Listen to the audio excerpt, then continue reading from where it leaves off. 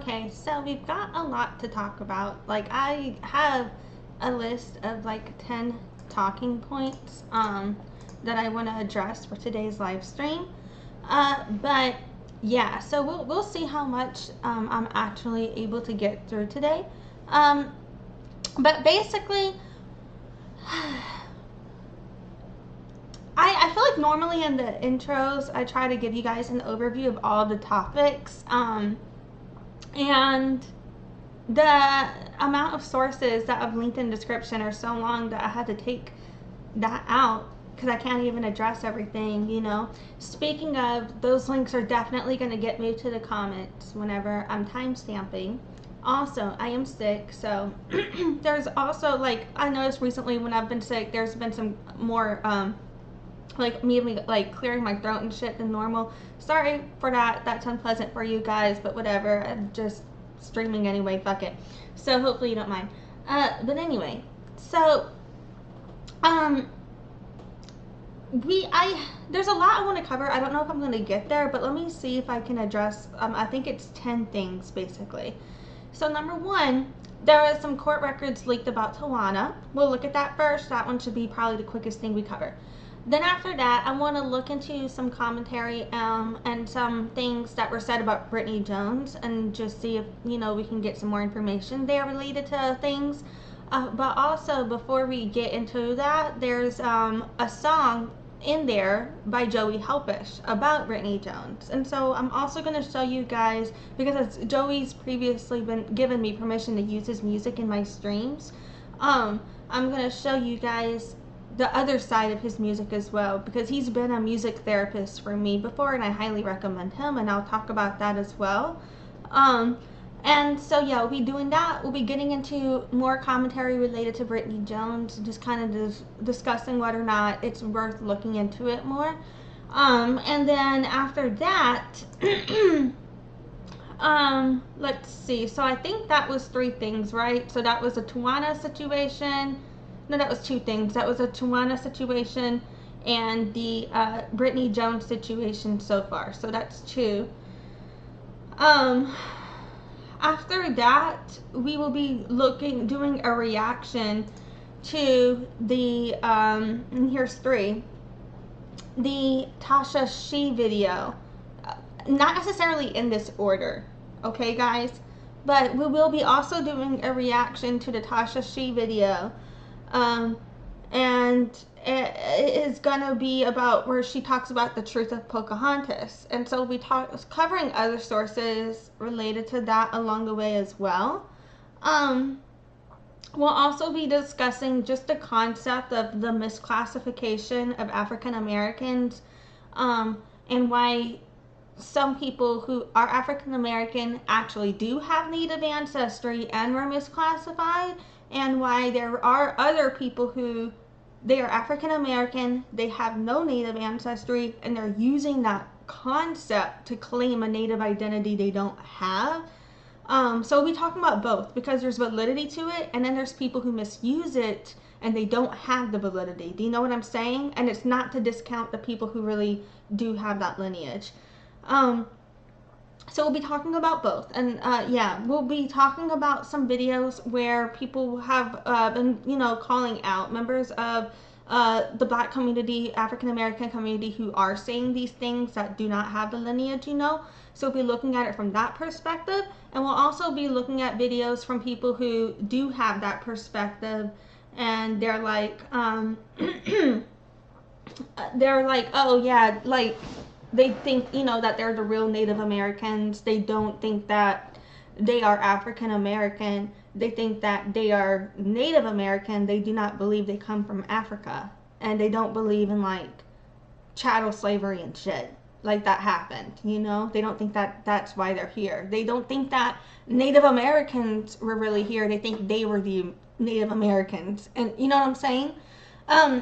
There's people like that. And then there's people in the middle who, it's not that they think that they are the real natives. They acknowledge they're from Africa, but they think that they are indigenous to America because they don't feel connected to Africa. In my opinion, I'm adding that us part on, I think. That's just what I understand from it.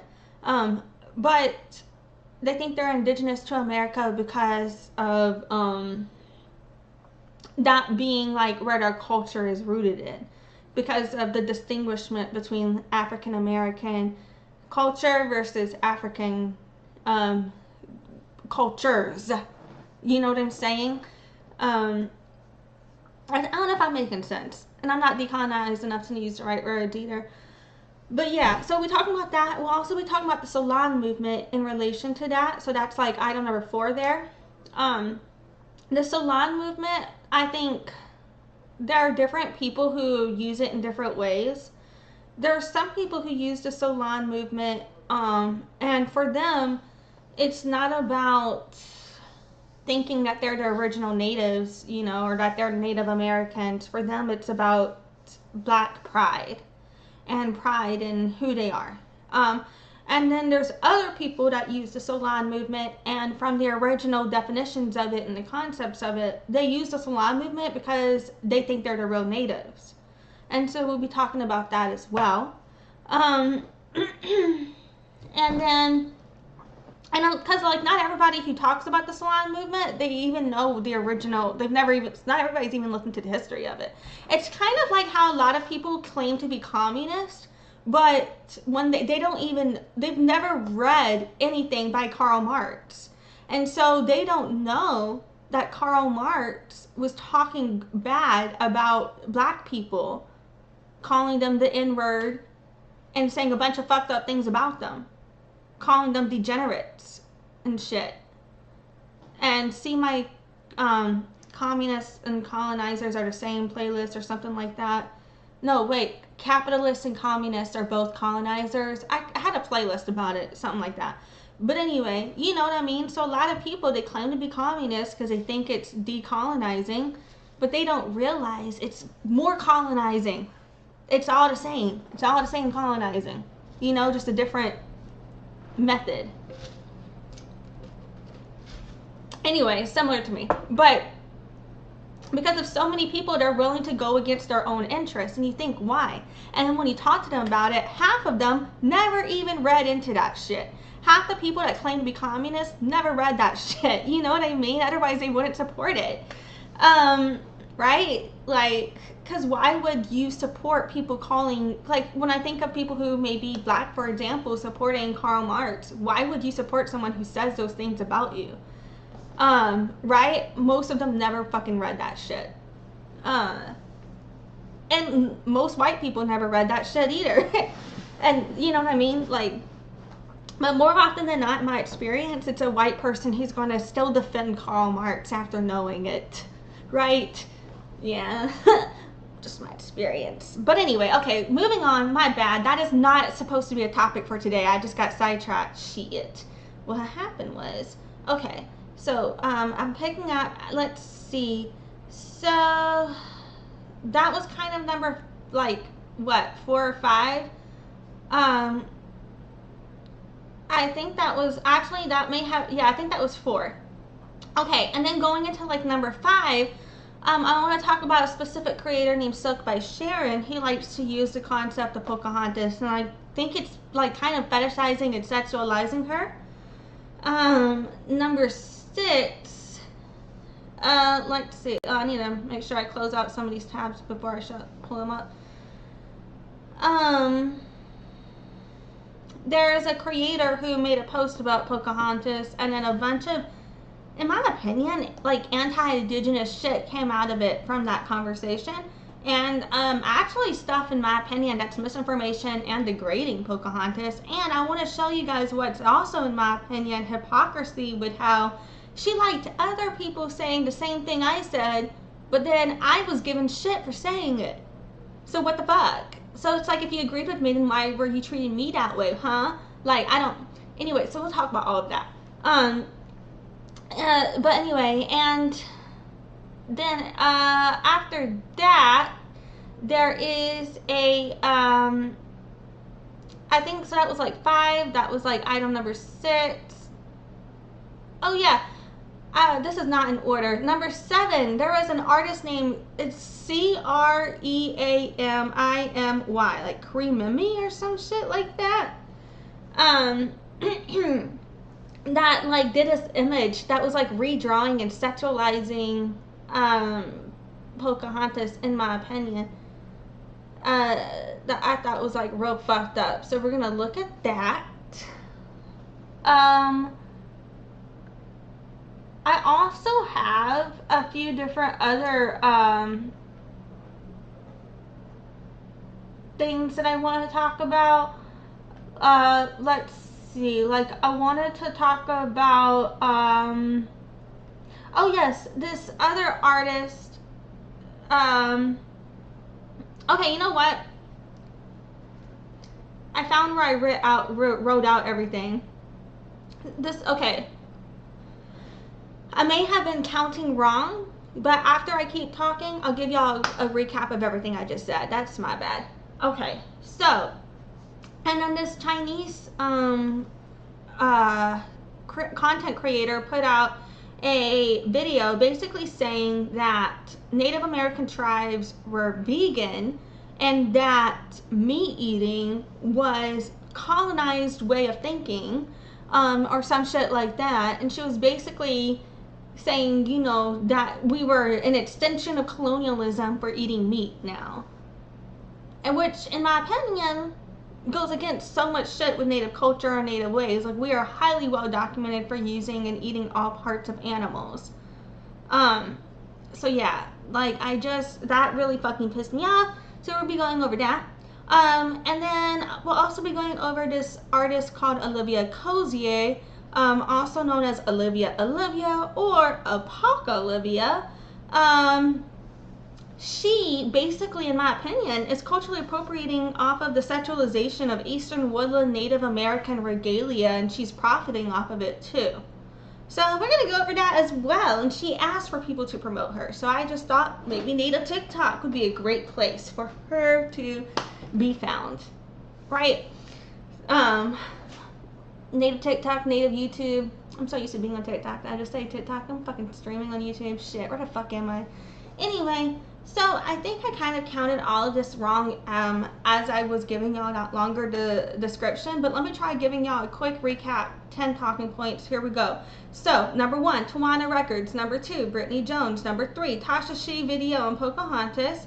Number 4, are African Americans indigenous to America? Number 5, how do movements like Soulaan promote racism against Native Americans? Number 6, the soap by Sarah and fetishizing Pocahontas shit. Number 7, the Shay, aka s.is.for.sapphic, tokenizing Pocahontas while encouraging racism against Powhatans, in my opinion. Number 8, Creamimy Artist, whitewashing and sexualizing Pocahontas. Number 9, Andrea Lieu, aka the Chinese vegan, basically saying it's an extension of colonialism to eat meat while claiming that Native American tribes are vegan. And number 10, Olivia Kosier, also known as Olivia Olivia or Apoca Olivia. She was culturally appropriating and profiting off of the sexualization of Eastern Woodland Native American regalia. Okay. So yeah, that's what we're covering today. If I can help it, I might have to do this in 2 parts. Also, like I mentioned, I'm sick. And also it's going to be a long ass live stream. So there's going to probably be a lot of breaks. Apologies in advance for all of that. Hopefully you understand. And I will also probably just be covering some other random shit in between all of that as well, which is because why the fuck not? I got some other images pulled up. Oh, and also, before we get started, I also feel the need to say, you know, following up on my last live stream, I was basically saying some shit like be my guest when it comes to people trolling Brittany Jones, or if they're, you know, reaching out to others about her. I was being facetious because I don't feel like I can control people doing it. That is not me trying to encourage anyone to do it. I don't think people should be doing it. It's just more of like, I don't feel like I can fucking stop if people are gonna fucking do it, because look how many fucking people have been doing it, right? So I just want to put that out there. I don't think it's helping, actually. And so, you know, yeah, disclaimer on that as well. Okay, so I'm gonna roll my fucking intro, and goddamn, longest intro ever. And then we're gonna actually get into this fucking shit. Actually, I've done longer. I don't know. But anyway.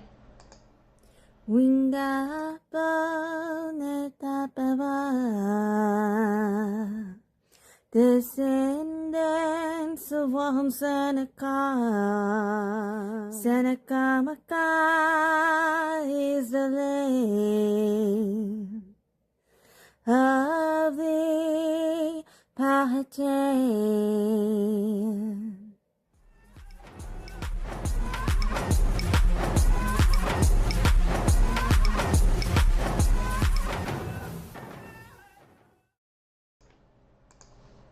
I should also feel the need to mention I have way too many tabs pulled up. So many tabs that I am expecting this live stream to glitch, the audio to glitch, etc. Apologies in advance. Okay, guys? So let's see here. The first thing that we are going to get to is going to be real quick. Some court records were found on Tajuana. These were brought to us and posted by Ladybug Booskey. I don't think I'm saying that right. I'm sorry. But, yeah, it's currently linked in the description. All the links are likely going to be basically just moved in the comments whenever I go timestamp per usual. So she posted a video here. Showing some follow-up related to the charges for Tajuana Thomas. I'm not going to do another recap on that. I did that in my last live stream at this time. But, so just go check the Tajuana playlist and let's keep pushing, right? So, we already know, we've previously been discussing, why was she charged with perjury, tampering with physical evidence, and stalking. What were her previous charges and how it got changed and all of that, legal reasons, etc. Here's what we didn't know, what we now know from this document. She originally pleaded not guilty to these charges.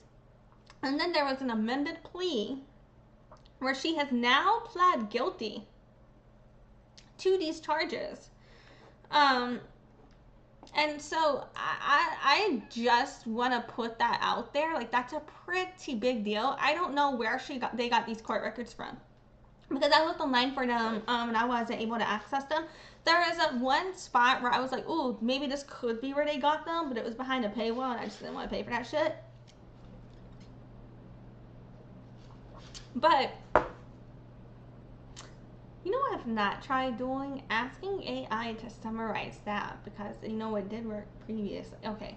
But I'm like, okay, if we're gonna use it for something, getting behind a paywall, right?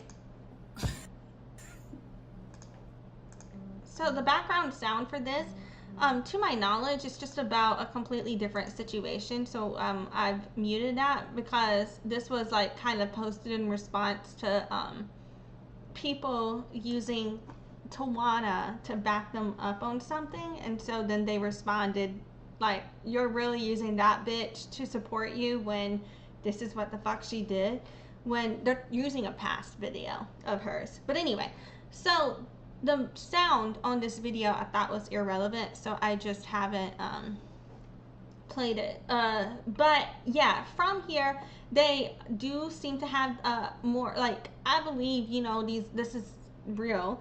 I can't officially confirm that because I haven't, seen it for myself and stuff like that, but I've already know that the rest, it aligns with all the facts of the case, which is why I think it's real.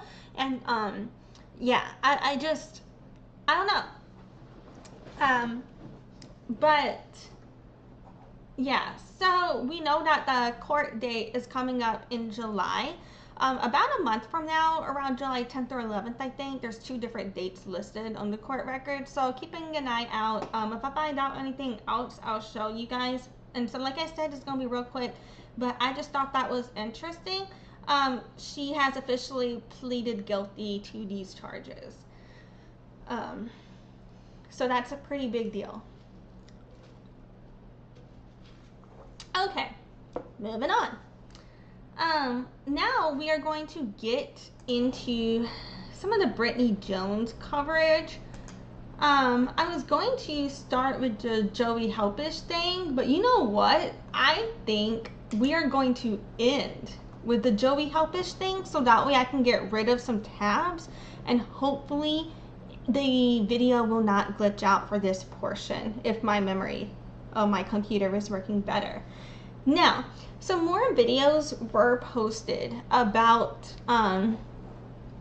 Brittany Jones, and I did not watch these videos yet, but what I was hoping was that we would get some more information, maybe even if it's like not some form of direct evidence that we could see. Perhaps we are going to be able to at least get some direct or indirect evidence from witness testimony on people that may have experienced these things. But either way, I just thought we could check out some more of this commentary on Brittany Jones and see if it's worth looking into. So first off, we have this lantern and root post. And yeah, so let's give this one a roll. I might need to adjust the volume. I don't know. Good morning, everybody. So this is going to be a little bit of a different video. I was contacted by someone who been talking. I'm trying to raise the volume. I was just raising it a little bit. I'm trying to raise it a little bit more. She's talking a little low. In the past, and they asked me to help support in an issue that they're having. This person is Indigenous, and so, I said yes. So this video is about someone who's running for president in 2024. Her name is Brittany Jones, and I happen to have personal experience with this person. And before anyone goes getting all crazy, yeah, I have receipts.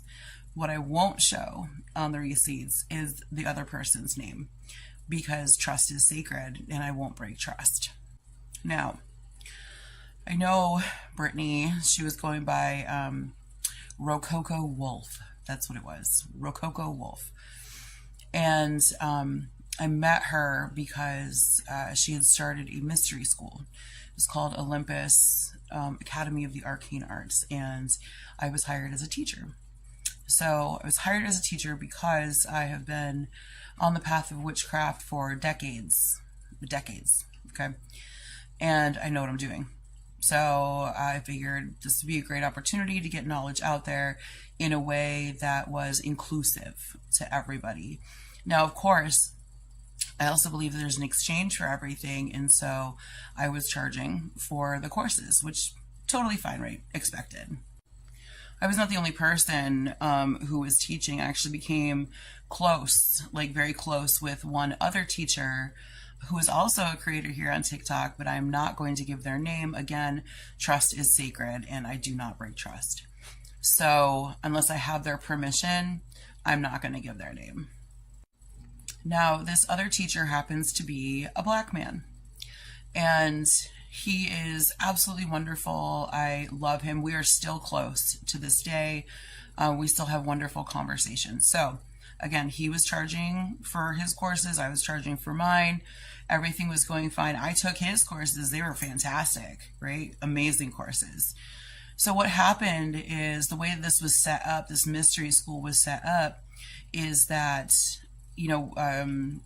Olympus would collect the funds and then they would be dispersed to the teachers according to like who paid for what, like how many students you had enrolled, XYZ. So we would get the price, right, that we'd get all of, or we were supposed to get all of what we were charging for the course.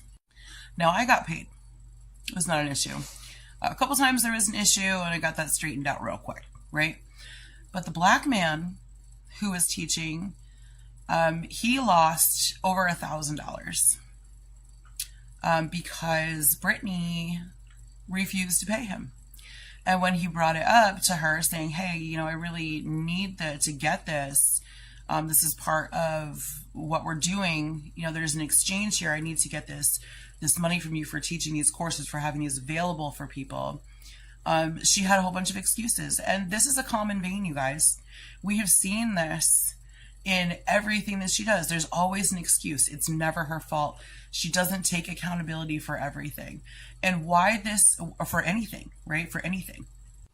Bunch of bullshit. Now, this other teacher, he never got his money, so he left. What happened was, I was like, hey, I saw that your courses are gone.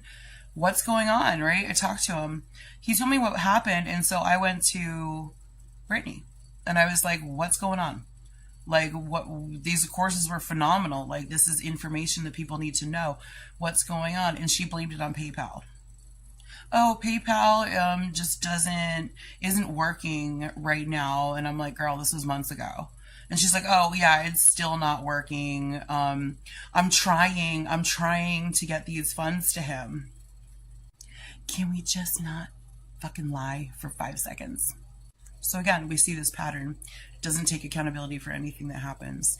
Now, I had no problems PayPaling this person, right? This other teacher, because I wanted to further study what he was teaching. So I asked him what the price was. He told me. I PayPal'd him. Not an issue. Like, it was immediate, like PayPal is. Now, during this time, she was also claiming that she was Indigenous. And I have receipts for that too, by the way. She's also claiming that she was Indigenous, saying that she had found her family. And mind you guys, this is from years ago. And we are still seeing the same pattern today, in my opinion. Like, I am flabbergasted. And so even here, they're saying that she was using Native identity at the time she was doing this. I think that's extremely fucked up, in my opinion. But not everybody agrees with me, because some people think that because it is, if it's true, you know, like Bill Daniels confirmed her lineage. So if that is, you know, she's a descendant, if she's a descendant, even if she's made competing statements about her life, and even if I believe that she was not raised to be Indigenous, it could still be true that she's a descendant, right? So even if she's a descendant, though, some people are like, all right, well, since she's a descendant, she can use Native identity to do that. But then there's other people who are like, because she's a descendant who has not done the reconnection work, then no, you know? So there's like both sides. I'm not using my words. Like, oh, did I mention to you guys I'm sick already? Because I am. Anyway, so like, I'm not using my words, but you know what the fuck I'm saying? Like, there's two basically sides on that, and then there's some people in the middle. But yeah, so I just want to put that out there. She's going to be applying for tribal membership. And this was, you know, 3 years ago. 3 years ago. And now I see her saying, oh, when a spot opens up, girl. They're saying that was 3 years ago, which would have been around 2021. To my knowledge, she found the information on GEDmatch, etc. But I believe I've only ever seen her proof of her getting that lineage confirmed as early as 2023, not 2021. Just throwing that out there as well. Could be wrong about that too, though, but that's just what I've seen proof of. Stop. Just stop. Like, this is a person who cannot stand on her own 2 feet, and that is why, number one, she never takes accountability for anything, and number two, why she has to claim something that is like a hot button issue, right? And what's happening is that people in the Indigenous communities are stepping forward and saying, please stop. Please stop. You are not affiliated with any tribe. You are harming the Indigenous culture and the Indigenous people. Please.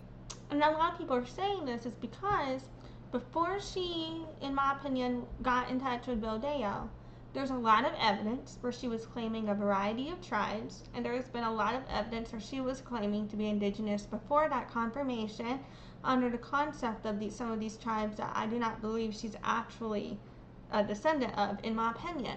So even if it is true, you know, that she's a Potomac descendant, in my opinion, I don't think it's true that she's a descendant of all of these tribes that we covered previously.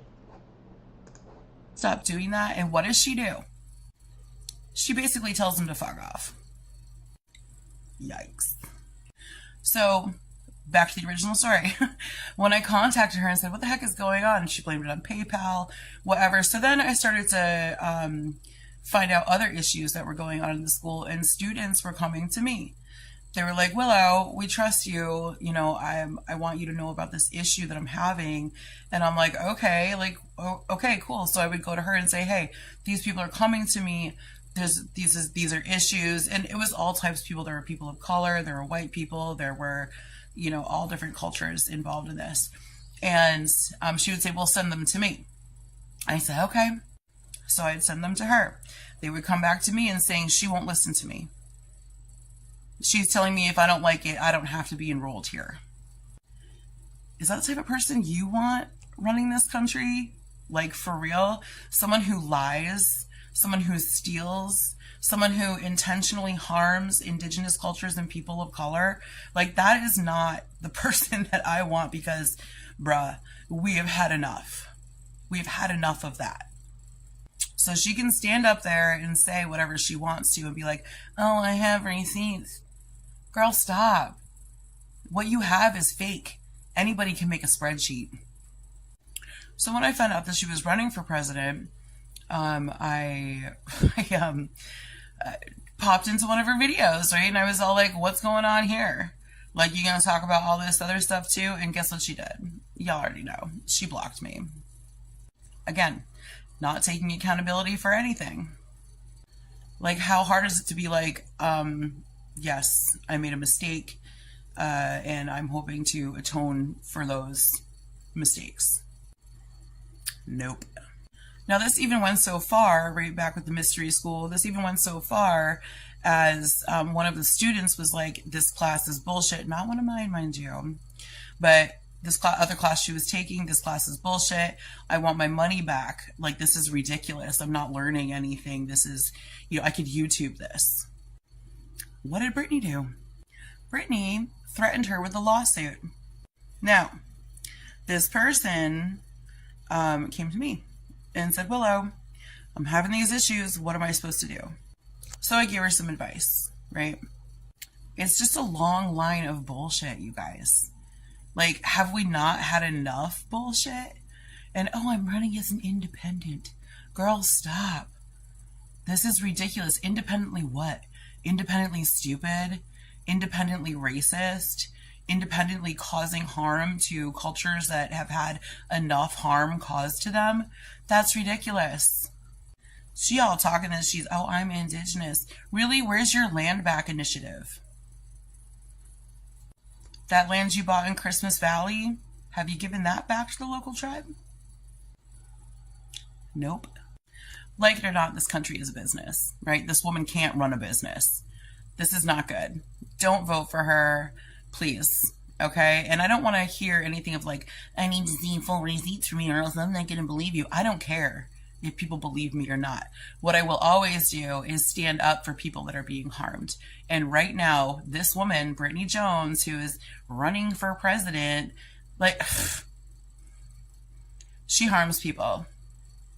That's not what we need. So please stand with the indigenous and the indigenous cultures, the indigenous peoples, in not supporting this woman, because we don't need to cause any more harm. Okay. Do what you will. Good morning, everybody.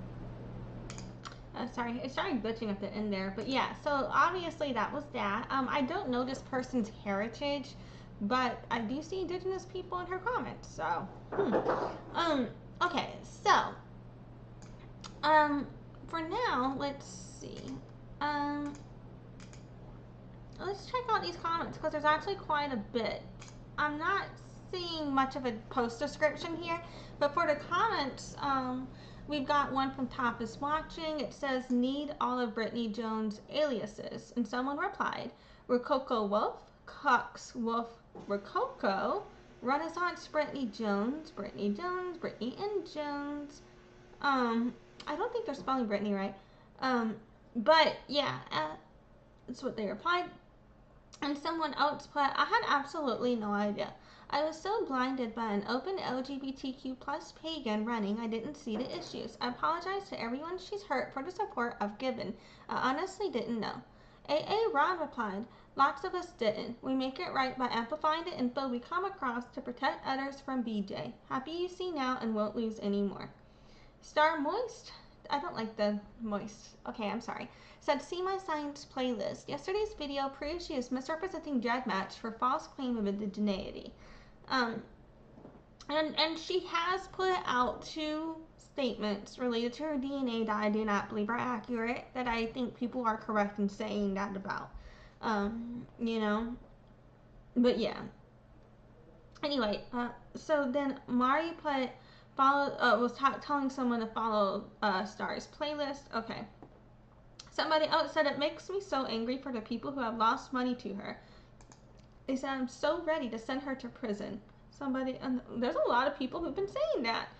Somebody else said, y'all put in tireless hours to open up the eyes of many people besides myself, and I thank y'all for it. I just can't wait for what all comes out about her campaign spendings. And I think they misspelled the things that should have a C with a K on purpose, so it'd be KKK. And somebody said, when your eyes finally get open, welcome. They said, absolutely, thanks for engaging with the video. They said she needs to be held accountable, just like anyone else that stole money. Somebody else said, Willow, thank you for speaking on Brittany Jones. She has harmed the indigenous community and other people of color. She is dangerous and not so smart. Bad combo. And they said, we wholeheartedly believe you. Somebody else said, yucky.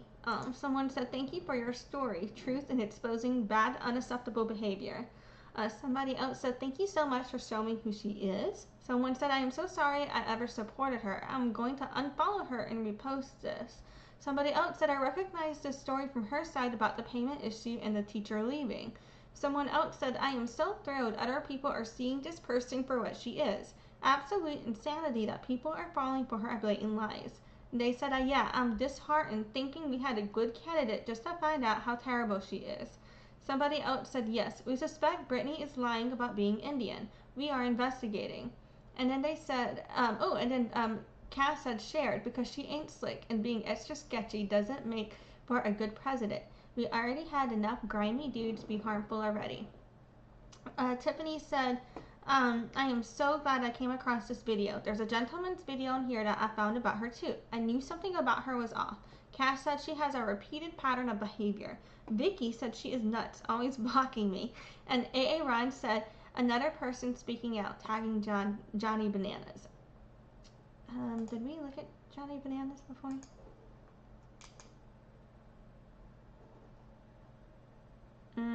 I'll do it later. Okay. So, let's try the next video here. Moving on. Now we've got, so I think this is A.A. Ron, but maybe no, it's not. It's just his merch, right? It looks like A.A. Ron's merch, but it's from OG_Lawton_Westsider. I realize I have this made where y'all can't see that well, so my bad. We'll look at him in a minute. But let's go ahead and start with the comments on this one first. So we're looking at a different video about Brittany here. So the comments on this one, it says, you're 100% right. She is harmful and using people. A.A. Ryan said she's a problem. Kay said, it makes me so mad when people latch on to being independent or third party with nefarious intentions. I'm voting green because I believe in the party. These grifters need to be called out and shamed. And then the Dark Independent said some of my Democratic mutuals knew about her before I did and didn't tell me what they knew until after I stopped supporting her campaign. Kay said they probably saw right through her. Independent candidates are not third-party candidates. They are just out there on their own with no party affiliation, just lying and stealing. And then they said she started off as a Democrat before she became an unaffiliate candidate. Star said, I Love Science playlist debunks her Jed Match claims using her own receipts. And she said that this information will be closed soon. I'm revamping my account and want to put this behind me. And they said, understandable. But a lot of people have reposted it, but she said, and some of it is still public, I think. So A.A. Ron said, she's a whole, insert whatever word seems appropriate. And the Dark Independent said, well, long time no hear from Erin. One of the Indigenous sisters says she want to put this behind her. I'm on board whatever y'all choose to do, but from the looks of things, we've got it under control. And then Jimmy said, thank you so much for your voice for humanity and exposing these Zionists. And they said, since Brittany Jones is playing both sides of the genocide, supporting it says I don't know if they mean Israel or it or what. She would technically be a Zionist, is what they said. Okay, interesting. Do I need to go on break? I do not need to go on break. Okie dokie. Now let's watch this actual video.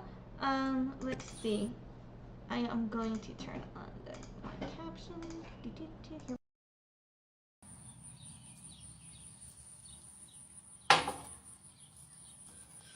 I'm going to start at the beginning. About over a year ago, I was a supporter of this third party candidate until I found out the devastating truth about her not only being a lying grifter that actually had no intentions of running for office at all. She pretty much revealed herself that she really isn't against genocide and really isn't for Palestine as she proclaimed.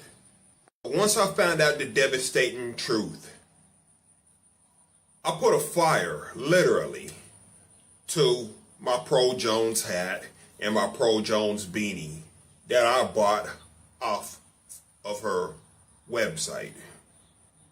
And I'm going to have to dig through all my videos on this account to tag you in that video. But after I found out the devastating truth, I was working with a team.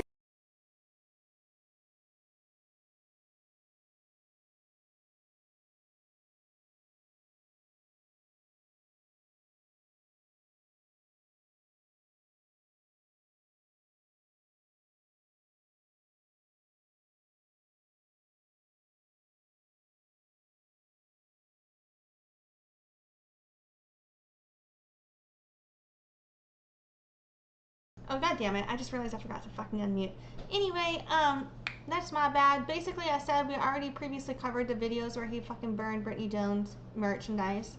And, we, are currently fucking, watching a reply to a comment that I forgot to read earlier. The comment says, when you make that video, please tag me. I need to know. I can't stand people using third parties as a grift.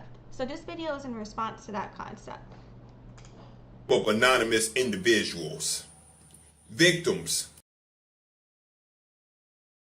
that Brittany Jones has hurt, and ex-volunteers that Brittany Jones. I don't know what just happened here. I think, I don't know if it's like because I have too many tabs up or what, but it just glitched out. I'm gonna just hit play. My bad. I don't know what the fuck just happened there. Has hurt. That came forward and came up with mountains and mountains and mountains of receipts. So I joined in the fight. And I had my own videos and contents of mountains and mountains of receipts and debunking. And I had this series going on for months before my 2.0 got bananered. But that's not why my 2.0 got bananered. But I digress on why that account got bananered. To make a long story short, I'm going to tag this anonymous Erin account. You can go through and look at all the videos and all the evidence they have saved up. And I'm going to tag another creator, a very educated. Okay, so it was Erin, and I was saying Ron. That's my bad. Indigenous woman by the name of Star that has a whole playlist on how Brittany Jones basically lied and defrauded her indigenous connection, attempting to use a population chart to falsify an indigenous connection. Good news is she is no longer running for president/office. But she's moved on to another grift known as the Raven Party. But the silver lining is she can do a lot less harm now, especially after her campaign fell apart. And I'll tell you something else that unexpectedly happened in July. What I believed to happen was some Trump supporters got pissed off because she made a video talking about how she reported their videos of them drinking and driving with Trump flags.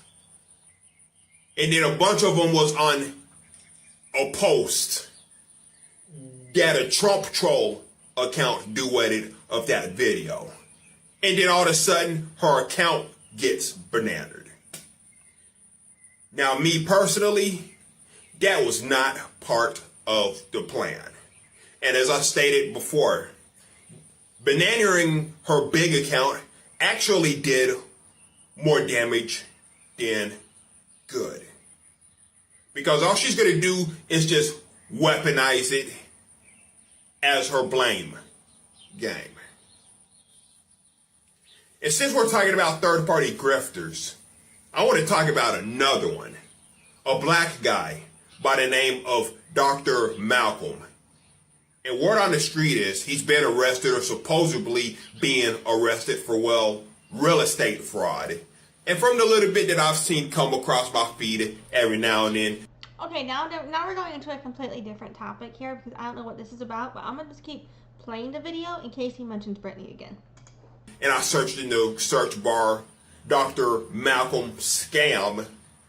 There's definitely a bunch of red flags sticks out that indicates that this man is definitely a third-party grifter his damn self. But I'm not too much worried about him. If anything, I'm worried for him. Because if the feds run up in his house, he's bound to get gunned down before he can even raise his motherfucking hands up. Unlike this white woman I'm telling you about that was pretending to be an indigenous woman to grift money off of indigenous issues and misfortunes for her own gain. She is definitely running around in a truck and campaign trailer paid for by the American people that once supported her. And that's why ever since then, I don't have the time or energy to just sit back and support another candidate or any other third party candidate. Which is the main reason why I'm not jumping on the Jill Stein bandwagon. Other than her being old as dirt and too close to age term limits. But anyways, go to that Erin account and go to Star's account. View Erin's whole page and view Star's whole playlist. And from the looks and sounds of things, the fight against Jones sounds and appears to be over for now. But I'm always going to keep my eyes peeled for other third-party grifters. To not So it did circle back. only save the chance of my party dismantling this two-party system, but most importantly, to save the American people. Because a third-party grift is not only going to harm the American people, it's just going to obliterate this country. And I'm telling you, if Brittany Jones were to get into a political office, thank God she doesn't have the credentials to get into, or somebody like Jones or worse does dismantle the two-party system. You think what's going on with the indigenous and many other marginalized communities here in America and across the world is bad now. If they actually do dismantle the two-party system and replace it with a third-party genocidal system, I can promise. I understand where he's going because replacing this, like, you know what I mean? It requires tribal sovereignty. Otherwise, you're just perpetuating. So. I promise you, somebody like Jones or worse would finish the fucking job. And just like I'm fighting for indigenous rights across the globe, because a lot of people, they like think these alternatives to this current two-party system is now this decolonial approach, and they don't take into consideration tribal sovereignty. So, to a point, to that extent, you know, I kind of agree with what he's saying there. Okay. I'm damn sure going to take on harmful third-party grifters. Because I want this two-party system to be dismantled, because I love my American people that much. I hope that helped. Alrighty, moving on. So now we've got this Erin account. We've already seen every video of this, I think, if I'm not, or actually it's just a different one. I think this is a different account, but we've already seen these videos because it was reposted, if I'm not mistaken, because there are two Erin accounts because it got banned. So we watched this all from this other Erin account previously. Wait, oh, that was my bad. Hold on.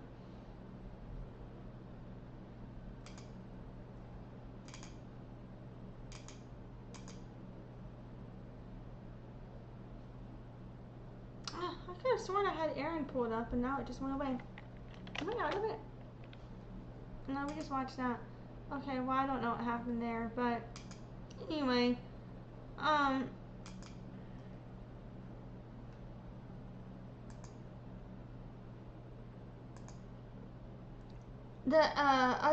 so there's the always asking questions one. We've definitely watched everything on the always asking questions. And then there's another one, but I don't know what happened to it. Okay.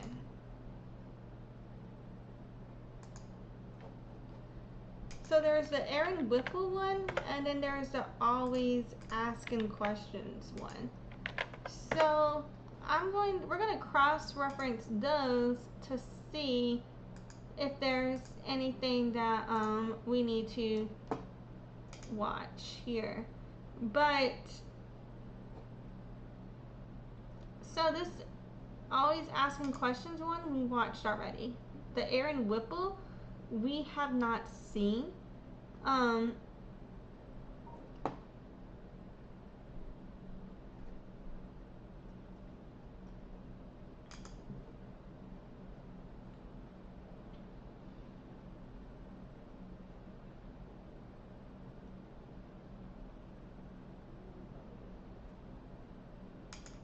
So yeah, let's see. So we're gonna come back to that. We're gonna watch some of those videos, but before we get there, apologies. So coming back, I'll just timestamp on this. So previously on Fable, had commented about when Brittany Jones was basically claiming that Nordic people were indigenous, if I'm not mistaken, in a video, and Fable corrected her because it's people who are indigenous communities such as Salmi, S-O-A-O-M-I, or S-A-P-M-I, I'm spelling that wrong, but you know what I'm saying, the Salmi people who are actually, and the captioner is getting that wrong, but sorry, those are people who are actually indigenous to that area, or also Inuit, depending. And so Fable had done a video correcting her on that, on a different one. And so here I noticed Fable comment on this video. So we'll look at this video and then we'll look at the comments. But in this video, it's a response from saltymayoooo to Jones for president.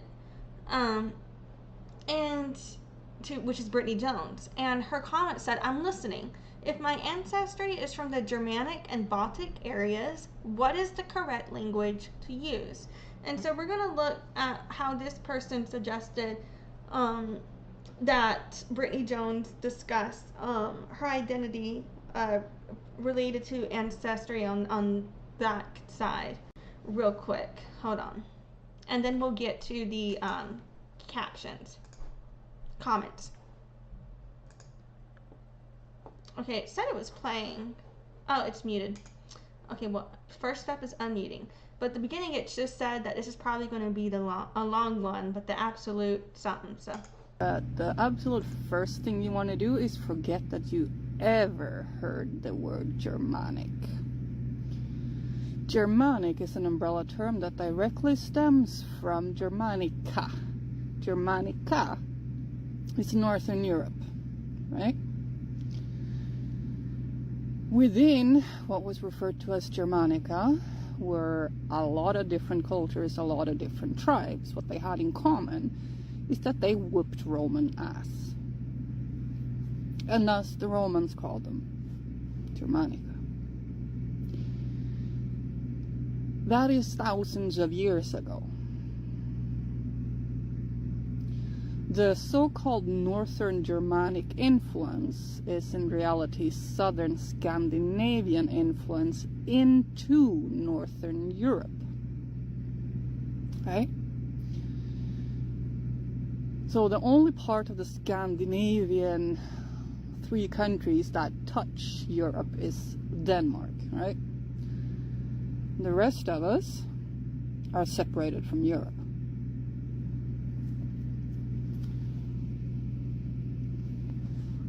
The Baltic region, you either mean 3 Baltic states, or you mean all of us around the Baltic. We do not use that term either. Right?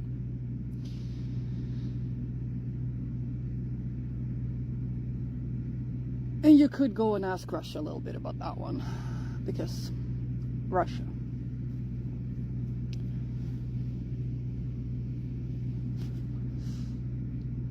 So the vast majority that use terms that are sorely outdated and refer to outsiders naming miscellaneous tribes, an umbrella term, is a faux pas. Our countries have been in existence for 1,200 years. We're talking Scandinavia. Within our countries, there are several different people groups, all of which had moved south, all of which have made babies. Same is true for the 3 so-called Baltic states.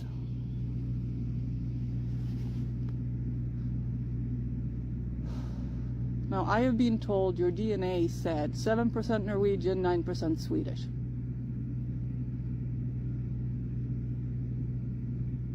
That doesn't say anything.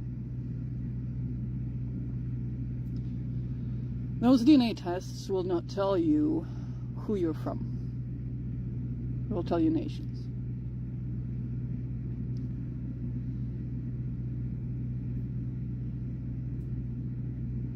You will find people within Sweden that on those tests will score 25-26% to a very specific part of Sweden. The rest is European.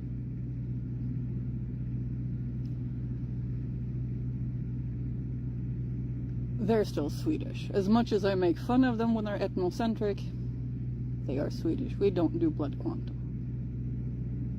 Our identities are first and foremost cultural. That means to be one of us, you need the culture. The cultures are open. Now, we will react harshly when we see indigenous and references to percent of DNA as part of an identity that is an extremely problematic approach to heritage and identity, for that matter. Well, I'll tell you what I am. I am a Nordic roundabout. I am Scanian. I am born and raised in Blekinge. My paternal side has been Scanian for, well, essentially since we started writing people down. In that specific family's case, that is 700 years. We know this because you translate the name of the house, we were Black Ram. Now Black Ram is famed for fighting against the occupying Swedish forces. Yeah, it's about 500 years of war back and forth. Because first the Danes invaded Scania, then the Swedes invaded Scania, and neither of them liked the idea of leaving. I am also Forest Finn. The Forest Finns is a unique group centralized in what is known as Finnmarken. Finnmarken is part Swedish, part Norwegian. It's a result of Swedish colonization of Finland, the Crusades into Finland. Now, they were subjected to attempted extermination. I am not a Forest Finn, but that is my family history. I have not been raised within Forest Finn culture. They have unique expressions. I know some of them. I am not practicing. I was not raised in it. I do not speak their language, because they do have their own. It's not Finnish, but it's close. It's related. Same as Mielinkeli are not Finnish, it's Mielinkeli. That's Tornedalen. That is another group. Then you have Kväner. You have Gyrter. Now, people like to talk about three groups in Sweden with Svear, Götar, and Sami. That is an extreme simplification of Swedish history and our people groups. There are several more.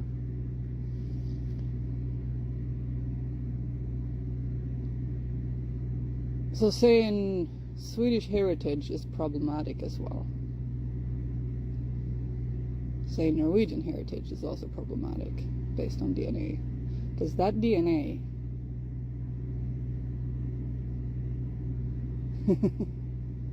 is not a key to anything.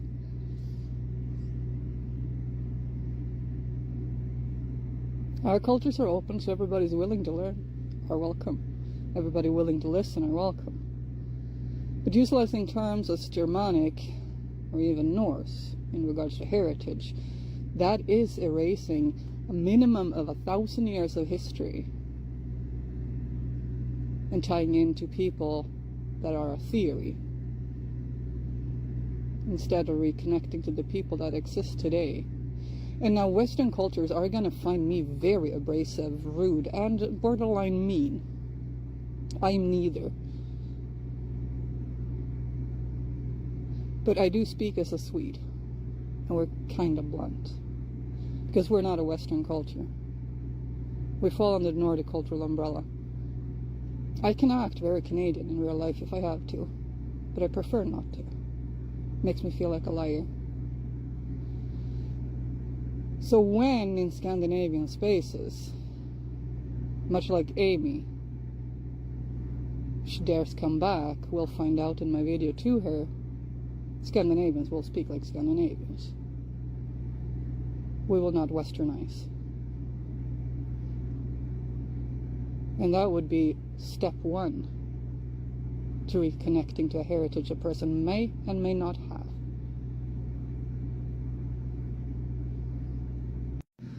Alright, this is probably going to be a long one, but the absolute... That was indeed a long one, but I think it was worth it. Basically kind of explaining, obviously I'm not decolonized enough to use the correct terms, but she's of the Swedish, what the area we now know as Swedish area, so I don't know, I'm so sorry. But anyway, look, she's from over there. She was correcting Brittany on some words and shit that she was using related to indigenous identity that Brittany claims often of European countries, because she doesn't just claim, like, I understand when white people try and claim that they're Native Americans will respond, "You're not Native American, you're indigenous to Europe." And to a point, that's true, right? Because that's where they're originally from. But there is a difference between correcting people, you know, saying, "No, you're not American, you're indigenous to Europe," versus them trying to incorrectly claim an indigenous community identity that they don't have. Because again, there's a difference between being of descent and connected, right, etc. Even if you are descendant, but a lot of people aren't actually a descendant of indigenous communities. They're a descendant of people who colonized certain regions, and then they have to go back even further in their family tree to find out where they're from, right? And things like that. But anyway, so they'll be claiming that they're indigenous to a region they're not actually indigenous to, is my point. But which I think maybe what Brittany does. Let's see. I want to see in a minute if it'll show me where that comment goes. But before we get there, we'll read the comments here. And it says from Star, interesting that she will listen to the white lady but not the indigenous Turtle Islanders. And Salty said, like magic, isn't it? And Fable said, so I'm so confused to why she listens to you but block the rest of us. And we've seen Fable's call out before as well. And Salty said, to be honest, I don't think she's listening well enough to understand it, so she'll trip up again. Damn, Salty's like, yeah, I don't think she understands. That's crazy. And Fable said, that's what I suspect too. And to me, it's like, it's not that I'm not trying to listen well enough, but it's more of like, just the first time I've ever been exposed to this type of information, and I have some delayed processing, so it's going to take me a little bit to get it sometimes. Unless it's something I've experienced before, and then I can usually recognize a pattern. Anyway, different story. But, so, yeah, and so they're correcting her. So Fable was mentioning where she said, that's what I suspect too. That's why they do these quote-unquote indigenous Norse. Because that's what Fable corrected Brittany on, was claiming to be indigenous Norse. And I believe that saltymayoooo may be correcting her on something related to Germanic and Baltic identity. Obviously based on the comment here. But yeah, so Salty said, I must be sick. This ain't right. Fable said, pretty much. Salty said, you calling me soft and humble there? Fable said, she obviously disliked my direct messages, and this is a language I don't understand. I apologies. Let's Google that.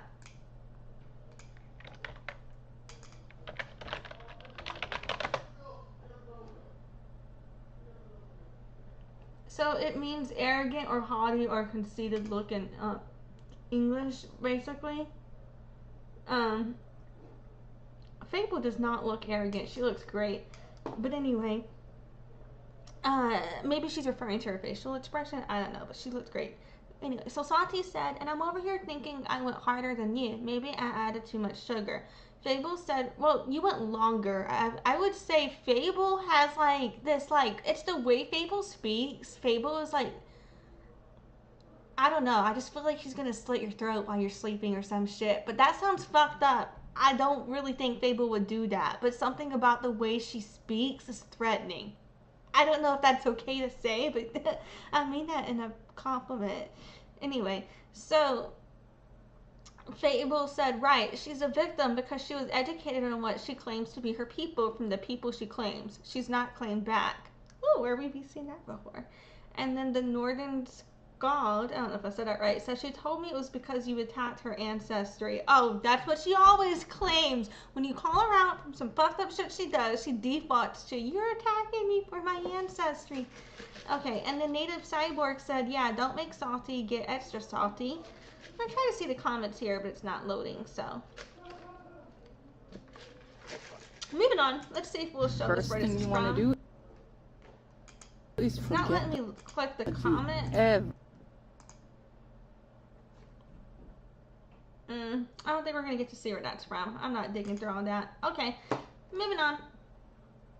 So, now we have another video here. I don't think I've seen this one. It's from Not the Real Johnny-Bananas, but it looks like a post from, I kept calling him Ron before, but apparently it's Aaron, so that's my bad. Erin, Ron, whatever the fuck I've been calling you, that's totally apologies. But he's got a few different accounts on here, but I think this is that same gentleman. So I'm going to go ahead and get this shebang started. Yes, apparently people have heard of you, but not in a good way. This is on the Brittany Jones for President page.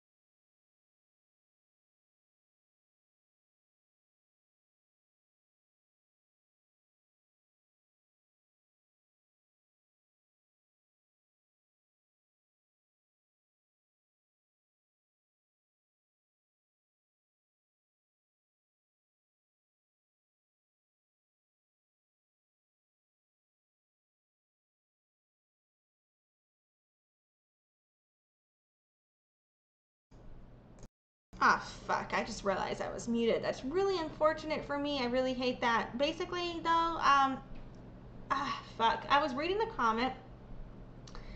Okay, so, sorry, guys. But basically, the comment here that we're responding to, it says, but people have heard of me. You're not a no one. I encourage you to vote for me over Biden.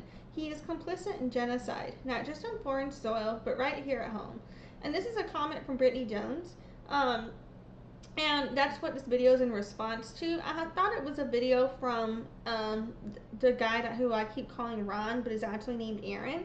But it's like, I guess that video is just clipped in because this is obviously something else. But let's keep going. That's my bad. All right, I'm going to just hit play. She is yet another third-party person who supposedly is running for president, though she's not on any ballots. She's just conveniently getting contributions and donations from people and telling people to vote for her over Biden, like writing her name in is actually going to be counted. But let's hear from somebody who sent me a video telling me exactly what we should know about Brittany Jones's campaign.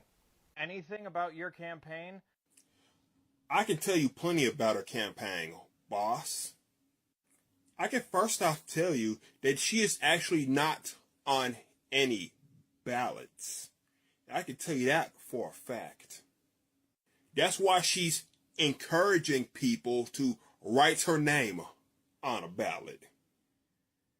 And even though I'm not with the two-party system politics, and me and you is not going to find a whole lot to agree on when it comes to this two-party system, me and you both know that just writing the name on a random ballot just is not going to work like that. Getting your name on official ballots costs serious money. And unfortunately, with third-party candidates, with the exception of this grifter your video replying to, the system is so rigged against anything outside of the two-party system that they gotta work basically 10 times as harder to raise significant amounts of funds to basically get on ballots at all 50 states. If they're lucky. And if you want to do your own digging and put a little bit of information on about this grifter on your platform, all you got to do is call this fake phone number and ask if she's even an official candidate running for president, period.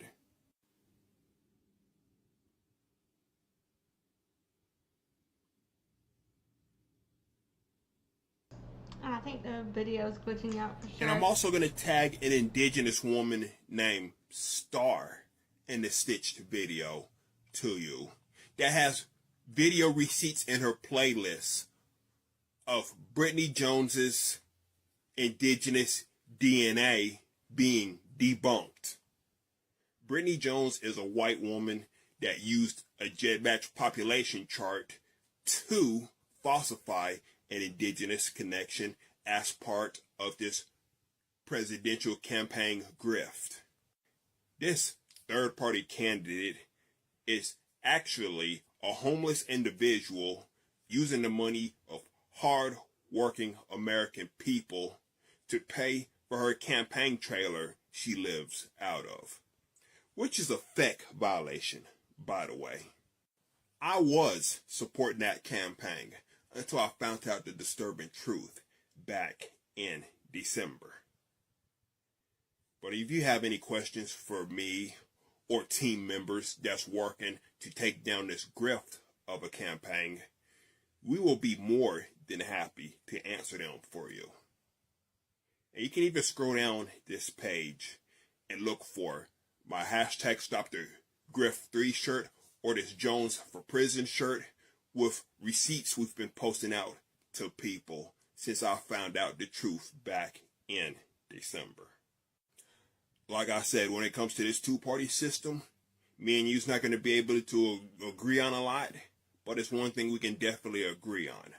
A third-party grift is definitely not good for the American people. So with that said, we can work together. You can look at the receipts we're going to present to you, do a little bit of digging of your own, and help expose the grift on your platform. It'll be a win-win for both of us. We're not only amplifying the voices of victims that she's harmed and helping American people from throwing away their hard-earned money on a grift. Me and you both would be giving valuable information to our audiences that supports and follows us, and us working together to push and expose this grift and help the American people and help any legitimate third-party candidate in the future to take out this two-party system for a great cause, which in the long run would be best for all American people. You'll be amazed of the receipts that'll be in front of you. And this heads up has been brought to you by the Jones for Prison campaign. Yes, apparently people have heard of you. Okay, so basically, yeah. So now I see. So basically, Brittany was like, people have heard of her, and was telling people, to vote for her. And so he was like, yeah, we've heard of you. It's not good. And was responding with a clip from Erin, who we've seen previously, who I've called Ron. So, comments on this here. And basically he went into everything about her allegedly not being on the ballot and the RB stuff, and kind of like a summary of everything. We've covered the evidence for all of this in my previous stream stuff. So we have some comments here. And someone said, I've watched her live. She said she is against a two-party system, then went on to say that independents could replace Democrats, while not understanding that it would still be a two-party system. And then someone else said, oh, this is messy. I hope people open their eyes to these TikTok scammers who just want your money. And then someone said, she knows she can't win. She just wants money and idiots are donating to her. Then we see here, someone said, this is the first I've heard of her. Someone else, I saw this on here a few days ago, and somebody said a grift. Another commenter, who? Someone said, so she's a grifter, asking people for money for herself. And then here we have yet to see literally anyone else. What moron changes his name to literally anyone else? And they said, I know what, and they said there was a guy who did that, and he is a Trump shill. And they said, I know why I said the guy changed his name to that. Okay. And then someone else said, she's a witch who runs her own academy of the arcane arts. I shit you not. And they also, that's something else that she was caught out before. Someone else said, who? And people said, some people are just idiots. Good Lord. And then someone else said, she has never graced my For You page, but she is worth a block. Watermelon Mafia is determined to grab onto any random person for president. Hope people don't get scammed by her, though. So a lot of people who use the concept of watermelon mafia are often just against Palestinians in general. So that's problematic, alarming potentially. I also would say it's true that a lot of people who will actually use the concept of pro-Palestine to just be really shitty people, and I don't think they actually give a fuck about Palestine. So I can understand where the concept comes from, but the wording is throwing me off there. And someone else said sending her money, but not on any ballot. What a bunch of idiots. Okay, moving on. So next up, we've got a slideshow here, and basically it says breaking, and it's a slideshow picture of Brittany Jones. Let's see if I can move this over for you guys to see it better. And it says breaking. Presidential candidate Brittany Jones has dropped out suddenly. And then it shows a comment. I'm dropping out of the race to focus on the convention and the TikTok lawsuit. I don't have time to keep filing financial statements every quarter with everything else going on. Just letting you guys know, I want to focus on setting up the convention. I'm prepping for 2028 so independents and third parties have a fair shot. So, previously, we covered commentary as well as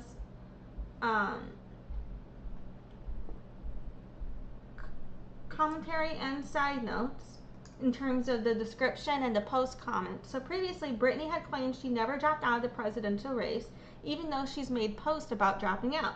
So let's look at that evidence real quick. And then we got one more here this time. Let's check the description first. The rumors are true. So we've already watched this video before, actually. We may not rewatch it, but basically, it says Oregon Governor candidate Brittany Jones caught in more lies. She states she never dropped out of the presidential race. Yet this old video is found of her dropping out.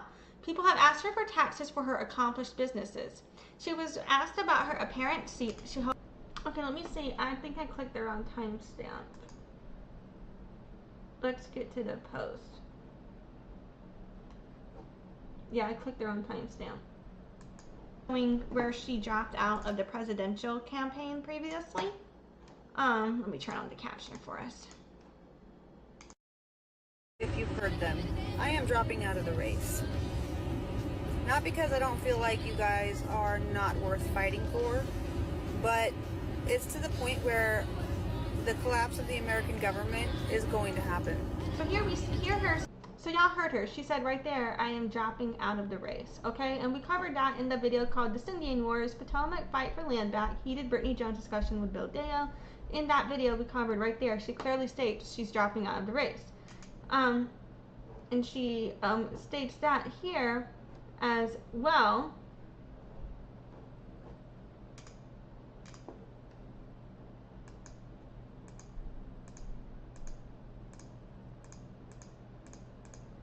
Right, but then we're going to keep watching because they show evidence where even though here she's clearly said she's dropping out of the race, she will then later on say she never dropped out of the race, even though there's proof of it. Saying that she's dropping out of the race, and the overlay says she states she never dropped out of the race. No way around it. And I'm gonna let the white people tear each other apart. And I've already provided commentary on all of these statements before, so I'm not going to go at it again, but so you already know how I feel. In the meantime, I'm going to be organizing groups and community spaces so that when it does fall, we can rise up and take it for ourselves before anybody else gets to, and we might have to stand up against the Heritage Foundation, but we will see. So the overlay for this says not wrong, not reported taxes on said businesses. It says BJ has started so many groups that have failed because she's finding ways to grift and support her donations to fund her daily life. And I understand why people perceive her that way. It's just not worth it fighting for people who are voting blue no matter who, or MAGA.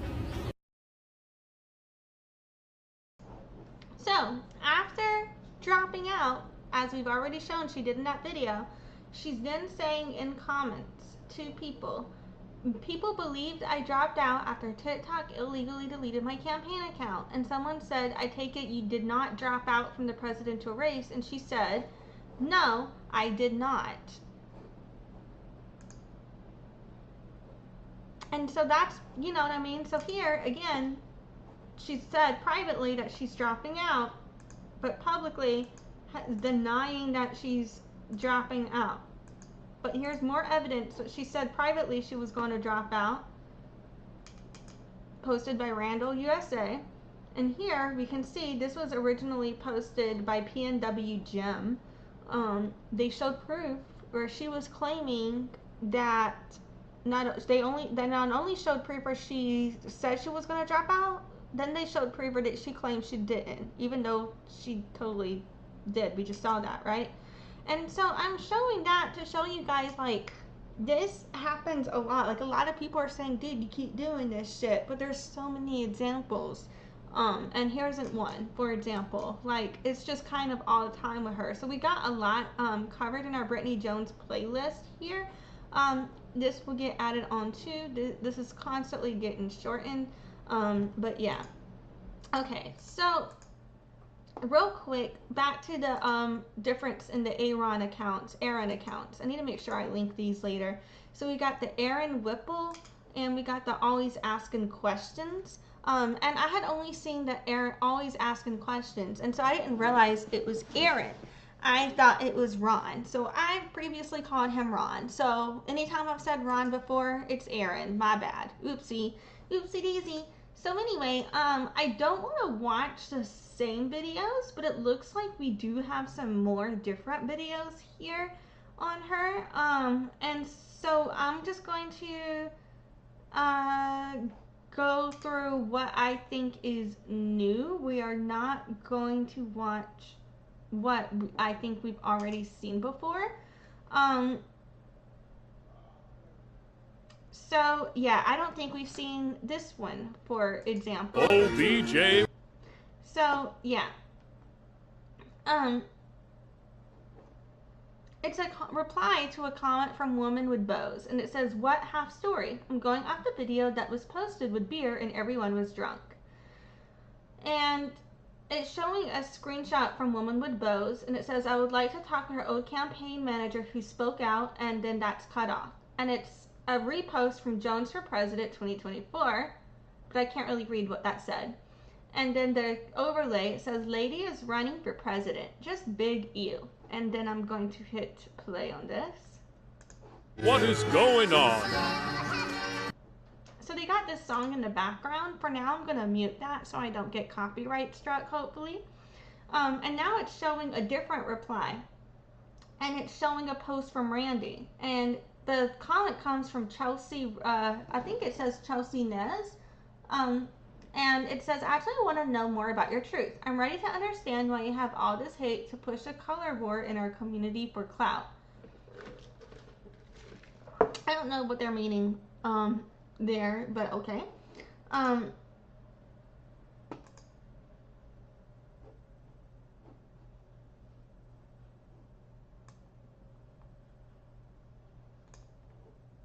I don't see any beer cans, but maybe there were beer cans in that video. I just can't see it in that screenshot. But Woman with Bows then comments, I don't know if it's on the same post, but it looks like it could be because it's also Randy commenting. It says, "Nice beer can."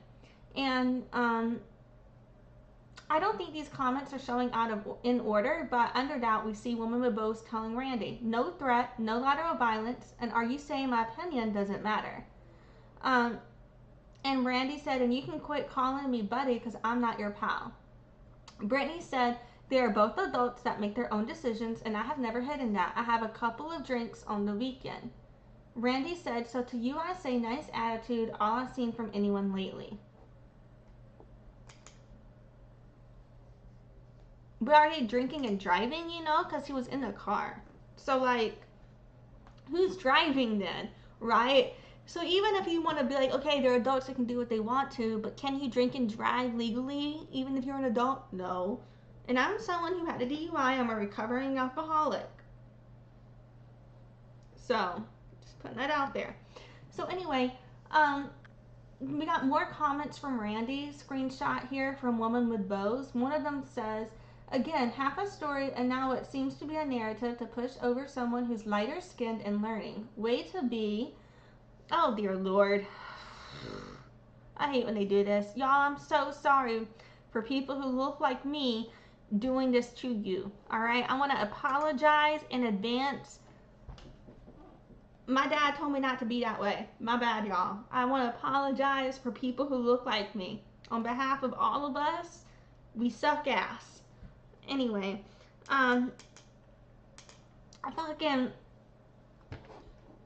but Randy said, is that a threat? So more lateral violence over what your opinion a leader should or shouldn't do. Didn't realize you were the end all be all of leadership.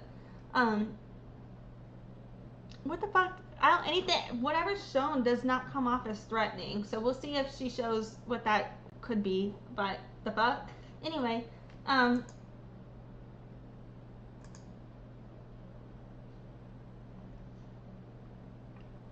and the next comment that we haven't read yet that we can see here from this new screenshot, because it seems to be like an extension of the same conversation, but there's one new comment here. It says, from Woman with Bows to Randy, what narrative?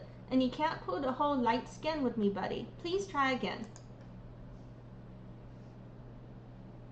Okay. Oh, and she's circling it now. There's a different one. As she said, as you please, but for a leader that looks horrible. What type of threat is that? That's not a threat. She's just saying you look horrible. And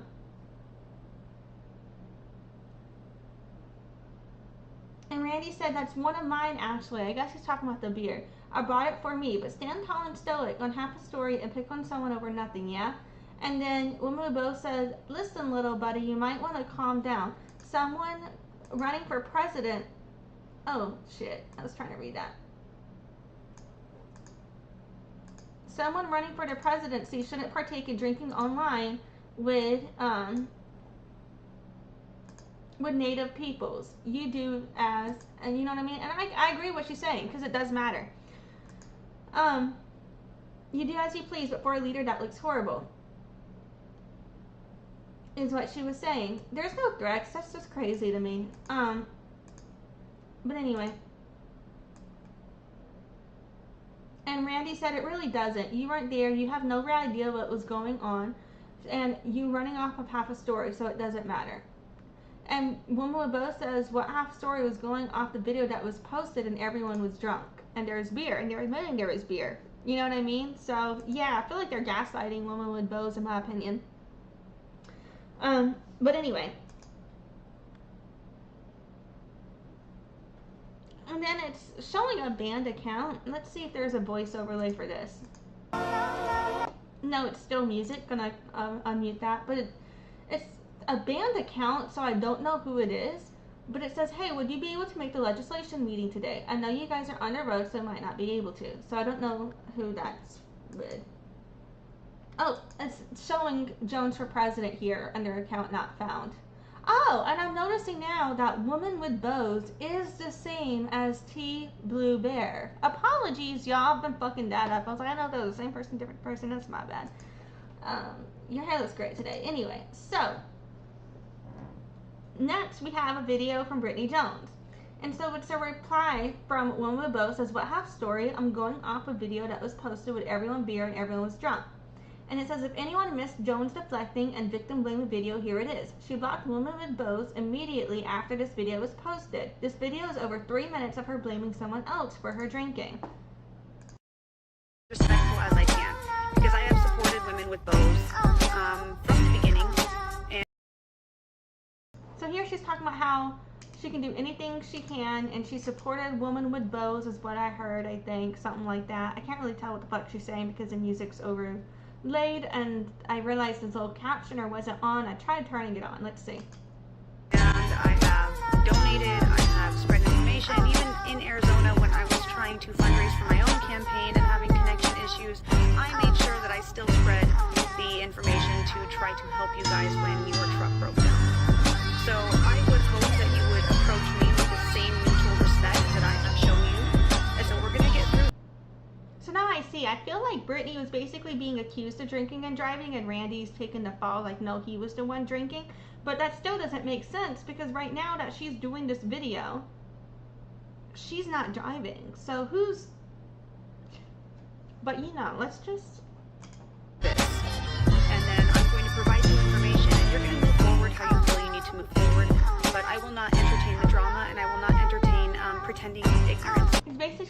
not going to entertain drama or pretendians.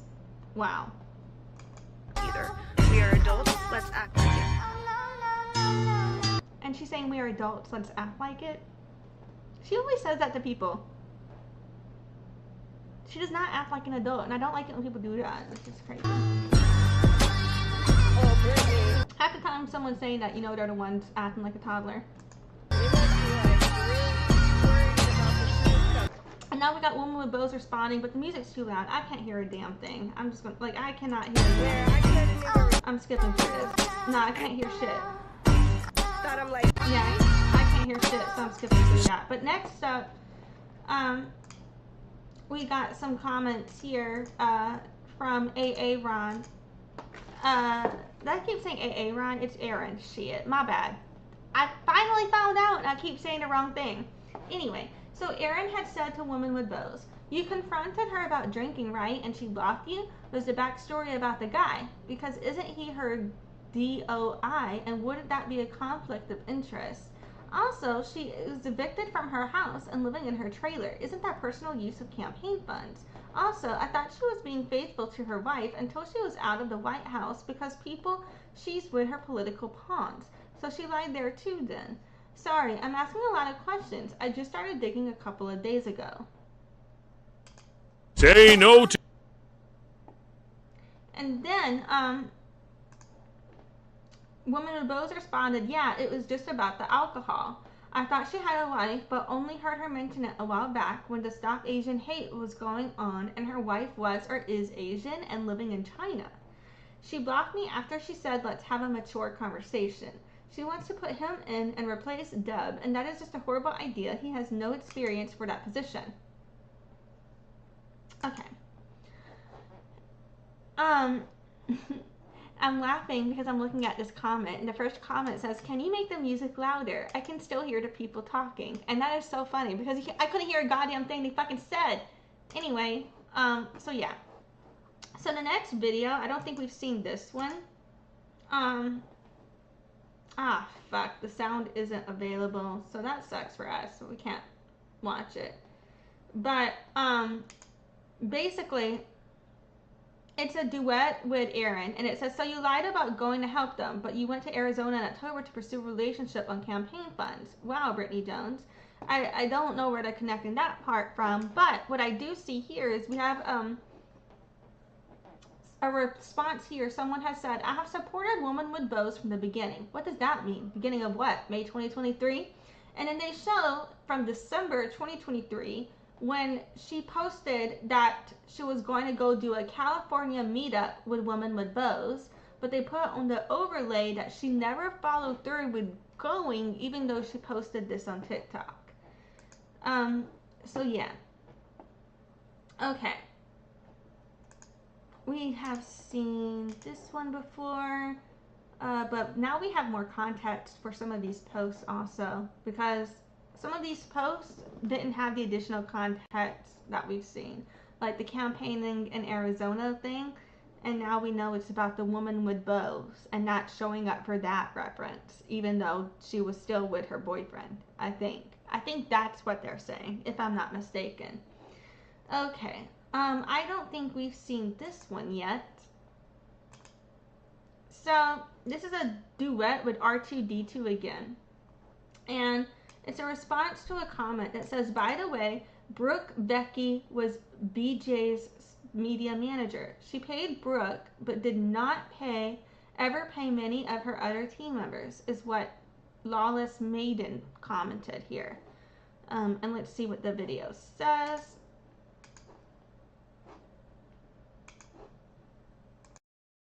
I can't afford to stop for one moment. Okay, it's just the music in the background. My bad. Shit, didn't know that. Alright. So yeah, they're just posting the comment, I guess, to get more awareness on that. And then they had made a flyer, and it says, vote no, Brittany Jones. Evil enough to try to use blood quantum. Too bad at math. No to stop at 100%.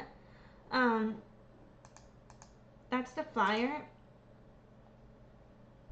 And then they put classes in session. I added up that one page, and nobody is 533.8% indigenous, because Brittany Jones was claiming all those different tribes from that paperwork. And then they're replaying the Brittany Jones ethnicity estimates, where it was showing only people from European countries documented. And then they're showing a graphic between they're calling a graphic between like indigenous roots and European roots, and how indigenous roots grow deeper with plants. So then they have an overlay of the Pocahontas comment here, and it says on the overlay, "Stop calling Matoaka Pocahontas, she's not your auntie." And it's actually quite the opposite, you guys. So, and we've covered this before, but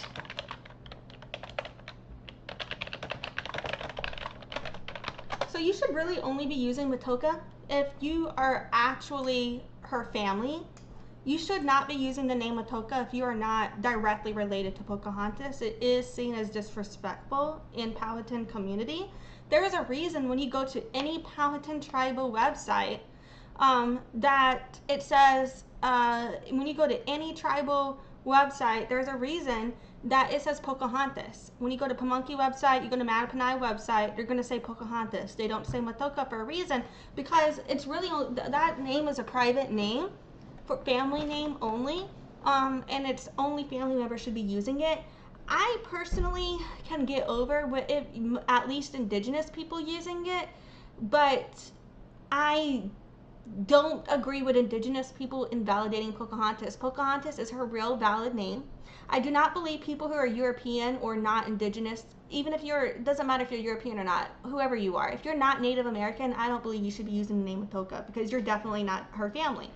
I believe only people who are family should be using that name. And yeah, that's just me personally. It's extremely disrespectful for people who are not Powhatan to use the name Matoaka. Use the name Pocahontas or Amanute. Those are two names that are socially acceptable. Those are her public names for a reason. Matoaka was private for a reason. That's for sacred ceremonial use for her family only at this time, to me. You know what I'm saying? Like, I don't believe, you know, people who are not Powhatan should be speaking on Pocahontas or Matoaka. I don't believe they should be using Matoaka this way. And if you're not Powhatan, you shouldn't be using Matoaka. If you're not Native American, you definitely should not be using it. There are some Powhatans who don't give a fuck if you use the name Matoaka, but a lot of Powhatans, if, you know, I'm warned you, yeah, like, no. So, I don't, y'all know how I feel about that.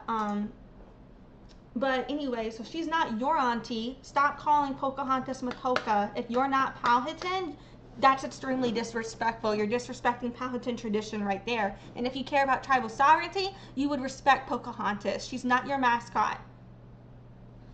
Okay? That's just my opinion. But anyway,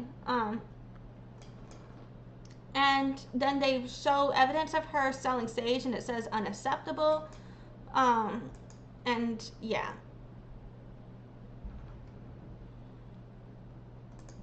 And it says, wanted, Brittany Jones for failure to file proper FEC paperwork for 6 months. Where is the money? Approach with extreme caution. If you have any information, please reach out. And then it's showing where she's claiming that she used ICWA because she's indigenous to maintain custody. And they're saying she's not enrolled, she committed fraud, and is lying about committed fraud with this statement. But even if she was enrolled Potomac did not have federal recognition at that time, even if we get it in the future. Like, so it wouldn't apply, ICWA would not apply to her. ICWA only applies to federally recognized tribes. So I don't even know what the fuck that post was about. You know what I mean? Like, it didn't make sense to me. Like, but yeah. And then Brittany Jones had planned to make donations to MMIW, but the FEC says no donations were made to MMIW, which is grifting. Because she does use MMIW for the concept of her president, which, yeah. So people called her out for that as well. So yeah, let's see here. We have not seen this Joey Helpish song yet, so we are going to come back to it. They posted twice here. Let's see, I think we've seen this video already.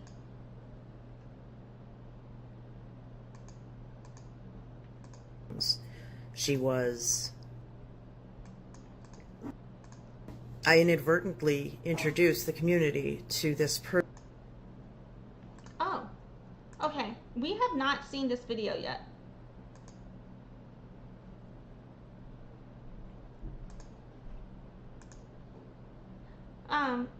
Alright, so I just clicked over 2 videos trying to decide what to watch. One of them, it doesn't have the sound on, so we're definitely not going to go watch this one again, but it looks like it's just another one where, you know, Brittany was claiming she never said she was going to support Israel, and they are showing the evidence where she was basically saying that she would not support them as long as they were doing certain things. So yeah, anyway, and they were criticizing that wording. But next up, this is a video. It's showing, at first I was like, I think I've seen this because it looks familiar, but towards the end when I clipped through there, I saw some screenshots I don't think I've seen yet. So we're going to watch this video again. In approximately May 2023, I was introduced to Brittany Jones. She was a indigenous queer... Sorry, it was auto-playing. I think it started at the beginning where she said the time and date that she was introduced to Brittany, and she's saying how Brittany introduced herself to her, I think is what she's saying, if I'm not mistaken. It started auto-playing and the fucking captioner's not on. I'm just trying to catch up. I don't think I want to go back. We're just going to keep going. Veteran who was running for the President of the United States. I knew she had no chance of actually winning, but me... God damn it. I wasn't going to replay the start video, but I got a notification that OBS disconnected, then reconnected, and I don't even know where it disconnected and reconnected at. So fuck it. I'm just going to replay it all from the beginning. In approximately May 2023, I was introduced to Brittany Jones. She was a indigenous queer veteran who was running for the President of the United States. I knew she had no chance of actually winning, but as a reconnecting indigenous person, I wanted to support her. I put my trust in her. I gave her supportive words, prayers. I gave her money, shared her GoFundMes, duetted her stuff. I guested in her lives, and of course when I do that, my followers follow me. And so I inadvertently introduced the community to this person who has exhibited very toxic behavior since. Between my work for the MMIW camps and my business partner dying, I did not process the information in a timely manner. And it's only been very recently that I realized how bad this situation is. And I want to apologize to the community for enabling this person to behave in ways that harm our community. I am sorry. She's building her platform off being an indigenous person, and in general, I don't question reconnecting indigenous people. It takes a lot for me to have a lot of doubt. She backs her claim using the GEDmatch tool. I have a whole playlist about the GEDmatch and its limitations and its high margin for error. You can get false positives, especially if they're small numbers. I'm going to show you hers, run through the only database that I know of that has any indigenous, and then I'm going to show you mine, run through a database that is not mine.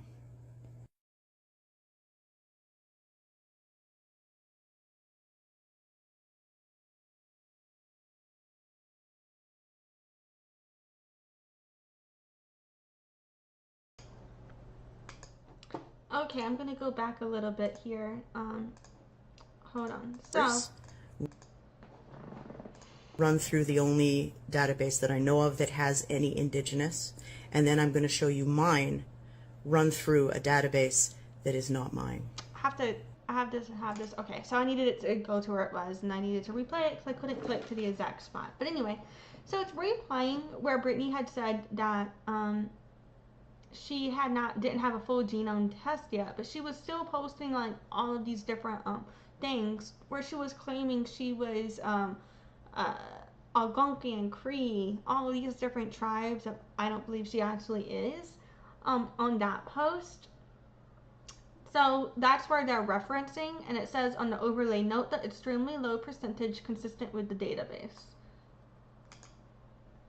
And then the next image is, I think maybe from Star, and it says Ethiohelix on the top, and it shows her DNA compared with an African person, I think. I don't know whose this is actually, but that's what that's showing next. I don't know what that. Okay, and here she said, shockingly, I'm not African. It's a false positive. And then it says, from rice pudding to Brittany. I read and was told by anthropologist professors that those DNA tests are not accurate because they use reference group, and twins have shown to get different results. And Brittany said, exactly, based off of random segments from your DNA, not your entire DNA profile. And then they put on the overlay so she knew that it may not be accurate. And then they re-show what she's passing off as her DNA, where she's claiming to be Mayan and Mexican and Mixtec and all of this. They put on the overlay, this is their reference database MDLP. And then they show where she had previously shown her DNA ancestry as being 100% European. And they showed that evidence again. It says her actual ancestry result shows 100% European. Then it says the tiny percent of Amerindian reflects a margin for error. And the American Indian results, where you see that on the map, when you click into the overlay, it was saying that she's a settler of these regions, not that she's indigenous to these regions. And they are re-showing educate yourself. Okay, sorry. So she's responding to a voice clip that said educate yourself, and now we're going to see what Brittany said in response to that. A little bit more. Stop making baseless claims. Oh no, I'm sorry, it was Brittany that said that. Educate yourself more, stop making baseless claims. Are you fucking kidding me? That's gaslighting coming from her.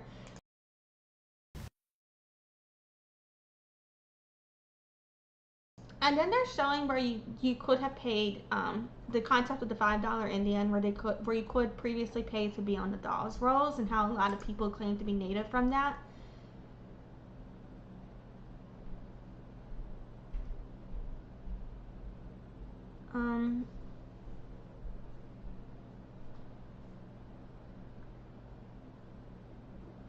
Let's see. Yeah, I'm not reading all of that. I don't have the mental energy. Okay, and then it's showing where she claimed to be Chickasaw, Choctaw, or Blackfoot, and I don't believe she's any of those tribes.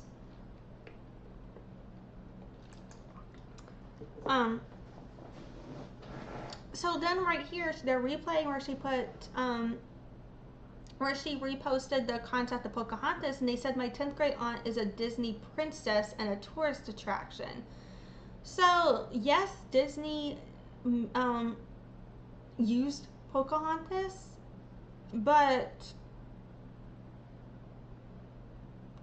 and she's sometimes referred to as a princess because the English could not understand what the fuck a Werewolf was, or that she was a descendant of a Mamanathoic or a Werewolf. They don't understand what our roles meant, and so that's what they called her, because like, if our roles were the same as theirs, that's basically what she would have been, but they don't, you know what I mean? Like, they couldn't compute our ways, so that's what they called her as. So, yes and no to the princess. There are definite reasons to criticize the concept of if she was a princess, and then there are reasons where I understand why people say that based on translation issues. And whether or not sometimes indigenous people do not feel like explaining our culture, traditions, history, ways to people who aren't gonna fucking get it anyway, you know? So it's just simpler to say it like that. But fucking, yeah, I don't know. I feel there's one thing to criticize people for, because a lot of people claim to be related to or descendant of Pocahontas, and they're not actually Powhatan. All Powhatans are related to Pocahontas. It's just a fact. It's not some flimsy, like, thing. It's just a fucking fact. Alright? We just all are. But it's like, I understand to a point the tokenization of her identity when you're not connected to the culture is problematic. So to a point, I'm letting comments like this slide. On another level, if she were to say that to someone that's actually connected though, so on concept of this comment as a whole, it's problematic. In context, there's specific contexts which I think it can apply to, but it's like, yeah, I want you guys to get the concept out of your heads, because no. Anyway, because deducing her down to just a Disney princess and a tourist attraction when she's an actual person is fucked up to me.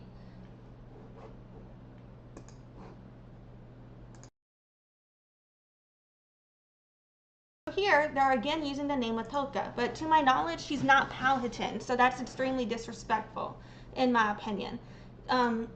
She should not be calling Pocahontas Matoaka, but it says it's one of the earliest well-documented cases of stolen sisters, missing and murdered Indigenous women. If she doesn't call Matoaka by name, she does call Matoaka by name. Pocahontas is a valid name for her. Pocahontas is a real name for her. It's disrespectful for you to use the name Matoaka if you're not Powhatan. That's not your family. Why are you using her sacred name like that? You should be calling her her public name, which would either be Pocahontas or Amanote, in my opinion. Anyway, it says, how does she deal with the MMIW topic? Does she show any actual support or education? Brittany pissed me off with MMIW because she made a fucking statement in an interview claiming that that human trafficking outside of MMIW awareness has been swept under the rug. And whenever I call her out for that, she gaslit me and said she never said that, even though she did say that, and it's still in the fucking interview today. And if that's really against something that you would believe, why wouldn't you get a correction issued? Right? So, you know, so no, Brittany does not give a fuck about MMIW in my opinion, but based on statements like that. But also Star is extremely misinformed about Pocahontas and is disrespecting Pocahontas. I am going to assume it's because Star is ignorant and doesn't know better because she's not connected to any Powhatan people.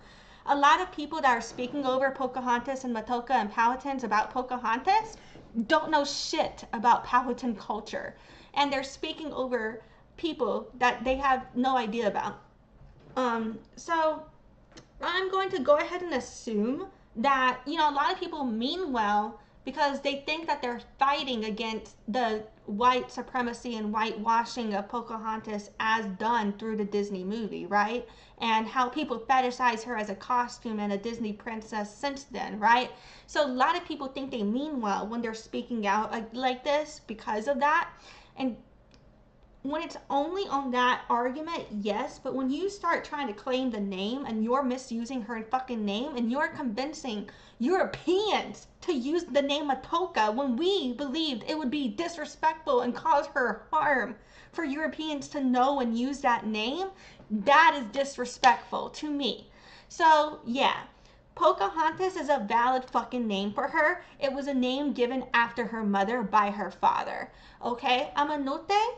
It's often said that Amanote is her birth name because Amanote was her first public name, and it's how the public Powhatan community was introduced to her as. So sometimes you see some people say Matoaka was her birth name, some people say Amanote was her birth name. The reason being, Amanote would have been her public given birth name.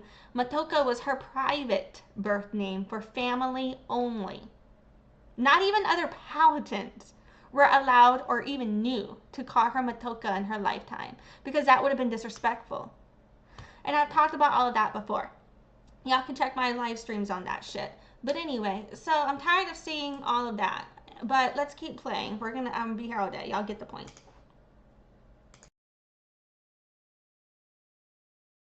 Okay, so next up we have where Josie Tewa had posted a video calling the governor's office to demand that task force be reinstated for MMIW. Someone named Jewel said it would be helpful to know what MMIW is. And Brittany said the information is out there. And the Star said the answer to this question is 5 words she chose not to say, which would be missing and murdered Indigenous woman. So how can you claim to be an MMIW advocate, but you won't do the bare minimum to teach people about what MMIW means, right? So, yeah. In October, she went to Arizona for a week, and that was a work trip. So I went back and I looked for things like, what are the names of the groups that you met with? The Indigenous groups, queer groups, disabled, BIPOC, Black Lives Matter, anyone. What are the names of those groups that she met with? Was there a press conference, an interview, debates with other candidates? I saw no evidence whatsoever. I saw a quick vid of a music festival, which is not work, that's vacation. And she posted an arm wrestling video that included 2 Indigenous people and a beer can. When you post a video of Indigenous people and a beer can, that is reinforcing a very negative stereotype. There are stereotypes related to Indigenous people and drinking and addiction. And it's not only a stereotype, there's also disproportionate statistics related to how we are impacted by these diseases. And I myself am a recovering alcoholic. And so I do believe that what Star is saying is very valid. Concerns for how we are perceived when it comes to inebriation matter. And the way that Randy and Brittany gaslit her on that, I do not fucking agree with. And woman with bow and everything, you know? Against us. That is causing harm. Women with Bows has been boots on the ground serving the community for years, and they called her on it. And her response is horrific. Not just because she didn't take responsibility for posting a video that does harm. That was her choice, and she didn't own it. She did something entirely different. One of the people in that video is her current partner, but was not at that time, and the other is a third party that I'm not going to name.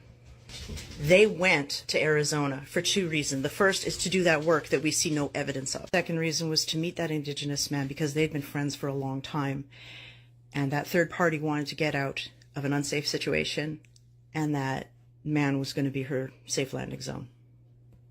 I'm sharing with consent the fact that Jones knew that the third party was hoping to get out of a bad situation and was afraid of the risks that they were taking.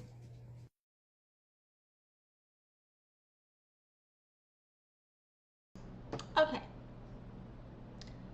So, I don't know who is sending this to who. Like, if this is what Brittany said or this is what was sent to Brittany. But the comment here says, laughing my ass off, those are thoughts I cannot entertain. I got too much work to do. Plus, sisters before misters, haha, I would never pursue anything or entertain anything while you're figuring out what your guys' situation will be. Got way too much respect for you. There needs to be a saying like that for non-binaries. And then it says, regarding any potential romantic involvement. Okay, so this is what the person was telling. So Brittany was telling the person trying to get out of a situation with Randy, if I'm not mistaken, this, and then gets with Randy after, and then is claiming, oh, these people just don't like me because I got with Randy. Y'all not see how gaslighting that is? Where she tries to act like people are just jealous, but meanwhile, in my opinion, she was the one who was jealous. She is, okay, look, in my opinion, she's Brittany, okay? Randy is Tim, all right? And whoever the fuck was leaving Randy was Akira in this situation. If y'all know about Brandy, Renee, Akira, did I say Brandy? Oh my God. Brene, Tim, Akira, and Devin. Yeah. So, Randy's Tim, Brittany's Brene. I don't know who Akira was in this situation, but whoever was trying to get out is now Akira. That's how I'm seeing it in a way. Like, Okay, I'm sorry. Not really. It's totally different situations, but attitude, mentality. Yeah. You know what I'm saying? So the next conversation, it says, it's censored. It says, "I'm blank, Brittany. What am I doing?" And they said, "No, you're not." Laughing my ass off. She said, "What am I doing?" It says, "You're taking a chance." And then they said, "This isn't a chance. This is a risk. Like the biggest risk I've ever taken in my life. I'm so terrified. Yeah, I'm glad I'm meeting him next month. Another reason I'm really grateful for this journey. Next month, in 16 days. I'm sick to my stomach. I'm so nervous." And Brittany said, "We'll take it one day at a time." And then the person said, "I kept apologizing to him about dumping. Like, you both are the only ones who really know what's happening, and you're on the phone with me and had time, so you hear it." And Brittany said, "I'll be there whenever you need." And the person said, "He's breaking me down so I don't go on this trip." Women with bows called her out on posting that beer can, and a negative stereotype, Jones went off. Instead of taking responsibility for that harm, she threw the third party under the bus. So you guys received some information that is not true. And this information is coming from someone who was hurt during that weekend because a grown man decided to pursue a grown woman. So that's a weekend that they were drunk together and Randy was with her while this person was leaving Randy. And Brittany's trying to spin it around like, "Oh, she's just hurt." Well, why would she be hurt, Brittany? Why would she be hurt by you, Brittany? It was a personal decision, and this other person got hurt because they had built a fantasy in their head. They had built an entire future with this man in their head. And they won't admit it to anybody else but me. So Brittany was there when this person was discussing leaving him, and now is being like, "Oh, it was a fantasy," as if this person just still wanted them. But this person has obviously shown proof that they were planning on breaking up. So what the fuck? What a way to go, Brittany. What the fuck is that? Like, is that not spinning? Hold on. Party was in a very vulnerable position, and there were Understanding the context for that now is just like, holy fuck. consequences when they got home. That is very obviously the worst part of this whole thing, is that she was just willing to put this third party in danger. But she didn't stop there. The third party was the main person helping Jones reconnect, and before I blocked her, I checked, and there are still videos featuring that third party encouraging Jones, supporting her. And if we raise $1,000 today, before I go live, you'll get to watch me arm wrestle the future Secretary of Interior and my friend who's been helping me in my reconnection journey. So that should be very entertaining, and we all deserve to have fun sometimes. Family. Wait, shit, I'm trying to see what that Times. Okay, so it said Jones claims that her son's grandfather passes and started a GoFundMe to send him for the funeral. The trip did not happen. She raised $250 as of her announcement that they were not going. The fundraiser is still active and collecting money. The family has no longer been responding to my text messages, so with your approval, we raised $250 for the travel expenses to get Marcus there.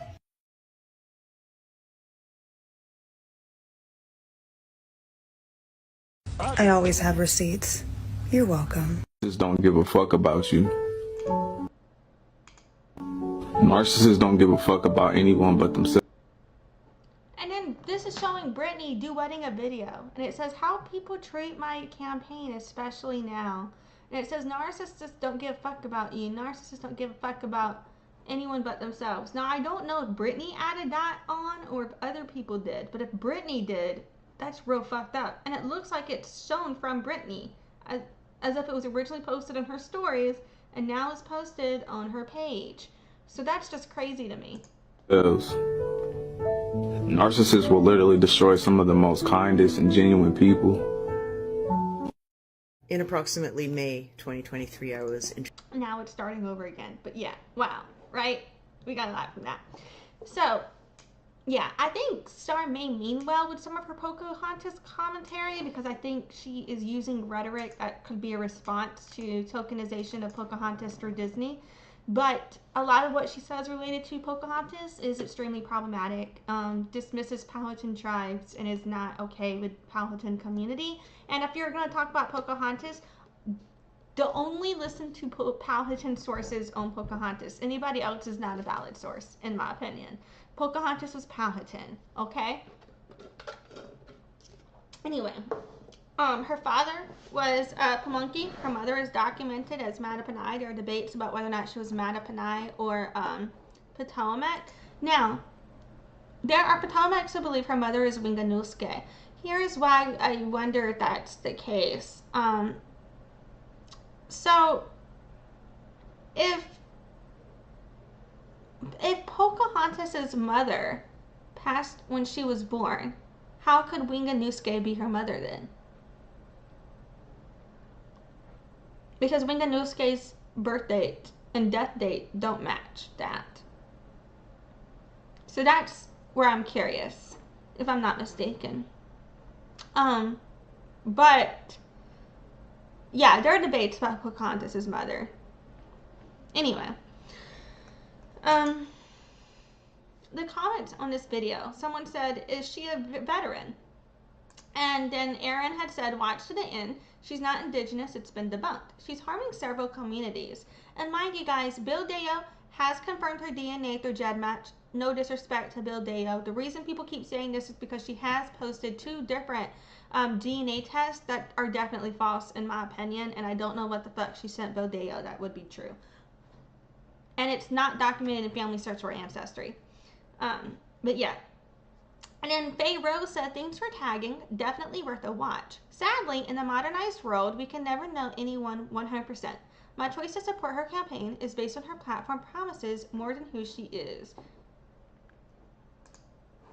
Okay. We're going to come back to this Joey Helpish. And let's see if we can find anything else worth watching. I don't know if you've seen this yet. It's just, sound's not available. I'm gonna skip it. I'm gonna skip anything the sound's not available for.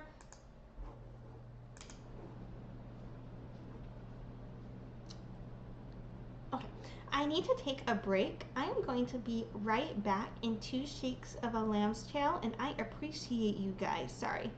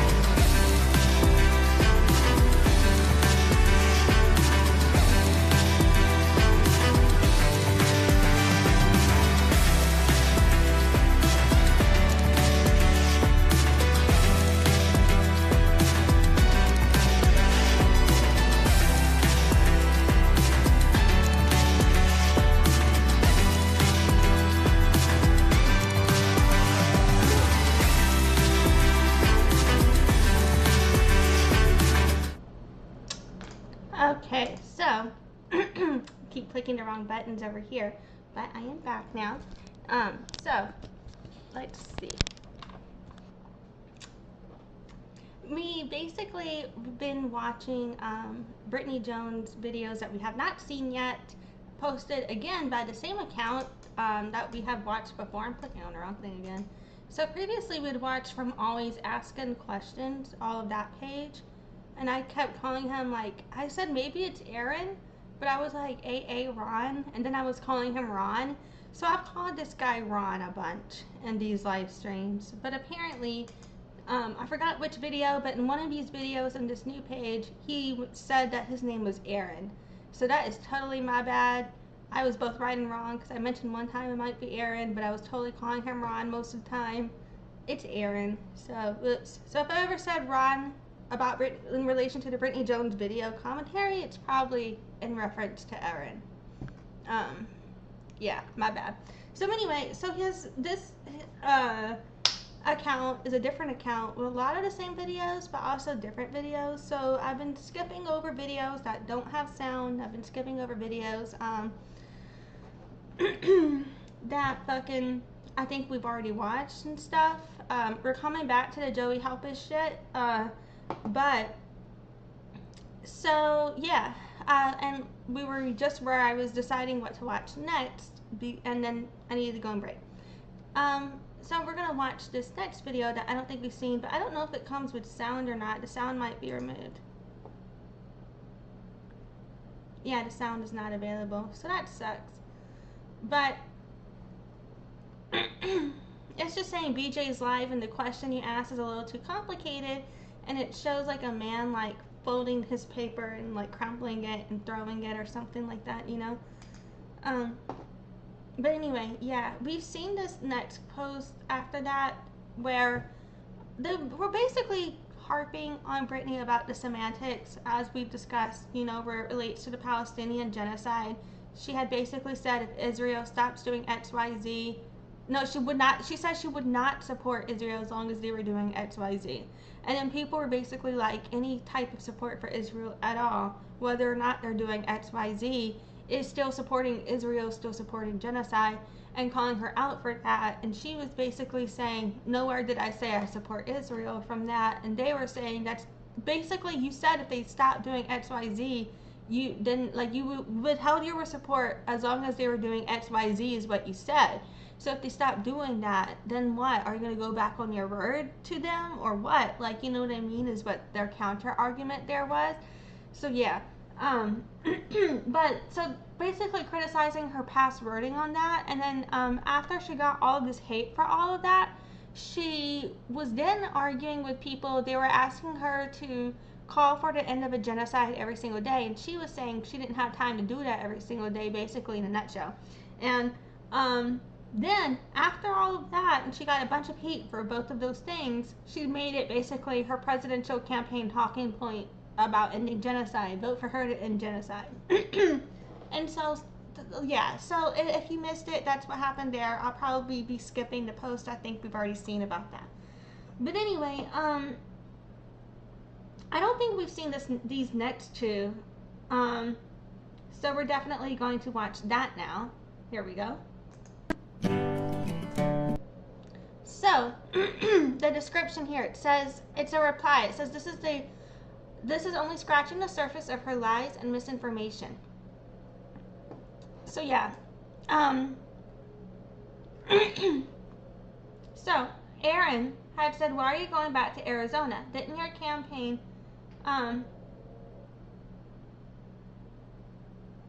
didn't you campaign there already? Okay, I'm sorry, I'm like not processing. Brittany said, I can run for Senate or Congress and president at the same time with my residence in Arizona, and I have to campaign in each state multiple times. And Erin said, why the sudden change in campaign plans? Was it because you got evicted? It's public record. Transparency matters. And someone said to him, wait, what? Yeah, and it's like, even if there's not a theoretical law against running for all three positions at the same time, I just feel like that's kind of like not in good not in good faith. you know, like not ethical potentially, because it's like, okay, say you were to actually get elected for 2 positions at one time, what are you gonna fucking do? Just drop one position for the other? Then either way, you're not upholding to your campaign concept, right? So I feel like that's not in alignment with your words. You know what I mean? Like, these are monogamous relationships. These are not polyamorous relationships. I'm just kidding. Sorry. But it's like, oh, hey, how you doing? We got the... It's like if you had, you know, 1 job offer, or it's like if you have 2 job offers and you start both jobs at the same time. You know what I'm saying? Or, I don't know.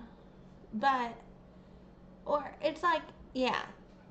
Because, well, actually it's a little bit different because, you know, with a job offer, you haven't yet started working for a company. You haven't really, or if you, even if you get hired by the company, you haven't made promises to people. You don't owe anybody anything, right? Versus with a campaign, the concept of campaigning is making promises to the public.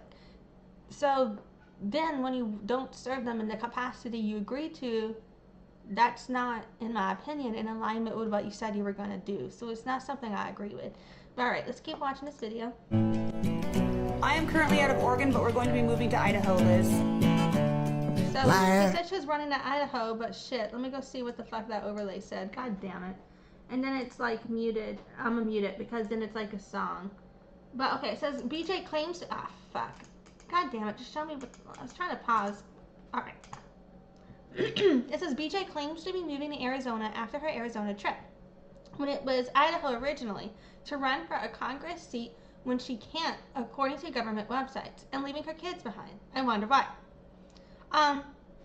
They like to break their kids up a lot. There are certain things that Brittany has said and shown about her kids that I think when Brittany says and shows those things, I can understand why people have criticisms and commentary on those specific things that have happened. But when it comes to people just shooting shots at her kids in general, and especially without referencing specific things, I just find that problematic. You know, because say, for example, there was a custody issue and she decided to leave state, that's nobody's business. If her kids are protected, for, and it doesn't matter who they're with, it's none of your business, right? And it's also, you know, she was fighting for custody and stuff. My fries are ready, god damn it. Okay, hold up, shit. Okay, yeah, like, I almost want to put you guys on break again, but like, I just want to grab some fries and heat up some queso and get like, my chips. Not my chips, my Sprite. Did I say Sprite? Shit, I'm out of it. I don't know. So I got some fries and queso, and yeah, I'm gonna just a little snacky snack, but I only have a few big waffle fries left, so yeah. But anyway, fucking, let's see.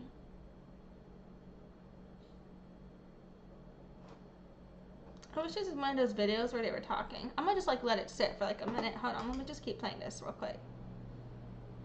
So then they're showing running for U.S. Congress and presidency simultaneously. They said it's very complex for state filing, and the overlay here, it says she's living in a fantasy world, pipe dream of delusion. And it also says, in most states, a candidate for the presidency cannot simultaneously seek election or re-election to congressional office. However, certain states do permit this. But it was the only ones that say that do allow it are New Jersey, Massachusetts, Ohio, and West Virginia, and Hawaii, to my understanding. I feel bad. The article says Hawaii, so I'm saying it there, but I don't feel like they should be called a state. But that's, I mean, really, should any of the United States be? But, you know. Okay, so, yeah, they're just showing some evidence here that that's not something that is feasible. And they're actually showing all of the states, Idaho and Arizona, all say no to that. They didn't show Oregon, but yeah, or I missed it if they did. And so right here, they're showing, are you moving? You look happy, you truly deserve it. They said yes to the sunshine, another opportunity for political office, and it's bonus that my partner is there. which would have been Arizona, if I'm not mistaken. We all know she did move there. And then they show a screenshot of Randy, who she moved in with. And right here, they're showing, you know, again, where she's saying with her residence in Arizona, she can run for both of these at the same time, but they showed where actually the evidence said that's not the case. So yeah. And so it looks like here they're replaying that same, or is that what we just watched? That looks like what we just watched. That's not bad. I'm watching the same thing again.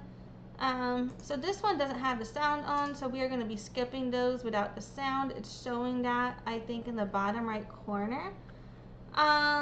There's another one about the ceasefire thing. I'm not going to go there right now. Let's see. So then they posting a meme basically says when Brittany's still out here grifting the American people instead of being behind bars. But yeah, I'm not going to spend too much time on here. That's just there though. And then it's got, you know, scary movie characters behind dancing. Not behind, under. She's behind. Whatever. Life is hard. But they're like kind of like under and below her. But whatever. Over and below. I don't know. I'm not using the right words. Anyway. So here they have another one about the DNA test she had posted. They're calling her a Pretendian alert, and they're reposting that DNA test that she had made. And they're saying it compares similar chromosomes. Doesn't necessarily say your heritage as well. Also, with the dead match thing is what they had put over there. And then they showed her DNA test that she had previously shown that said she was fully European. And the overlay says that's her real DNA test, by the way, all European. Since when did your DNA change is basically what they're saying here. Yeah, and this is a duet, by the way, with someone else named Marie. But yeah, they're criticizing her for the related to Pocahontas, her birds, another princess commentary. We already went there. Fucking. And then right here it says, I never painted a chin line. Her words. She says, I never painted a chin line on myself. And then they're showing a picture on her Instagram where she did have a chin line of herself, apparently. And they said it's not even a good one. Oh, shit.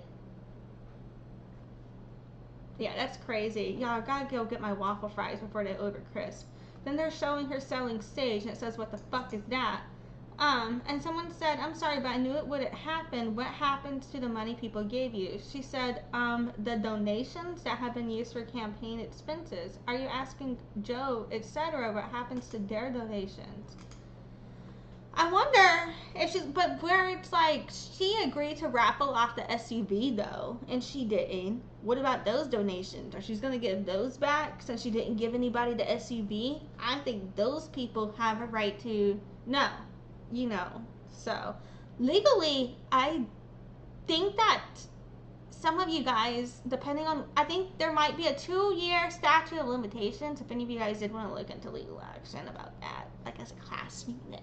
I don't know, but like putting that out there, maybe I'm wrong. Different states have different statutes of limitations on these things, but a lot of cases it's 2 years. Let's just go ahead and assume it. I didn't look it up, but you know. So, do you remember when you last donated to her, and was it less than 2 years ago? You might have a case.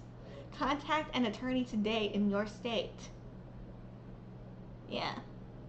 Attorneys, do you want me to plug you here? Let me know. I'm just kidding. But anyway, no, I'm not actually. Alright, let's keep going. Ah, shit, there's no sound here, but this bitch is saying some shit. I've already criticized her for, I don't know if it's appropriate for her to be wearing locks or not. I don't know her ancestry though, so maybe it's inappropriate for me saying that. If it's is related to her culturally, then maybe it's not something I should be speaking on, but I don't know. But on face value, I was kind of turned off.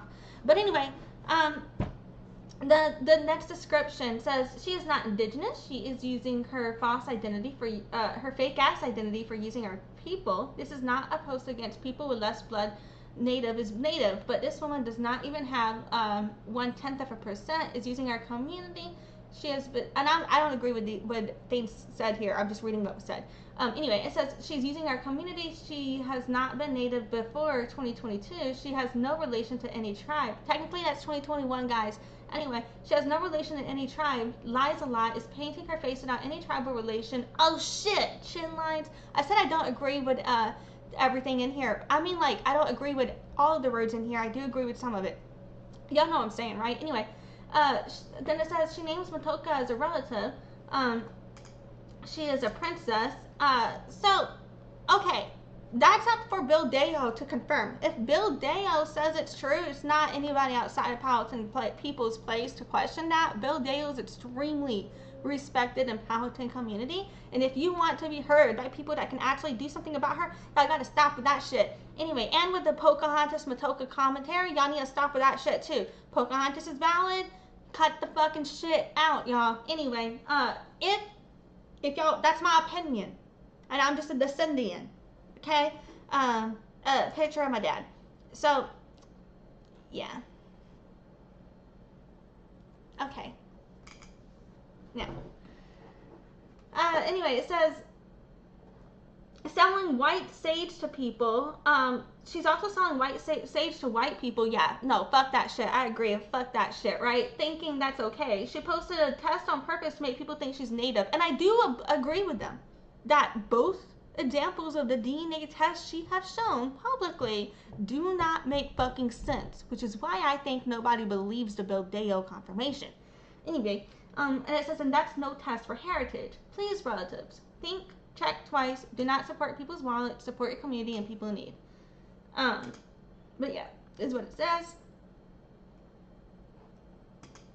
All right, let's see. What else have we not watched yet? Okay. This one's muted again. They're going over the ICWA thing again. I'm not going back there. Okay. Oh, good.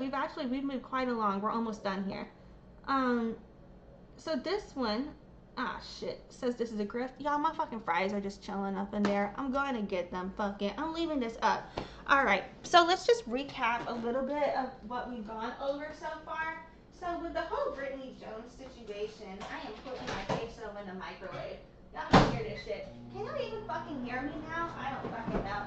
But with the whole Brittany Jones situation, we watched some new information that has come out. Basically says,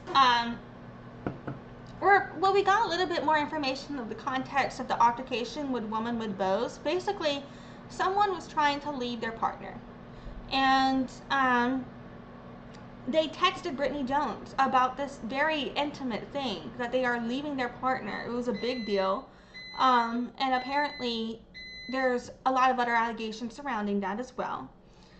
And then Brittany Jones, while texting this person to console them, claiming that they're their friend and always there for her, then goes and has beer and posts. Not only does she go and have beer with that same man, she posts about it. And then when people call her out for not only that concept, but also for why the fuck is she like even trying to represent indigenous people as drinking this way, then her and that man both try to gaslight everybody, if I understand what happened correctly. And maybe I didn't understand that correctly. Maybe I'm processing wrong. Maybe I interpreted all of that wrong, so I could be wrong about that. But that's what the fuck I got from that shit. And I was like, wait, what? Holy fuck, that's the context to that Woman with Bows and beer discussion that they had had? I was like, holy fuck, let me get my queso and fries. Hold on. I just got my Sprite, y'all. My bad. But anyway, yeah, so we basically seen that. There were some other videos that we watched that gave a little bit more context of people discussing how they had supported Brittany Jones previously and what opened their eyes to no longer supporting her. So we got a little bit more details on that.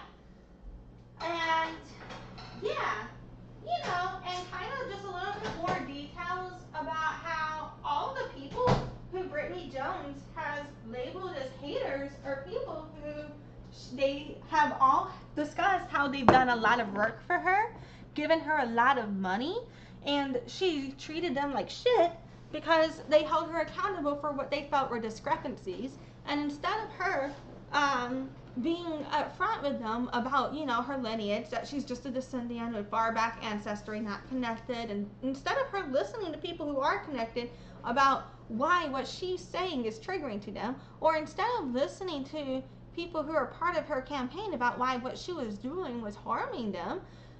She was just gaslighting everybody. And another new thing that we found out was she allegedly had this academy for witchcraft, allegedly, and allegedly was not paying teachers. And allegedly, a white woman claimed that the white woman was paid. But you know who was not paid? The black man. So that's something. Something.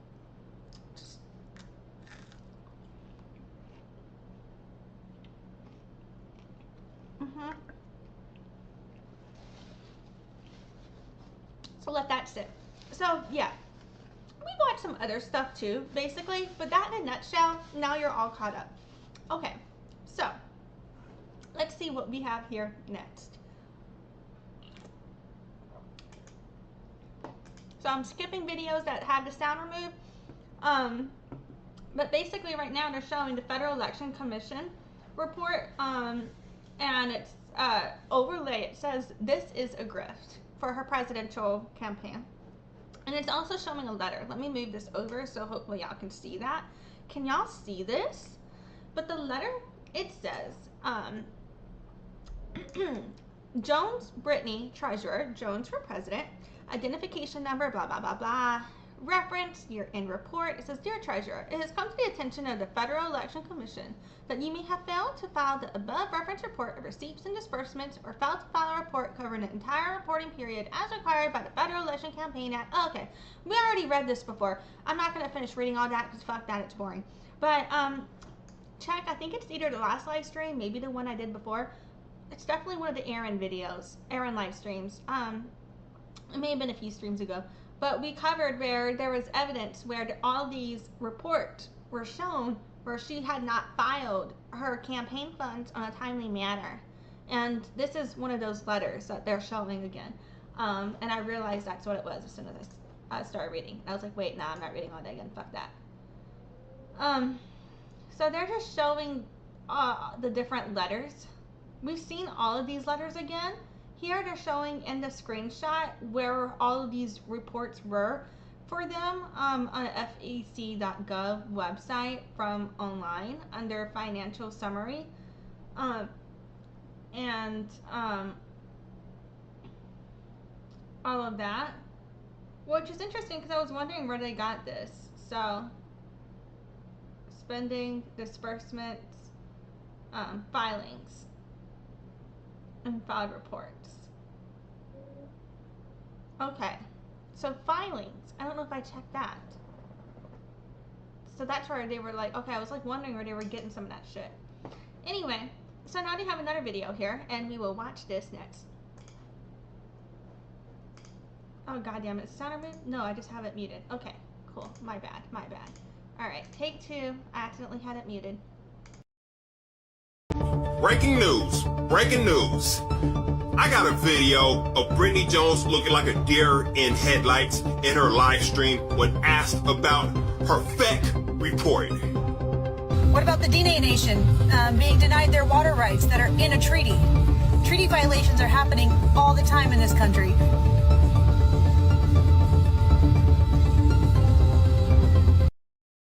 Okay, so someone asked in a TikTok live stream, are you aware the FEC says you haven't filed since June? And I think this guy called it a FEC report. Whatever, they can fuck right off. Not the guy who said it, but the FEC.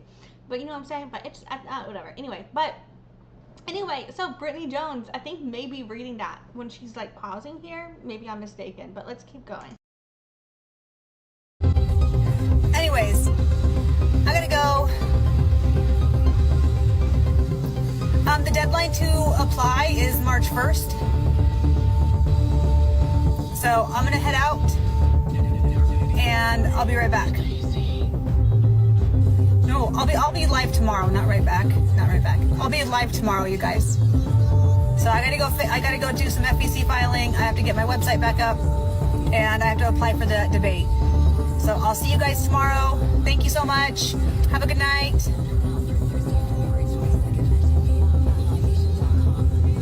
How do I end this? I always forget.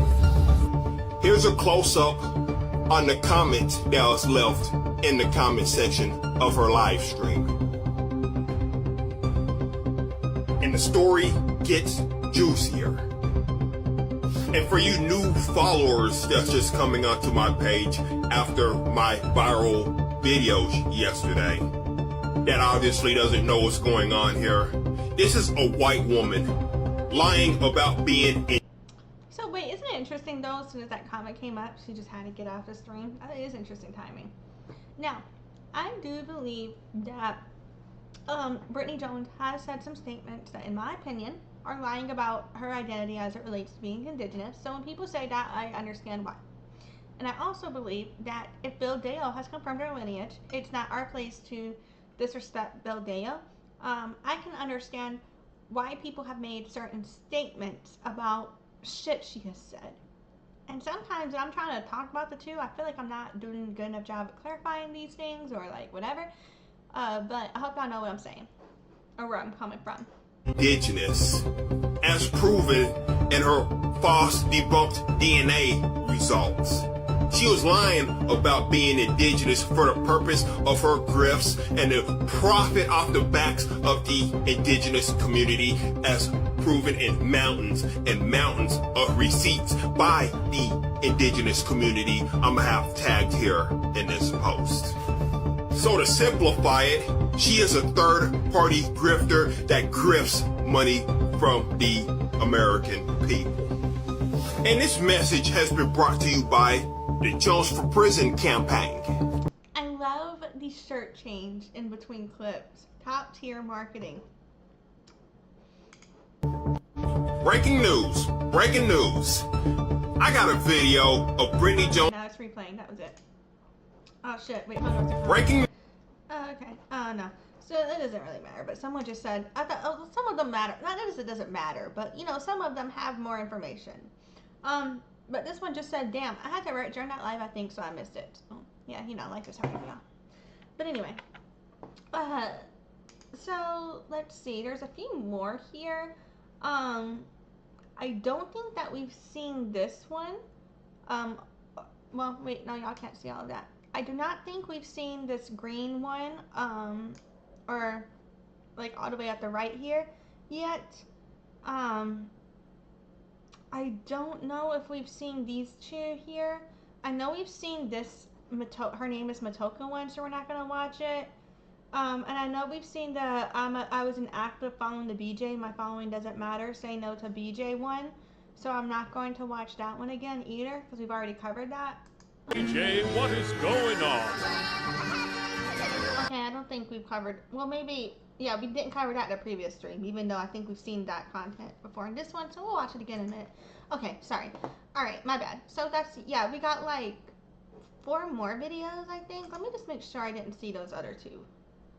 Yeah, so we're gonna watch, so I'm just having this page pulled up to make sure I don't watch anything we've already seen again. So we previously watched every stream, not every stream, well it has some streams in here, every video on the Always Asking Questions TikTok page, every post here for Erin, and I previously called him Ron because I didn't fucking know, my bad Erin. So if I ever said Ron I probably meant Erin, but about these Brittany Jones videos. Anyway, and so now we're on his other account, aaronwhipple, where in here he did say his name was Erin. So yeah, fucking, and we're almost done with that. We're just gonna finish that up real quick. We got 4 videos left here. So Brittany Jones, so they're replying to a comment, and I can't see what's under the comment, which says wait really, but over it, it's Brittany had said, so I can also do work directly with immigration and border crossing within the Indigenous, I'm sure she's gonna say something like community under, I don't know. And then somebody said, I think that would work great. Also just reference material to help, and then it, whatever else is said is, I can't tell because it's a sticker over it or something, like a circle over it. And then let's see, fucking And then after that, it says, let me get this final quarterly, from Brittany, it says, let me get this final quarterly report filed. I think I have to file certain paperwork saying that I'm no longer running for office. Anthony might have to file some too in Oregon, and then we can move forward without the campaign holding us back from education. And over here, overlay, it says, you can't run for anything from jail, BJ. And it also says she blamed her ex-running mate and staff, woman with bows, and a woman she put in danger while she was stepping down. And then after that, it says, I think we're already building one hell of a plan. And then under that, it says, I agree if anybody in here does tarot, I think, in October, and I don't know, the fuck, I was like, what? Yeah, anyway, so that's all up in there. And then the overlay, it says, I do have a timestamp showing this is still on her page when this video was made. Okay, so that's what the overlay is saying. I don't know if they have proof about more of the details that they're saying in the overlay, but we'll see. We're just gonna watch the rest of the video here. It has a song overlay, so I'm just, okay, now the video is just that one. Oh, okay, here it's showing her saying something. Let's see what that is. Speak, there's a song. But she's speaking, but it says my website is back up on the overlay, Jones for President 2024. And then it says, watch this woman. It's showing a rat and poop and cow. But yeah. And then it's showing her website, events, products, Jones and Anthony for president. It says stop the grift. I thought she was running with this other person, with Jackie. Okay. But anyway, yeah, that's what we got there. Shit, is that a duet with another Erin account? God damn, how many Erin? Oh no, that one must be banned because that's gone. I was about to say, how many accounts does this dude have? Yeah, it's not working. Anyway. Oh, wait, shit.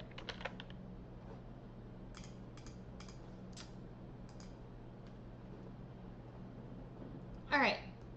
This next one has the sound removed, so... But it's just saying, so she got her FEC... So she got her website back up, but didn't do the FEC filing. Which should probably be the higher priority. Weird. It says the same website she's making profit off of a black man's name who no longer is a part of her campaign. Reap at the end.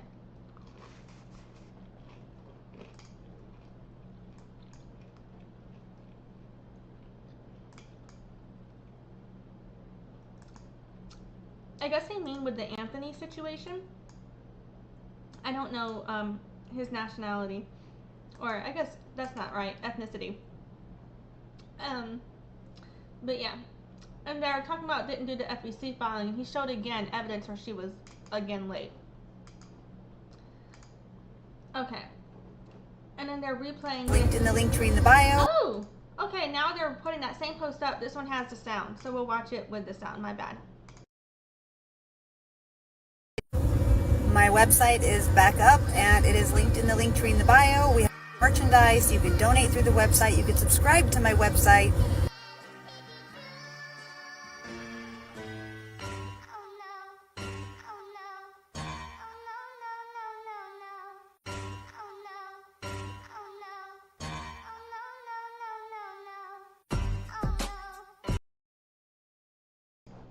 So yeah, they basically said on the overlay, watch this will get fixed because she said something, and it said that they were watching her on there. Okay, and now we got one more person. DJ, what is? And so they're just replaying the whole screenshots from the woman with bow situation about the beer situation that I think I recapped or attempted to recap. I don't know, but yeah. So we kind of watched other videos on this before, but they're showing the same screenshot. So Woman with Bow had a comment that said, what half story? I'm going off a video that was posted with beer and everyone was drunk. And then Brittany had responded basically like that it was Randy's beer. And Randy was arguing that if he was drinking beer, it was nobody's business. And then they're putting on the overlay, lady is running for president, just a big ew. But yeah. going on?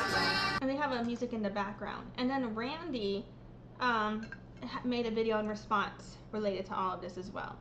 And so someone said, I actually want to know more about your truth and ready to understand why you have all this hate to push a color war in our community for clout. Because Randy was claiming, because after, you know, he inserted himself into that conversation publicly, then he was claiming they were being discriminated against for being light-skinned when they were being called out for representation of indigenous people as drinking.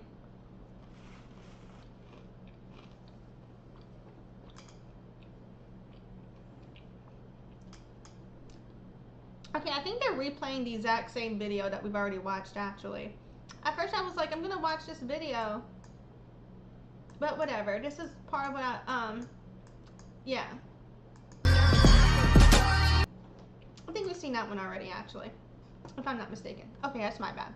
Okay, so that kind of concludes the Erin Whipple versus always asking questions.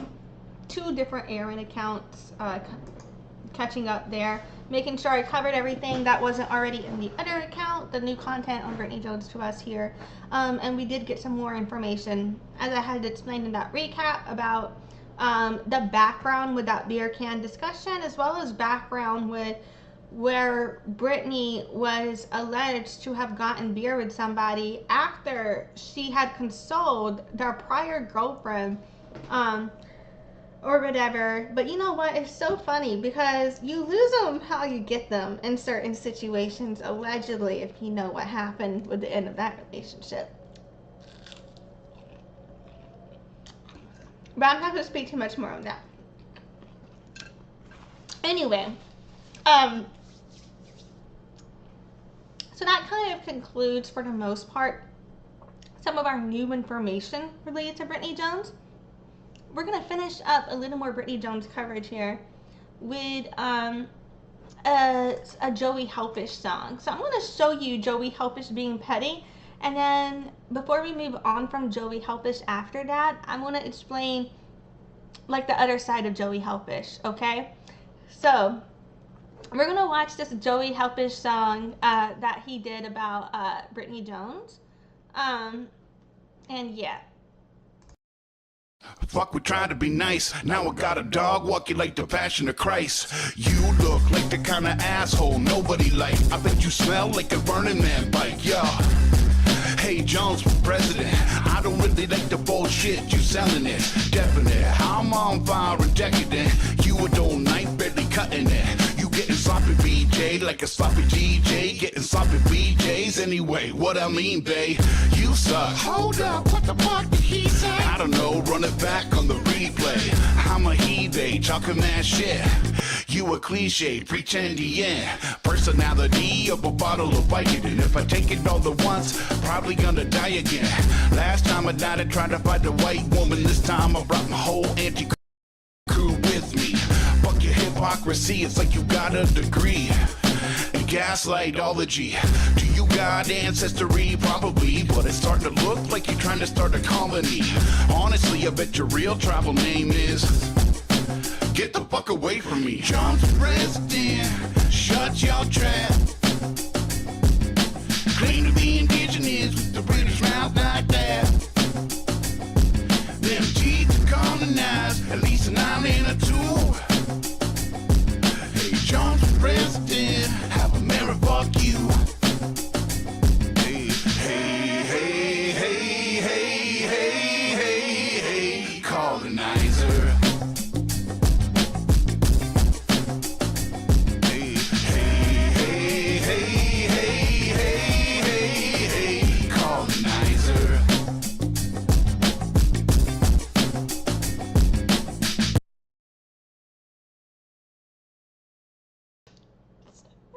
Underrated hit. 10 out of 10. So, you know, mind you guys, it is confirmed that she's a descendant of Nathaniel Bacon, in my opinion, allegedly, I think. Okay, so that's how Joey can be. And so you might be looking at that song from Joey and you might be thinking, wow, Joey, that is real petty. But you guys, Joey, he's a music therapist and he's actually helped me when it comes to Expressing Myself Through song, and he's actually really good. I actually highly recommend him if anybody does struggle with mental health or with, you know, especially if you're wanting to write songs or express yourself through music and songwriting. He's an amazing music therapist. But so also, well, not but and so, you know, so part of the way he uses music is expressing himself, you know, when it relates to certain things like that, like how he felt about the Brittany Jones situation, that, you know, if he feels petty, he's going to express it there as well. And that's not all there is to him as well. So he has a lot more with his music. I had pulled up this playlist in case I needed to pull up receipts for anything, but I'm gonna go ahead and close it out because I think I'm good for now. But yeah, so he's got a lot of incredible music that's extremely moving. He has music that is extremely petty, extremely funny. Like, he has another song, and it's like, I'm not problematic, I'm the whole fucking problem. Come and fuck around and find out about my mistletoe. You wanna get some? Come and get it. I'm not problematic, I'm the whole problem. Like, he has a song like that. I love it. It's really entertaining. But then he also has, and he has like what we just saw with Brittany Jones and other songs, you know, basically calling out other people for similar situations. And so now he also has extremely moving songs. So now I want to play this one as well, so you can see what I'm talking about. And this song, to me, it's like, I see it as a song where it's like, whenever you decide that you are going to, like, when you've ever thought about suicide ideations, if you've ever had ideations like that, and you've ever just kind of decided, you know, if I want to die, then I might as well just stop trying to live a life that other people want me to live and live the life that I want it. Like, live like you got one last chance type. Like, how do you want to live your life, doing only what you want to do, in a way, not like in a selfish way, but in like a making your life what you want to the extent that you can way. Like, I don't know, I see it as coping with reality, like deciding that you want to live again, deciding you're going to live for what you want to live for, right? And so it's an amazing song. So it's called The Last Song. We're gonna play that now. It's the last song I will ever write about wanting to die, 'cause I will either end it tonight or just give up and start living my life. Broke my second chances in hell, trying to beat the math. I turned my revolution inward, trying to find a better path. And there ain't no goddamn soul in the world that has broken mine as much as I have. And I still don't know what I am. It's an uphill battle for the ones fighting demons with no sword, shields, or guns. And I still hear the cries of the fallen. I'm coming home.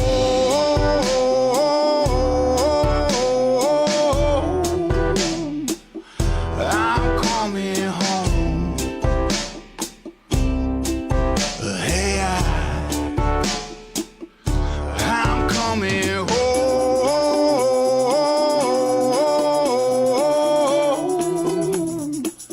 I'm coming home. Hey, I'm coming.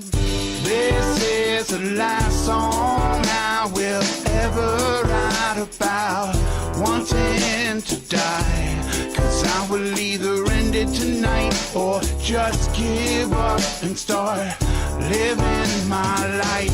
This is the last song I will ever write about wanting to die, 'cause I will either end it tonight or just give up and start living my life.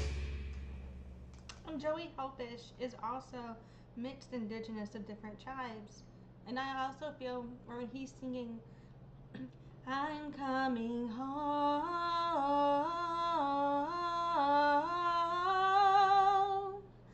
I'm coming home, hey, I feel when he's singing that part, like, not right there. I just turned up my volume, my bad, because I turned it down when I was singing a little bit before. Oops. Anyway, whatever. So when he was singing that before, fucking, like, for him also being indigenous descent, for real, I feel like that's also like a return to traditional ways when you decide you're going to live for yourself. And you talk about coming home for a lot of mixed indigenous people, for a lot of anyone that's indigenous descent. That means returning to your community, returning to your people, returning to your ways, you know?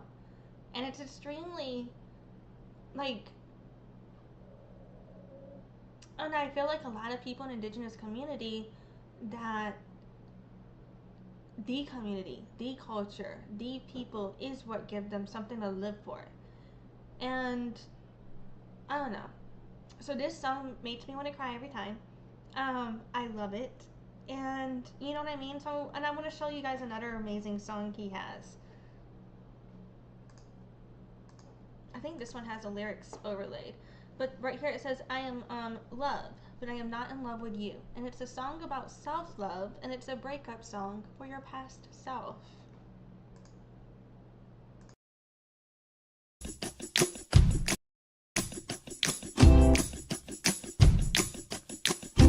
When I was a little baby, Mama told me, child, you're just a piece of shit. And since that day I ran away from the hateful things they say. I am loved, but I am not in love with you. And then the face inside the mirror told me they think it'd be great if I could die. And since that day I ran away from the hateful things they say. Yes, I am loved, but I am not in love with you. I am not in love with you. I am not in love with you. I don't like the way you treat me and the hateful things you do. It's not hate, it's not pride, just avoiding suicide.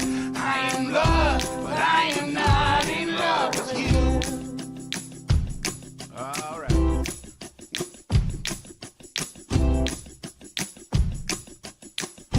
What a strange, strange world we live in, full of angels who will stab you in the back. Just need to see into their eyes through the cruelty and lies. Yes, I am loved, but I am not in love with you. Your mind is an abuser,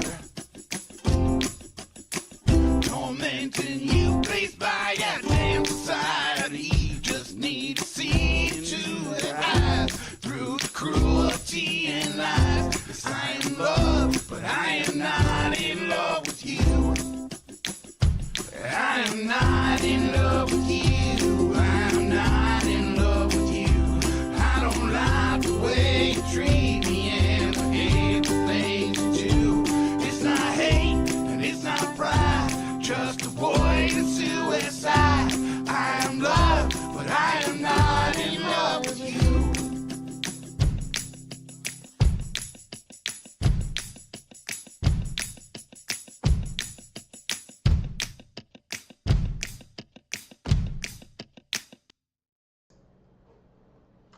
So as you can see, his songs are also extremely deep. He's not just petty. He's like, he expresses all sides of himself through music. So I wanted to show you the song he did on Brittany Jones, but I don't want that to be the only side you see of him. And he has previously given me permission to show his music, which is why I'm streaming it for you right now. And we got one more for you called The Great Resignation.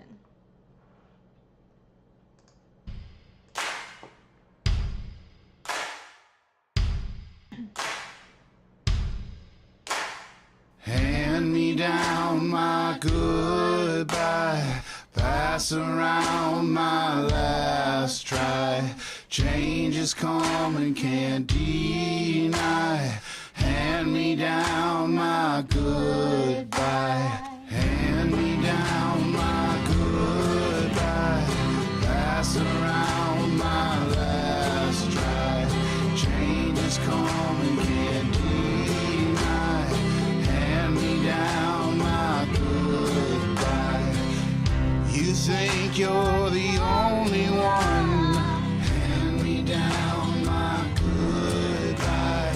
Handing in their resignation. Hand me down my goodbye. We've all been slowly falling apart, as we all share one great big broken heart. And I hold your hand if you hold mine in return. And we'll all keep warm as we watch it all burn. Hand me down my goodbye. Pass around my last try. Change is coming, can't deny. Hand me down my goodbye. Hand me down my goodbye.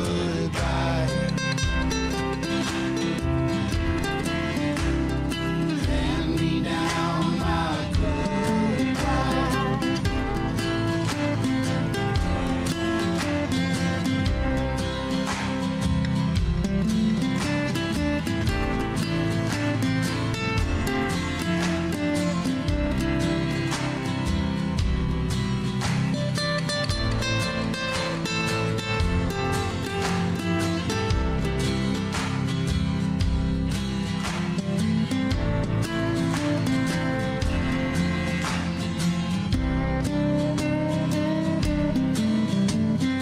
Hand me down my goodbye. Pass around my last try. Change is coming, can't deny. Hand me down my goodbye. Hand me down my goodbye.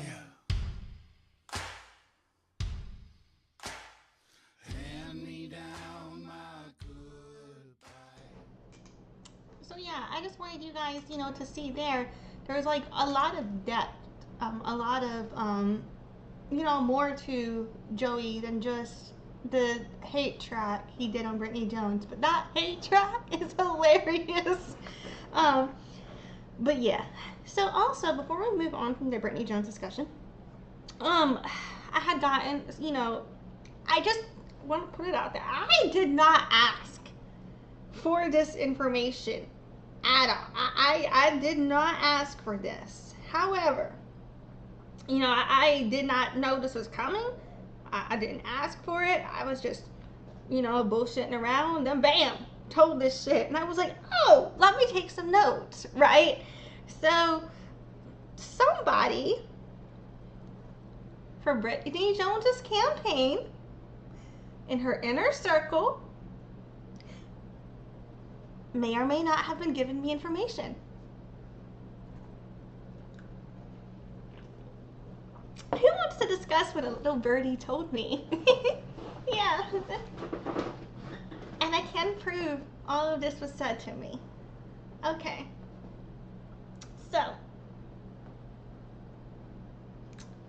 apparently, Brittany was saying that I was referring to, that she was referring to the PNW gym page and saying that I was taking their side against her. Allegedly, apparently.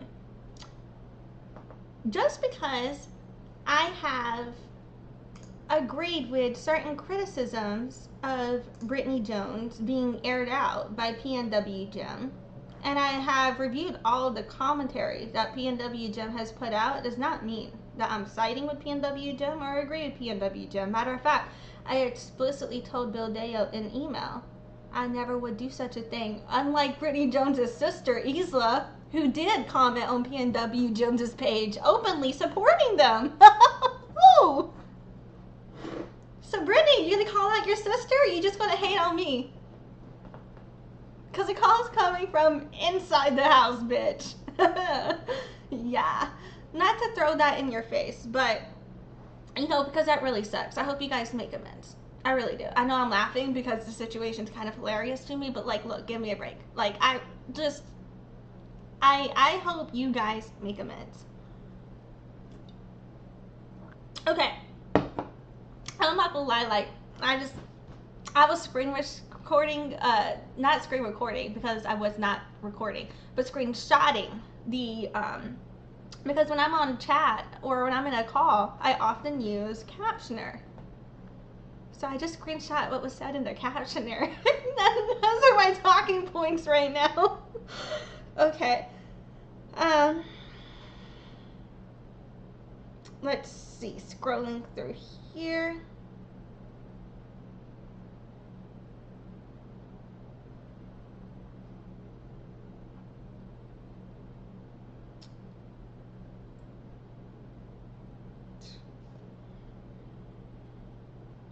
Okay.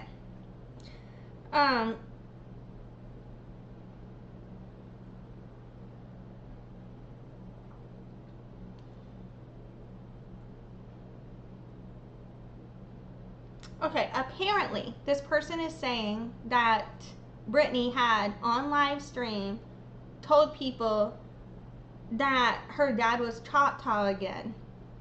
I've never seen any proof of that. So I've called her a tribe hopper for making those types of claims. If I am wrong, my bad. But if I'm right,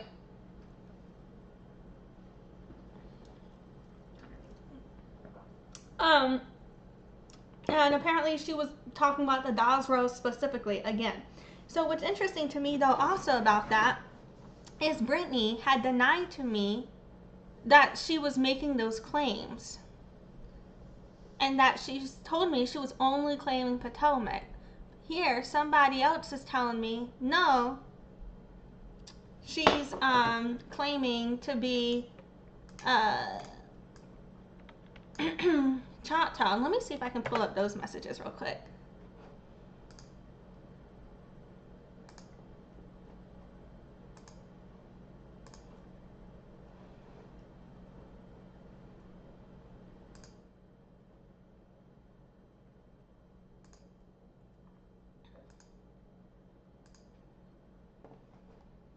Okay, I've already read all of these messages, so I'm not reading all of these messages. Check the playlist, it's in the description.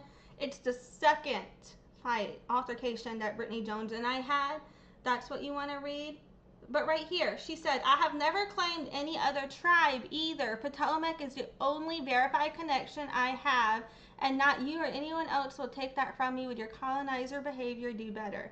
So I and others have called her out for not only claiming to be Choctaw, Chickasaw, or Blackfoot, but she's also claimed to be Potomac, and then she's also claimed to be Mixtec, Pima, Cree, Algonquin, all these things. And I and others have called her out because we don't believe all of that is true, right? And instead of her just basically saying, I made a mistake, I'm so sorry, or her saying, because I made that mistake, I understand why you guys have doubts, she instead gaslights everybody that calls her out on it directly. And then when people who are not confrontational with her, who have more clout or authority, such as newscasters, etc., confront her about it, or podcasters, she's basically like, oh, I just shared a mistake and they just don't understand, or something like that. You know, she dismisses the reasons people had to criticize her, in my opinion. And she acts like she's never claimed any other tribe, but someone in her inner circle has told me that she was again claiming Choctaw on a live stream. I wonder if that's recorded by anybody. It could be. So if that's true though, and I can prove I was told that. I don't know if it happened or not because I don't have access to that stream, but I can prove I was told that she was doing that again. But yeah. And anyway, and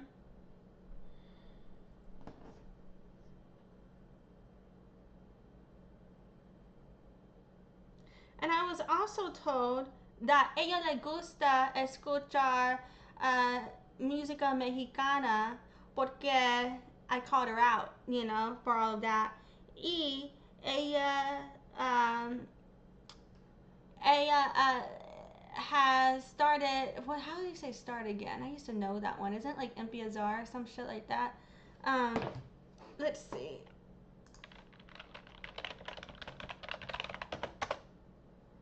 Oh, it's Comenzar. Oh, shit. Oh, no, Empezar is one. That's why I thought that. Okay, anyway. So there's Comenzar, there's Empezar, there's Iniciar. Lo siento. Anyway. But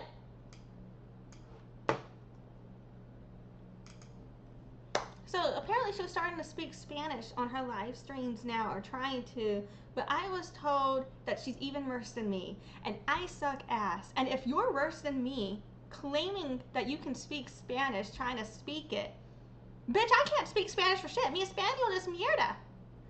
Get the fuck? So it's one thing, but, so, you know, I just want to put that out there. I heard her Spanish was terrible. So that leads me to believe, is she watching my shit? And if so, then I'm like, then she must be gaslighting me, huh? And what the fuck I said. Now, I was also told that she is claiming that I doxed her, and that I doxed her location, etc., is what she claimed. I don't know if what she means, because I've never doxed her location. Because not only has any location of hers I've ever shown been from government paperwork filings, such as with the FEC, such as for her presidential campaign, such as for running for governor.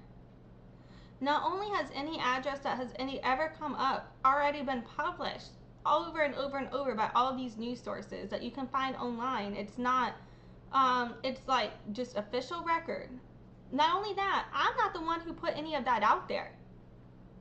Like, me covering what other people put out is not the same as me doxing. You know what I'm saying? And also, to my knowledge, there's a bunch of different addresses that she has had, and to my knowledge, all of those addresses that are put out are from years ago. They are not current. So to my knowledge, how would I be doxing her current location if she doesn't live at any of those places? I don't believe that I myself have been the one to pull up her address that I can recall. To my knowledge, I can remember where some of the videos that I've reacted to and shown did have addresses on paperwork shown in those videos. However, to my knowledge, all of that was from several years ago, either 3 or 4 years ago at this point, or 2 years ago, or 1 year ago, you know. To my knowledge, Brittany has not stayed at the same location, so I don't think any of that is doxing her. Because all of this was public record when she was campaigning for president and governor of Oregon. She was campaigning to be president throughout the years, through parts of 2023 and 2024, if I'm not mistaken, and then campaigning to be governor of Oregon 2025 and 2026, up until recently when she lost in the Democratic primaries.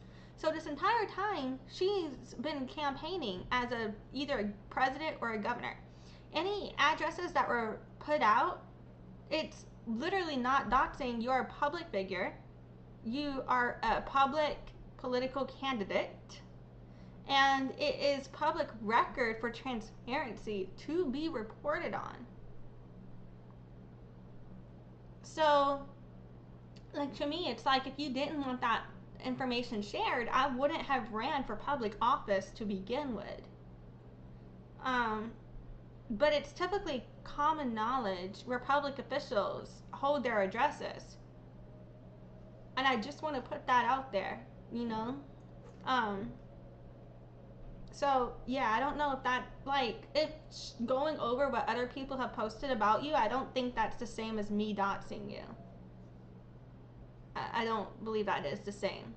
And I don't think that, like, people who, like, I don't think where her address is posted by the FEC and things like that, I wouldn't consider any of that doxing.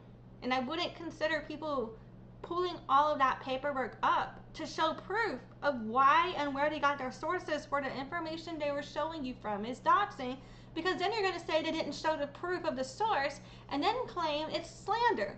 So, what, you know what I mean? Either, I feel like she's just trying to weaponize the law either way to silence you. But that's not what is, in my opinion, like something that you can do. So for her to claim that I attempted to dox her, I never did so. If it was for, you know, I just addressed related to any identifying information that she posted herself, that's not me doxing her. Me going over what the fuck she decided to put out there, I didn't dox her. And so yeah.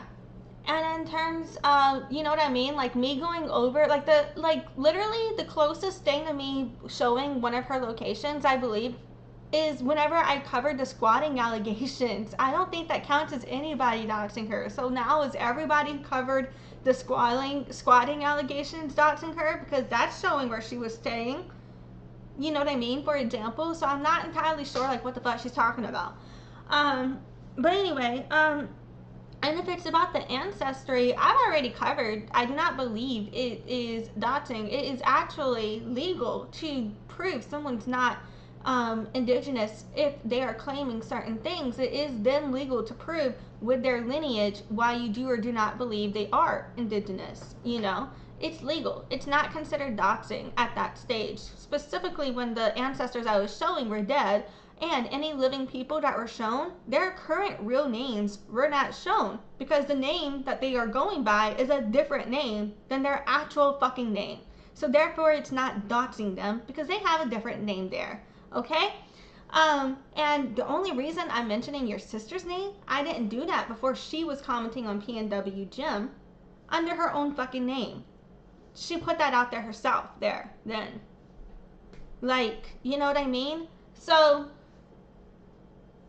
I don't consider any of that doxing.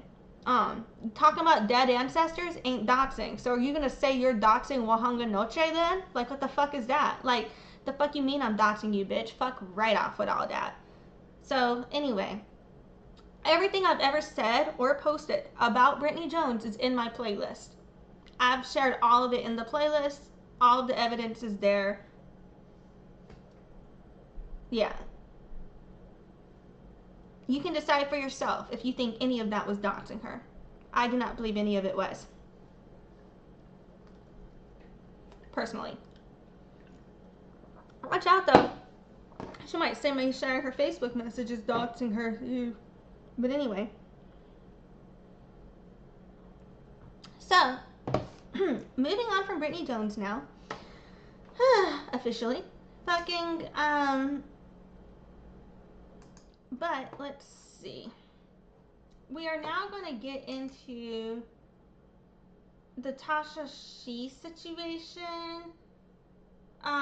Before we do though, I do want to show another video outside of the Tasha She video, but why isn't this working?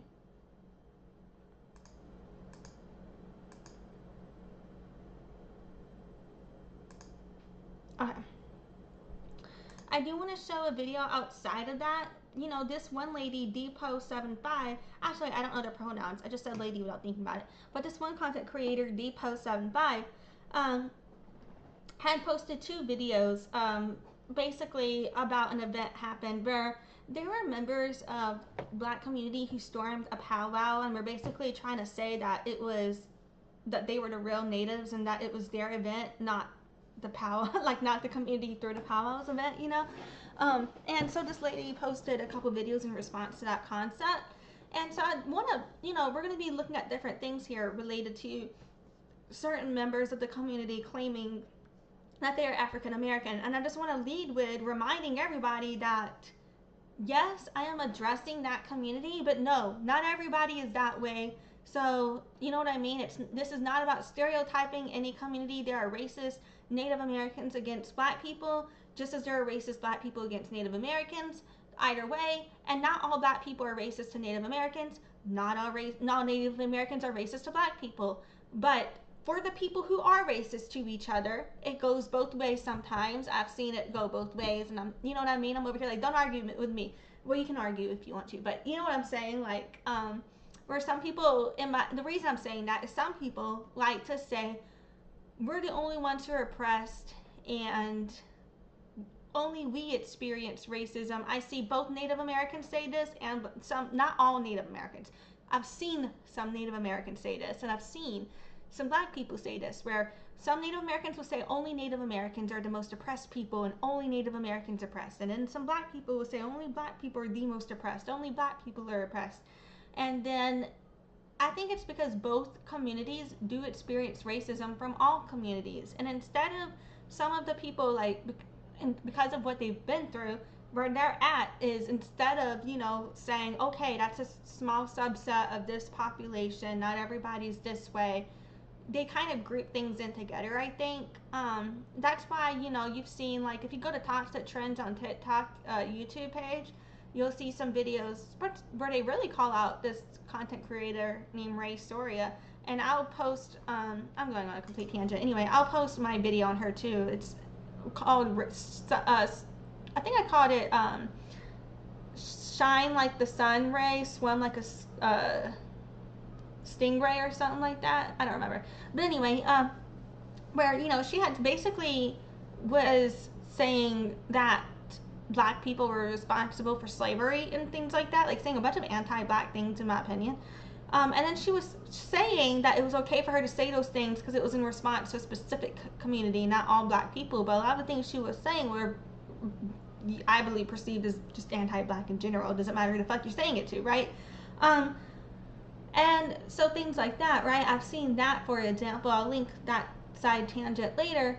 And then I also see, you know, it just go all ways. So, and then everybody likes to deny that they are racist to each other, because then she said all of that and then is then denying it's racist. But it is, you know? And a lot of people have problems with that, right? And so, yeah, fucking,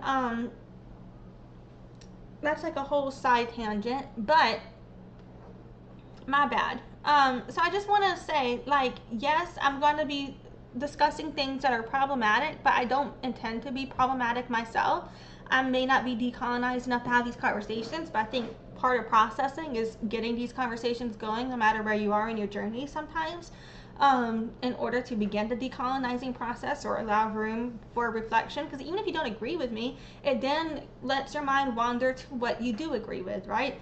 But yeah, so we'll watch this first video first, these two Depot 75 videos, and then we're going to get into a Tasha She reaction. We're just going to keep going. So yeah, all right, hold on. Native TikTok, indigenous TikTok, sit down, we got to talk. Y'all are being too nice. Way too nice. I saw the video of them people in the purple shirts claiming that they're the real Israelites with Bibles in their hands, storming that powwow, telling those people, basically trying to colonize their thinking. And here's what I don't get. If you're an Israelite, how are you Native American? Aren't you from Israel, bitch? Like, what's this? Just throwing that out there. Like, are you an Israelite or a Native American? I'm so confused with. When people who are like, we're the real Israelites, say they're the real Native Americans. I thought y'all were going into some sort of, like, Jewish thing. I didn't think that y'all were trying to come over here with that. In their way of life. The Europeans have already done that so many years ago. So you're going to this land telling these people you're the real version of who they are. No, you're not. Because if you were, Why are you going to their event trying to colonize them the way the Europeans have already done? They've already... And I'm showing this first because I want to lead with most people I know who are African American descent are proud to be African American. This is how they think. They're not with and for the whole black people or the real native thing. Fuck that. No, they're proud of their own fucking lineage, you know? Already had enough about that. Haven't I talked about this enough and y'all still don't get it? If you are a real Israelite, you're a real native or whatever they message they was trying to send, if you're a real anything, be that, but be that in your own seat. Be that on your own land. You don't go to land in events that is already established by the people who inhabit that way of life and have not changed it, are indigenous to it, native to it, and tell them with your Bible in your hand, native TikTok, indigenous TikTok, sit down, we gotta talk.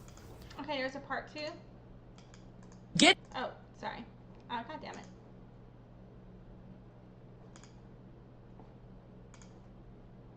Mind you, you're the same Bible who said it's okay to enslave your people.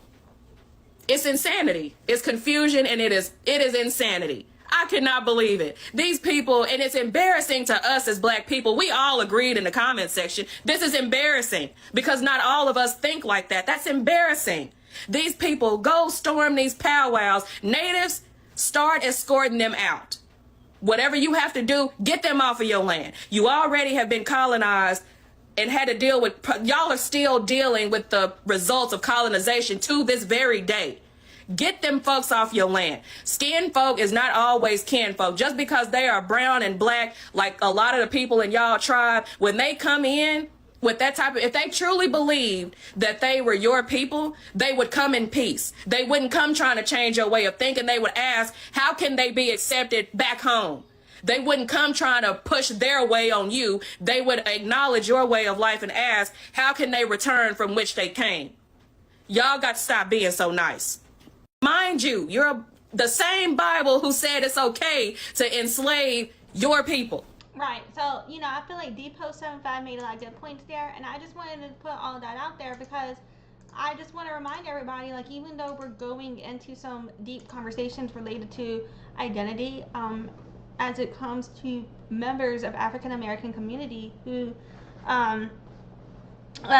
don't identify as African, they think they're just Native American, even though they don't have that cultural connection, like, you know, it's extremely problematic.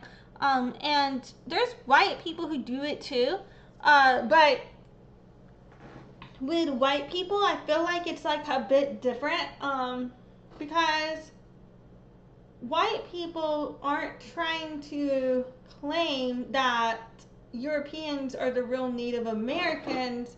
They just like to falsify an indigenous identity they don't have, versus there are certain members, small percentage of African American community members who do not believe they come from Africa. They believe that Africans are actually native, and you know, and so that is kind of like an exploration I'm going to get into. The reason I'm getting into that is because I believe those principles and those ideologies being pushed out to certain community members are why there are like background ideologies behind the Tasha She video we're about to watch. And the Tasha She video is called The Untold Truth About Pocahontas and Her Indigenous Aboriginal American Indian Origin. So we are about to watch that next and do a reaction to it. I am going to speed it up. We're going to watch it on 1.65 speed, or we're going to start there, and then we might adjust it if we need to slow down, or maybe speed it up if we can. But yeah, so we're about to do the Tasha She reaction. And before, you know, if I need to, I don't know if I've pulled up my family tree. But a picture of my dad's family is pulled up next. I'm pulling up my family tree now. So I'm here. I'm Alexis. Carson is my grandfather. Robert is my great-grandfather. Okay, we're going to keep going on this Carney side for a second. And we're about to get off the Carney lineage here. off the Cardi lineage now, we are going over here. Y'all know, if you're Powhatan, you already may know who Grace Meese is. If you're Powhatan, you may already know who Wanganoche and Kauki are, right? So let's just start there in terms of what my lineage is. Now,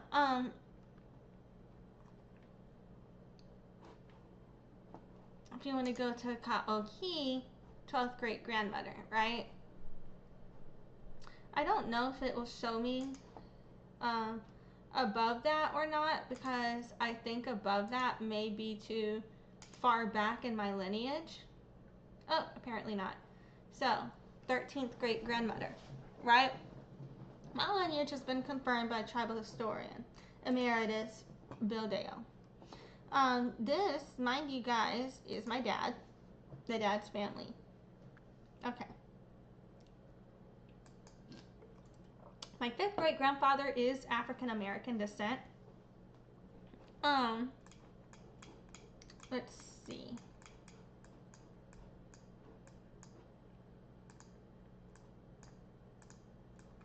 Apologies, I went the wrong way. Can't remember where the picture is. It might be on this one, or because they're both, there's 2 Nathaniel Mitchums and I get them confused.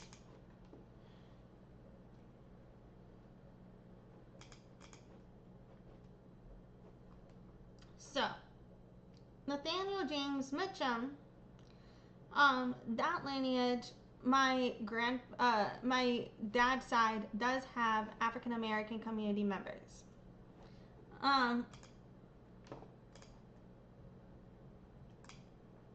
It comes from, they say he was adopted in, or an orphaned in, theoretically.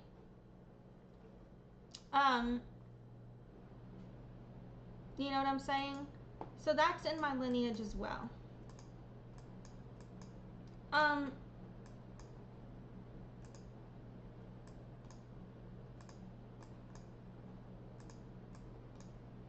just want to put that out there, and then, so this is who my dad is. So, we found out in November last year, November 2025, about my dad having part African American ancestry. Before that, it just wasn't something that was passed on to us. And I think the reason being was my family's lineage was so focused with maintaining the history that they did have and passing that on. And that was mostly documented, most of the connections documented on my dad's side, where his African American ancestry came through on my dad's mother. Actually no, that was my dad's side as well. That was through my dad's side. And then through his mother's side, there was that as well. My grandfather's mother. My grandfather's father is purely Native American. My grandfather's mother had African American ancestry. My grandmother, her family also had Powhatan ancestry. So, you know, there's all of that as well.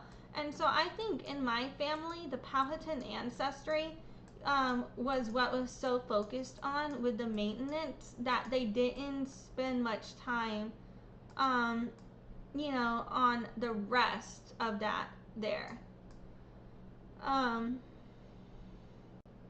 So I just want to throw that out there. Oh, y'all can't see this. But, so my dad's mom's ancestry also has Powhatan ancestry.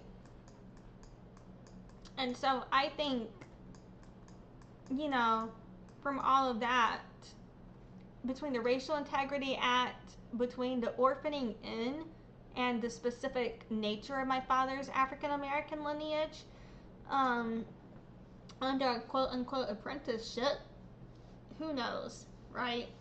All of that would explain a lot about why certain things are passed down, certain things are not, right? And so y'all will see previously in my videos related to this, my father's identity, I would be like, my dad is not African American.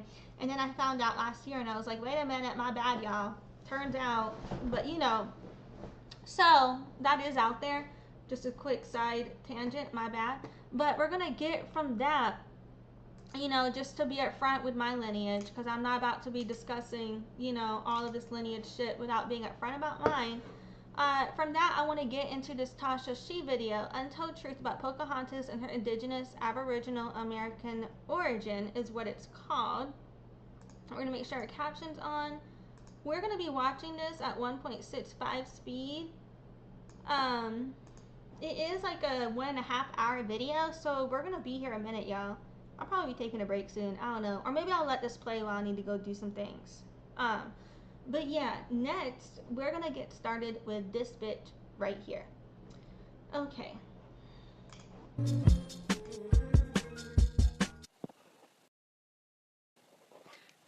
Is that wisdom? All right.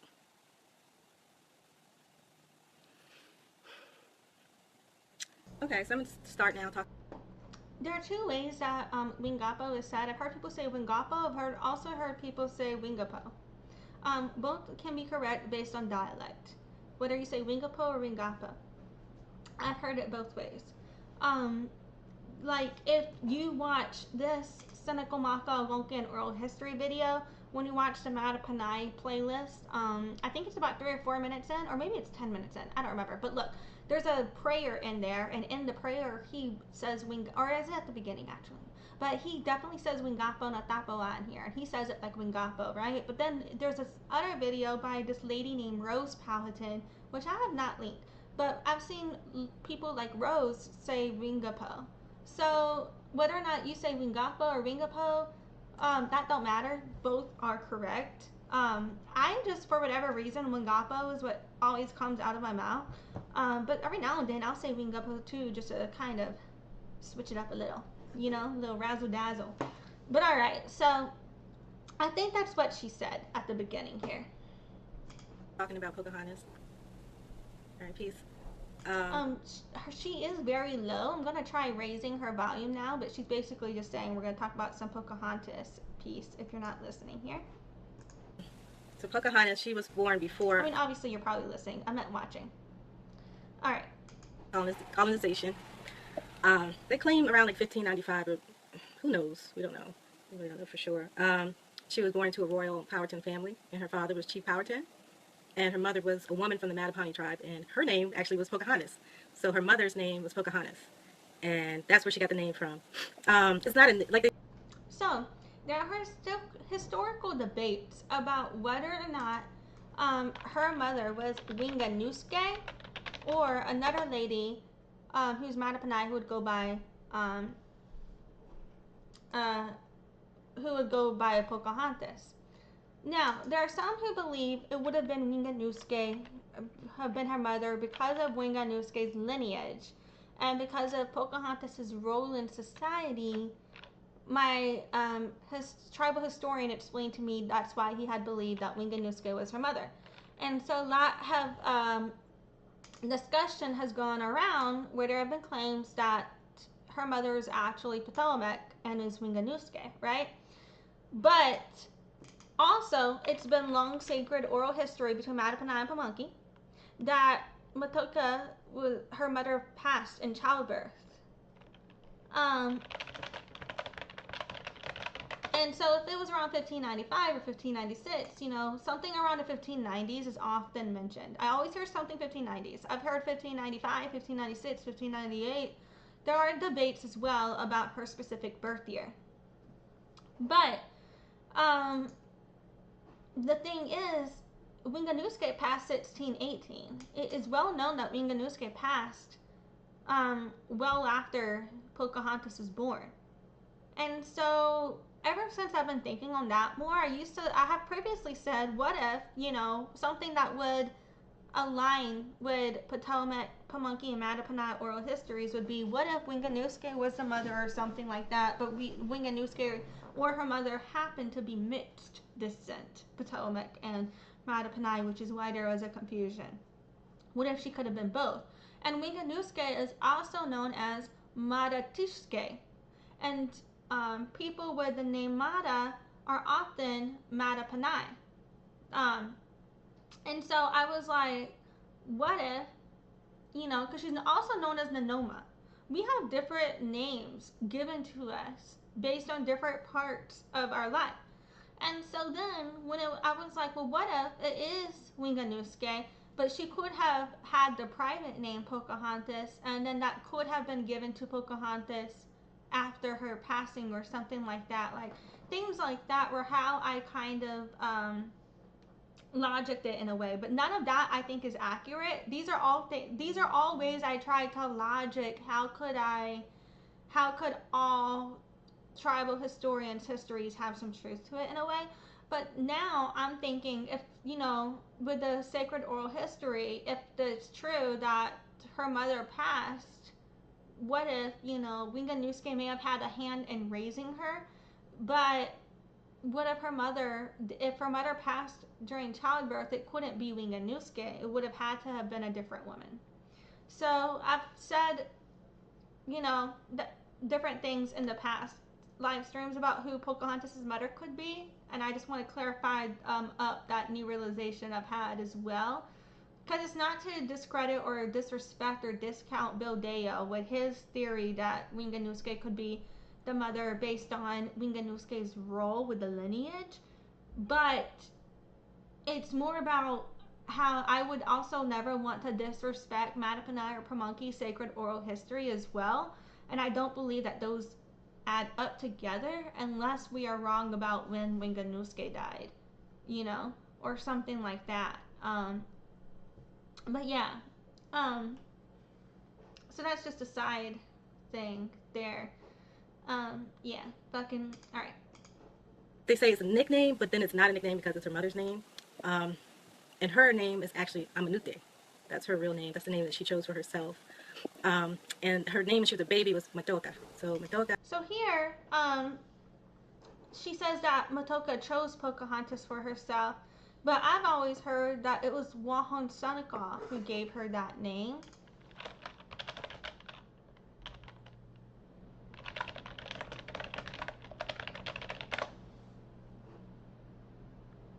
So yeah, I believe it was her father that gave her the name. But you know, the sources online are not always accurate. It's important to get your information from actual Powhatan sources. What's been discussed with me by people who I know is that they've said to me that Pocahontas was a name given to her by her father, not necessarily a name that she would have chosen herself. And Amanute, and Pocahontas is the name that they gave her, which was her mother's name. And her mother actually died in childbirth with her, so she never got to meet her mother. And her father, they said that her father was so in love with the mother, and she looked, she looked like him, I believe. Some people say she looked like him. That is a valid oral history. Like, it is said that her mother died in childbirth. Matoaka was her private sacred name given to her at birth, and Amanute is what she was known as publicly until she took on the name Pocahontas. But to my knowledge, Pocahontas was a name given to her by her father. Some people say she looked like the mother, but for sure we know that her personality reminded her father of her mother, so she gained her mother's name, and that's the name because our names were sacred. Some of our names were sacred. Pocahontas was the name that they let the people at Jamestown know her as, instead of her name Amanute. Okay, James, you said... That is also true. Matoaka was a sacred name. It was not for strangers to know. Said I lived where the Powhatan were driven from Hampton Roads, Virginia. Oh, okay. The Powhatan Empire was actually about like I said in the last video, it was the size of Great Britain. So the UK is the size of the Powhatan Empire. And it went down from the whole coast of Virginia all the way up to like southern Maryland to DC. So it really stopped around the Potomac River. And Potomac is actually a tribe in Virginia. I mean, it's actually a Powhatan tribe called the Potomac. And actually, I believe her husband, Cocoon, which you saw on the Disney movie, be just some extra third wheel guy. He was actually her real husband, her first husband. And he was a member of the Potomac. He was a Potomac. So, okay. Sure. And she had hundreds of siblings because her father had over 100 wives. So, okay, honestly, she might not be wrong, but I feel like this could be an exaggeration. I think it may have been closer to like 30 or 40.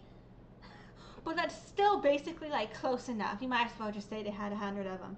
right? But if it's believed that he had a wife in each tribe that was part of the Confederacy, and there were over 30 tribes in the Confederacy, then he did have in the several digits for sure. Like, I believe potentially it could maybe accurately said based on historical documentation, but I think 100 might be a stretch. I don't know if he had all of that fucking in him, but maybe he did. He is a man, but that was my bad. That's disrespectful. I apologize. But because he was he was more than a king. He was the emperor of the nation. So he had over 100 wives. And he did this for a reason. He didn't do it just to have, mess with a bunch of women or whatever. He actually didn't want to do all that. But he had. Okay, so I don't believe it was 100. It was a lot. It was a crazy number of wives that he had, but it wasn't. I don't think it was 100. Whether or not he wanted to do it or something like that, I don't think anybody can speak to. I have seen no documentation that would support anything, or ever heard an oral history that would support anything along those lines about him not wanting to do what he did.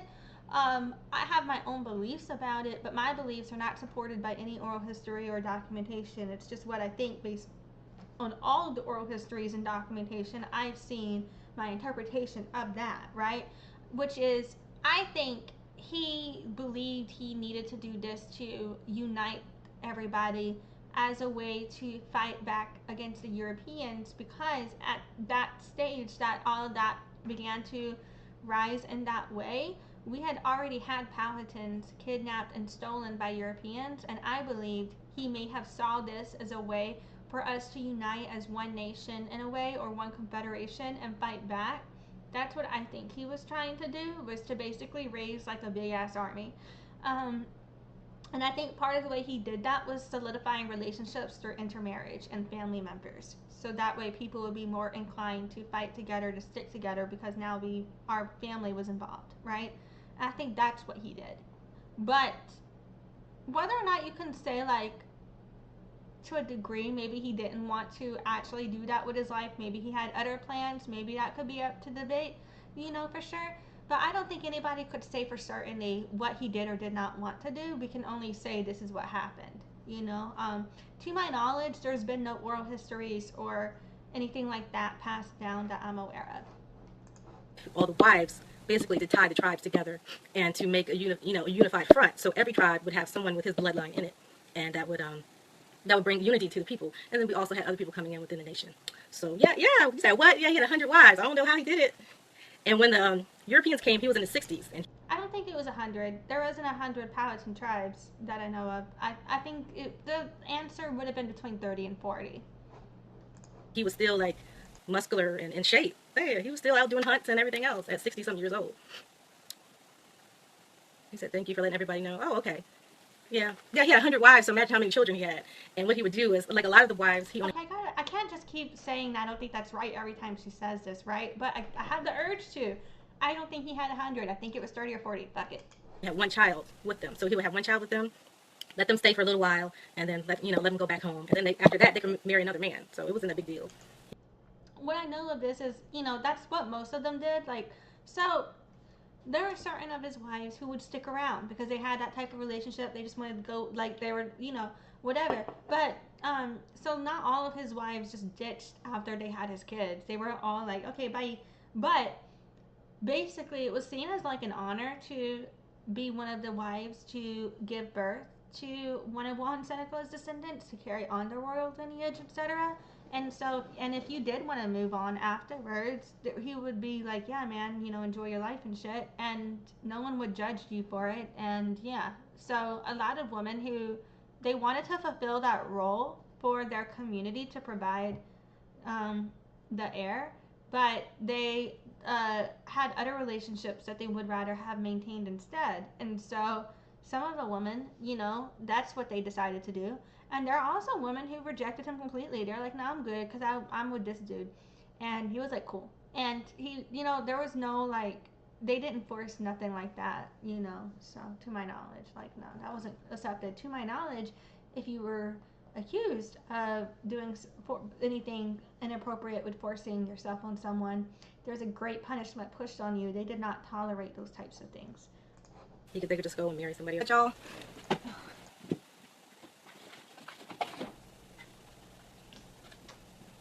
But yeah. Okay, I'm back. Yeah, my connection, it kept saying your connection is bad. Like before I signed on, it said your connection is bad. So I had to try to like fix it. I had to unplug something.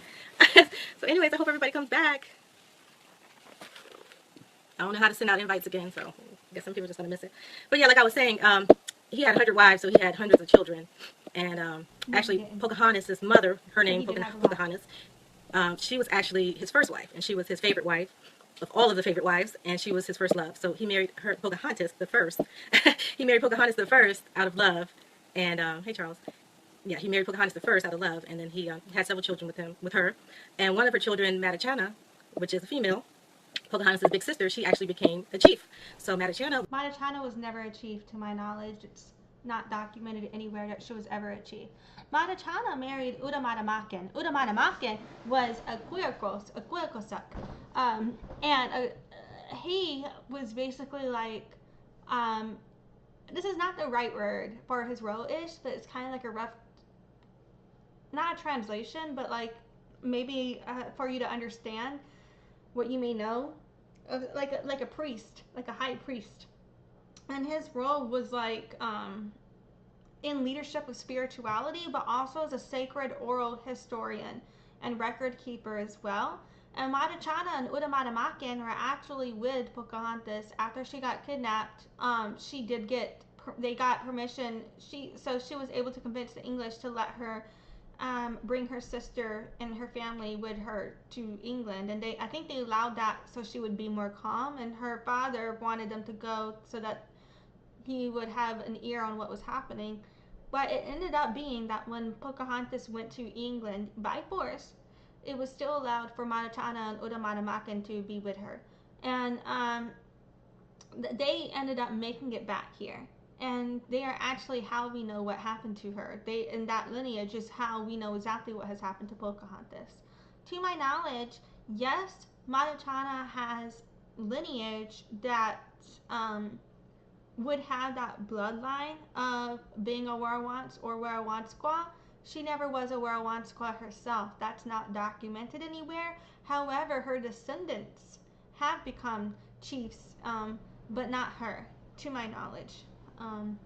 And we have one of her descendants, Jules is one of her descendants.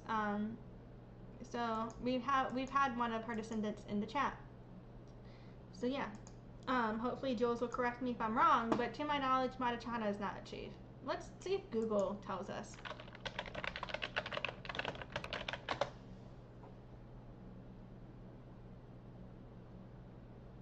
Yeah, there's nothing here about her being a chief. It just shows that she's a descendant. But here, they also are claiming that she married Opechakana. That's not fucking true. She married fucking Udamatamakan, dumbasses. Anyway, okay, let's just move on. Apologies, I'm getting annoyed. But yeah, so she's not a chief. Alright, let's keep going. Actually, no, I'm gonna save that search later to link it to you guys. was the chief of the Mattaponi tribe, and her husband was a priest. And they actually, after her mother died, they took in Pocahontas, and she raised Pocahontas like her daughter. Okay, to my knowledge, I've heard it was not, or actually, no, you know what, I'm getting Pocahontas' story right now confused with, Galkey's. It is true that Mattachanna and, Pocahontas were extremely close, but to my knowledge, there's different debates about the birth years. So some people cite them being born around the same year. Some people cite Pocahontas being born later. Some people cite Pocahontas being born before. I don't know for sure. Why? Because I wasn't fucking there. So yeah, I know they were very close, but I actually don't know if Mattachanna was her older or younger sister. Yeah, so that's how Pocahontas was raised. Like, mostly her sister Mattachanna raised her, and her father, he was so busy, he couldn't do all that. He's a busy dad. He couldn't do all that, so his daughter took on the role as mother to Pocahontas. Yep. Okay. So let me talk about the whitewashed pictures. Like all the pictures that you see now of Pocahontas are whitewashed, meaning that at the time they. To a point, this is true. Almost every single picture of Pocahontas, except for one, she was not present for. Only one picture she was actually there for, and they were doing the drawing of her. Every other image is what people thought of her. And they often would use European women in front of them because that's what they knew and saw in front of them, and then try and like make that look native, right? But it's really like a whitewashed native.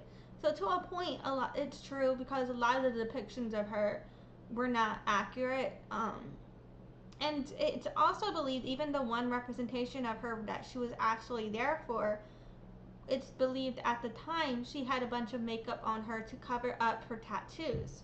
So it's believed even that could be a whitewashed representation of her, but it would be the most accurate.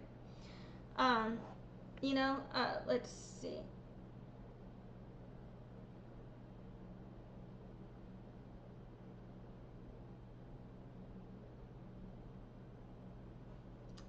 And then there's also, I had put up before,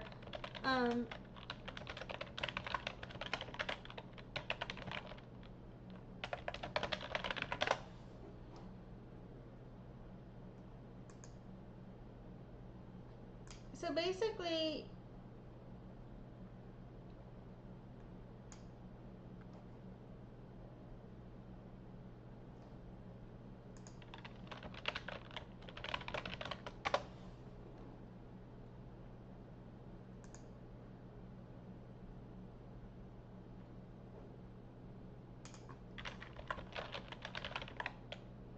okay, so, and John Smith's observation of the Powhatan people, he said that we were generally tall and straight with brown skin, that we were born white but turned brown as we aged, and had thick black hair. Typically, a Powhatan, I believe, traditionally would have been described to look like my father. To my knowledge. Now, my dad's skin tone can vary based on how much time he spends in the sun. So can mine, right? And so where they're saying born white and then get tan later, Europeans didn't spend time in the sun like Native Americans did. You know what I mean? So before then, like that wasn't what they did. If in my experience, they covered up a lot more. So I just want to put it out there, we were like, yeah.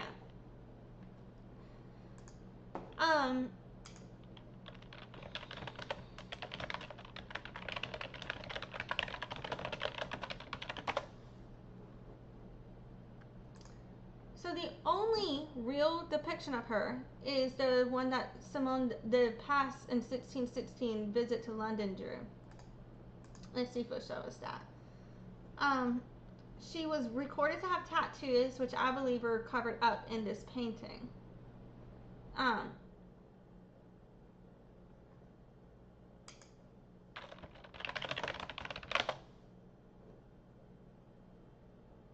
So, the colonists and historians, they documented Powhatan women, including Pocahontas, as having naturally lighter skin that tanned deeply in the sun, strong cheekbones and jaws, and coarse, straight black hair.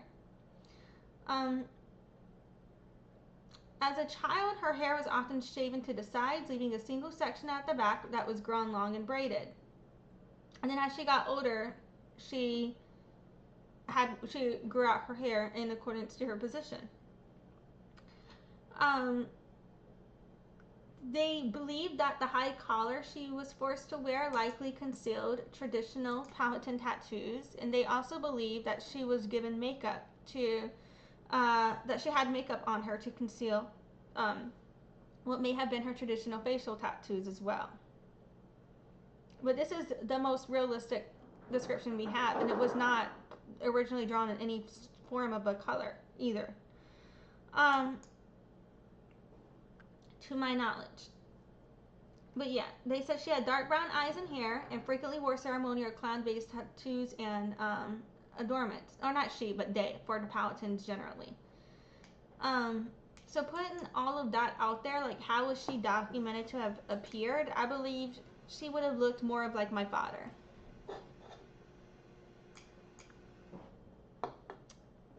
So I just want to put that out there. So yes, her image is whitewashed, but yeah. Because they love Pocahontas so much and they love what she represented, basically it was, she represented colonization, she represented integration, she represented interracial marriages. So basically the European men coming here to claim a piece of the land, claim the women or whatever. So they drew her as a European woman. Now some of the photos, she still does retain her features, her Powhatan features.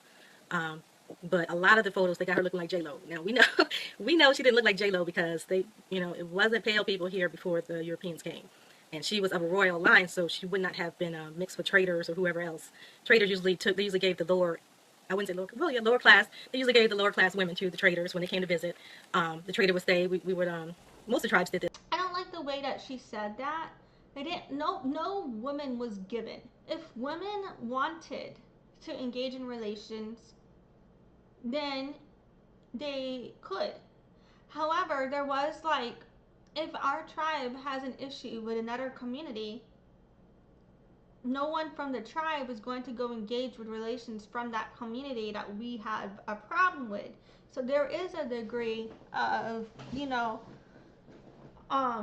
there will be getting permission to a point to engage in relations with certain communities, so that way we can make sure that we're not betraying our people by engaging in those relations to a point, but other than that, there's no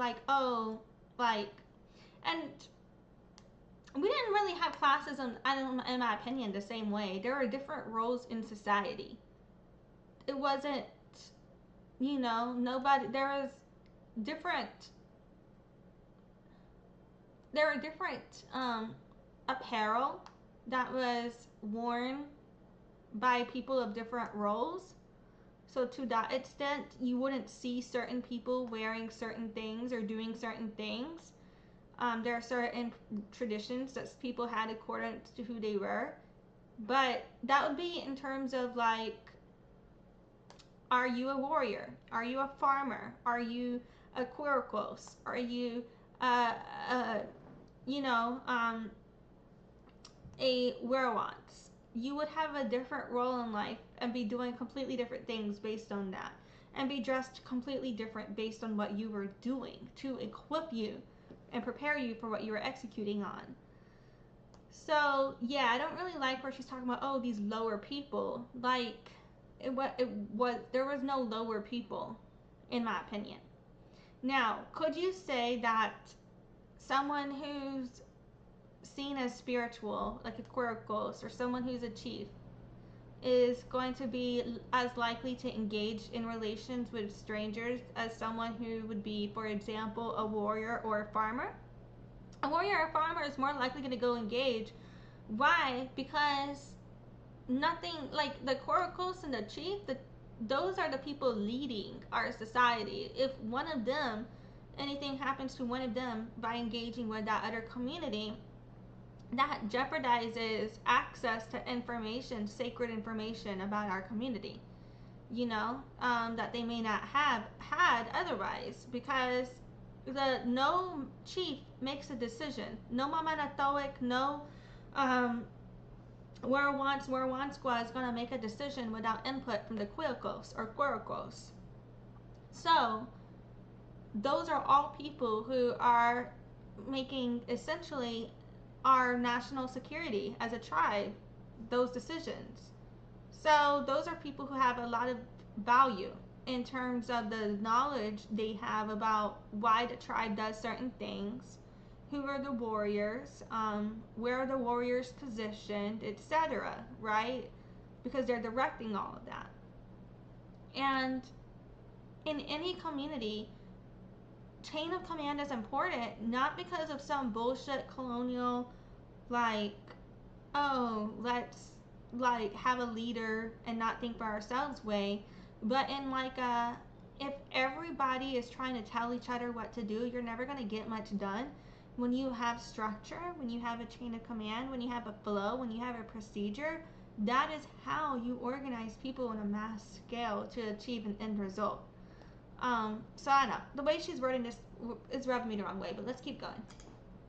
The traders would stay in the guest house, and they would send women to them, like a group of women, to each trader at night, and the women would, I mean, some of the women were married, most of them were single, some widow. They, you know, they would.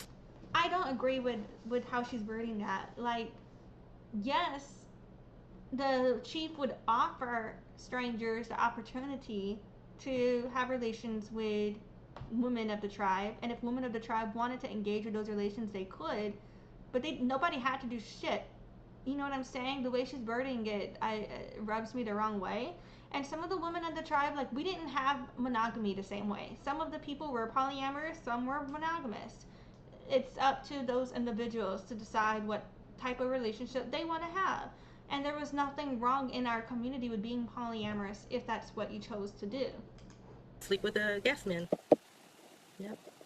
Is it the real Pocahontas story told by an actual direct? Yeah, I know I'm not a direct descendant of Pocahontas. I'm a descendant of her father, so I'm not a descendant of her. All the Pocahontas. And as I've shown to you guys, I am a direct descendant of her, as well as her father. So yeah. Direct descendants now or Caucasian. They're European. They look like European people. Most of them. No, not all of her direct descendants are European. That's not true. Now I happen to be. A lot of us happen to be. My father, though, does have African American ancestry as well. And there are a lot of, I have a cousin, I'm not going to say his name, I'm not going to show his picture, I don't give a fuck. Believe me, don't believe me, I don't give a fuck. I have a cousin, he's literally African American. You look at him, that is a black man. He's mostly African American ancestry. He also has Native American ancestors. He's also a descendant.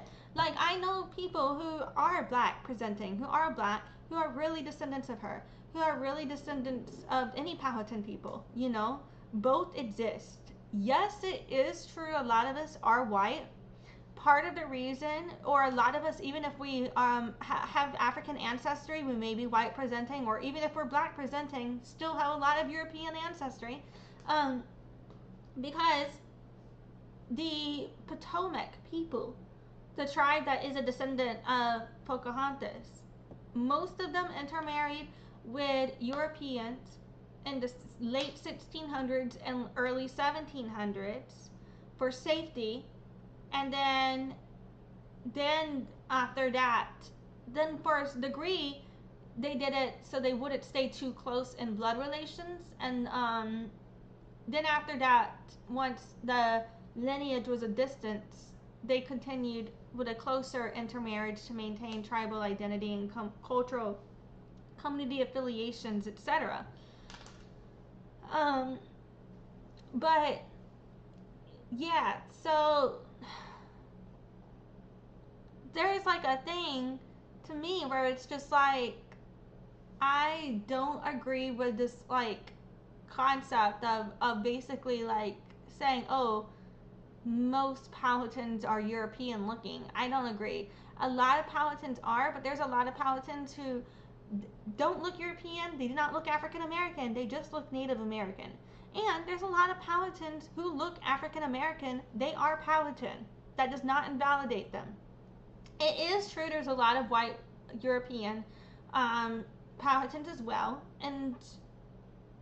but I don't know the numbers. I don't know. I just feel like something about this is like, well, are you going to acknowledge all of the Powhatans that exist who are not white presenting as well then? You know? Only have that one drop of indigenous blood. And even then, even with that, they actually had so much power that they created laws that made them exempt to all of the black laws, you know, the color-coded laws. Okay. So, to another degree, this is partly true when it comes to the lineage of Thomas Rolfe, right? So that would be Pocahontas was forced to marry John Rolfe, and they had the son Thomas. The reason Thomas is not accepted into Powhatan community is because he's known for being complicit in genocide against Powhatans, and no one in his lineage is accepted in the community.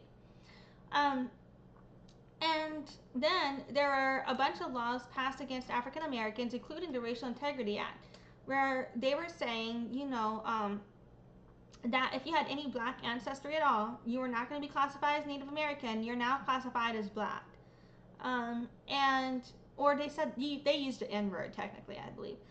And then there were also the Pocahontas exception. They said unless you were a descendant of Pocahontas, if you're white, then we'll still call you Native, or you can be white. Something like that. And then then they reclassified a bunch of people as white who were actually Native. Whether or not they were a descendant of Thomas Roth. Like, there's just a bunch of shit that happened there. But in these laws, it is true that they're basically saying, even if it is valid that you have Native American ancestry, if you are black at all, they're just calling you black. They're not acknowledging that you're Native. So a lot of people with valid ancestry were misclassified here, or reclassified. Those laws that Walter Plecker later established their bloodline because they were of a wealthy, a wealthy class of Europeans, and they only had that one drop of Pocahontas' blood. They made laws to make them exempt. But anybody else with that one drop, they were considered colored. Yeah. All right. And then, okay, more about the photos of her. What did she look like? A lot of people ask, what did she look like? Well, we know from accounts of Captain John Smith and other people who have, had interactions with her father, that Chief Powhatan, Wahansanaka, was described as being black in color. He was very dark-skinned in color. He was, to my knowledge, he was not described as being black. I've only seen African Americans who, usually they're claiming that African Americans or black people are the natives, say that, but I've never seen any historical source actually say or show that he is black. Now, they're showing a statue where black material was used, but that doesn't mean he was black. You know what I'm saying? That's just what they made the statue out of. But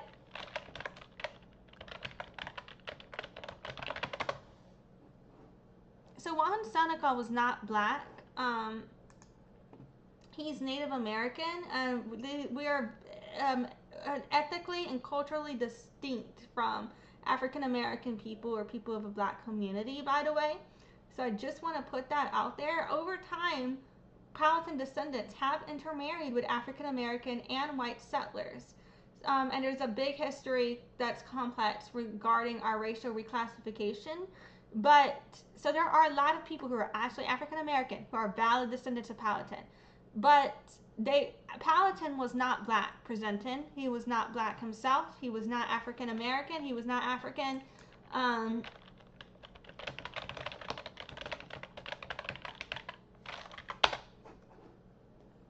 Wahansanaka, he had indigenous American descent, American skin, generally characterized by varying shades of brown, often described as golden, tan, or reddish brown. The English said that he was tall, able-bodied, nearly 60 as of 1608, with a sour look, somewhat gray hair, and practically no beard. So yeah. To my knowledge, there's never been any documentation of him being African American. He was described to be tan or reddish brown skin. I believe he would have had a skin tone that would have looked more like my father, to my knowledge. Just putting that out there. Yeah. So I don't think that this is accurate. It's not, there's nothing that, to my knowledge, that would back this up. I've never seen a source that would back up this claim. One of the quotes, I believe, from John Smith said that he was black as a devil and had 200 men. To my knowledge, John Smith never quoted that he was a black man.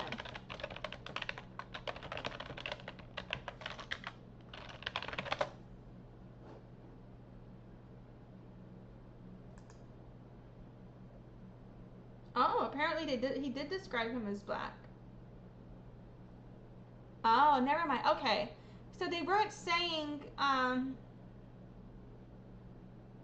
alright, so here they're saying, in the early 17th century, English terms like black or tawny were frequently used by Europeans to describe the skin tone of indigenous and non-European people without specifically denoting African heritage.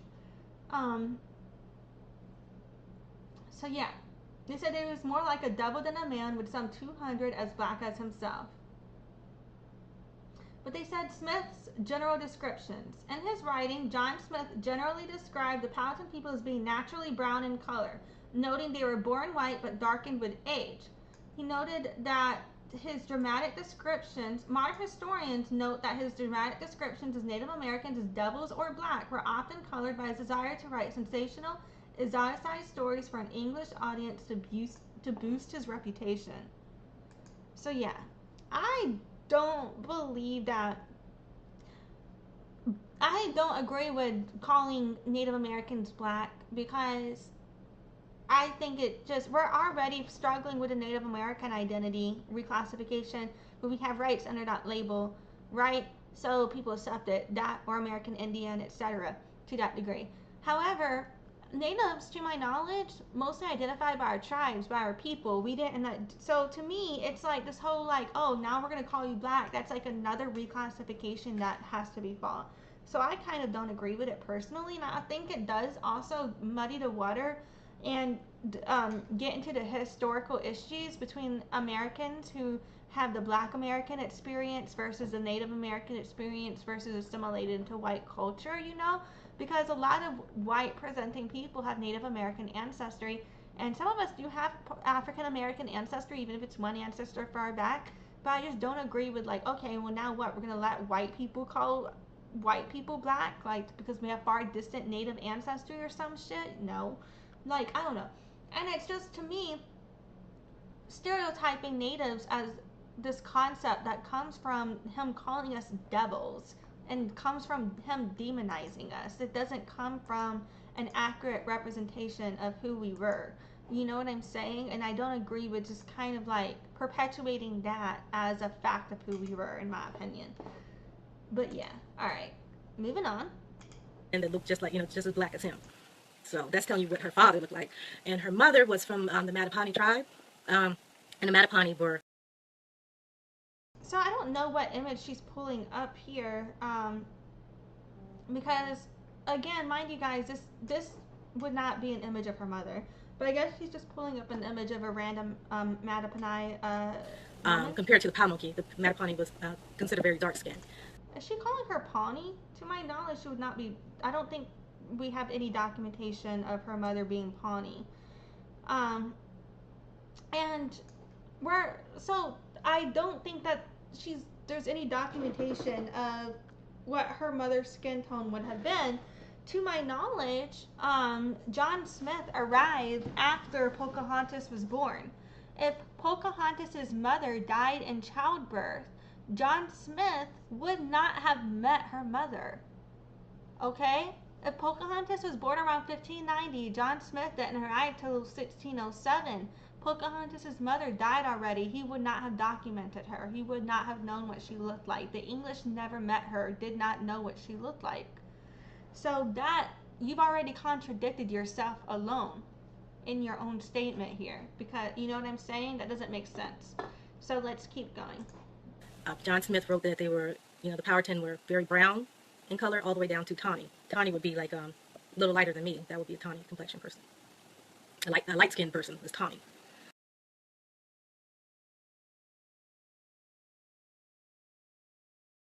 My dad's color, you see here? The example she's showing matches my dad's skin tone.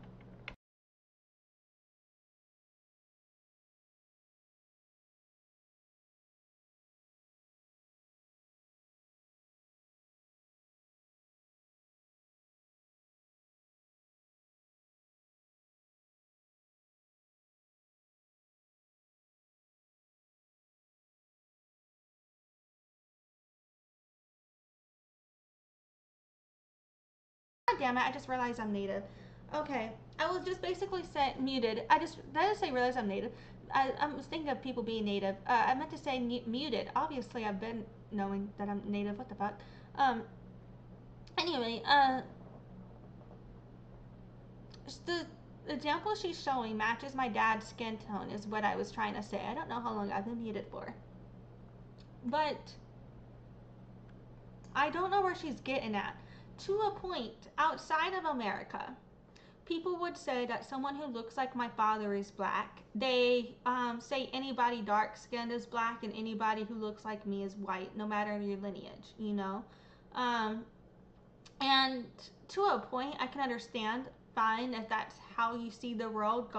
I wouldn't want to argue with you about your worldview, you know, because I know different cultures see it differently.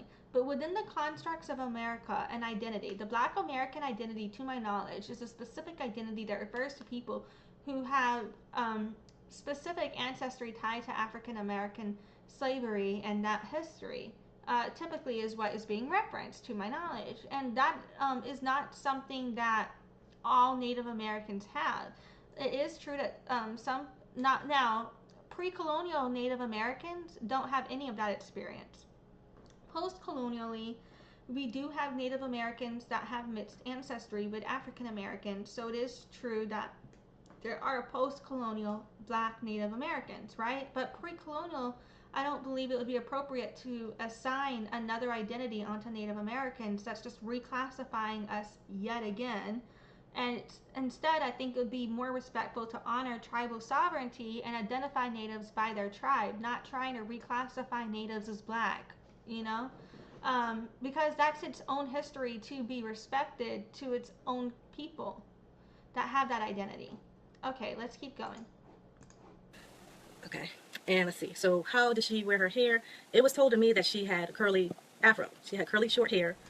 Who the fuck said that Pocahontas had curly afro-textured hair? That, to my knowledge, has never been documented. To my knowledge, Pocahontas was documented to have long, straight, dark hair. I don't know where the fuck she's getting this from. Like, I've never seen any evidence that Pocahontas would have had short, curly, afro-textured hair. What? Like, no. To my knowledge, she would have had dark, straighter, longer hair. I believe only people from Africa typically have afro-textured hair, and Pocahontas was not from Africa. She's Native American, if I'm not mistaken. I mean, my hair's curly, but it's not that short. But her hair was curly and short, and it was cut like an afro when she became. Now, her hair was never entirely short. It is true she shaved part of her head as a child, but part of it was also kept long. Her hair is, like, our hair is documented, we keep it long. To my knowledge, her hair would not have been a short afro. It would have been long, it would have been much straighter, and darker hair, you know. That's every historical source I've ever seen would describe Powhatans and Pocahontas that way. Every oral history that I'm aware of would describe her as someone that would have long, dark hair. So I don't understand where the fuck she's getting this idea that Pocahontas has short afro-textured hair from. Pocahontas was not African. She was Powhatan. She was Native American. Adult, and what we would do is we would shave, like you see how my hair is like this, they would shave that whole side of the head. It would probably be on the left side because the men, like the young men who were single, they would shave the right. That there's nothing documented to that effect about us shaving the sides of our head based on whether or not we are single or taken, that I'm aware of.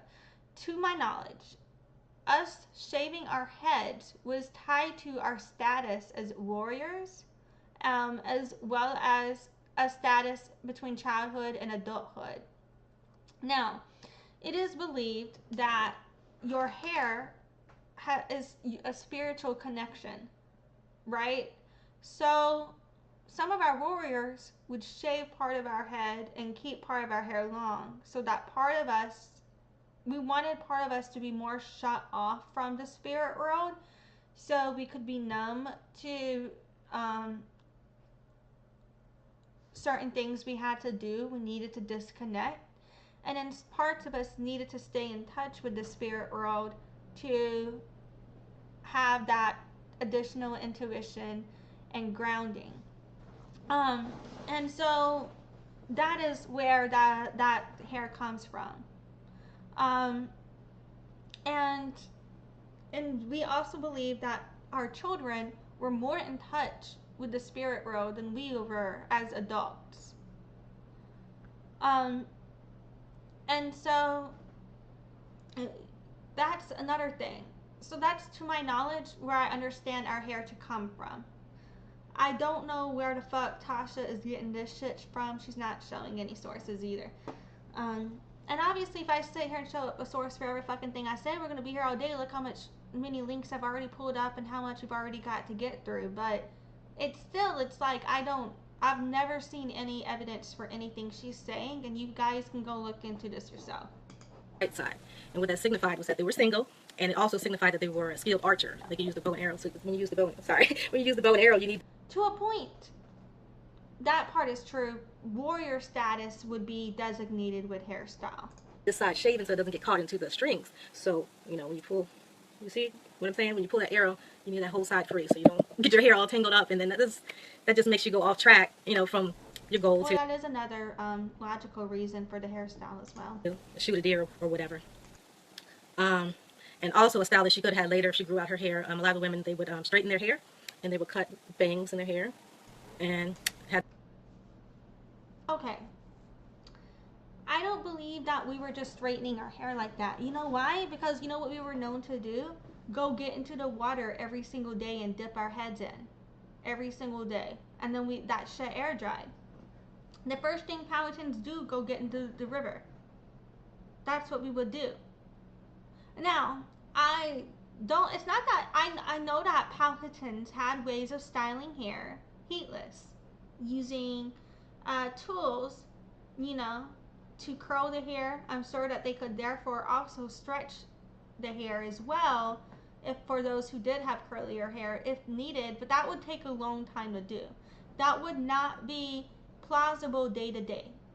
How we were documented day to day would be to have long hair. Now, some of us did cut bangs, but not all of us. That wasn't necessarily, that was just a personal preference. Some Powhatans did have bangs, but I, to my knowledge, do not believe we were just straightening our hair all the time. No. A lot of Powhatans, like, their hair air dried. It was already pretty straight. Like, it's just documented straight. We didn't go do anything to straighten it. We washed our hair and then it dried that way. To my knowledge. Like, I don't know what she means we straightened it. Had the other hair straight. Or they, you know, Pocahontas did not wear the signature 2 braids that everyone, I guess they would signify as being indigenous. Now, it's true that's not the only hairstyle we wore, and as a child, she would not have worn that hairstyle because parts of her hair were shaved, so it may not have worked out. But as she got older and her hair grew out, that is a common hairstyle. Our women are very well known for wearing braids this way. And anyway, we wear a lot of braids. So I don't know what she's saying that Powhatan women don't wear braids. Yes, we do. Like, what? Or Indian. Pocahontas would have worn braids, to my knowledge, I believe. 2 braids. We didn't wear that at all. So if you're going by the Disney movie or other... What the fuck you mean we didn't wear that at all? Yes, we did. The fuck are you talking about?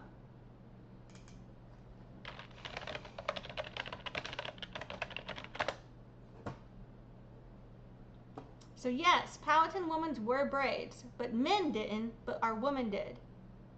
Our specific hairstyle would vary based on our gender, age, and marital status, as well as our role in society.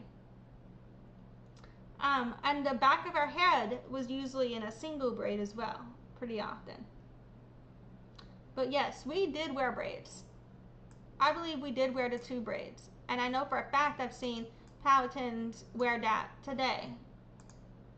So I don't know where the fuck. Now, it is true that Pocahontas and Disney movies and all of that mischaracterize us, and it is true it's a common stereotype as if we only wear that hairstyle or something. But to act as if we didn't wear braids is just wild to me. Like, I don't know. I consider a lot of what she's saying indigenous erasure. We're only 13 minutes in. God damn. Depictions that is totally inaccurate because we didn't really wear hair like that. The other Algonquian... Yes, we did. Other Algonquian tribes did wear it like that, and other tribes down south and to the west, but we didn't really wear that hairstyle. Okay, Patu. Yeah, so she would have wore. Now, how did they get their hair straightened? Well, basically, it's similar to the stuff that we do now with relaxers, a lye relaxer. So what they would do is take lye, which is ashes from a campfire, and they would mix that with lime. Where was the evidence that we ever did this?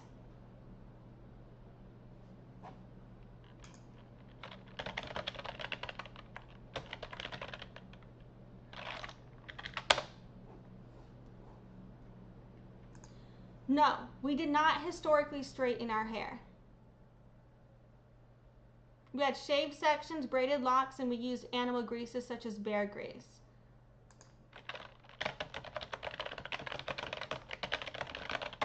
We also went into the river every single day.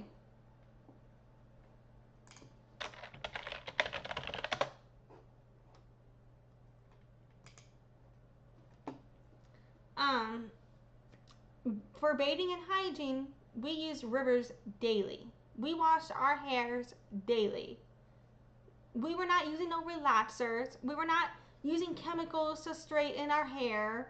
We were not using the fire to straighten our hair just to go wash it out the next fucking day. No. I don't understand. And putting ash in your hair would, like, what she's saying, to my knowledge, would not relax it. Your hair would not be altered by putting ash in it unless you put ash in your hair when it's hot, and then it's not going to straighten it. It's going to burn it off. It's going to damage it. It's going to fry it.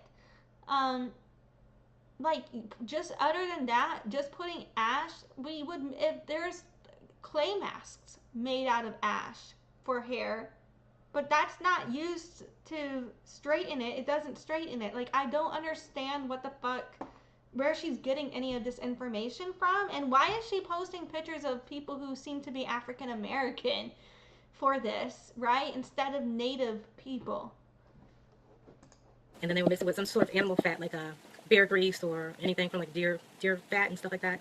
They mix it up and they would make a relaxer to straighten the hair. That's what they would do. We did not make relaxers. We did not straighten our hair. That is, I don't know where the fuck she's getting that from. To my knowledge, that is highly inaccurate. There's no documentation of that ever existing. He says how many of the women wear their hair today. You talking with the shade like Rihanna or Cassie? Yeah, that's an indigenous hairstyle. And actually, the ponytail is an indigenous hairstyle too. Europe and other places didn't really have a ponytail like that. Maybe other, I don't know. Well, Europe did have pre-colonial ponystyles. What the fuck are you talking about? Almost all of those goddamn wigs have a goddamn ponytail. Yes, ponytails. Oh my god. And this whole shaved head thing, Africans did that back in the day before as well. Like, so I don't. Anyway. Well, the Europeans got it from indigenous people. Maybe parts of Africa did have ponytail with locks or things like that, but the actual straightened ponytail or the curly ponytail comes from indigenous people, the Algonquian people and the Muskogee people that they came in contact with. Also, another thing is we had very good hygiene, and people took baths. They took baths. They had water at home. They had like big pots. We had a lot of pottery, so they'd have water in the pots at home, or they would just go down to one of the rivers because every community was close to a river. And most of the major cities, most of the major towns we had were named or.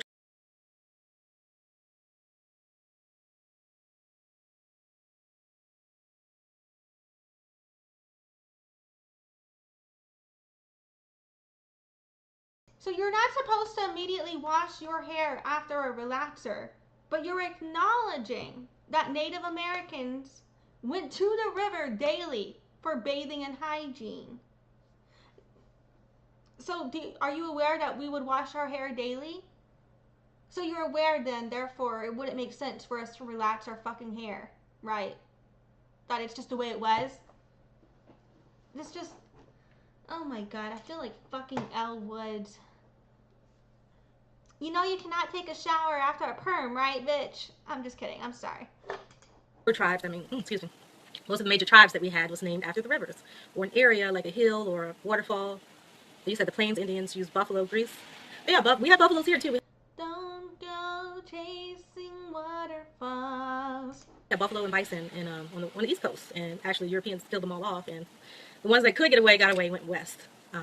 So we did actually had bears, and we had bison and buffalo. In Virginia and in North Carolina and down. Did you say Mesa? Wow, I knew that they had straightened their hair. Some of the old pictures that I see of the indigenous people, it looks like they straighten their hair. Yeah, you can tell the difference when someone with natural, just like You see. Okay, modern times, yes, natives straighten our hair. Pre-colonially, no. We are not documented to have ever straightened our hair. The fuck you mean you can tell we straightened our hair? Like, what? That's like me looking at African Americans with curly, kinky hair and saying, you don't have kinky hair. I can tell you curl that all the time. I can tell that doesn't grow naturally out your head. You just curl it. That would be racist, would it not? So why are you doing the same to Native Americans? That I don't understand. Like, what? Like, I just... And mind you guys, my dad, mostly Native American descent, also has some African American ancestry. Oh, mostly European descent as well. European, Native American, African American ancestry is what my dad has. But this whole concept, there's no evidence to support what they're saying, that Native Americans somehow straightened our hair pre-colonially and that we had Afro kinky hair. No, that's not true. Show the proof. So-called black women with their hair permed or whatever, you can tell the difference in texture for someone who's straightened their hair versus someone whose hair is naturally straightened. So a lot of the photos you can see the actual kink in their hair. No, you can't. You can't always tell the difference.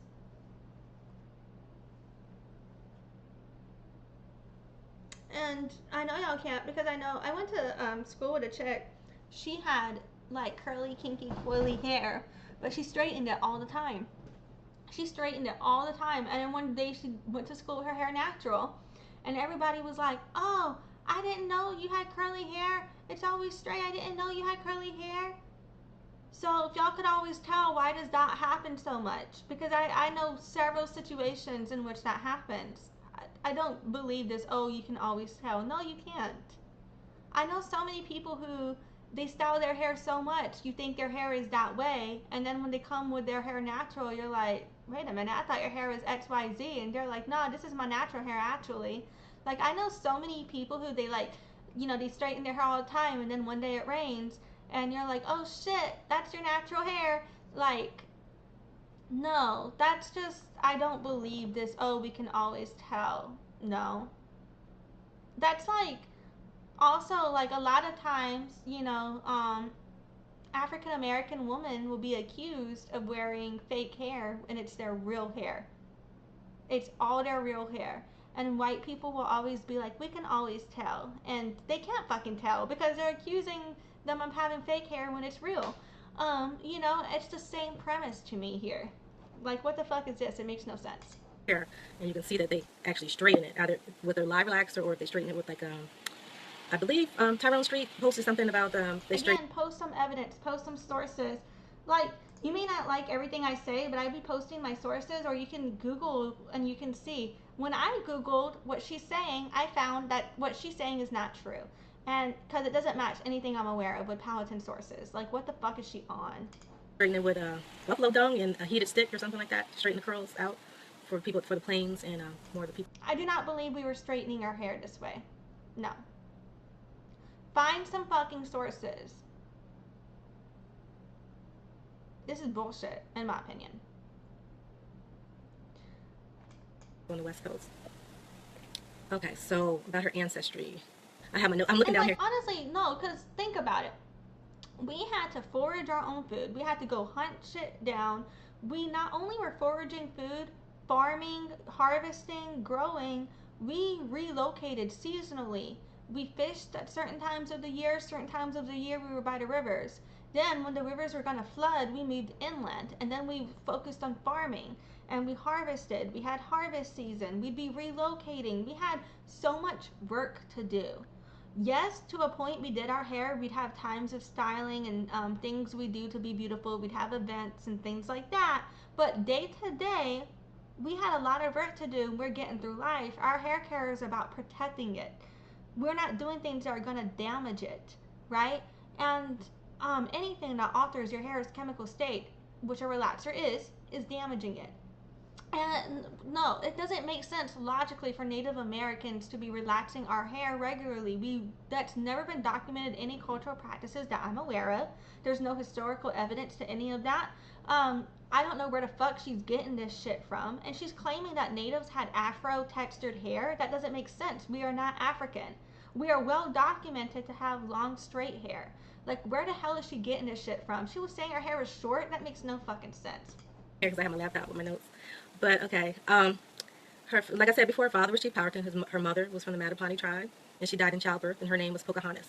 Now, Pocahontas' real name is not Pocahontas. Her real name is Amanute, and her name when she was a baby was Matoaka.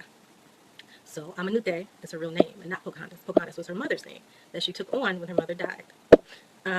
Let's see, and the Disney movie. Let's talk about the Disney movie. The Disney movie is actually fake. The whole storyline is based on a lie. None of that stuff, besides Cocoon and all these characters existing, happened. Pocahontas never talked to raccoons and hummingbirds and trees. She was never alone to be in the woods to do such thing, for one. We did have dogs. Some people have pet snakes. I don't like snakes, but we did have pet snakes and things like that, but it's mostly dogs. The dogs lived in the house for some people. Some of them lived outside, and what we would do, some of y'all people might be familiar with this, especially from Virginia. They would take the leftover scraps of food and put it in like a pot or a bucket. Well, now we would use a bucket, and then they would sit. I don't know what she's doing, but that thud noise you keep hearing is her hitting something in this video. I think she's got something in her hand and keeps hitting it or something. I'm someone who's like, I don't know. I don't know. But yeah, I wonder if it's like a stemming thing, because that's something I do when I'm like, I have an attention issue, and I wonder if that's why she does that too, but I don't know for sure. Set it out for the dogs to eat. I know my family, I just recently went to a funeral and they did. I was like, I know they didn't do this country stuff. I actually went to a funeral recently and they did that. Like, we ate after the funeral and they just collected all the food in a bucket for the dogs. I'm serious, y'all. I'm serious. So what's the meaning of her real name? I'm not sure what the meaning is, because a lot of the Powmonkey language is gone. There's no more fluent Powmonkey speakers. Now we do. So, I know that the name Matoaka is about being between two rivers. It's meant to be flower between two streams. I don't know what the name Amanote means technically. I know Pocahontas means little playful one. We do still have fluent Algonquian speakers, which Powmonkey is based on, that same language branch, but there's no Powmonkey speakers left.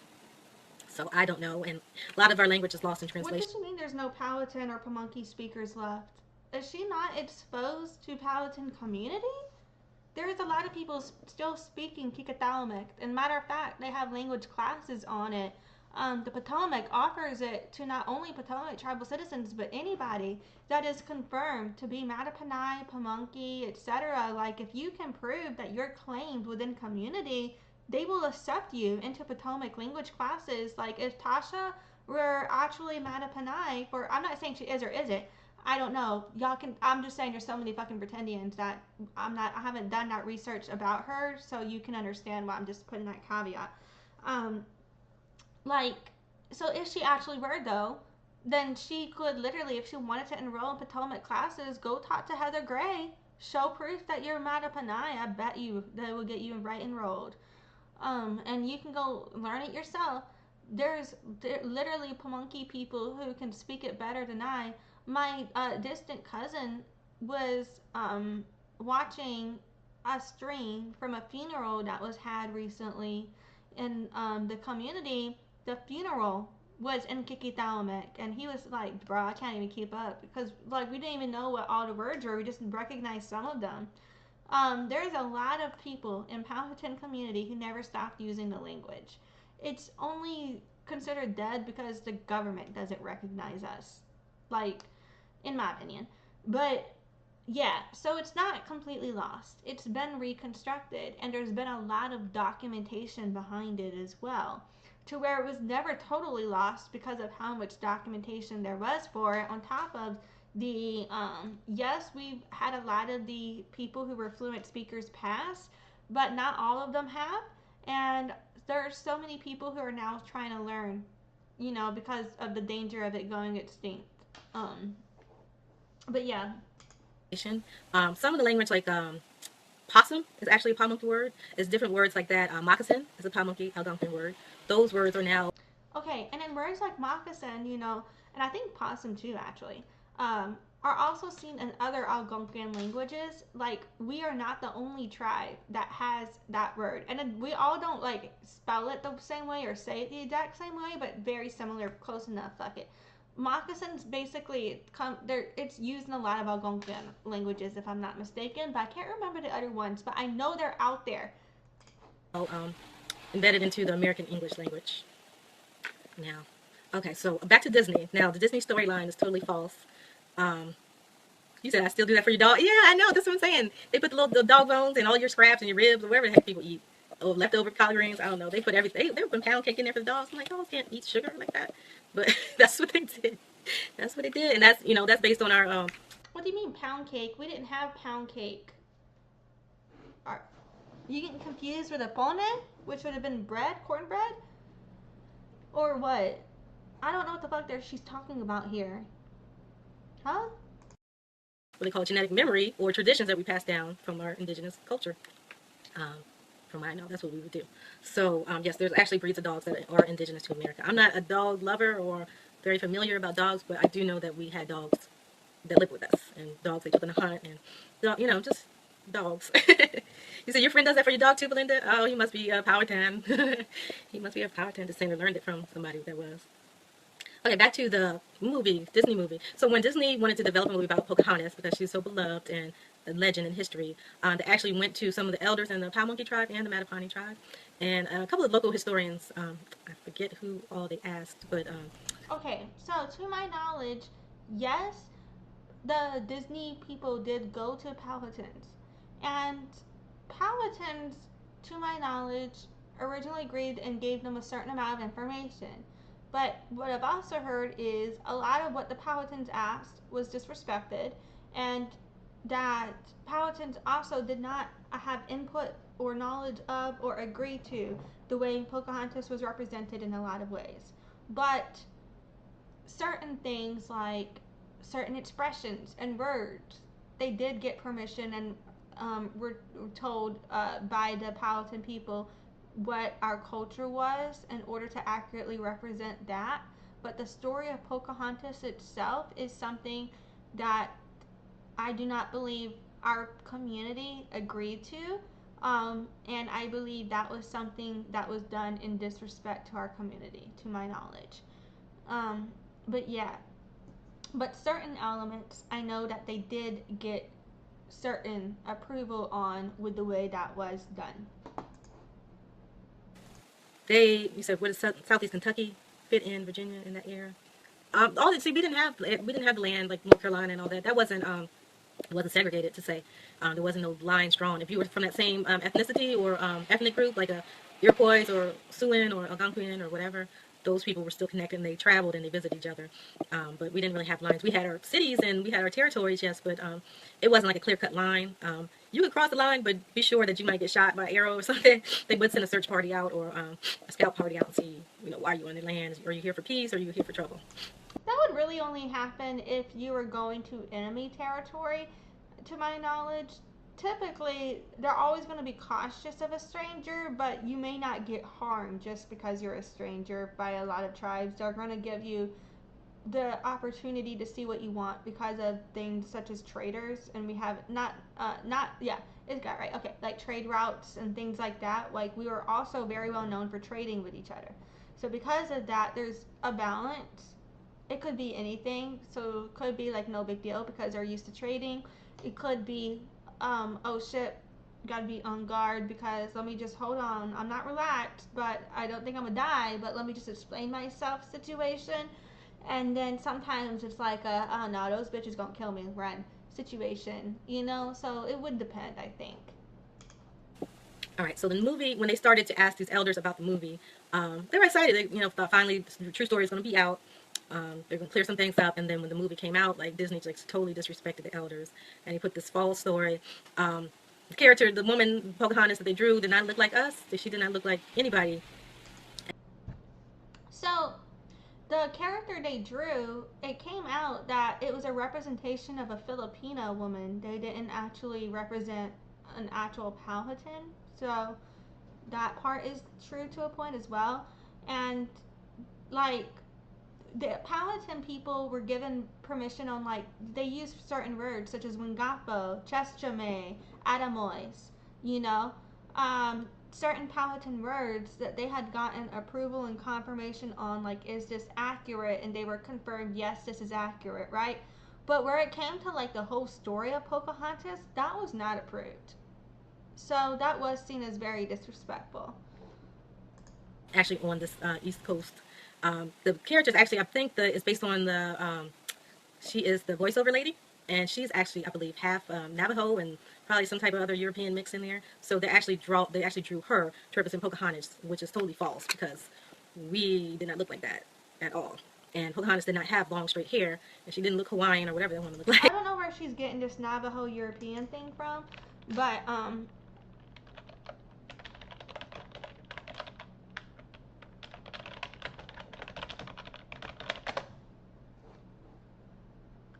she was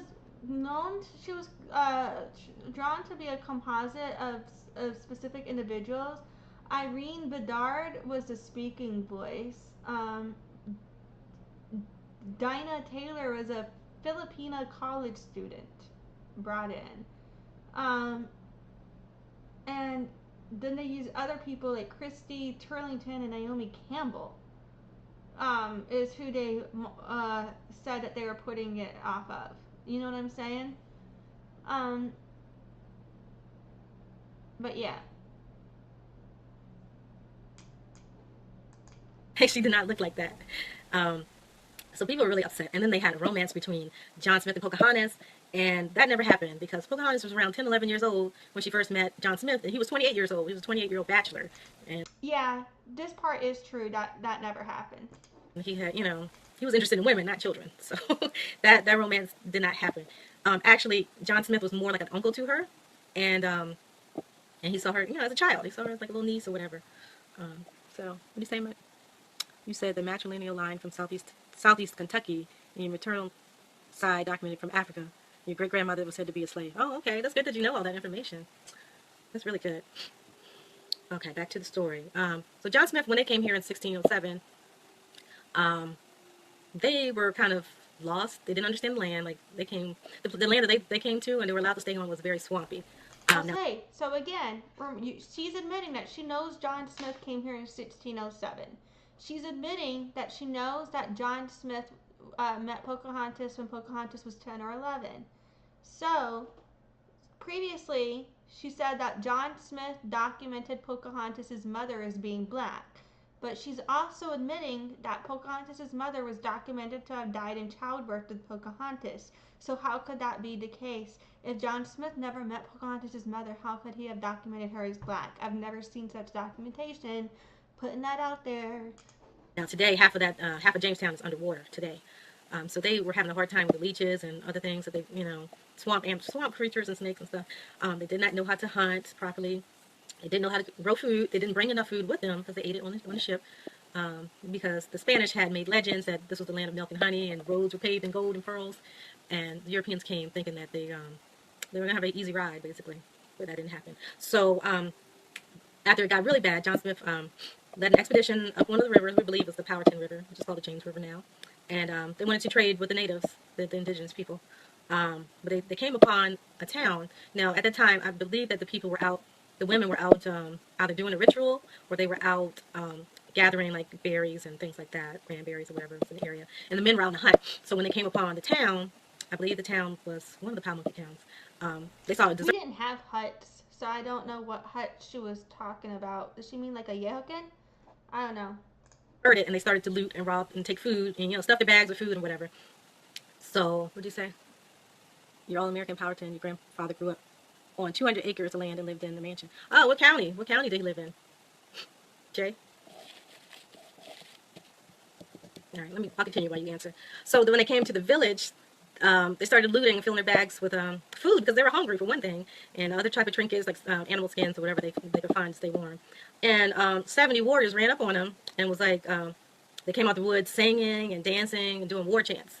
And of course, that scared the crap out of them because they hear all this singing. Like, I don't know how to explain what a war chant is, but it was scary to them, and they ran off and they left, you know, the food and everything, or they could only take but so much. So then later they made a second expedition. They actually had encountered some Chickahominy people. Now Chickahominy, they are like Some of them are considered Powhatan, some of them are not. I believe they're more like a mixed tribe from from another. I wouldn't put it that way. So Chickahominy is a Powhatan tribe culturally. However, they were never part of the Confederation.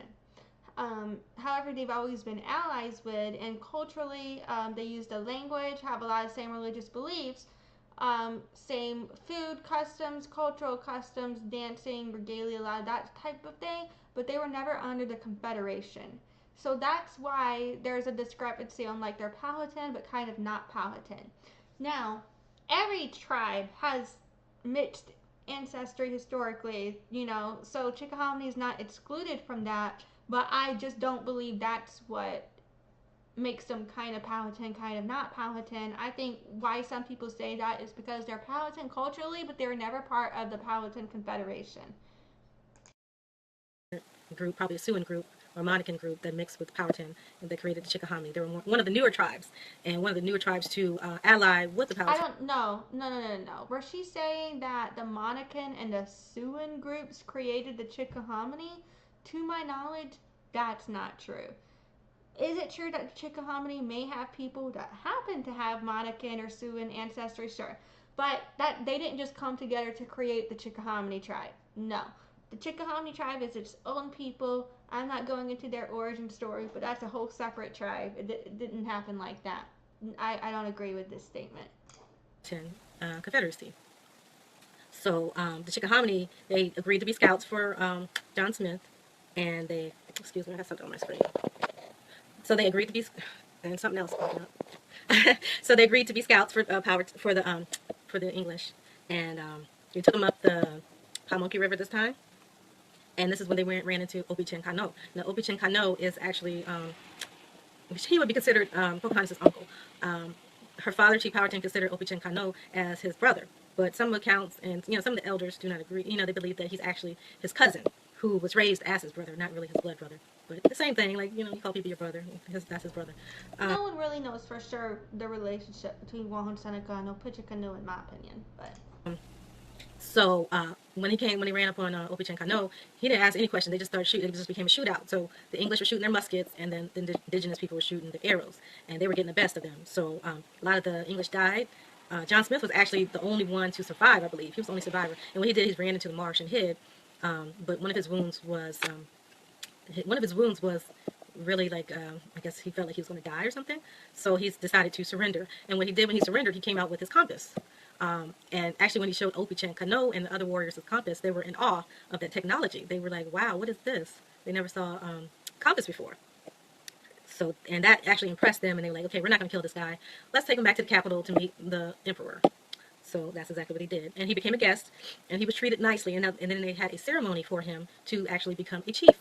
So Powhatan, using strategic knowledge of the Europeans, because of course he was, like I explained before, he actually was Don Luis, and Don Luis had spent over 10 years with the Spanish, and he became an enemy of the Spanish.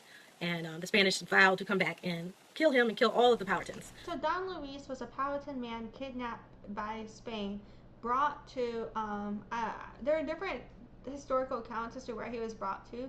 I think he was brought to, if I'm not mistaken, it was either Puerto Rico or the Dominican Republic. Those are two very different islands. But look, he was brought to one of the islands for our Southern Indigenous relatives here, and then he eventually convinced the Spanish to bring him back, and then he was known for being basically a menace to the Spanish after that, basically. So, excuse me, he saw John Smith and the English as an ally. He was like, well, they got the same guns, they have the same cannons. We could use these guys to protect us and to help, the nation. So he decided to make John Smith a chief. So he was not there to be killed. And Pocahontas did not meet him that day because she was a child, and children were not allowed to be around the ceremonies. So she would not have been there. You say they should have took the compass and murdered his ass. There, they should have. I don't know why they didn't, because they killed everybody else. But So what I've been told and what was said is that Opechancanough actually wanted to kill them right away, and that he had organized on several different occasions a plan to kill the British. And whenever he had finally gotten ready to execute, he was betrayed by some of the people that were supposed to help him fight the British. So yeah. They decided to spare him. Well, you got to realize that John Smith, Captain John Smith, was a very charismatic guy. He was a storyteller, and he was entertaining. So imagine being back there before TVs and the internet, and all you had was stories and, you know, charisma and stuff and things like that to keep you entertained. He was entertaining, so they're like, oh, okay, this guy's entertaining. Let's keep him alive. See, you know, see what comes of it. And give it a chance. So Powhatan saw it as a power move to make him a chief and get that ally, you know, ally on our side. Okay, so that whole story with Pocahontas coming and saving John Smith. And the whole John Smith didn't just pop up and then become a chief. That happened over time, and I think that Johann Seneca did that because he felt like if he was trying to bring John Smith under his ruling as Mamanatoic, and to basically say, look, if you have this amount of power, then you should be satisfied with this amount of power. Here is where you can control with the land, and then let us keep our sovereignty with the rest of it type thing, like giving him an avenue to do his own thing while still trying to maintain the balance of tribal sovereignty is how I see it. Smith and throwing her body over him before he gets clubbed to death is false. It's not real. Okay, so let's see, I already said John Smith was like an uncle to Pocahontas, and actually they had a playful relationship. And the English knew her for bringing provisions. Every time they saw Pocahontas, they knew that they would get a lot of food or other items that they might have needed. Like I'm not even sure what they would have needed. Pots. They needed a lot of pots. Powhatan women were known to make a lot of great pottery, and they made pottery for preserving food. So when they sent the food, there was some greens and fried fish and corn and beans already cooked in the pots, and they would be preserved. This goes to the soul food, like I said, greens. What they would do to create the greens is they would cook it in their, regular pot, whatever metal pot they had, whether it's copper or some other type of metal, and they would add actual fat, like a turkey meat, like we do still today. Like your elders still cook, but put that turkey leg in in that pot of greens, or some of the people now put pork. I believe the Muskogee people did use pork from the species of pig that they had down south. You see, your grandmother told you that he was born in 1920s. Oh yeah, my grandmother was born around that time too. But yeah, so that's how we preserve the food. We would put meat, so the grease and the stuff from that meat. We didn't really put the meat in there to cook it to eat. We put the meat in the greens to preserve the greens and make it last longer before refrigeration. Now you could take that pot and you could bury it into the ground, and it will be cold like a refrigerator, or you can just keep it regular and have that big pot of greens that y'all can eat off for like a week or so. And that's what the English did when they received their gifts of food. Also, they had like hoe cakes. It's basically like a pancake kind of made out of corn, like a cornbread. And we also had cornbread too. And that's the stuff that they would send over in the pots that were preserved. Of course, the frying food is an indigenous way of preserving the meat. Other cultures might have salted the meat and things like that. What we would do is we create a thing out of, we'll make flour out of tuckahoe. If you don't know what tuckahoe is, it's like a tubular vegetable that's found in the marsh.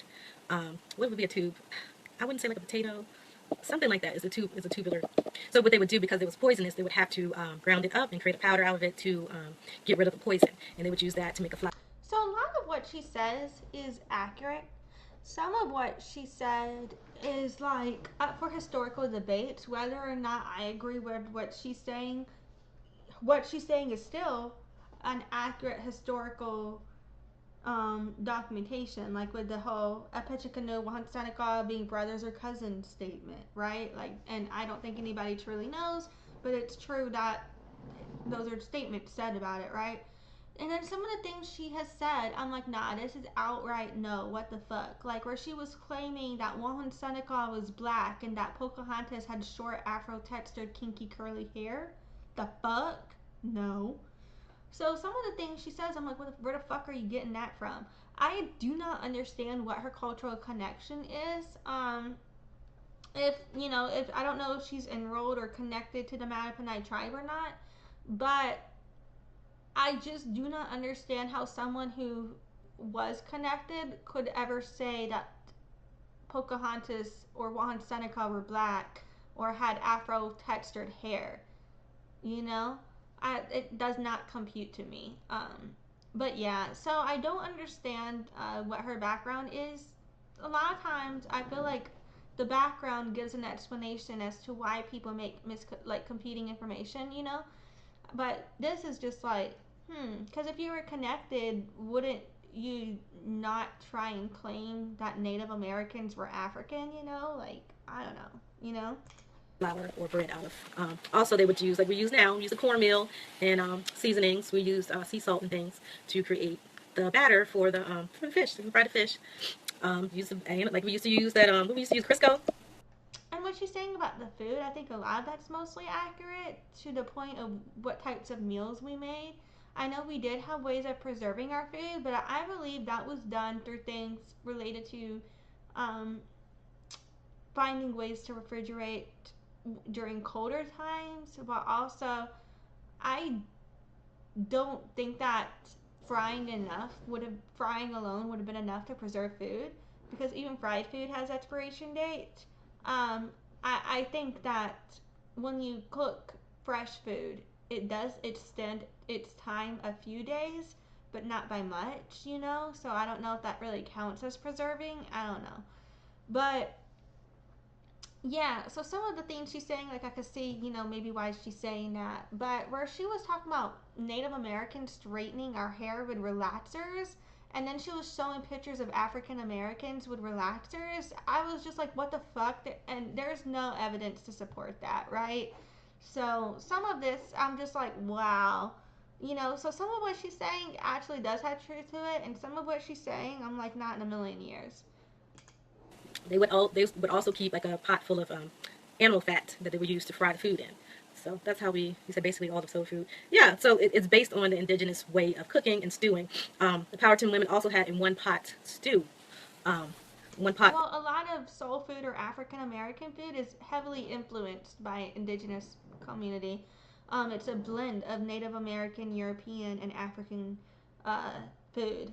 So all of those different influences, you know. Way of stewing food, and that's where we get gumbo from indigenous women. I believe gumbo actually comes from the Muskogee people, and of course when the Africans came here, and I guess the people became. Actually, I believe gumbo is African. Yes, it's true that Native Americans had our own different stews and ways of doing things. The gumbo concept itself comes from Africa. And even includes, you know, like, yeah, that's African.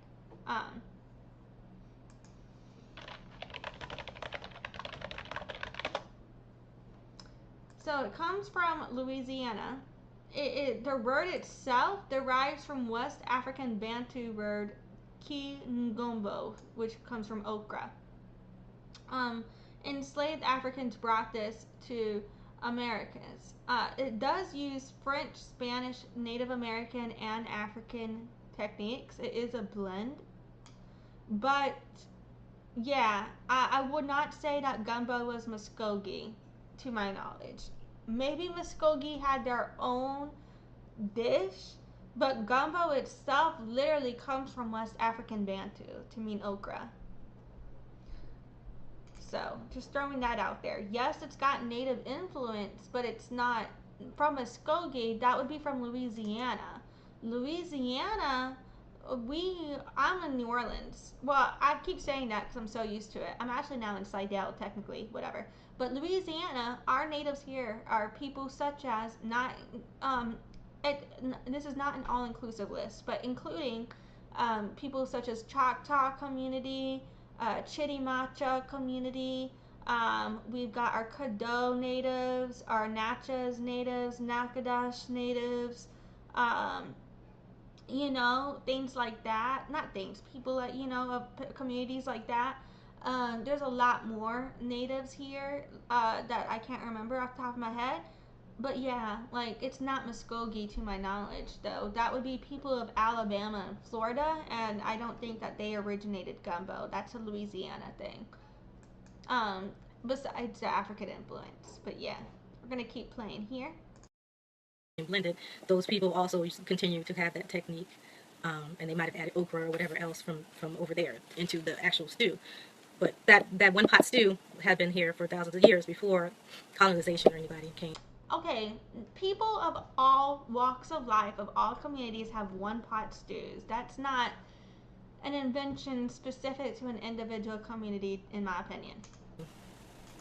So you never seen your grandparents eat fast food? No, of course. Like our elders ate that soul food, and they lived to be 120 or whatever, 100. And I think at least, our elders were like in their 80s, 90s. They weren't dying in their 60s.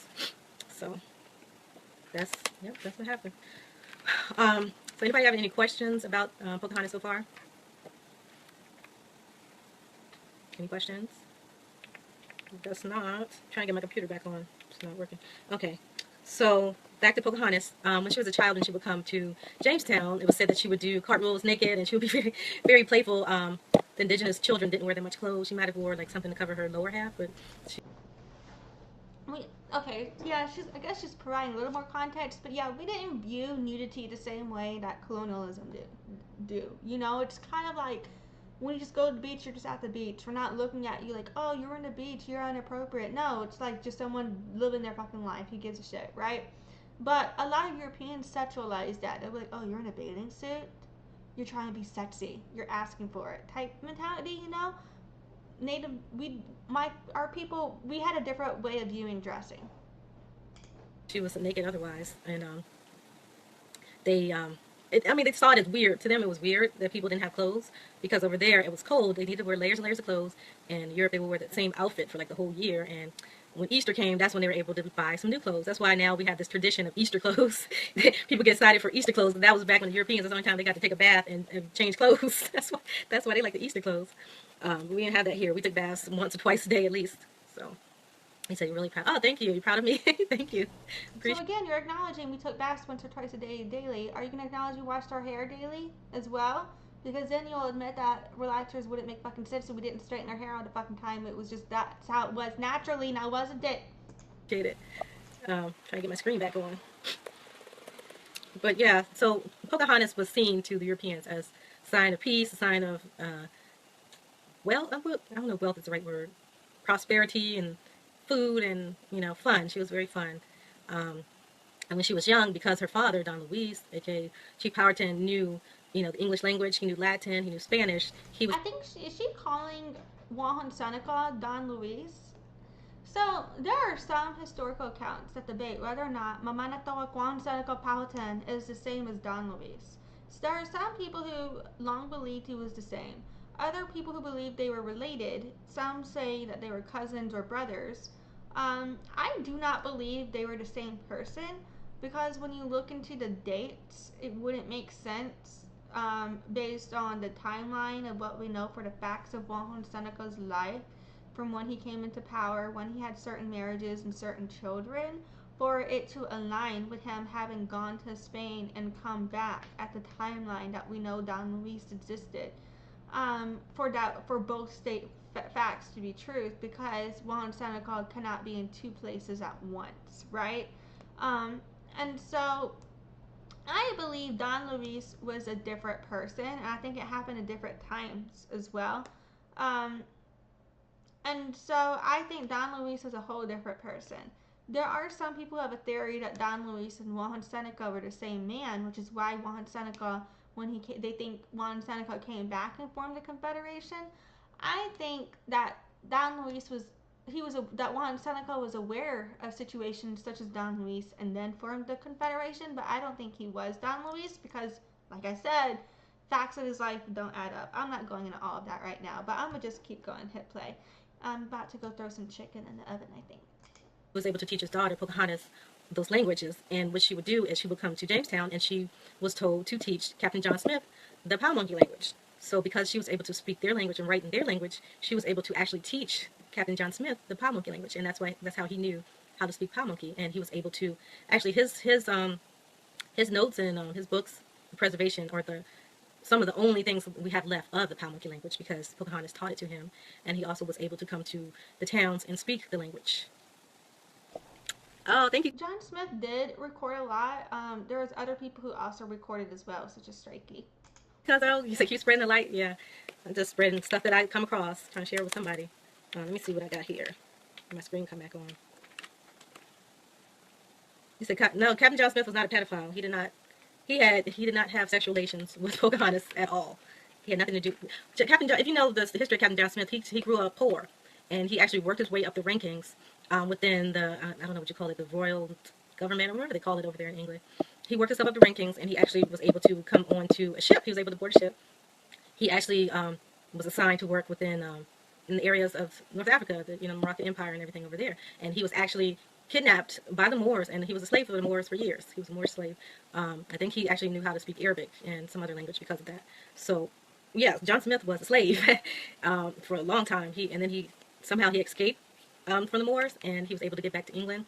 And because of his bravery and his escape, he became a captain. They gave him his ship, and he was sent on a risky, dangerous mission to Virginia, which we know Virginia, and he was hired by the Virginia Company.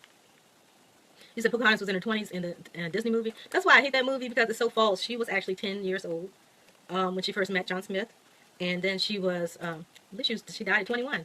She was only 21 when she died. She was around 19 when she married John Ralph. So she was young, like the whole story. When she married Cocoon, she was 15 years old. So she got married. Let me talk about her and Cocoon.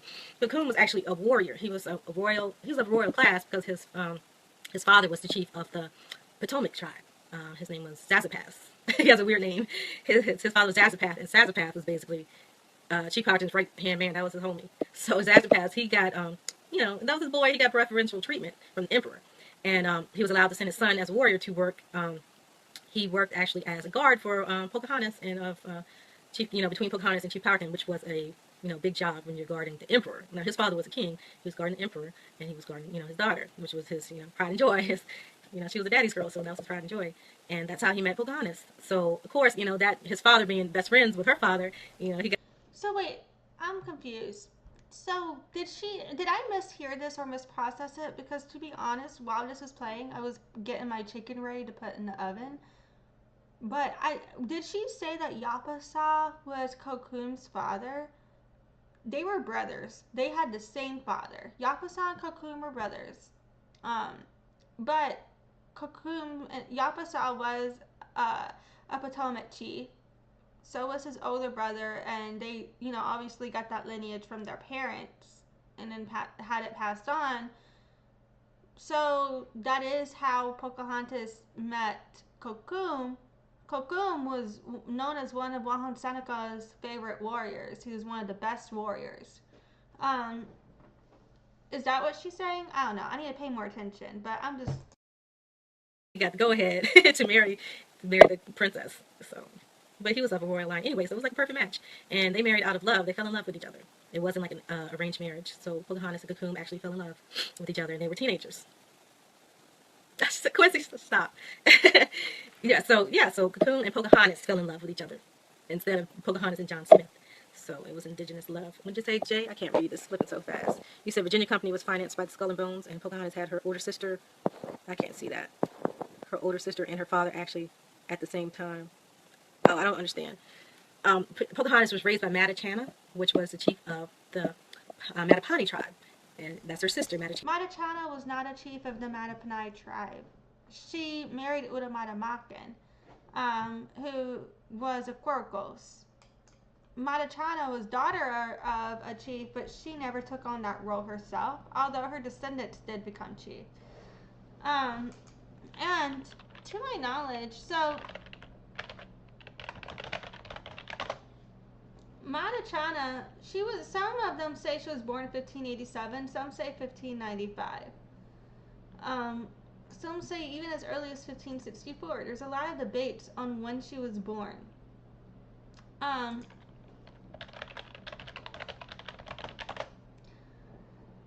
So some people say that Pocahontas was born around 1596. Either way, I think that they are very close. If Mattachanna was old enough to raise her, maybe that is the case. But I don't know if that was the case, because it's possible they were close to the same age. That wouldn't have been Mattachanna's role. She would have been a child herself,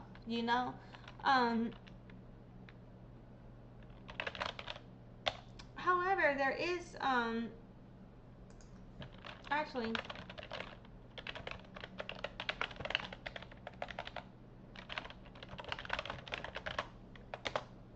how old is Cleopatra from Yapasa? So, some people call Mattachanna and her other sister, known as Cleopatra, the same person, but they are actually two different people. If that makes sense. And yeah, so her sister known as Cleopatra, let's see if I can find that in my family tree real quick.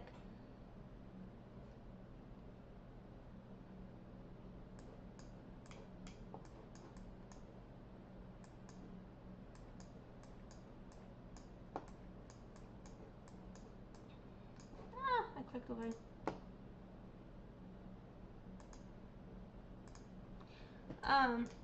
So her sister, known as Cleopatra, was also born 1593.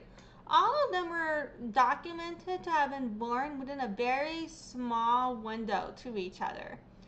I don't think that either any of them would have necessarily been in charge of raising the other.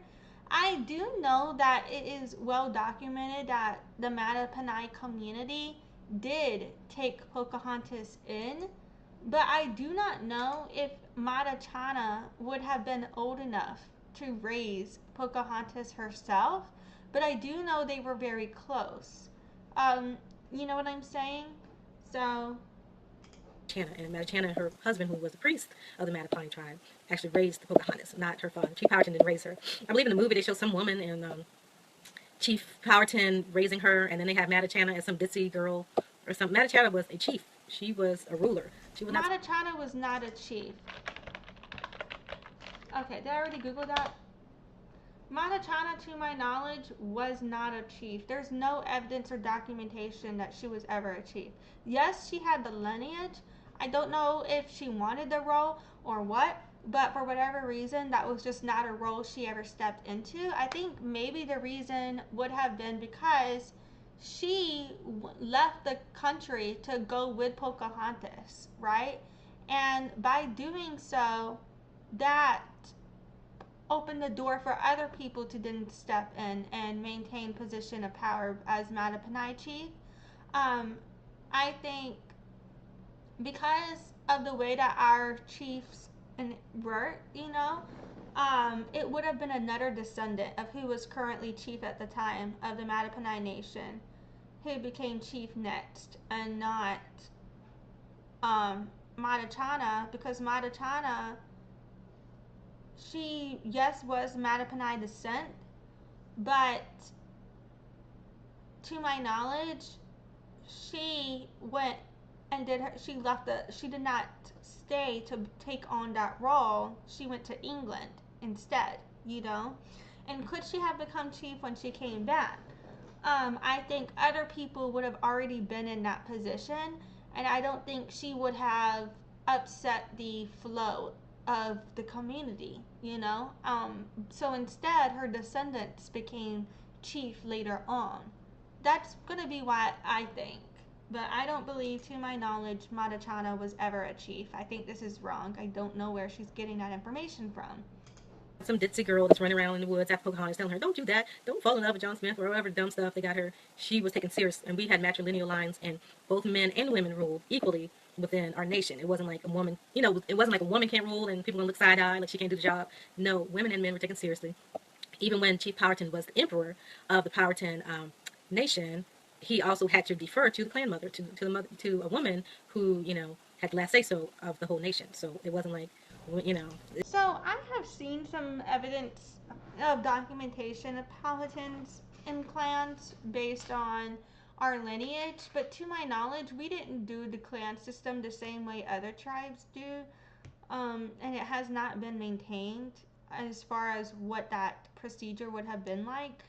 To my knowledge, to a point, we are matrilineal in terms of our power flows through the mother, but at the same time, we're also a mix of matrilineal and patrilineal, because we marry into our husband's tribe and our children are born into our husband's tribe as well. So it's not just like a cut and dry matrilineal thing. It wasn't a patriarchal, whatever y'all call it. It wasn't like what the Europeans did. So that's why we were successful here, because we chose who was the best qualified person. There wasn't no preferential for men or women or whatever. Let me see if I can answer some of these questions. You said, Tyrone, is Pocahontas black in complexion? Well, I explained earlier, I think I got cut off. Her father, Powhatan, was described as being black as a devil, with 200 just as black as he. So if her father was black. And it's also believed that that was just used to demonize Powhatans. He's also been described as someone who was tan or tawny, and Powhatans in general have been described as having lighter skin when we were born and darker skin as we age. I don't believe that he was black in the American post-colonial sense as it relates to African American identity. I believe some people who outside of America believe anybody of my father's skin tone is black, so then fine, call him black. But I do not believe, I believe that's problematic because it's another reclassification of their identity instead of just acknowledging their native and their native tribes. You know, I don't believe we should be, again, reclassified as black when we are not, in my opinion. Her mother was from the Mattaponi tribe, who were very dark skinned. They were known for being very dark skinned. My family's from Mattaponi. Her mother's skin was not documented by anybody because her mother passed away during childbirth before the English ever got here. There's no accurate documentation of her mother's skin, so I don't know where the fuck she's getting that from. And Powhatan tribe. What do you think Pocahontas was? She was dark skinned. It's nothing. Ain't nothing else to, you know. Ain't nothing else can come out of that mix, especially without interference with colonizers or other people. It wasn't like really pale people here. There might have been a couple traders that had children with lower class women, and that's it. I believe John Smith documented seeing one guy who had like... I don't like the way she refers to people that are not a chief or a Quakercross as lower class. That's not how we would see it. That's a colonial English interpretation of roles in society. It's a very honorable and respected role to be a farmer or to be a warrior. That comes a lot of honor. You're treated with a lot of respect. You have a lot of authority within that position. It's about the function of what you're executing on to serve the community. It's not about who's better or worse or more or less than another. That doesn't show connection to me community-wise, culturally, to traditions. It's like, what is that perspective? Light eyes, and he had green eyes and a beard, like, and light brown hair. I believe probably his father. I've never seen any documentation of him having green eyes. That's never been documented as far as I can tell. I don't know where the fuck she's getting that from. I believe that his father was some type of French trapper, but the majority of people were dark skinned or tawny complexion. And like I said earlier, tawny is like a little lighter than me, like a light skinned person, like a yellow complexion, red. What do you call it? Red bone? So, to my knowledge, a tawny person would have been a very tan person. Some people of African descent would consider people who are Native American as lighter skinned, you know, because they're lighter skinned than them. But I don't know. Yeah. A red bone, that's a tawny complexion person. Okay. You said Grandmother Willow? That's just some BS. Y'all know well she wasn't talking to no tree. That's an old lady or whatever. I can't even remember that movie because that movie pissed me off so bad. There was not no Grandmother Willow. It probably was a clan mother, but most of the time Pocahontas went to Mattachanna for advice. That was her older sister who raised her.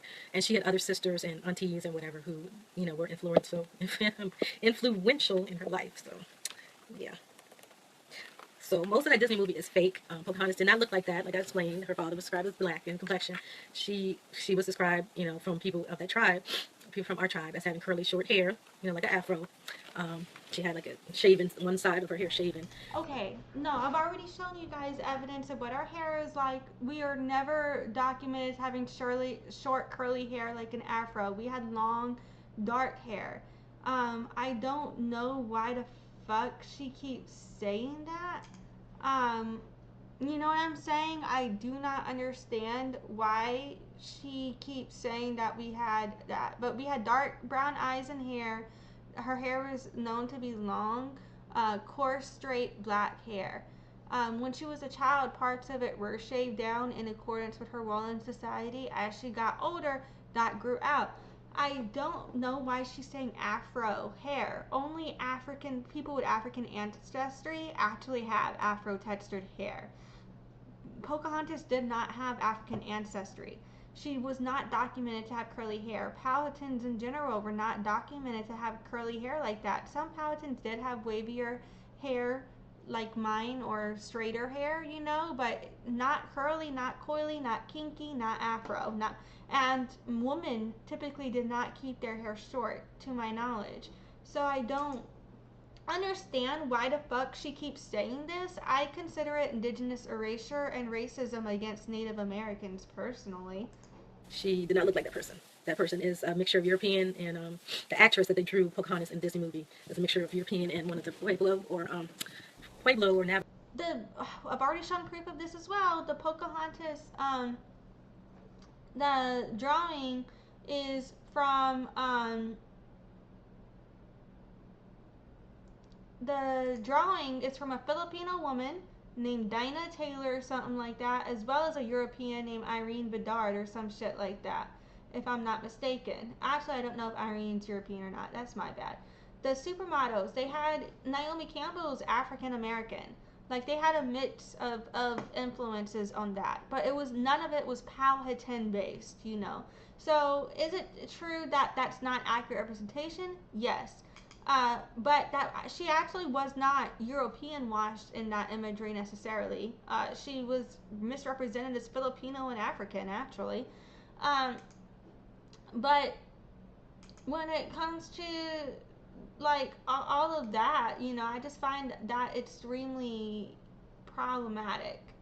Navajo tribes. So there was somebody of Siberian Mongoloid descent, and Pocahontas did not look like that. What the fuck do you mean Siberian descent, bitch? Anybody else have any questions? I know it's like 17, 20 people in here. Questions? Okay. Let's see. So, like the movie, John Smith did leave, and he didn't tell nobody. I think in part 2 is when she confronts him and like, why'd you leave? And she comes with her new husband, John Ralph, and she's like, I hate you. See, that part really did happen. She when she went to England, she did run into John Smith, and she did ask him, why didn't you tell me that, you know, what happened to you? We all thought you were dead. Why didn't you tell us? Because you were a chief. Why didn't you tell the nation, you know, the Confederacy, that you left? They thought he died. So people, you know, they saw him as a friend, and he didn't see them that way. He saw them as a means to an end, basically, and he just left. He didn't care. Of course, if he thinks he's about to die, he's in pain. He's not thinking about, oh, tell them I'm about to die or I'm about to go home. He didn't care. So that's what happened with that. So let's talk about Pocahontas in adulthood. So within many indigenous cultures, within the Powhatan culture, when you turn like probably when you hit puberty for boys, like with 12, 13, for girls around the same age, that's when you become a woman or man, and that's when you start to look for a mate, husband or wife or whatever. So when Pocahontas turned 14, that's when she started seriously looking for a husband. And like I said, she knew Cocoon. Like Cocoon was a friend of the family, so you know that's who basically she, you know, hooked up with. Let's see. Now Cocoon, like I said, he was a high-ranking warrior of the royal class. He worked for her father. Their father's his best friend, and he was from the Potomac tribe. They got married at 15 when she was 15, and wait a minute, was she 15? Yeah, she was 15 when she got married, and then she had her son. She was probably about 15, 16. A couple months or a year later, she had her son by Cocoon, and her son. She did not have a son. So yeah, I don't know. She's clearly. This is like a lot of evidence that Tasha is not connected to indigenous community. But Pocahontas did not have a son with Cocoon. She had a daughter named Kaoki. And that's been proven through genealogical records, through DNA tests, through historical documents, etc. But yeah, so it wasn't a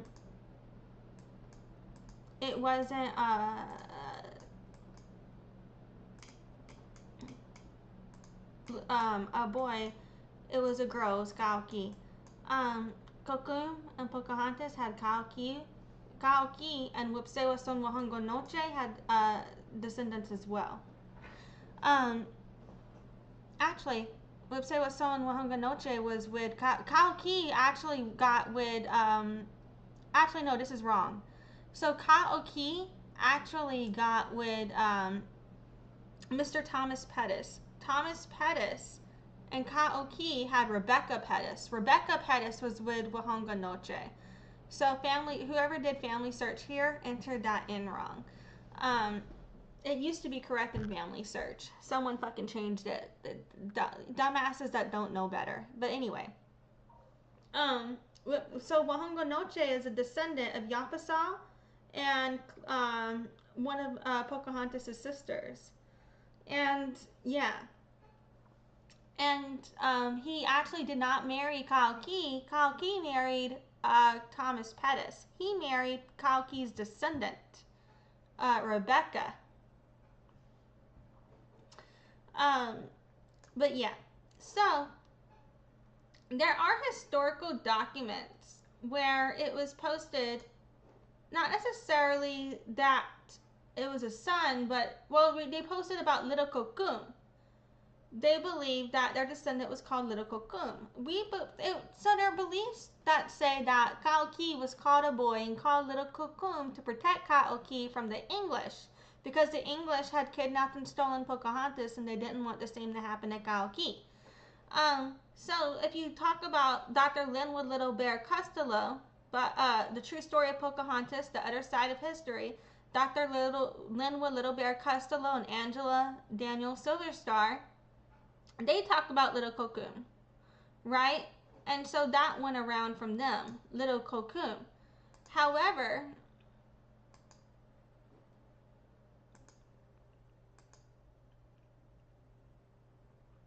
and all of this story is linked in the description of the video as well. But I just want it to be known, this all has to do with a mix of oral histories combined.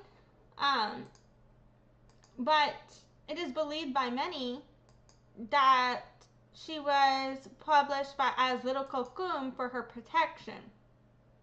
Now, there's this one article that is basically saying to be skeptical of Dr. Linwood Costello because none of what they're saying is true about the story of Pocahontas, and that they're the ones myth making.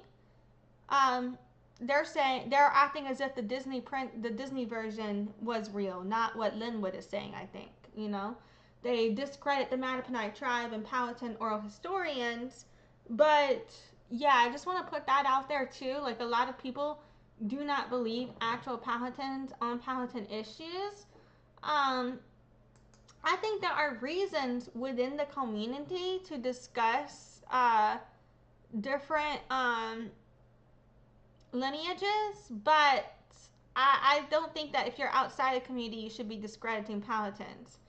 On ancestralspotlight.com from Crystal Tarani Davis, we have information from the Potomac lineage, Anna the Potomac lineage here, and the descendancy of Kaoki. If these books are linked in the description of the video, you can get more information there as well for these lineages here as to the true story of Kaoki and Pocahontas' descendants, as well as from Bill Deo. So yeah, I would highly recommend checking out Bill Deo's books as well. All of the books will give you more information about the whole story, but what you really want to try to probably check out is going to be the brief outline of recorded history of the Potomac Indian tribe, as well as the extended version.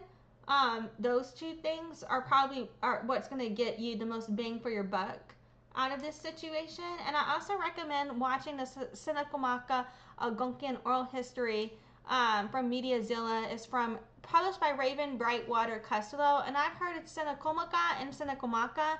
I think both ways are correct, honestly. And I've also heard a lot of people say Wahon Sanaka. I've also heard people say Wahon Sanaka, so putting that out there as well.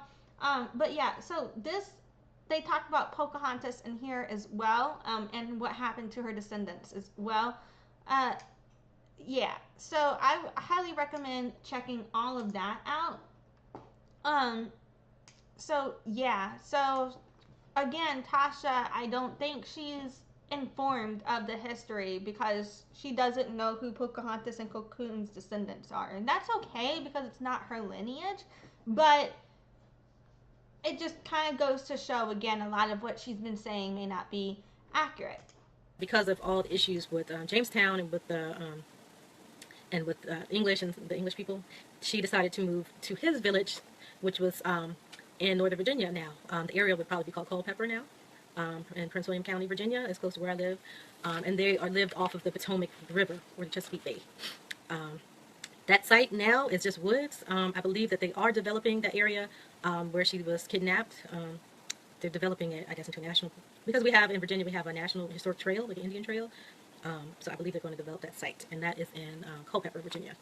So in that town, Potomac, it was actually a big town. It was like a real town that we have now. They had houses and everything. This is before cars and stuff, but they had like all the basics for a town. And she lived there for years, like after she got married, just to be safe. But usually the tradition is the man moves to the woman's village or town. But because of the issues, her father wanted her further away from Jamestown. And if you are familiar with the area or you live in Virginia, I don't know where she's getting that from, that it's usually tradition the man moves in with the woman. I know that is true with other tribes, but to my knowledge, in Powhatan community, I was taught that the woman would go to the man's tribe. That the woman moved in with the man's family. That's what happened with Pocahontas. That's what happened with everyone in my lineage. So that's what I'm known. That's what also my tribal historian emeritus told me in email, if I'm not mistaken, that the way our lineage flowed was, you know, the woman would move in with the men, with their husbands, move into their tribe. But the role that the descendants had in society was determined on the role the mother's side had. That's where those teachings would come from, you know. That's kind of what I was taught it was, but or Maryland or whatever, you know how far it is from the Potomac River all the way to like Virginia Beach area. It's like at least if you're driving fast, it's a 3-hour drive, but it's probably a little longer than that. Imagine getting on a boat or walking on foot all the way there. So she had to go very far. And I don't believe anyone knows the name of the son that she had with him. But she did have a son with Cocoon, who was a full-blood indigenous person before. She did not have a son with Cocoon. She had a daughter named Ka'oki, who was called Little Cocoon. Son with John Ralph. Now, the people who claim to be descendants of Pocahontas are usually from the John Ralph line, so her son Samuel. So what happened when she lived in Potomac? Let's see. Okay, so there was a guy named Captain Argyle. I think Argyle is in the movie as that big guy with the dark hair. We know Disney keeps that same stereotype. Everybody with dark hair is the bad guy, whatever. So I don't know if he really had, I don't think he really had dark hair, but he was in the movie as Captain Argyle. And Argyle was the replacement for John Smith. So John Smith and Argyle, they wouldn't have been in Virginia at the same time, or if they were, I'm not, you know, it's a little sketchy for me with that part. But if they were here at the same time, they had a different, they didn't have a good relationship, basically, because John Smith knew that was his replacement. And what Argyle did was he was a cleanup man, so he came through all the stuff that John Smith was laid back. He let a lot of stuff go. He let people, get drunk in the streets and things like that. One guy beat his wife, and then he butchered her and ate her, and crazy stuff. Like, now that they're doing the archaeology on Jamestown, they're finding like all this cannibalism that went down there. They found that. I don't know what the fuck they're talking about. They're talking about in Jamestown, because that cannibalism shit, that has nothing to do with Powhatans. Don't put that evil on us, Ricky Bobby. The Spanish did come and shoot them up at one point. They did get hit by the Spanish. I guess they made them back down because they didn't come back and attack the Powhatans. So at least that ally worked for the Powhatans' favor. But anyways, Argyle was a cleanup man. He was very strict. People didn't really like him. He came and he established Henrico, which I believe that's close to modern day Richmond, Virginia. He hated the indigenous people. I don't know if the banging thing is just something she's doing mindlessly, but if it were just happening every now and then, or just a little bit, I'd be like, whatever, I think I could get over it. But it happens so much, and there's no rhythm to it, and it doesn't ever seem to happen when she's, like, making a point or something. It's like, why are we just thudding all the time? I don't know. I said thudding.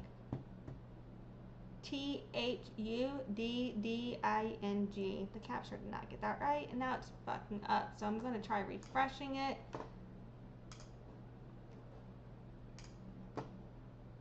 Okay, I need to take a quick break real quick, but I'm going to try just letting this go instead of going on an actual break, so, yeah. He just wanted all indigenous people to die so he can take over all of the land. They saw the land, as fertile, as, a good place to start over, but they saw the indigenous people as a nuisance, and he saw them as either, a burden or a good source of slave labor, basically. That's how he saw them. So, anybody got any other questions? I don't see not many people talking today, or maybe my connection is bad or something. Or y'all, or you just listening.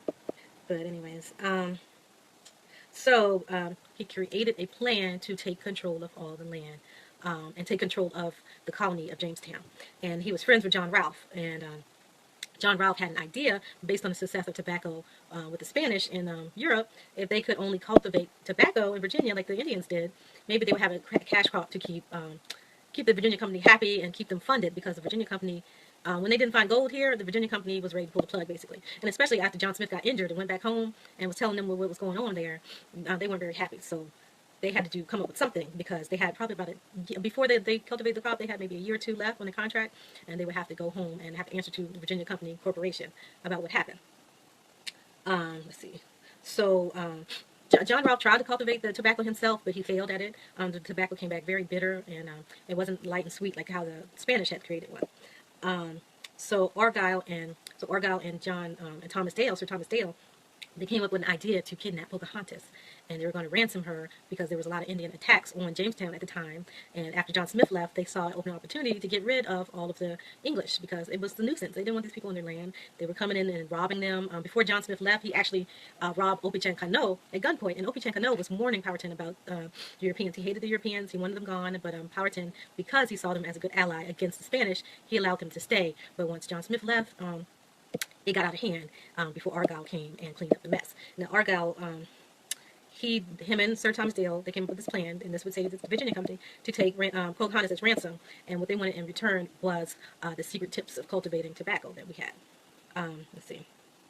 So they began combing the countryside and looking for Pocahontas. Now we know at the time Pocahontas had moved to Potomac, to the town Potomac, basically to be protected, and her father had moved the capital of Warcomico. He moved it from closer to the Powhatan River to more in the Mattaponi Nation area, between that land up there. I believe that the English are still not 100% certain where he moved it at now. They're finding some arrowheads and things, excuse me, and they think they found it, but they're not sure. But that's a whole nother story. So Sir Argyle got a tip, basically. I don't know if it was from one of the English people who had stumbled across the Potomac City, or one of the indigenous people snitching, but they found out where Pocahontas was. So Argyle took his ship, and he went up the Chesapeake Bay into the Potomac River, and he found where she was. And when he got there, he talked to the chief, what's his name? Yappapaz. I think I'm pronouncing it right. Yappapaz, who was her, her father-in-law, basically, his cocoon's father. So Yappapaz was, because that's his, daughter-in-law, he was not really trying to tell them where she was. Argyle was trying to bribe him with like copper tins and copper cups and things like that, which was seemed like that was very precious metal for them. But he wouldn't give her up, and actually Cocoon came and started to fight them off. He was trying to make a distraction so they can go hide his son. So his sister and I believe his mother, not his mother, one of his aunts took the boy and hid him, and Pocahontas said that she would give herself up to stop all the drama. And while she was going to give herself up, Cocoon... to my knowledge, I don't know where she's getting this story from. This is not something that's documented, to my knowledge, within Powhatan community. What I understand the story being is Cocoon and Pocahontas, and again, mind you guys, y'all can read the Linwood Costello version, or you can go look into sources such as from the Powhatan community. We have Seneca Algonquin Oral History, published by Raven Brightwater Costello as well, that has some of this information, but a lot of this information is published online. Some of the sources I've already given you guys. To my knowledge, Matoaka was basically, Pocahontas and Cocoon lived somewhere else, and Argyle had gotten to Yapasa and Pocahontas' sister, and they were basically blackmailing and threatening the Potomac tribe, and the Potomac tribal chief, the head chief in charge of Yapasa, ordered Yapasa to bring Pocahontas to Sam Argyle. And Cleopatra, why am I saying Cleopatra, but Yapasa and Pocahontas' sister didn't want to do that. Not Cleopatra, that's a different sister, I'm out of it. And that may not actually be her name, that's just what she's known by. Anyway, so Pocahontas' sister and Yapasa, they didn't want to do that. They didn't want to betray Pocahontas. But it was ordered by the chief, and they were afraid of the English, because the English were threatening to do all this fucked up shit to them. And they'd already been fighting with the English. And,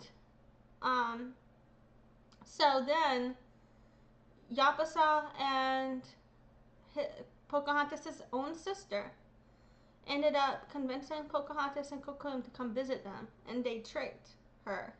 And Then Sam kidnapped Pocahontas. That is what I was told. And under European laws, if you traded for a human, it was not illegal. It was no longer kidnapping, right? And so, in order to basically go excuse himself to the Europeans and whitewash the atrocity that happened, Samuel Argyle then gave them a copper kettle and told the Europeans that he traded Pocahontas for a copper kettle and that it wasn't kidnapping, even though it was. Basically, in a nutshell, that's my understanding of everything I've got evidence for and heard. I don't know where the fuck she's getting with this whole drama thing. I've never heard that before. You know, he went after her, and they basically killed him when he was trying to, you know, save her, basically. And she, Jasper Pass and his wife got on the ship, and they were talking to Argyle, and they were kind of coaxing Pocahontas to get on the boat. And when Pocahontas got on the boat and they got off the boat, that's when they kidnapped her and they took her.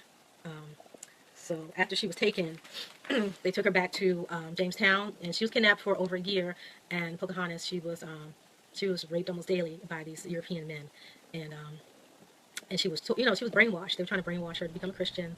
So this part I could say is true. Some people do believe that Pocahontas was brainwashed. I don't believe she may have been technically brainwashed. I think she was trying to survive, and I think she may have become submissive in trying to survive. But I like to think that she wasn't brainwashed. She was just acting in a way in which she thought would protect her people. Because I like to think that if she hadn't been poisoned, she would have made it home.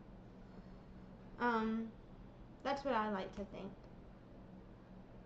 But everybody has their own beliefs on that. I don't think anybody can say that there's no evidence or anything to support anything like that for certainty, in my opinion. And descendants of Mattachanna are really the only ones who have the history passed on to them of what that experience was. They were doing all, you know, saying negative stuff about her father, saying, oh, you're still here, your father will not give us the ransom that we need, and he doesn't love you and all this stuff, and that's why you're still here. And yeah, it was ridiculous. But so after a year of that, John Ralph came to her and asked her if, you know, to marry her, because he wanted to get the secrets, because Powhatan didn't give up the secrets. So she came, she decided, you know, she was 19 years old. She thought maybe it would save her people, and maybe it'll stop her from being raped. I mean, you have the options of being raped every day or marrying this guy who's, I don't know, he was a little odd. His first wife mysteriously died. I think she was poisoned, and he had some weird circumstances with that. But so she decided to marry John Ralph. It was not love. John Ralph was said not to have been attracted to her because I'm not really even sure why. But you can speculate on that if he killed his first wife. His first wife was young as well, that he killed. Well, she mysteriously died. Anyways, so Pocahontas, she to marry John Ralph, she had to be baptized and become a Christian. So she did that to marry him. And when after that, she changed her name to Rebecca, and she became Rebecca Ralph, and she married John Ralph, and she had her son Thomas. Now Thomas, he was that because of what happened, and she was being constantly raped. When she became pregnant, her sister Mattachanna came to visit her, and that's when she revealed what was happening. Like, they were raping her, and that she was pregnant, and So, to my knowledge, Mattachanna was eventually able to go with her, but they didn't just go disclose to the whole world that this is what was happening to Pocahontas. That wasn't just known to everybody then. That was still kept private. It was just passed on through the descendants later on. You know what I mean? That's not. So some of the things she says, I'm just like, ugh. Okay, I need to process that more. I hate to do this to you guys, but I need to eat. So what I'm gonna do is play some old promo reels. I'm gonna take a break, go get my food ready. I'll probably finish watching this video while I eat, to be honest. But I'm gonna take a break, go get my food ready, and then we're gonna keep going. Basically, as long as I can, either till I get too tired or I finish everything. Who knows? I might have to do another live stream. This might end up being like the longest live stream I've ever done. We'll see. But we'll get through this eventually. I'll try to be quick. I'm not going to take too long of a break. But yeah, I will be right back. Also, this is about to show merchandise. This merch is old merch and is obviously not for sale anymore.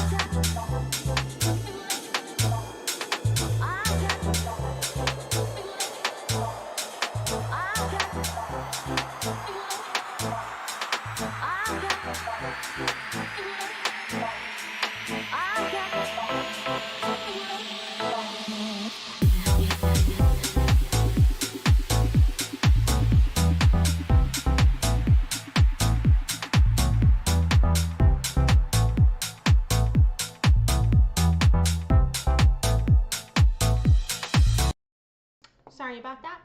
I need to get my chicken out the oven. I am going to snack and eat while we finish. What are you eating today?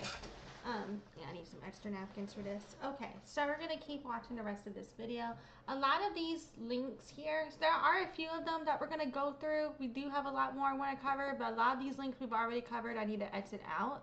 I do have a good bit more I want to get through this stream bucket. This is going to be one of those long ass ones, but I will be time stamping the hell out of it later. Anyway, so there's partial truth. There's a lot of truth to what she's saying here, and there's a lot of things that I think are just wrong, and there are some things that I don't think either of us are right or wrong about, but it's like there's historical debates as to the truth. No, she wanted to leave, and I think that was right before John Ralph came and asked her to marry him. So she was that was the best option for her, you know, to marry John Ralph. And she thought that maybe she would be able to see her sisters and her, you know, brothers and her father after that happened. I don't like the way she's wording it. I feel like maybe that could be part of, you could say for sure that might be part of like the logic in her eventually going through and becoming submissive to the ceremonies and certain and being baptized and things like that. But her life was hell.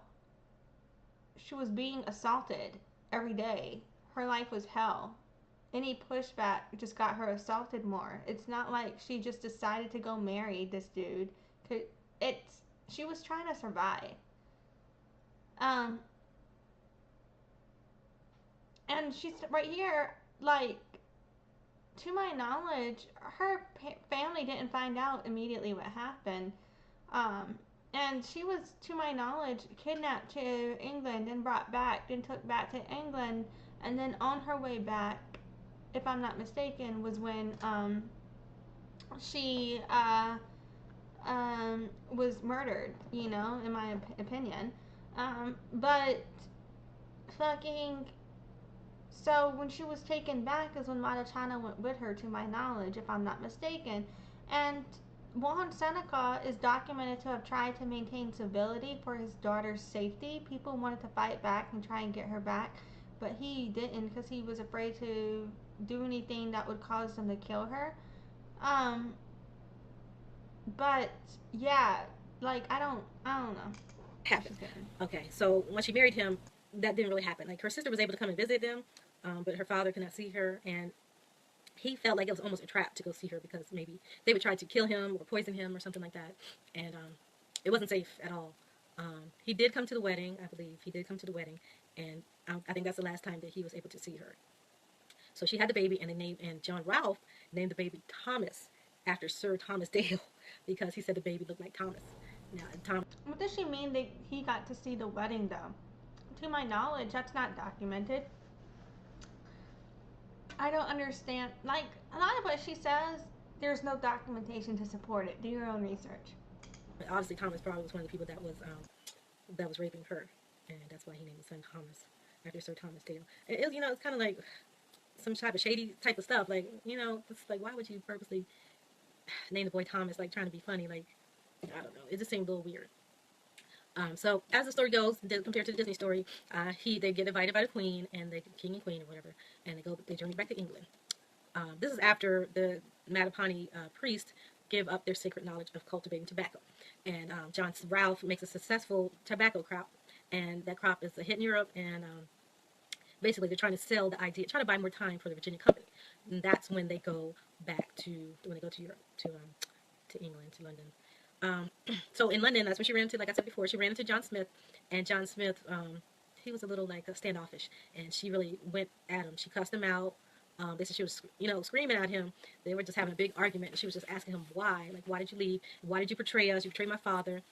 You're supposed to be a chief, and you're supposed to be on our side, and you really betrayed us. And so what was happening when John Smith got there? A lot of his, like I said, he didn't have control of his men. The men would go raid our villages, rape women, elders, children. They would kidnap women, elders, and children and sell them as slaves to the colonizers or some of the frontier men or whatever. They were selling the women, children as slaves. The children were, women, children were raped by these people as they were slaves, working for them as slaves. And the tribe really felt like that was a big betrayal.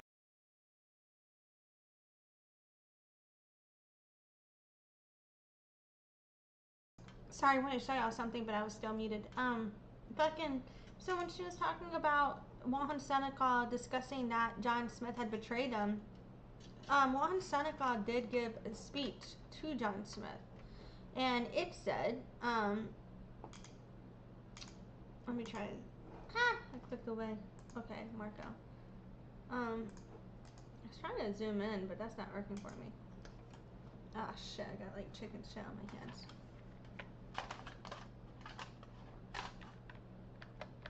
Here we go. Control plus is working for me. One-handed. Okay. So, this is my clean hand with my mouse. This is my hand I'm picking the chicken from right now until I wash my hands. Anyway,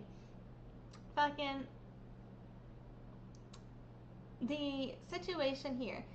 This is a speech.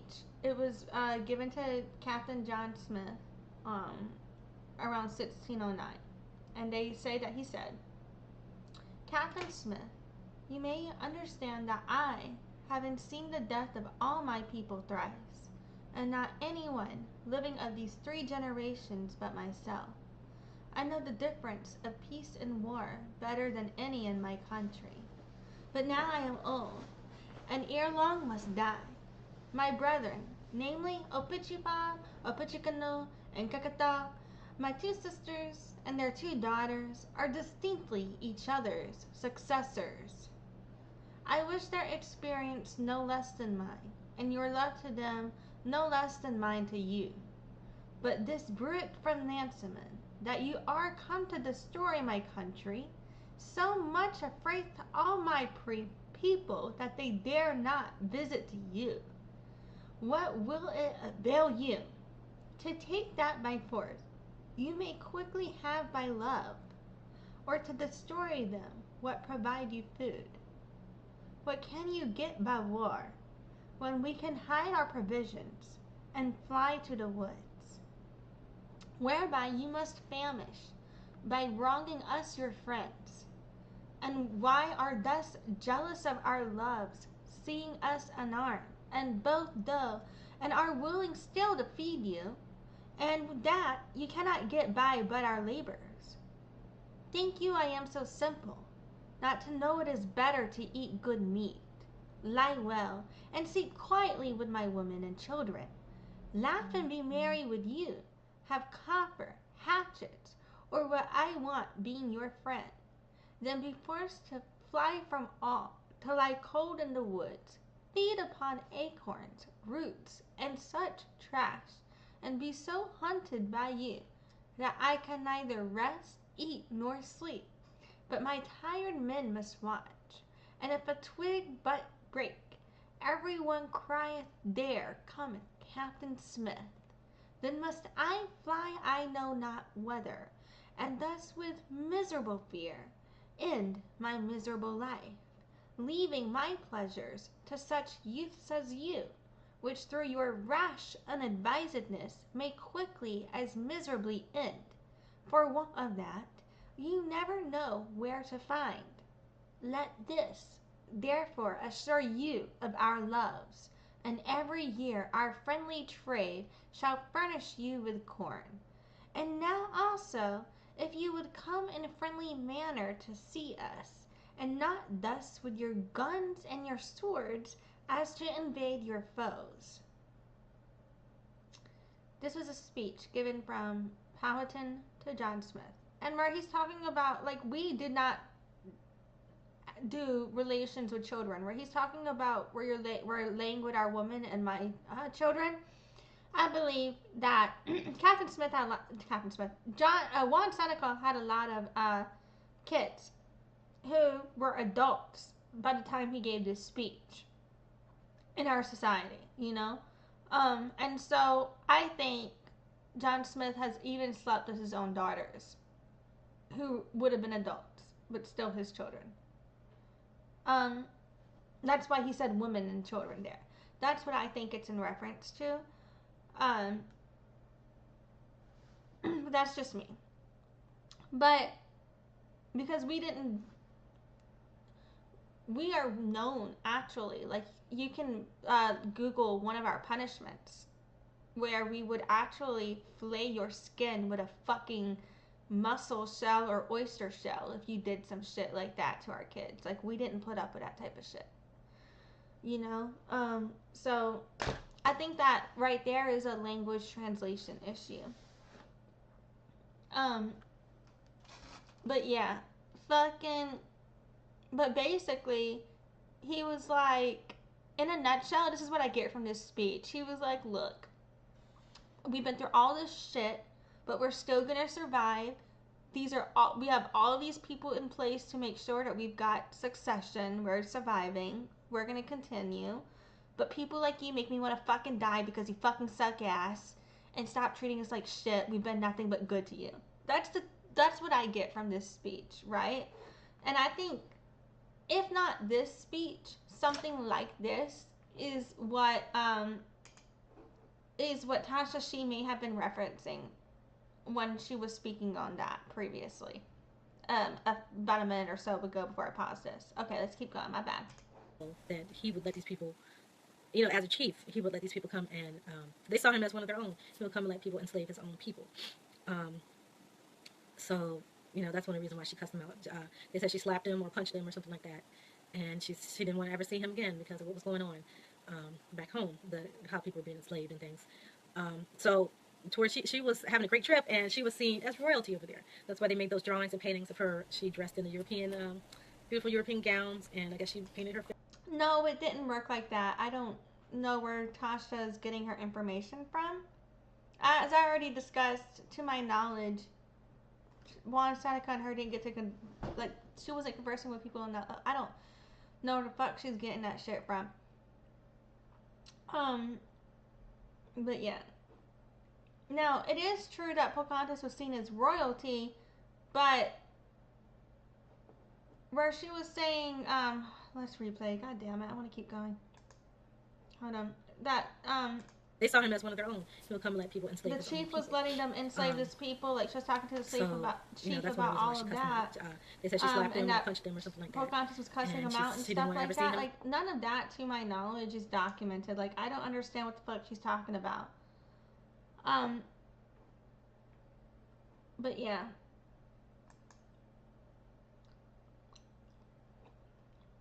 I don't remember where we are. I don't know. I'm gonna just hit play.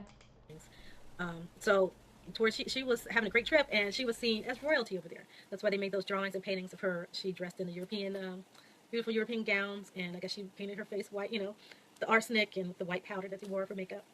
She was trying to look like a European woman. If you do look at some of the photos, you would see that her hair is indeed curly. I don't like the way she's wording this. Pocahontas wasn't trying to look like a European woman.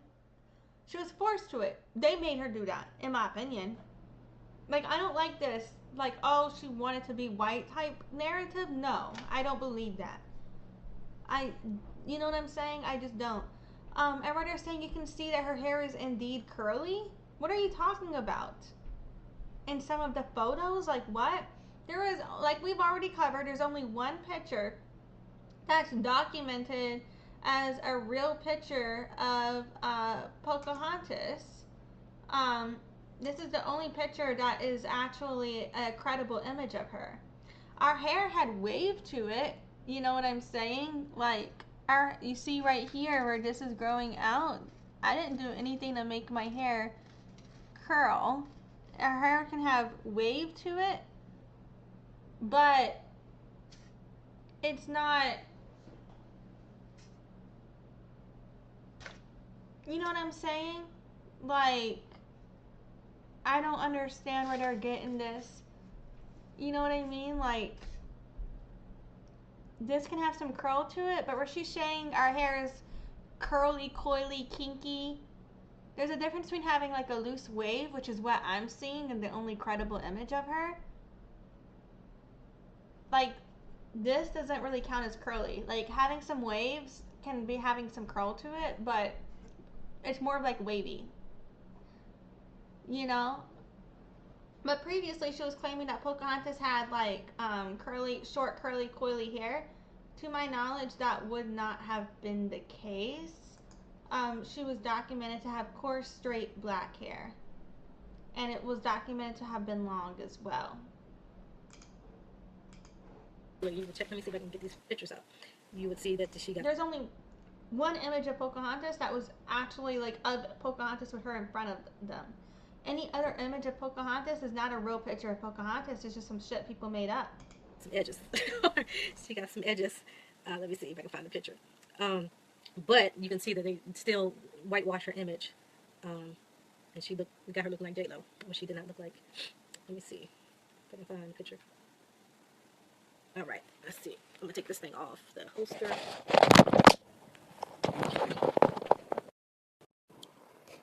All right, so you can see this picture.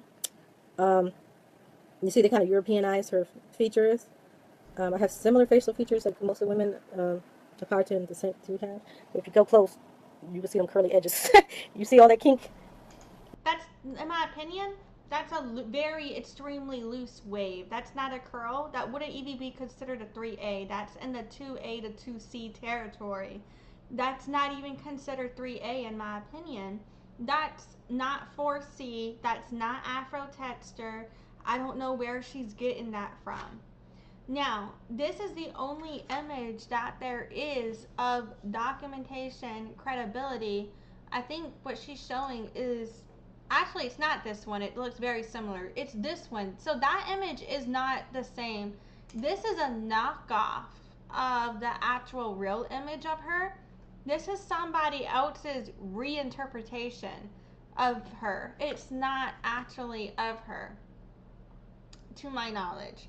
To my knowledge, this image right here is the only drawing of her. It was engraved by Simon van de Pass.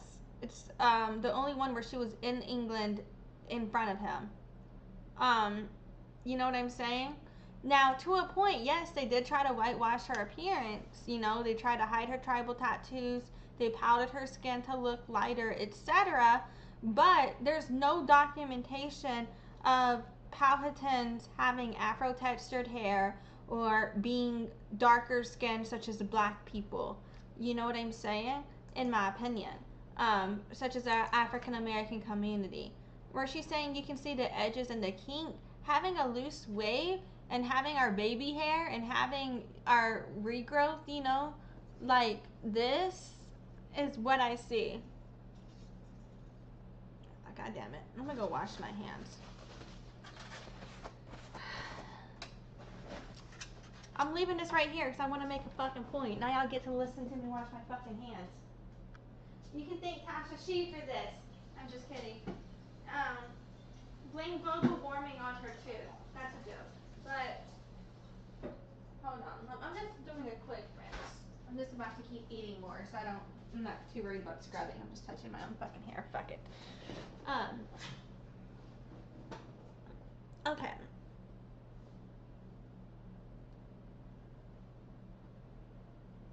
But let's say that I put my hair up and we have some pieces hanging down. This starts to curl on its own. It's now longer.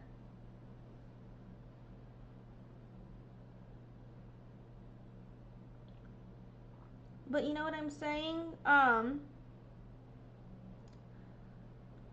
So Pocahontas, she was documented to have had shaved her sides of her hair and then have it grown back out later in her life. So it would actually make a lot of sense if the sides of her head and her edges were shorter than the rest of her hair growth. You know, right? So my new hair, my baby hairs and stuff that come in are very loose waves. You can see her hair has an S-shaped curl pattern depicted there. That's a 2A wave. That's not a kink. That's not, you know what I'm saying?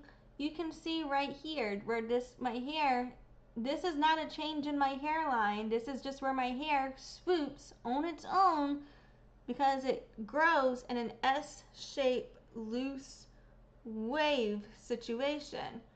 And does a similar thing to what is depicted right here. Now, my 5th great grandfather is African American, but I think all communities do have baby hair, you know?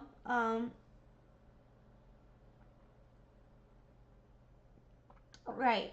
So, that's not, you know what I'm saying? So this right here, and like if we zoom in here,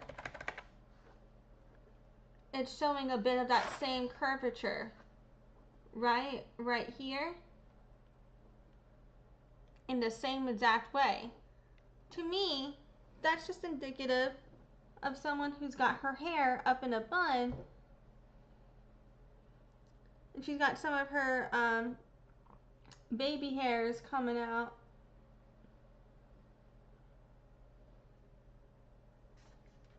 You know what I'm saying? So until about the time she was married, she would have had her hair shaved. And then between around the times, maybe somewhere around the time of 14 or so to 20 is when her hair would have been all growing out from all sides. So most of her hair would have been longer than some of it that would have been shaved down when she was younger as well, which would also account for variance in her hair length, whereas mine is cut and growing out all at, I mean, it has its natural layers and shit, but like one length other than that, right? With the blunt cut situation. Like, for example, this is not shaved down. It's just thinning. There's a difference. But, you know, like if you look at like curl pattern, a curl pattern chart, you see this is going to be a 2A hair, in my opinion. That is what matches this right here. You see that S wave? That matches 2A right here, in my opinion. Like you see this S wave, that matches more of like a 2A on the curl pattern. If you want Afro textured hair, that's going to require like a much curlier, or coilier, or kinkier hair, like 3A to 4C. That's going to require much more of a tighter curl or coil, in my opinion. I do not feel that this is, not only do I not feel this image is evidence of Afro textured hair, also this is not even a valid image of Pocahontas, as only this is the only image of Pocahontas that was done with Pocahontas actually there, to my knowledge. Putting that out there just so you're aware. Okay. Yeah. And I believe her skin tone would have been more like my father's skin tone or his father's skin tone. And that her hair color would likely have been my father's hair color. You see them? You see that? You see her eyes? Let me see if I can find that. I think the other one kind of smoothed it out. You said stop? I said stop. I just took a bite of chicken. That's not a real image either of her at all. It's just someone else's depiction of that photo, you know, reimagined and colored. I would say it might not be an inaccurate representation, though. I would say that probably is more of an accurate representation of how she looked, in my opinion, based on what I know, based on how we're accurately described. I think the skin tone would be probably accurate as well, in my opinion. But it's not an actual image that is a direct reflection of her, because she was not in front of someone for this image to be drawn. This is somebody reinterpreting the image, this image, which she was there for. You know. So yeah. No, I see people talking now. So this lady Erin Bernard, whoever her name is. My stomach is grumbling, y'all. Anyways, this woman is the woman that they drew in the Disney movie. She's the voice of Pocahontas, and this lady is who they were drawing. Oh, okay. So that lady is Navajo. That's my bad, I think. But yeah, Pocahontas. She was drawn after a bunch of different people, including from not only Irene but also Dinah Taylor and others. Who they're drawing on there? You see her, and then you see her. That's who they're drawing. That's not, yeah, totally different than what we look like. Now this woman right here is a cow monkey woman. You see the difference? Let's see. Let me see another cow monkey. This girl here, y'all see on my profile, she was chosen by the Pow Monkeys to play Pocahontas. You see, she has a similar facial features, but she does not, you know, she looks similar to me. All right. I don't know what the fuck they're talking, what she's talking about there.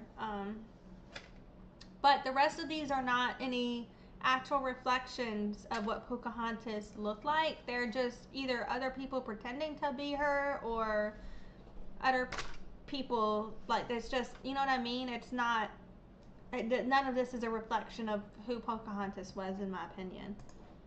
J-Lo. They got her look how they're trying to make her look like a British woman. You see that? I wouldn't call that J-Lo. That I'm not understanding because this is more white than J-Lo. I don't understand what you mean by that. Like, because J-Lo actually does have ancestry, you know? And it's like that. When you look at this woman, there's no doubt this woman is white. No one's ever going to question this woman's ancestry. This is just a Pocahontas whitewashed, right? J-Lo, I think just saying, look, J-Lo's only white could potentially be racism. Is it a fact that because I'm white presenting, okay? My dad is not white presenting. My mom is white. I'm white presenting. J-Lo, in my opinion, yes, some people may perceive her as white, but others do not. I do not believe that white community has ever looked at J-Lo and be like, that's a white woman. A lot of white people, though, looked at J-Lo and thought she was mixed with African American ancestry. People didn't see her as someone mixed Latina because she just sucks at acting Latina and she culturally appropriated black community instead, but she doesn't look white, you know? And so a lot of people, like, they just automatically, because when J-Lo came out, this whole, like, now we got the whole blackface pretty common and cultural appropriation pretty common, but it really wasn't common then. So people were spotting her right away, like, she doesn't look like us, you know, type thing with J-Lo. Like, I mean, let's just look at J-Lo real quick. Like, seriously, you know what I'm saying? Like, yes, she's extremely light-skinned. I'm sure she's got European ancestry. But in my opinion, she doesn't present as someone who's only European. You know what I mean? That's just me. I think when you are, it's like, I don't know if that's fucked up, man. Is that like the paper brown test? That's fucked up. But look, if you have any sort of like, you know, if you're not pale enough, white people are instantly like gonna treat you differently. It's just a fact. Like, I have all the white privilege in the world, but even in my mom's family, I'm not treated the same as people in my mom's family who have all white family versus my dad's side. You know, like, there's just like, yeah. So, but people who are mixed with white people get it, I think. Anyway, but yeah, so I don't know if it's appropriate to compare her to J-Lo. But is this a whitewashed interpretation of Pocahontas? Absolutely. Absolutely. This would not be accurate. They even got her eyes green. They got her hair brown. So they took that first sketch of her with the kinky hair and the eyes like we have, and they changed it. It's another Powhatan woman. More of another false movie of Pocahontas. They have this girl who's actually Scandinavian and Mexican or something like that. Look at her, who's playing Pocahontas. We did not look like that. She's Scandinavian and Mexican or something like that. Okay, and y'all saw this lady that I posted. This lady is Monkey. Excuse me. This lady is Mattaponi. Remember I told you what the Mattaponi looked like? She's Mattaponi, and she was the last Mattaponi to know how to make this cape. You see the feather cape? The boa? It looks like a boa. What we call boa now. She's the last Mattaponi to know how to... She's referring to the Mattaponi, and she's talking about a putawa. Puttaws. It's also known as a feather mantle. Raven Costello has been instrumental in revitalizing the practice of putawa. But she was the last woman at that time period to do it then, but the practice is being revitalized, and so it has not ended with her. But yeah, I honestly think that, so there's this lady is labeled as someone named Margaret. I actually think there is someone else that's I've seen documented as someone being the last person to wear a putawa. Maybe I'm wrong, but I don't know if it was Margaret. I think it may have been someone else actually, but that I can't tell you off the top of my head. We're just gonna keep going for now. Fuck it.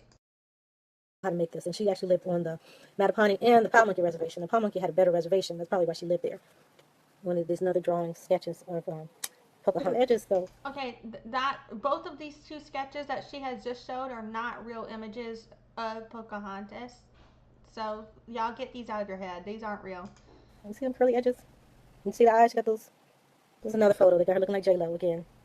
These are not real pictures, and even she keeps saying these are curly edges, but I don't know if it's appropriate to call white people's baby hair edges or Native Americans' baby hair edges. Do I need to take a break? I don't think so. I can't tell. I might need to take a break.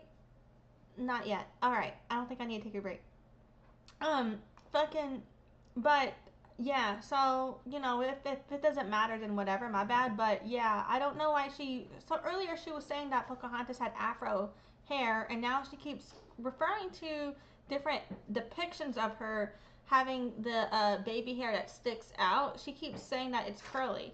To me, it looks like loose waves. And to me, it does not look like an afro, and also none of these images are real images of her. But whatever. All right. Well, come on now. They got this Korean woman. Korean woman as Pocahontas. Look at Cocoon back here, looking like a Mexican dude. And the pretty boy John Smith. I don't know the people's ancestry that she's speaking on. What she's saying might be just the fact, or it could just be problematic. I don't fucking know. Like, but something about the way she's saying it, and like, I guess if you're talking about Powhatan representation, it's one thing to be frustrated with the lack of Powhatan representation. But I don't know. She doesn't really articulate that. When you just be like, this is a Korean and a Mexican, and then laugh, it comes off as xenophobic when you're not articulating maybe something related to, for example, lack of representation in the media for Native Americans or Powhatan people. John Smith was, you know, he did not look like that. They talk about how ugly John Smith was, and how his stomach was big, and he had a big bushy beard and all this stuff. You said indigenous women's rock hats. This hat is European though. This top hat right here, this was the style in Britain. This lady, I know you've seen her picture around. She is, I believe she is from she's Rappahannock. This lady here, she's Rappahannock. Now look at this. I think Chris Jr. posted this. It's a cigar brand, Powhatan brand. Look at the Powhatan. And then they got Pocahontas as a white woman. Look at this, y'all. So I disagree with all of that depiction, but I didn't even see Pocahontas depicted as a white woman there, so I don't know why she said that. But either way, it's not an accurate representation of her. But the person that was depicted was looked like someone of my dad's skin tone, not like someone of my skin tone. So I don't know why she would call someone depicted as someone as my dad's skin tone as white. I find that problematic because my dad's not white. This lady straight from Korea. She's like a mixed, you know, European Korean woman. Where's her name? Sandrine Holt. She has a European name. She's not even native to America. It's the Chickahominy girls. So this is the Mattaponi River. This is the Powmonkey Reservation, the Mattaponi Reservation. Oh, there, Route 33. On Ralph planting the tobacco. Well, this is from the alleged saving John Smith. Y'all see them? See them afros? Our houses look like. Wait a minute. She said, "See the afros again." Hold on. Let's go back. This is from the alleged saving John Smith. Y'all see them? See them afros? There are no afros. What the fuck you mean, see the afros? There are no afros. She has long hair. It looks like loose waves. Depicted. They have short hair. It looks like loose waves. Depicted. There are no afros. Their hair looks like my dad's hair. Depicted, in my opinion. Like, I don't... Where is she seeing a curl or a coil texture? Like, what? Are we looking at the same image? That's like looking at me and saying I have an afro. That's like looking at my dad and saying he has an afro when he does not, and I don't. Like, I don't understand why she's looking at Native Americans and saying we have afros when we do not. That's crazy. Our houses look like wigwams. Pocahontas probably looked more like. We didn't call, okay, wigwam, I believe, I can't remember who calls it that. Is that Mi'kmaq? Why do I think that? I might be wrong. Wigwam is someone else's thing. We said Yehukin. And there are actual, I believe, technical constructural differences between a wigwam and a Yehukin too. But yeah, no, we did Yehukin. Or some people say Yehakin. But yeah. Okay. Like Taraji P. Henson. Now I'm gonna show y'all compared to that one picture in Taraji. Let me see what picture I'm gonna show y'all. Now look at her eyes. Hold on, let me find a better picture. Say compare her. You say, yeah, that's a good one. If this thing ever loads. And she's actually from this area too, so it could be possible that she has Powhatan ancestry. Yeah, she has the eyes. That's what I'm saying. That weird eyes that we have. Let me see if I can get, because this thing ain't loading. Look, Taraji is a beautiful woman. I feel it's appropriate to be like saying, oh, anybody could be Powhatan. Like, no, like I think they need to have their own family cultural connection, do their own genealogical research and stuff. Like, that's a dangerous game to just be like, this depiction that is documented of Pocahontas, where Pocahontas was actually there, is invalid. But you know what? This random, gorgeous black woman, we've decided this is what Pocahontas looks like now. I don't agree with that concept. Although I agree that a lot of imagery of Pocahontas is wrong and whitewashed, there's only one image of her that was actually had her there in front of them, which was this one. I don't agree with this whole concept of acting as if, okay, now, we were African presenting. We were not. She's saying that Pocahontas had an afro and short, curly, kinky hair. There's no documentation of that ever.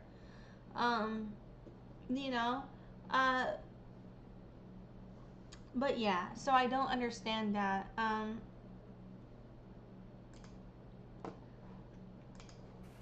She has the eyes. This thing is not. Y'all, I apologize. My connection is so bad. Anybody got any questions about anything so far? Let me find a picture that looks. Come on now. It's closer to the Pocahontas drawing, but this gives you more idea of the facial features. She's saying that Taraji looks close to the Pocahontas drawing, but I don't agree with that. The only thing that I think is similar is the skin tone. I do believe that, there are people in the black community of African descent who have a variety of skin shades. And some members of African American community, is it racist for me to say the return Redbone in relation to you guys? I'm so sorry. There's a Native American band called Redbone because Redbone is used on Native Americans. But I also know that black community, African American community, does have their own concept and relation to the wording of Redbone as well. But I do know that skin tone is similar. The African community, there can be people of the African community that are actually 100% African, same skin tone as my dad, depending on where they're from, or have ancestry from in Africa, right? And then there are other people who had African ancestry who are mixed with various ancestry, whether it be European, Native, both, or something else, I don't know. But that happen to have the same skin tone as well. So a lot of people with African descent have the same skin tone as my dad. And my dad's fourth great grandfather is African American, my fifth. So that too. But, so to that extent, I agree, that we would have, I muted myself, that we would have some of the same features and some of the same, skin tones can exist across those regions, and we can present the same way. But it's not documented anywhere for Native Americans to have afro, curly, coily hair, as Tasha She has been trying to push. And so that I disagree with. I don't think that Taraji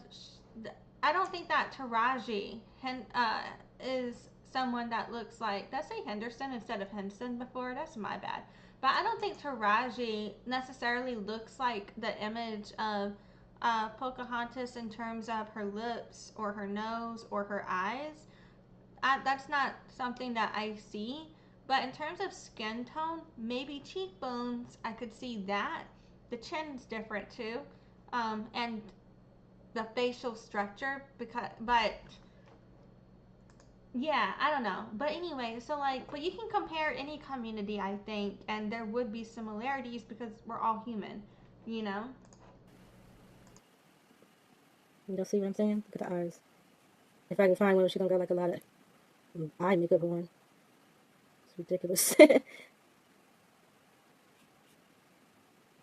don't know what's going on.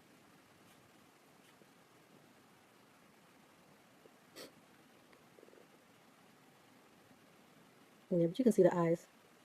Y'all see the eyes? Right there. Mind you guys, that image that she just pulled up is not a real image of Pocahontas. There's no, that's somebody's interpretation and coloration. I do think it could be accurate, but do I think it looks exactly like Taraji? Not necessarily. Are there some similarities, between Native Americans and African community people? Yes, but and African diaspora, yes, but I don't know, but you know what I mean, like. I'm trying to find a more natural. What she got? What is this kind of picture? What's going on here? Jackie Chan and what's that? Willow? I don't understand why she's trying to basically compare Pocahontas to Taraji Henson while making this argument that Pocahontas had afro hair and this is what she looked like. If you know what I mean? Unless if you're acknowledging, like, why not compare her to Native Americans or to Powhatan community members? Why not compare her to Powhatan women, to Powhatan people? You know what I'm saying? Like, why are we comparing her to people of a different community instead of actual Native Americans is what I don't get. Or whatever that other Smith is. I don't know what's going on. But you can see the eyes. It's weird. It's like a y'all can see it on my eyes. Like a extra, I don't know. It's like the lid is like almost even at the bottom and the top. I don't know. Oh, here's a good one. Her as a teenager. Y'all see that?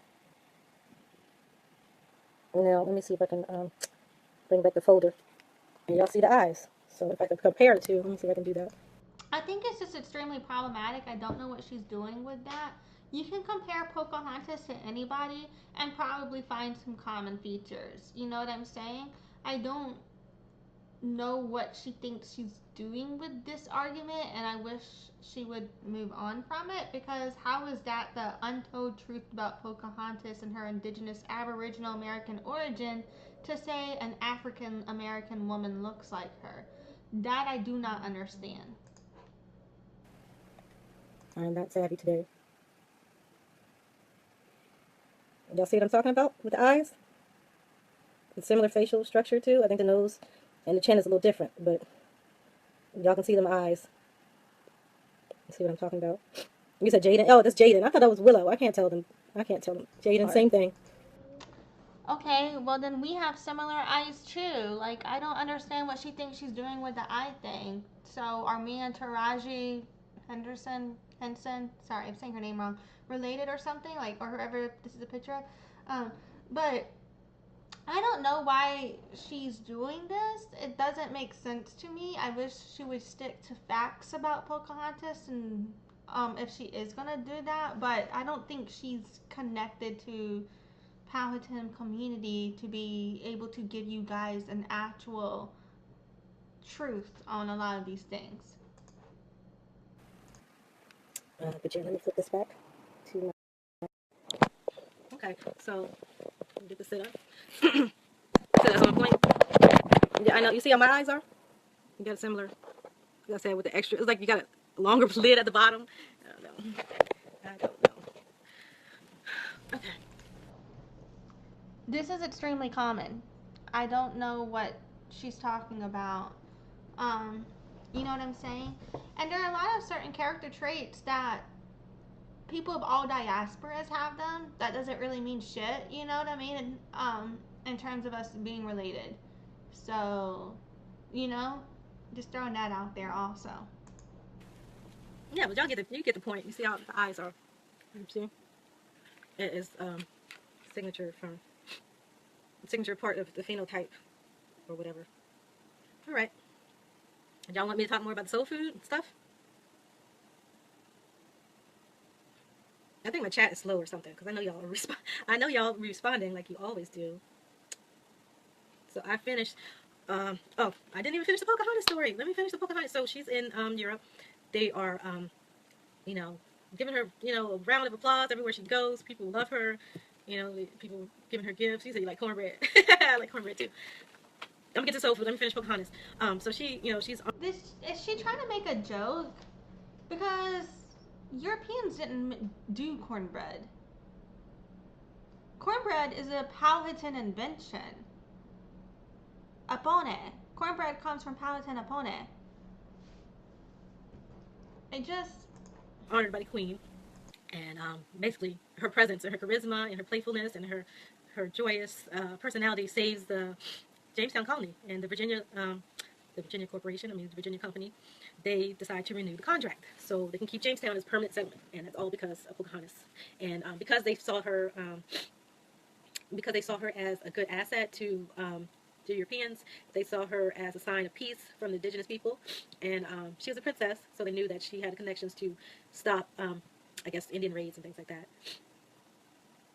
So, to a point, I understand when people call her princess because there's not a good way to educate people on the Pocahontas' actual role, but the way she's using it cavalier, I don't know.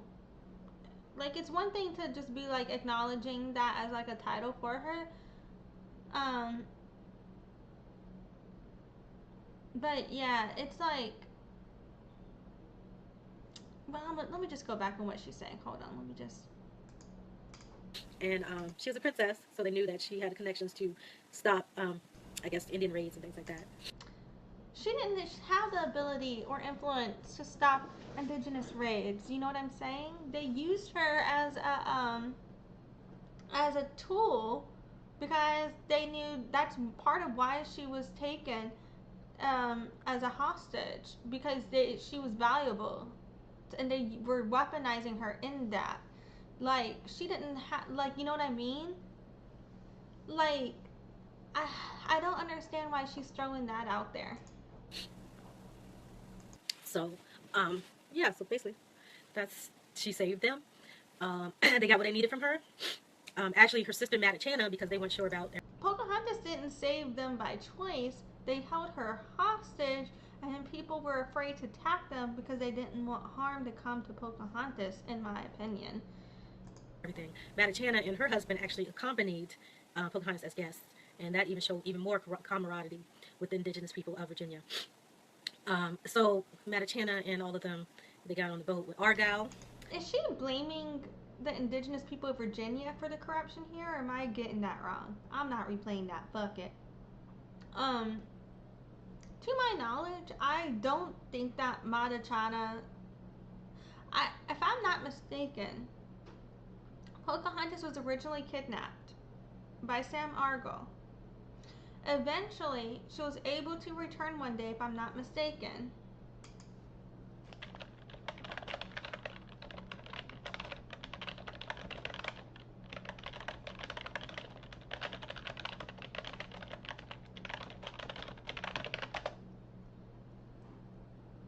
Okay.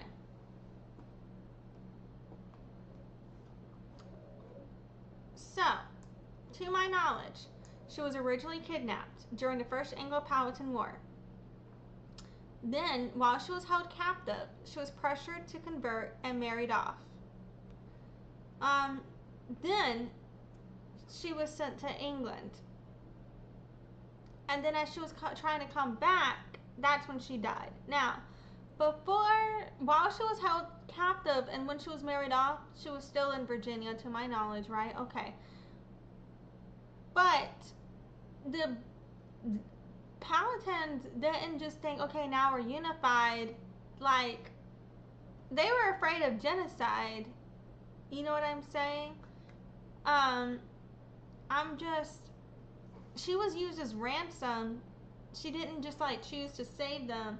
Some of the wording here, like, I think I'm not expressing things right and getting things right, but I don't think she's definitely getting a lot of things right. Everybody do your own fucking research, because what the fuck is this? And John Ralph, you know, that's his boy, John. So I believe Thomas was left at home with some other relatives or some other people in Jamestown. So Thomas did not come with them, the baby Thomas, Pocahontas' second son. He did not come with them to England. And so when they got back on the boat, what happened was Ralph and Argyle had like a dinner for Pocahontas on the ship. So it was them, Pocahontas, Mattachanna and her husband were not invited to this dinner. So Pocahontas sat down with them and they ate. Some type of argument ensued because Pocahontas realized how she was being used and how they had devised a plan to basically destroy her nation once they got back home. They were going to enslave the people, which they did, and they were going to turn the towns into plantations. And that way, that would clear up land for the European settlers, and it also would give them a labor force to work the tobacco fields and whatever else they're going to plant. They were thinking about industrializing the tobacco crop. They were trying to compete with Spain. The whole story with Virginia is basically about about England competing with Spain. Spain was their enemy. Spain was the Powhatan's enemy. So you said Pocahontas.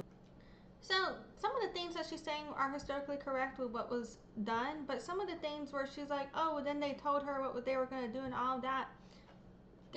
I don't think there's any oral history related to that. I think some of this, I don't know where she's getting some of this information from, you know? I don't know if it's like she's the one making some of this up or if this was told to her by other problematic people. Right? For example, where the fuck is she getting that Pocahontas had afro? No, Pocahontas had two sons. She had one son with a coon. Pocahontas had a daughter and a son. She had a daughter with Cocoon named Kauki, and that is well documented by the Potomac Tribal website. Mattaponi Nation has backed that up as well. It's well documented. Just throwing it out there. 15 years old, and she had one son with John Ralph when she was 19 years old. So it's two different bloodlines of the descendants now. That's a whole nother issue. So basically, Pocahontas discovered she discovered the plan to. And mind you guys, I've already shown sources for all of this. Linked in the description of the video. That's the William Dale video, the books from the Ancestral Spotlight and all of that as well. Things like that. Basically, enslave for people, take down their leaders and take over Virginia, basically. So that's what they had planned to do. They were going to take this foolishness, if you want to take this foolishness up to Massachusetts, where they had already scouted some area. John Smith and some others had already scouted what we call Plymouth now. They had already scouted that area while they were in the Virginia colony. So they had planned to basically enslave and take over Virginia, and then take this foolishness up to Massachusetts area to enslave and take over the Algonquin people up there. And that's what they did because Pocahontas saved, and Pocahontas actually gave them, able to give them the green light to do what they did. So she didn't know, what she thought she was doing was helping her people. Where the fuck is she getting that from? I don't believe Pocahontas was giving them the green light to do shit. That's not documented anywhere. That's not passed on from anywhere. I don't know where the fuck she's getting that from. And I do not agree with her repeating that. There are certain things where I can understand why you're repeating that. You may not know better. This is not one of them. What the fuck? She did not green light shit. Nope. By giving them what they wanted, she felt like that would stop them from hurting her people, and she would be able to see her family again, see her father. But that was not the case. That was the opposite. And once they got what they wanted from her, and she discovered their plan, and she was going to try to prevent this from happening, her wine was poisoned. So her food was poisoned. You know what? I don't believe she would greenlight shit. You would have to really show me some fucking evidence for me to believe otherwise. Because what the fuck is this? I don't agree with her saying this. And that's how she died. She died from the poison that they put in her food or drink. We're not sure exactly because her sister was not there. But when her sister heard her calling out, she was screaming in pain. Excuse me. There are a lot of debates about how she died. Powhatans believe she was murdered through poison, through kidnapping, through mercury poison over time from the makeup they forced her to wear, and through food poisoning, through a combination that all of this weakened her immune system and ultimately led to her death through all the diseases she faced. And we believe all of this together, we say she was murdered and kidnapped. A lot of the English like to discredit that and say, no, none of that had to do with murdering her, It's kind of, you know what I mean? It's like if you were to kill someone by 100 paper cuts until they bled to death or something, and then you would be like, no, it's just a paper cut. Stomach, I need to eat something. But when she was calling in pain, her sister came and saw her. She was like clutching herself. She was vomiting a lot. She was sweating. She was very sick. These types of details are not details that are passed on in any oral history that I'm aware of, so I don't know where she's getting this from. And then it is true that Mattachanna and Odamatamakan were with Pocahontas when she passed, and that they are how we know what happened to her, and her descendants are who passed on that history. But this type of shit, to my knowledge, is not what has been passed down. I don't know where she's getting it from. They took her to her room on the ship, and that's where she died. Her sister and her husband was there with her. Now, what happened after that is a whole lot of mess. So once they, she passed away, they didn't even want to take the body back to Virginia. Like Mattachanna, her sister, you said they were probably talking about soul food? Stop. So they didn't want to take her body back to Virginia. So what they did was they drove up to this church up a little bit further from London in England, and that's where she is currently buried. They buried her in the basement of this. Okay, no. Mattachanna wasn't on board with that type of shit, to my knowledge. The English fucking were in charge of that and controlling that shit, to my knowledge. They want her buried at this church in London. Then that church burned down or some shit, and then it was rebuilt. And right now they're not returning Pocahontas's bones, and they're saying they don't even know where she was buried anymore, or now or ever, right? Well, it is often believed by many that when the church burnt down, they rebuilt the church on her bones. So there are some people who believe that if we fucking tear up that church, we'll find her fucking bones under that shit or something like that, you know? That's like often a theory. And there are certain things like that I know are theories within the community that I would understand her repeating without a source for, because I know it's just a theory. Or if she wanted to say, you know, that this shit were just theories she had, I'd be like, whatever, everybody can have their own fucking theory.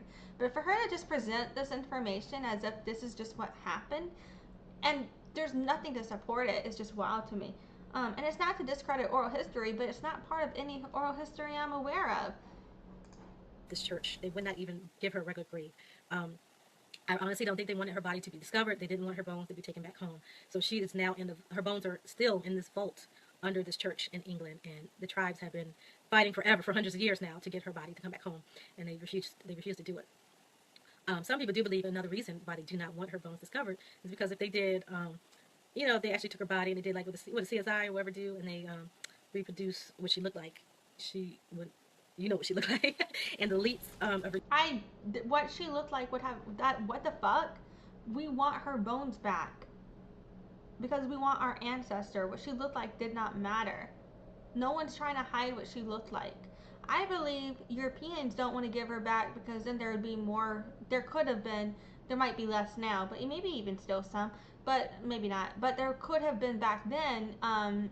They were not immediately giving her the body because they didn't want any evidence for what she went through. I think because they didn't want to admit she was murdered. They were gaslighting the fuck out of Powhatans on that. But where is this evidence that people didn't want her you to know what she looked like? It's well documented what we look like. You're just out here trying to paint a completely different narrative with no evidence for it. It's just wild to me. Like what? Virginia, which traced I think this is disrespectful to Pocahontas. Bloodline back to her. Do not want people to know, that she looked like us. That basically. Why wouldn't we want her to know? I think it, like, what? And honestly, I don't think we could get an accurate depiction. Like, I don't think we get an accurate depiction of what anybody looked like from their fucking bones. So that makes no fucking sense. This makes no logic. Like, yeah. So it's like, I don't understand. Why do you want Pocahontas to look African so bad? She is Native American. She looks Native American. She does not have an afro, and that's okay. There's nothing wrong with Native Americans not being African. They did not want people to know what she looked like, so Yeah, rest in peace, Pocahontas. So that's why her bones are still over there. Her father, after finding, when they came back, what happened was they went through with their plan. They started these mass raids on the towns. They started, enslaving mass numbers of the Powhatan people and other tribes around the area, Nottoway and other tribes like that. And they turned the towns into plantations. That's because we already had cleared land there. The cities already had cleared land. They already had crops growing, corn, beans, and things like that, tomatoes. And yeah, and they took this up to, so what they did is they took it up to Massachusetts, to Plymouth Rock. Yeah, it's kind of difficult talking about it, but yeah, she took it to Plymouth Rock, and y'all know the history of that. Well, we can get into that another time, but Squanto and all that, Squanto, the former slave, helped Europeans do what they did up there, and the massacre of Thanksgiving, all that. So yeah, so when they came back, Mattachanna, they tried to give everybody the warning of what's happening. Some of us were spared slavery. The group of Pamunkeys left, and they went to what is now Powhatan County. Some of us stayed, and that other group from Powhatan County eventually migrated up to New Jersey and I believe New York, that area. But yeah, the people, they got it. They had to hide. They had to move whole cities. They lost a lot. People starved. A lot of children and women were kidnapped.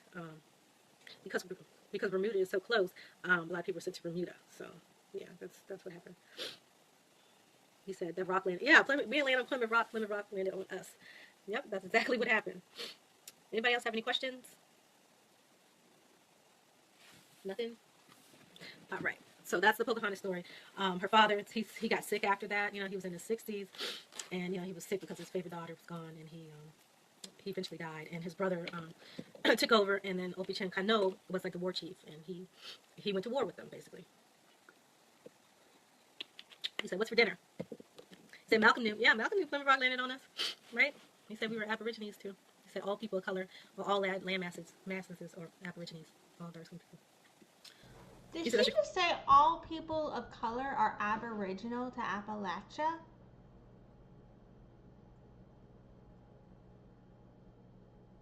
That's not true. And that's extremely racist to say that. Like, is she racist to natives? Like, that's crazy, dude. That's extremely racist to say that shit. And it's indigenous erasure. And it's erasure of your own natural cultures, of where these actually come from, respectively. That's crazy. Good question. Soul food. Okay, let me finally get into soul food. We're in the second half. What I'm gonna do is I'm gonna take a break, and then I'm gonna come back on live and do soul food. Okay? Is that cool? Okay, so that concludes the Tasha She thing. That took way longer than expected. Like, I think that took like 4 hours, probably. Like, that was a really long time. Like, holy fuck. Yeah, so that was a lot. So what I think I'm going to do is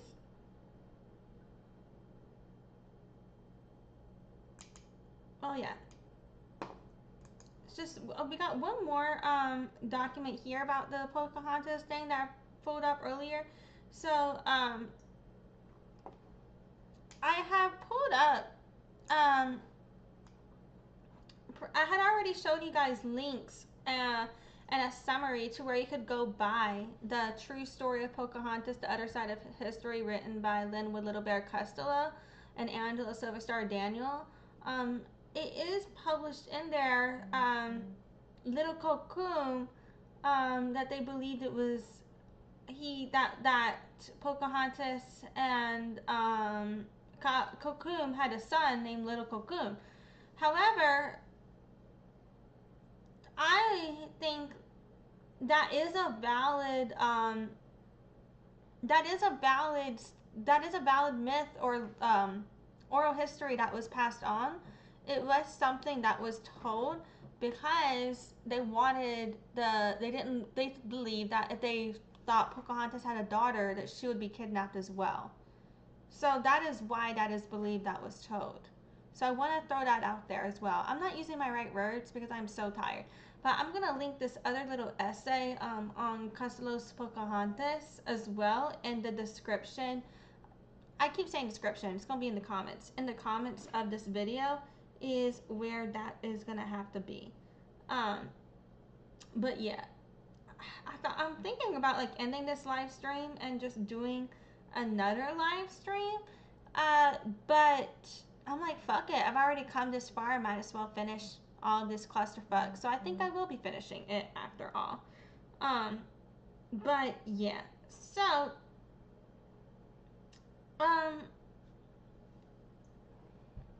not, but yeah, so there's a bunch of, not only links and that are going to be in the comments to this video, but also, so there's not only going to be a bunch of links related to the history of Pocahontas, there's also going to be, summaries on it, both supporting it and against it in here as well, and all of that. So yeah, do your own research on everything. You can believe what you want to believe. I'm just here to tell you to believe what I believe. So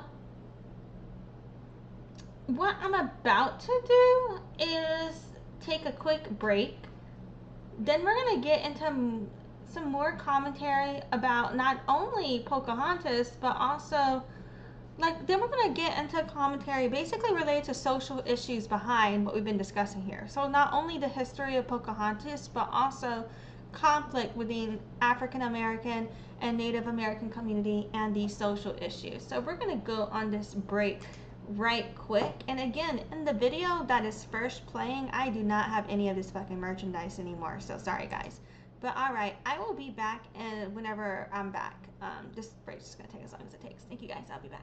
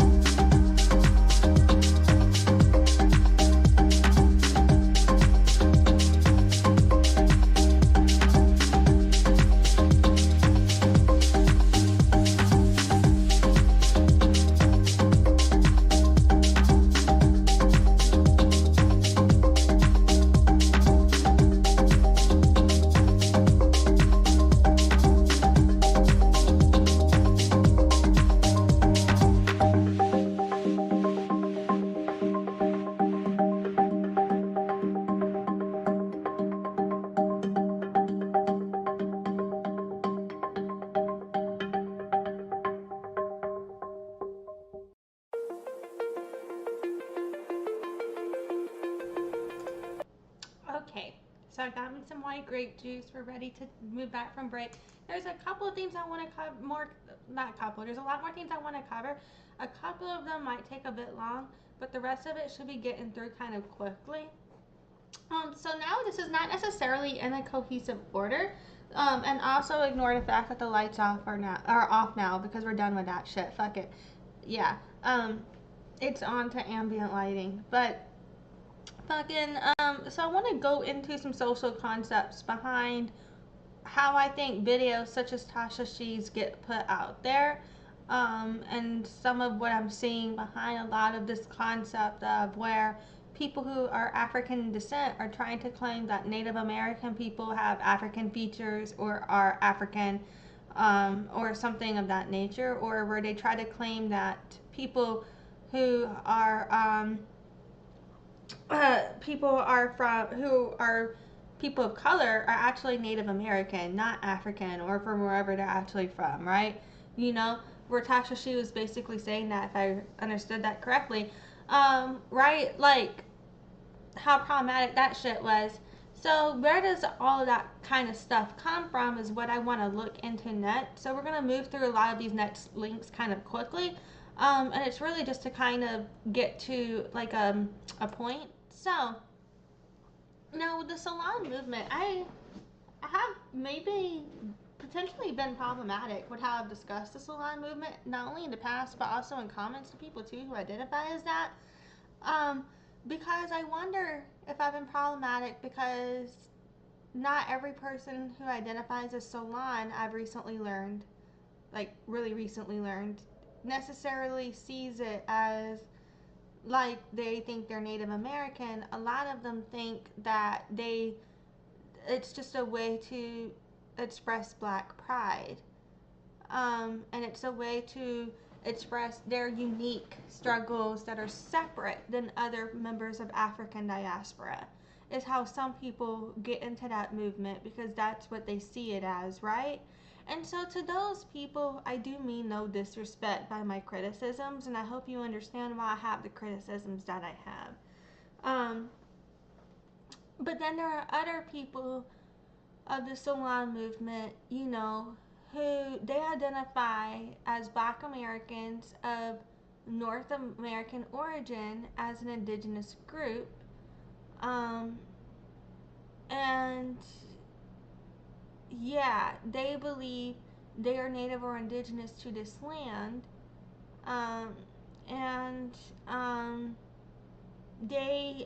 Yeah. Now, they're saying that the movement strictly differentiates its identity from broader Black or African American terms by excluding recent melanated immigrants. And they're also saying that from the overview, this is from the Google overview here, that it's designed as an ethnic designation for Black Americans whose roots trace back to pre-colonial inhabitants, mound builders, and enslaved freedmen in the United States. So the enslaved freedmen were people of African descent.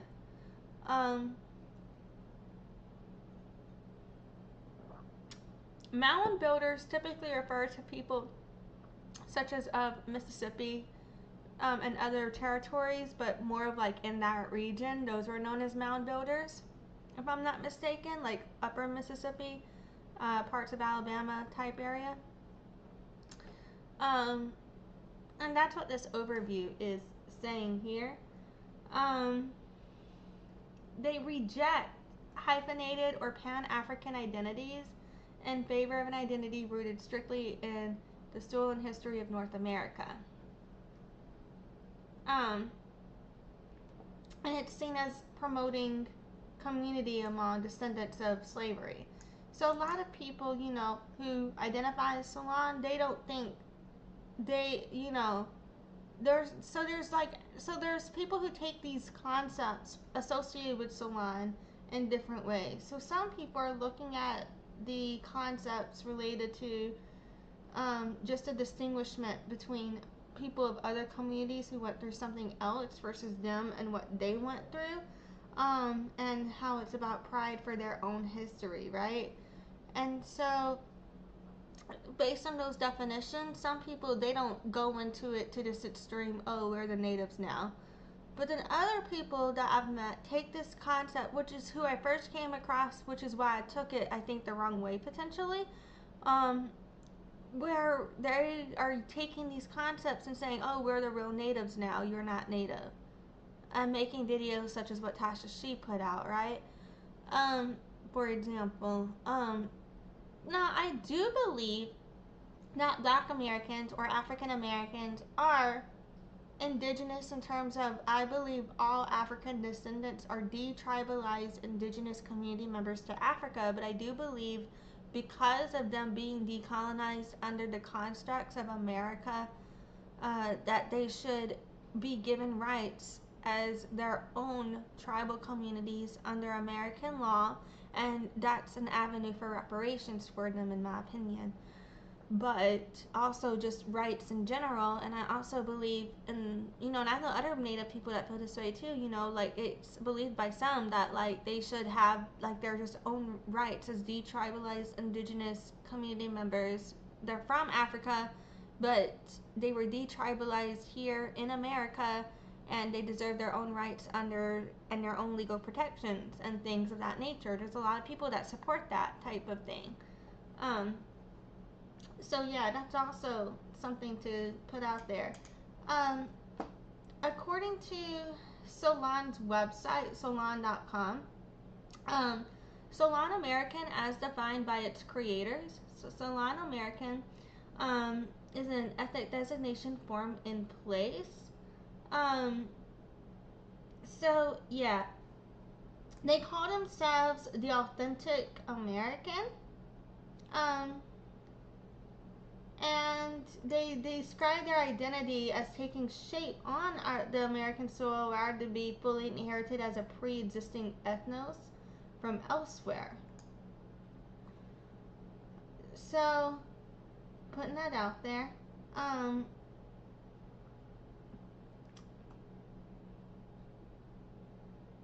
They are also basically claiming that they're a category of pre-colonial societies across the Mississippi Valley and Eastern Woodlands, referring to the mound builders. That's where they're specifically claiming their identity from.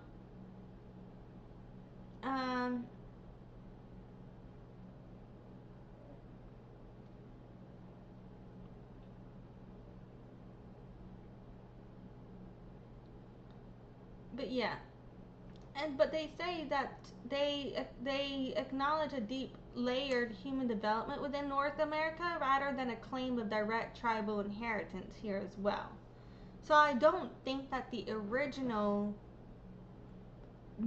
founders of this movement intended it to be as trying to assert themselves as like a Native American tribe, but more of how they asserted pride in their identity from what they believed of their ancestry potentially, So I don't think that some of the creators and some of the people of Soulaan movement, after learning more about it, I actually don't think that some of them intend to be anti-indigenous.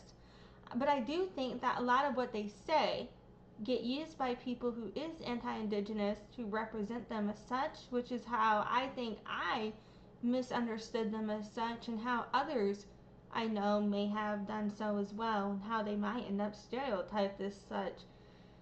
Well, not that I would intend for them to be, but if I got that misunderstanding and I know other people have, then what do you know? You know what I mean? That's like, and it adds up. And I don't know if other people, oh shit, I just realized that y'all can't see all of this. God damn it. My bad, y'all.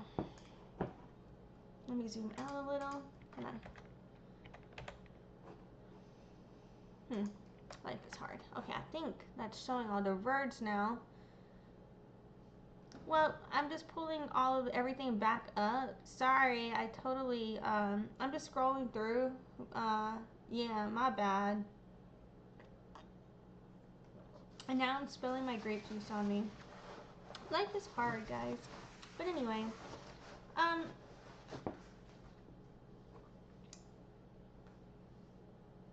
but yeah,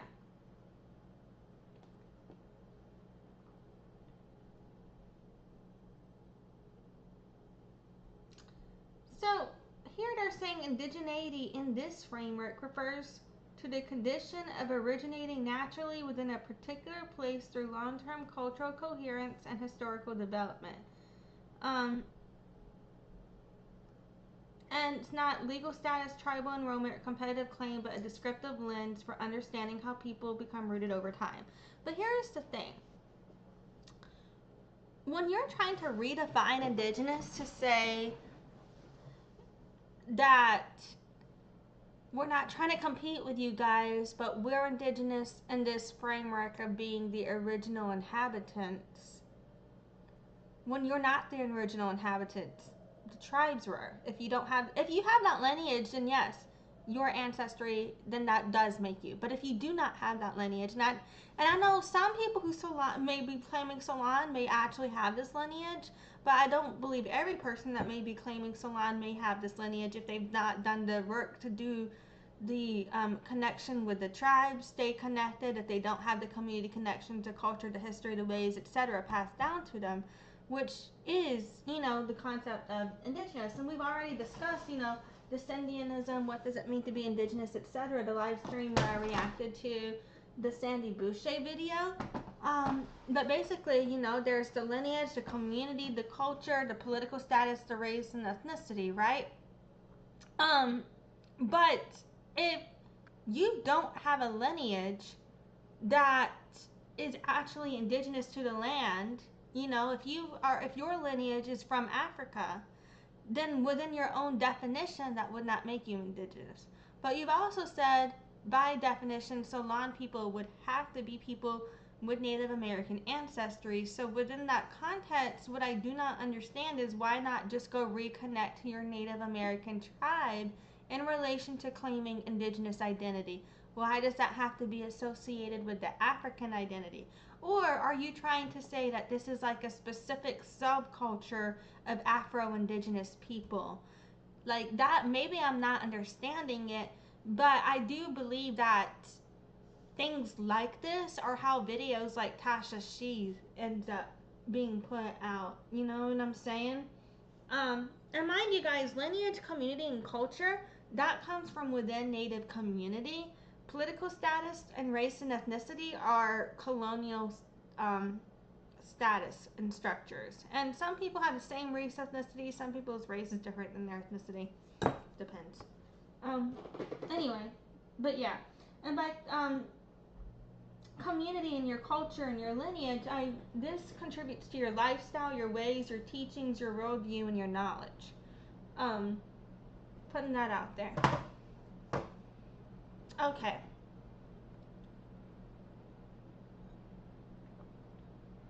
So to me, if you can't just be like, okay, people become rooted over time, so they're indigenous now, because now we're going to have European white colonizers claiming they're indigenous to North America, and then they're taking away indigenous rights. The distinguishment does matter, and even if they don't intend to compete, by trying to claim they're also indigenous to America when they're not, I think is inappropriate. I think it's one thing for them to say that the Soulaan identity is rooted in Black American identity. However, to me, they're indigenous to Africa. They're just detribalized in North America. You know what I'm saying? And I think that wording does matter. I think if that wording was adjusted, then people couldn't twist it to say some fucked up indigenous erasure shit. It would be then more specific and limited to the difference. You know what I'm saying? In my opinion. But yeah. Okay.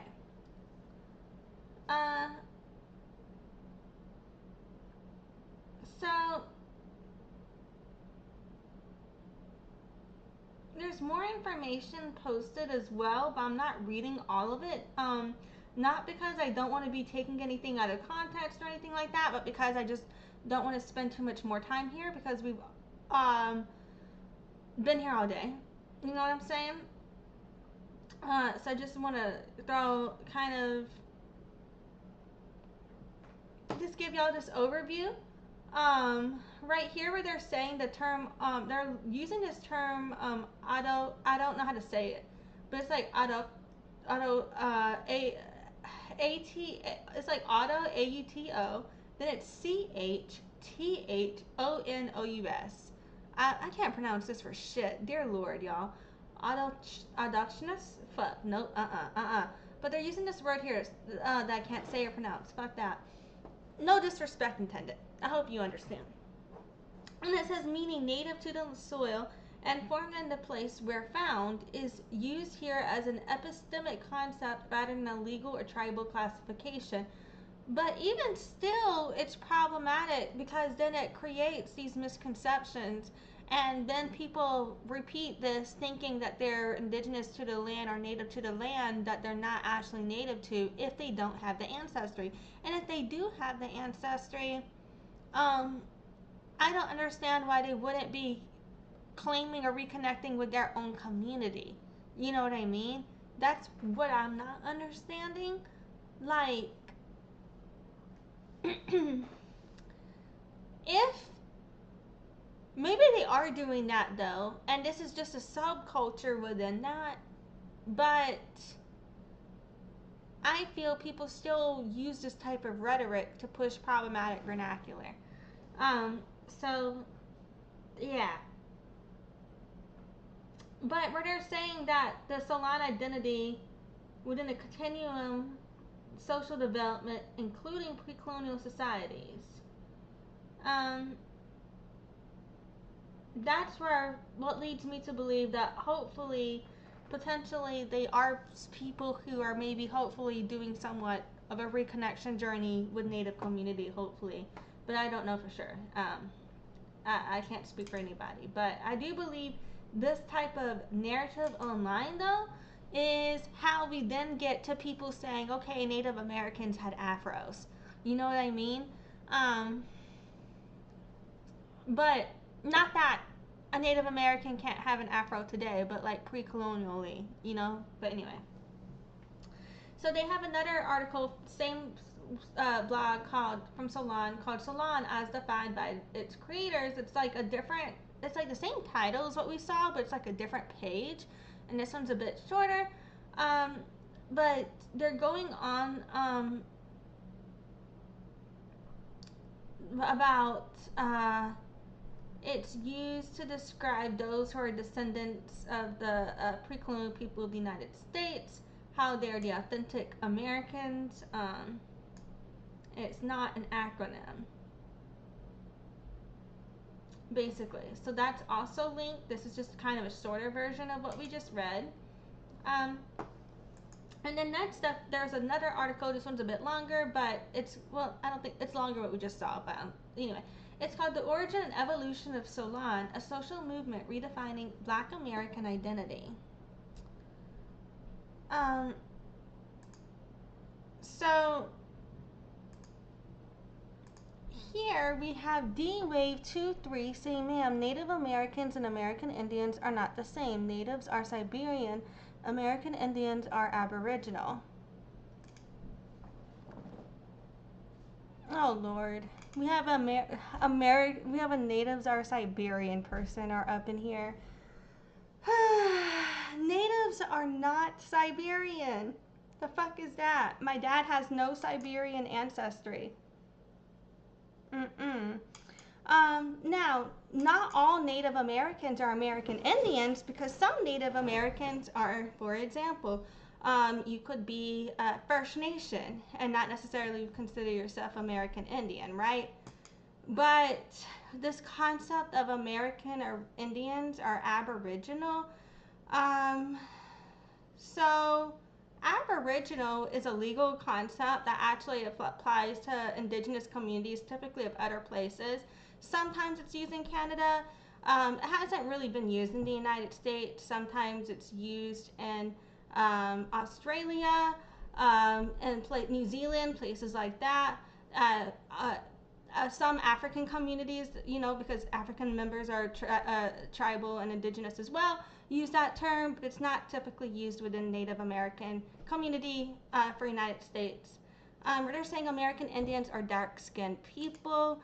that this is my father. My father is a Native American. He is not white.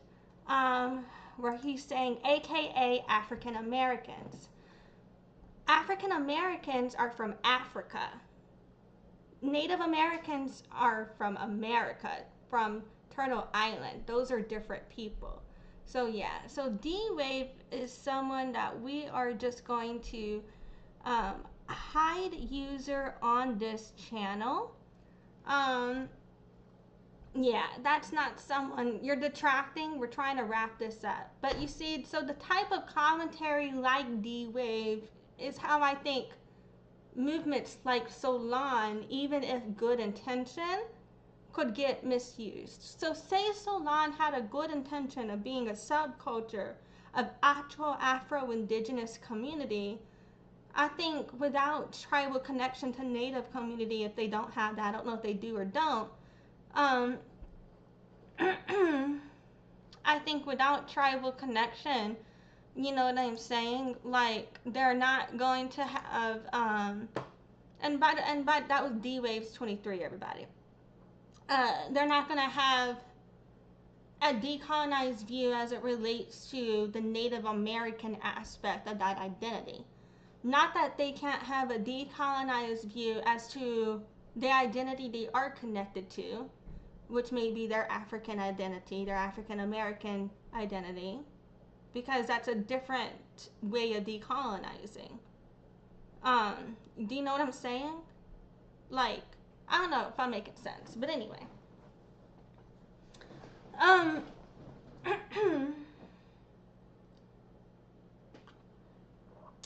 gonna try not to read anything I already read before, because this kind of says a lot of the same things.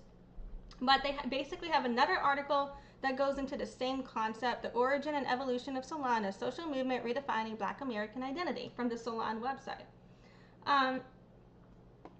And it's talking about, you know, redefining the Black American identity, and how it's a unique sense of identity within the broader African diaspora. And yeah, I'm so sorry I cannot pronounce this word. I'm so ignorant. I should learn that. But you know what? This is my first time being exposed to it as well, so I apologize. But yeah.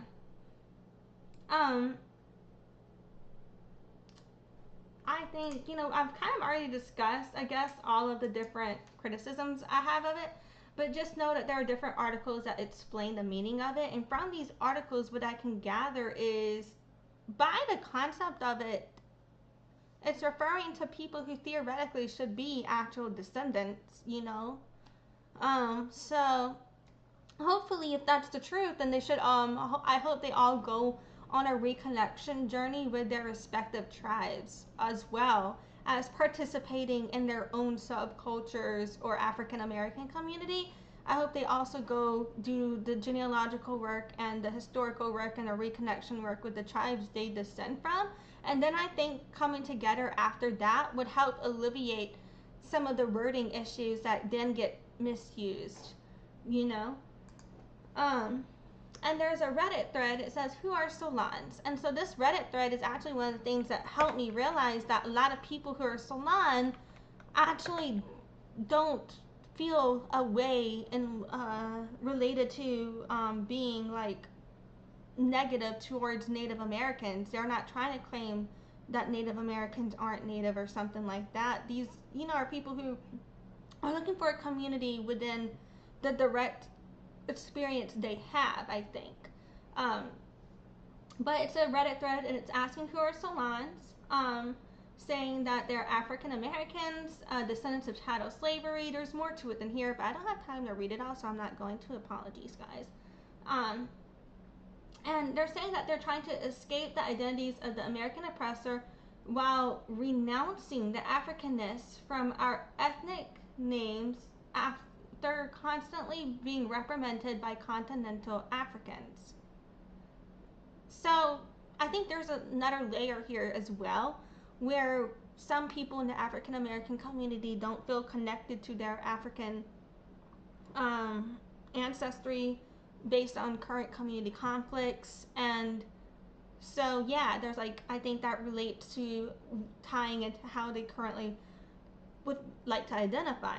And you know, it's not my place to speak on that. But I think part of why I'm curious is not only because it helps me understand things that my dad has been through, but it helps me understand history in general and intertribal relations, I think. But yeah, it talks about what the Soulaan name represents, and why are they trying to change their names, because so first it discussed why renounce Africa. Now they're saying they also do not feel comfortable identifying as American because of history in America, and can't claim African heritage after being so far removed. So instead, they call themselves Soulaan, so as to not be in the shadow of Africans or Americans. This is what they're saying on Reddit, which I think is interesting, because on the Soulaan website, what we just read, they're saying their whole identity is based on being American. So this Reddit thread is taking something else completely from all of that, right? So I think a lot of people have a lot of different takes on it. And it may not be always used as intended by the original creators. And so they're saying, who can call themselves Soulaan? Any Afro-American whose ancestors were enslaved in the southern United States or escaped to the northern United States from slavery. Any descendant of chattel slavery in the United States are Soulaans, not immigrants. Now, I can agree also to a point of I don't think that it's appropriate to call descendants of chattel slavery immigrants, because they didn't choose to come here, right? You know, so I see what they're saying there as well, and that's another reason I've been saying y'all are detribalized indigenous community members, descendants of Africa, detribalized within America. I believe they deserve their own rights as detribalized community members related to their subcultures. I think I can understand problems, and I've had problems with the wording, but the more I understand it, the more I'm like, oh, I can also see where and how it can get misused. I think I may have been problematic in the past as well, criticizing people for this identity. But yeah. So this other article from Medium says, who are Soulaan people, written by Brandy Alaya, I don't think I said it right, sorry. But yeah.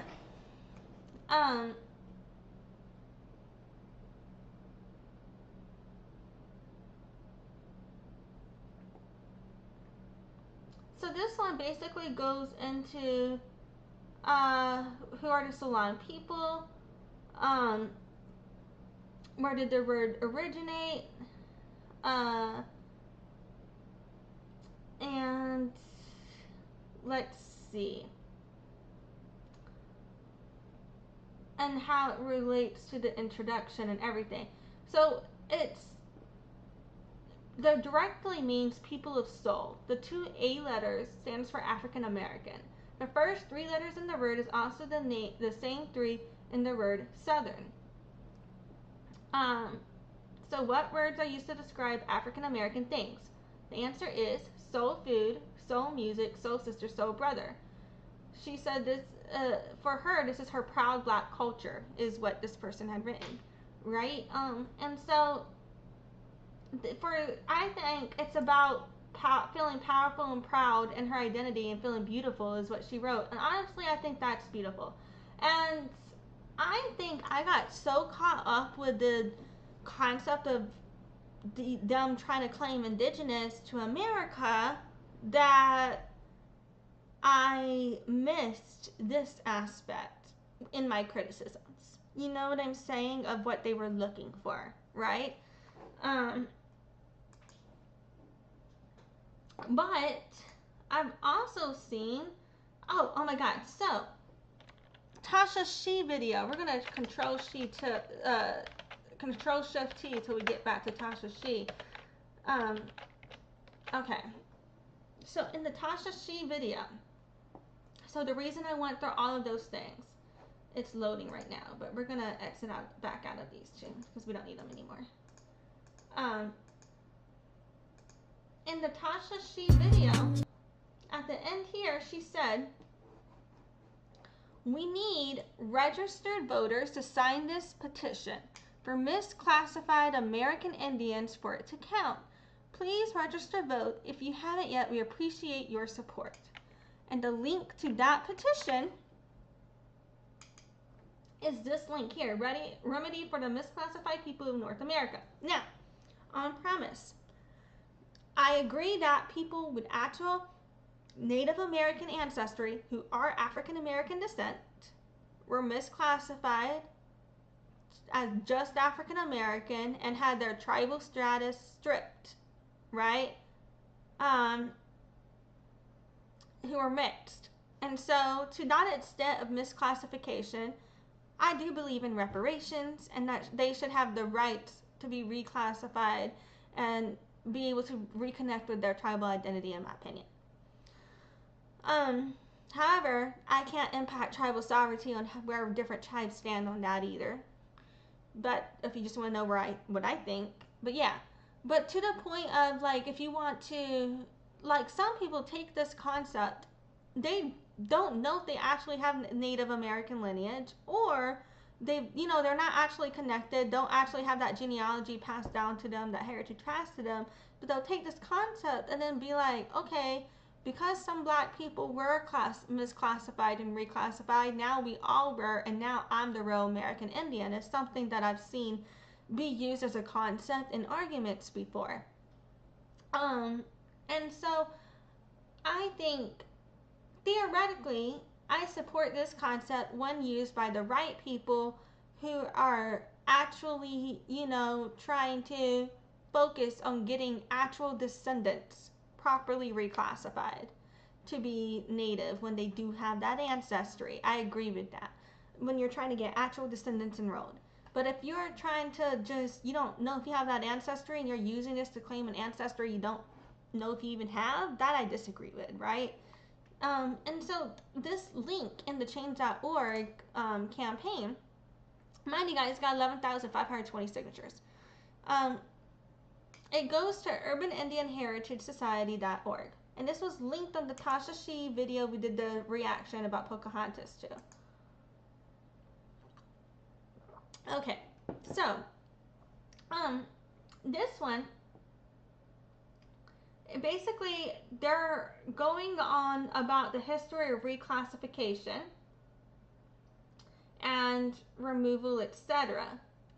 And they are asking for that to be appealed.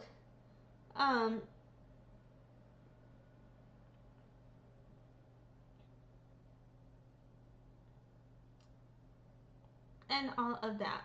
Let's see.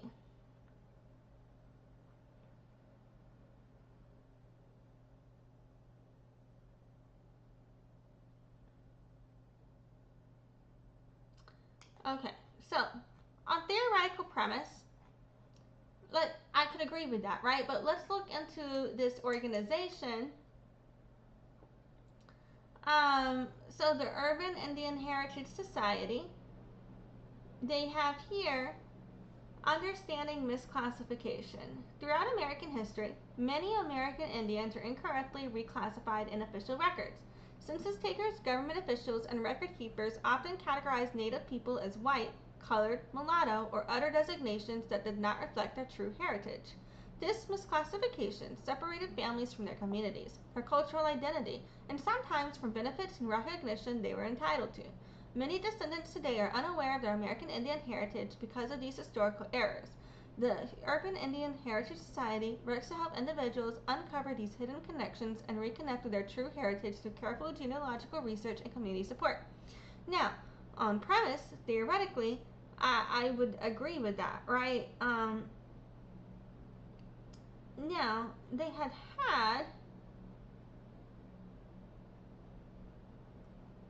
let's see, where was it?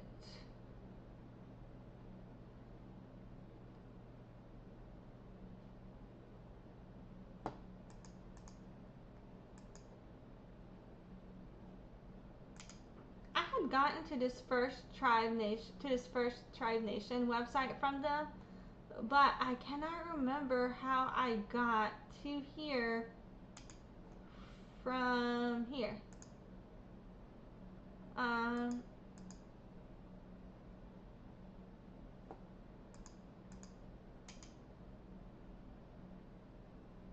Oh, here it is. So under news, First Tribe Nation, they have that tab there. They got a link to the First Tribe Nation website on here somewhere, but I can't remember how I got there, but I already had it pulled up because I had been going through it.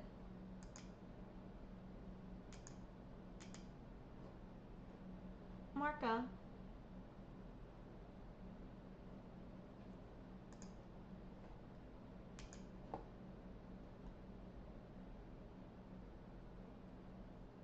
Oh, here it is. So right here, it says from First Tribe Nation on the bottom of the website, and then you can click to visit site, and that's how we got here. Alright, so this website also promotes First Tribe Nation, American Indian Aboriginal, Indigenous, synonymous with First Contact, and then they discuss, you know, Indigenous lineage proven with genealogy. Shit, I can't see that. Okay, and then it says history and scientific evidence along with indigenous descent in Americas. It says we are the ancient Kalinago Shilongo descendants of this land, first tribe, ancient Aztec of North America. So,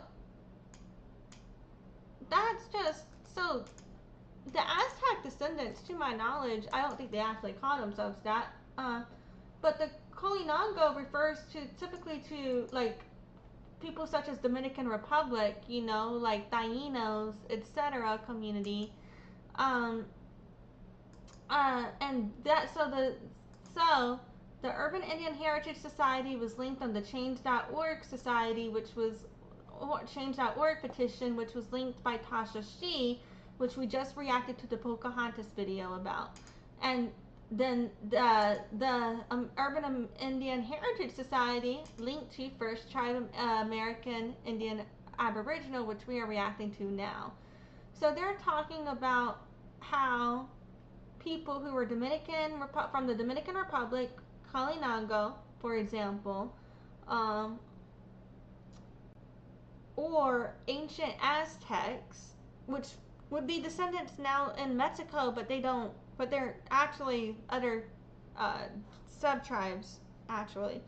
And then it's saying some of the titles given to the people are Maroons, Black Seminoles, Black, Negro, African, oh, I'm so sorry, I don't think I should be saying that, right? I've just been reading without thinking about it, saying what I'm reading.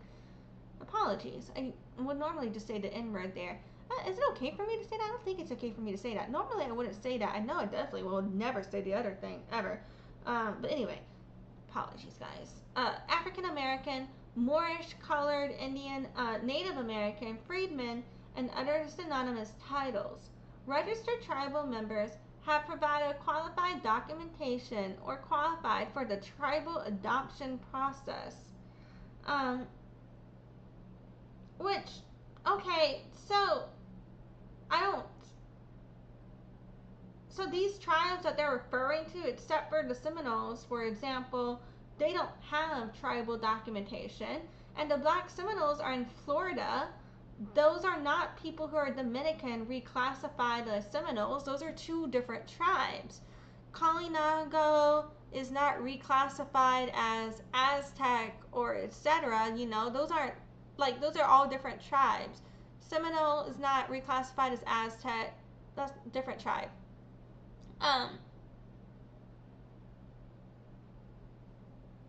And there's a difference between people who are Native American descent and Black or African American descent. Seminoles, Black Seminoles, are people who are both Seminole descent and African American descent. So, you know what I mean? I feel like this is not written from the perspective of someone who would be culturally connected, in my opinion, because what the fuck is that, right? And so that, again, mind you, is like on the Change.org petition. So Tasha She, who we just reacted to the Pocahontas video about, linked to this change.org petition. The change.org petition links to this Urban Indian Heritage Society site, which theoretically I would, on concept, could probably agree with. It's the first, but from there, when you get into that First Tribe Nation website on that homepage, then you're like, holy fuck. You know? And so it gets real problematic from here. You know what I'm saying? And it's one thing if you're actually African descent and someone mixed with these tribes, versus if you're not, if you're someone just trying to claim that all African Americans are now these natives when you don't have that proof and you don't, you know what I mean, have that lived experience. That's where I'm like, holy fuck. So yeah, again, we linked in comments. There's a lot of good information. Sinakomaka Algonquian oral history from Mediazilla. It's produced by Raven Brightwater Costello of the Mattaponi Nation. I believe she's also Rappahannock. And it has a lot about Virginia tribes. It's got Mattaponi, Upper Mattaponi, Potomac, Pamunkey, and Nansemond oral histories up in here. Highly recommend giving this a watch. Oh shit, I'm looking at the wrong thing. If y'all can, I'm clicking at the wrong thing. Life is hard. But yeah, talking about this thing. Anyway, I might come back to that. But also, another place that I'm getting a lot of my information from, there's gonna links the heritage properties of Indiantown, the Mattaponi Indian Baptist Church, School, and homes of chiefly lineages. Okay? Now, in here, they also, let's see, where is it?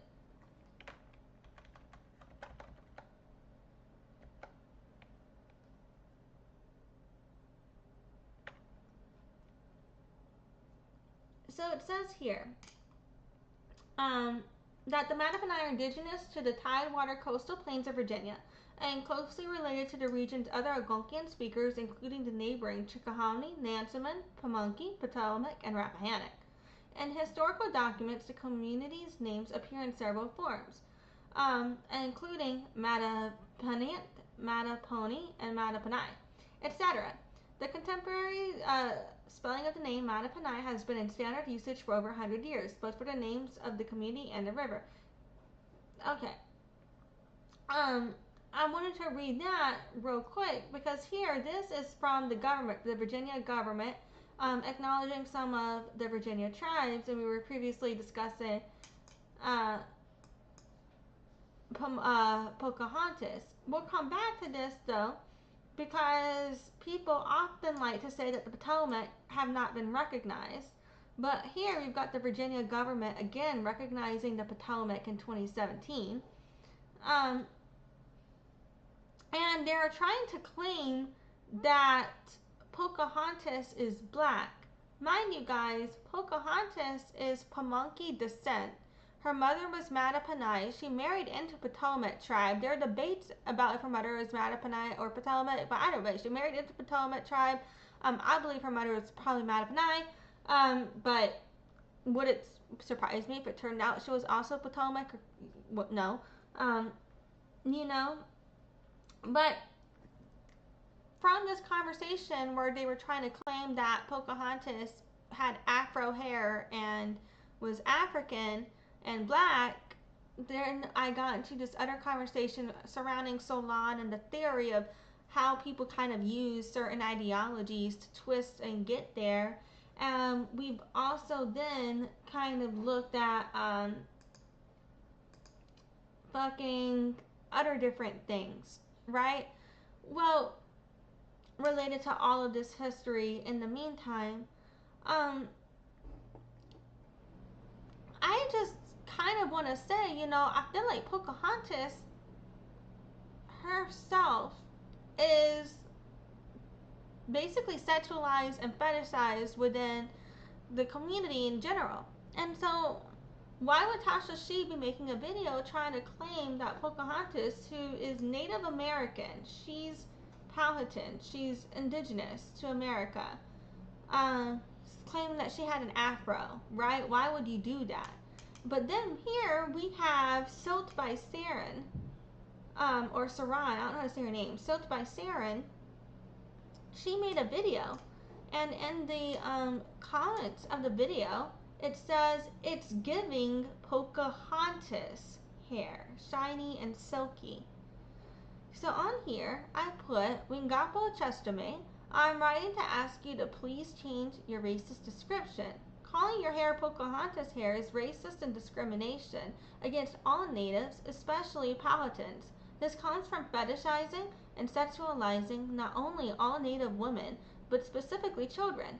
Pocahontas was kidnapped, raped, murdered. You are using native trauma to exploit sexuality from native identity, and it is racism. Stop calling your hair Pocahontas hair. Stop your racism against natives. Thanks. That's what I put. And her content came up because I watch anything and everything hair. I fucking love hair content. But yeah. Anyway, so that came up. And a month ago, where she's saying it's giving Pocahontas. And this was a showing where she gave a lady a silk press. And at the end of it, she had very straight hair, but then she curled it. Okay. And then here, in a different one, she said that she calls this client Pocahontas. Hold on. Off your client's hair because that shit's getting old. You know, I like that little bob. I might get that produced. But look at this. Those ends are retaining. Baby, this is my Pocahontas because that's So here she says, baby, this is my Pocahontas. what I call her, Pocahontas. Yeah. Because that's what I call her, Pocahontas. Is what she said right here. And she posted that. Both of those posts, yeah. It's just a pattern by the same person, Silk by Saren, you know. And so, and we saw not only are Silk by Saren trying to call her African American clients Pocahontas, we also see Tasha She, who, whether or not she has native ancestry, I don't know, but I believe she's African descent as well. Like, so I just think it's interesting how these African women are sitting there. She's saying that Pocahontas had an afro, and then we have these African women saying their hair is their Pocahontas and they want Pocahontas hair, like type rhetoric. And it's like, I don't know, I feel like it's extremely dehumanizing, and it's just kind of like, why aren't you happy to be yourself? You know, there's nothing wrong with you having an afro, with afro being African. Or if you want to straighten your hair, there's nothing wrong with that.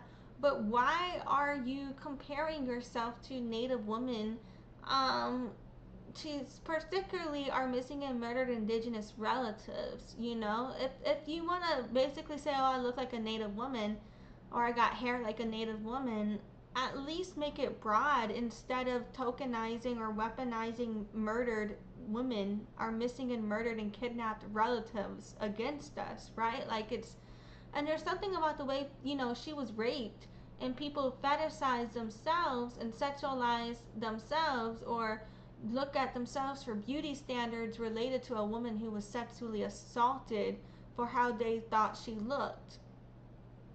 And they don't see the problem with that. So, yeah, that bothers me.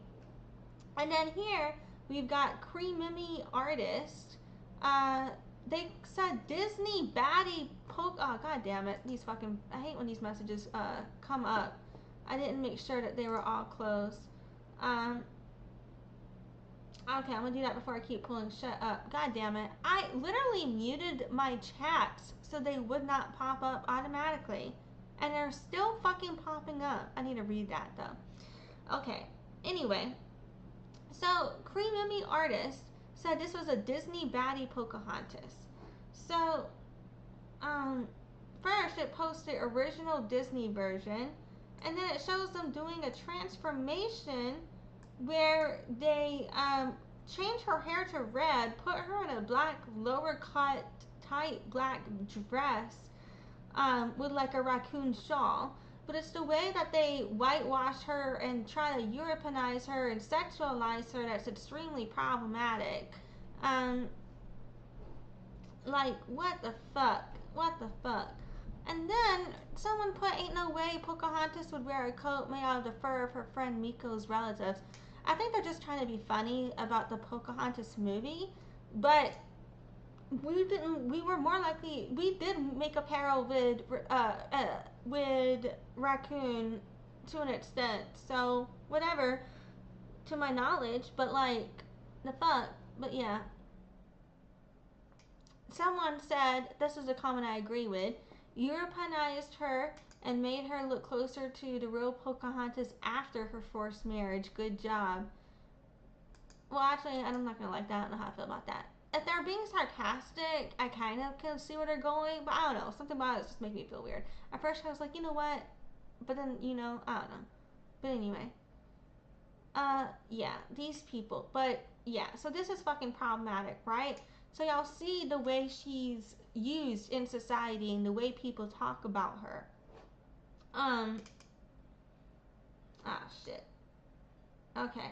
So I wrote messages to myself in preparation for this stream, along with prepping images to show you guys for all of this as well. Plus, I also send myself things to do. Okay. But anyway, so in the Facebook message, which is why I had that pulled up though, because I wanted to show you guys things that I had messaged myself in Facebook to show you.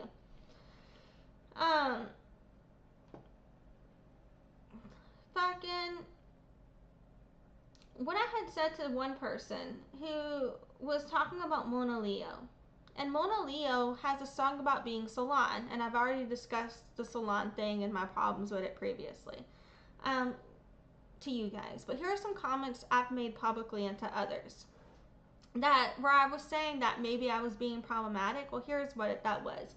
So I had said to somebody, my problem, and I was talking about Mauna Leo. My problem with her Soulaan movement is the concept of Soulaan movement is based on thinking black people aren't from Africa but are the real natives, and that's what had been told to me at that time, which they are to a point. Some of them are trying to renounce their African identity, which is how I think that narrative got pushed around to where that's what I heard, you know, until I did more research. But yeah, anyway, so I said, so that's not necessarily true, but that is what I said. We've discussed what's true previously in this live stream. Anyway, I said, but the real natives, and that us Native Americans weren't here because black Americans people are native, not African. Why aren't y'all happy to be yourselves?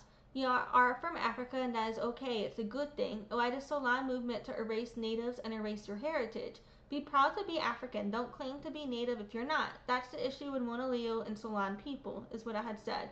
And so there are things about my statement that are true because they're true criticisms of shit that is said by the Soulaan movement creators themselves.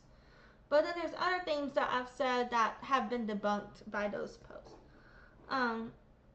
You know, in terms of, it's not necessarily that they're claiming Native Americans were not here. Well, some of them do claim that, as we saw in my comment section earlier, or my chat earlier. But so it's like that they don't feel connected to Africa because of how far back that ancestry is, which is why they started saying that, I think.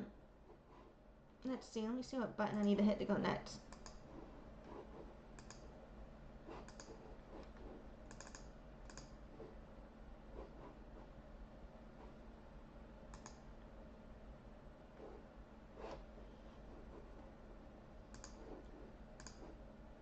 Okay, I don't know why, but like the side buttons weren't showing up for me for a second for me to click next, but now they're here.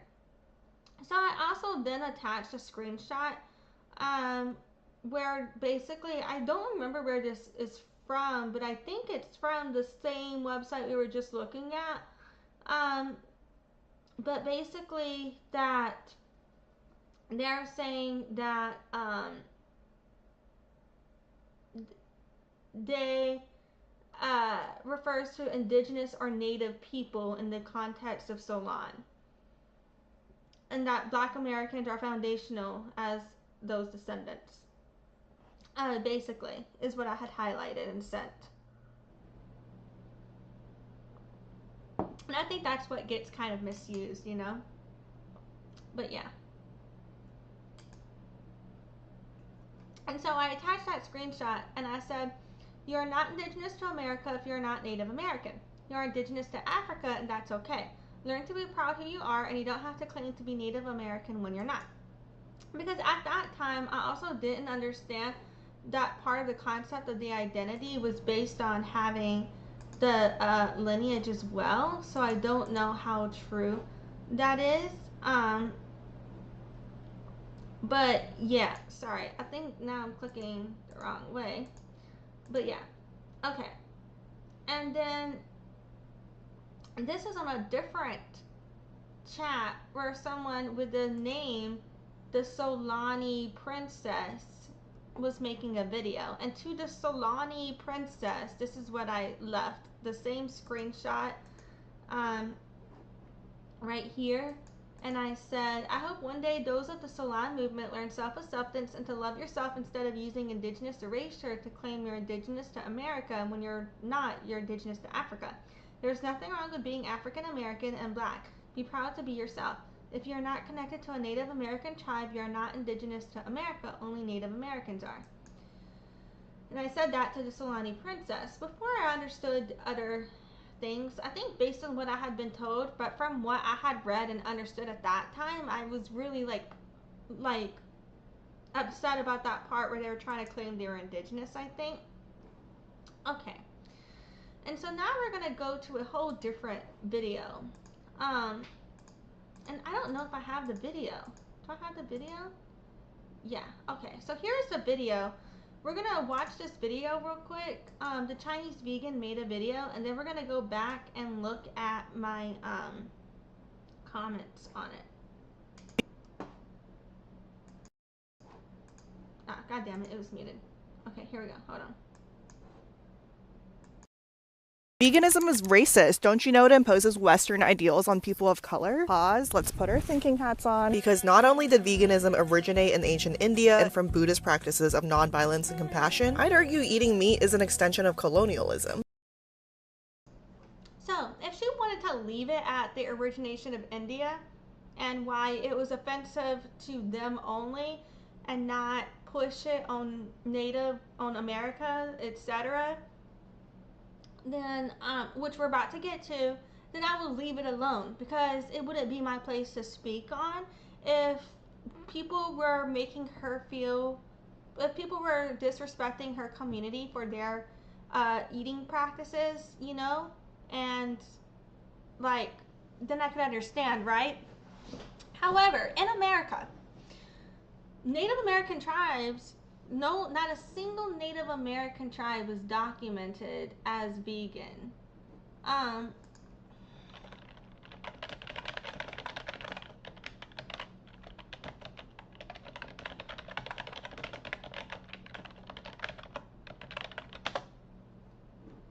There is no documented evidence of any pre-colonial Native American tribe being strictly vegan. To my knowledge, every Native American tribe that I know, we use all parts of animals, you know, we don't let anything go to waste. So, yeah, I'm just throwing that out there. So, she's saying that eating meat is an extension of colonialism. Native Americans eat meat. So, to say that Native Americans are an extension of colonialism is fucked up. And if she didn't bring Native Americans into it, and if she were just referring to her own community, which she does in a minute, I wouldn't be bringing Native American communities into it, because I'd be like, you know what, let that apply to her and apply to her associating it with Western identity, right? But hold on. Did you know pre-colonial diets of many African and indigenous cultures actually relied heavily on plants? This is where I I've got issue because the image she's showing indigenous depiction of Native Americans, to my knowledge.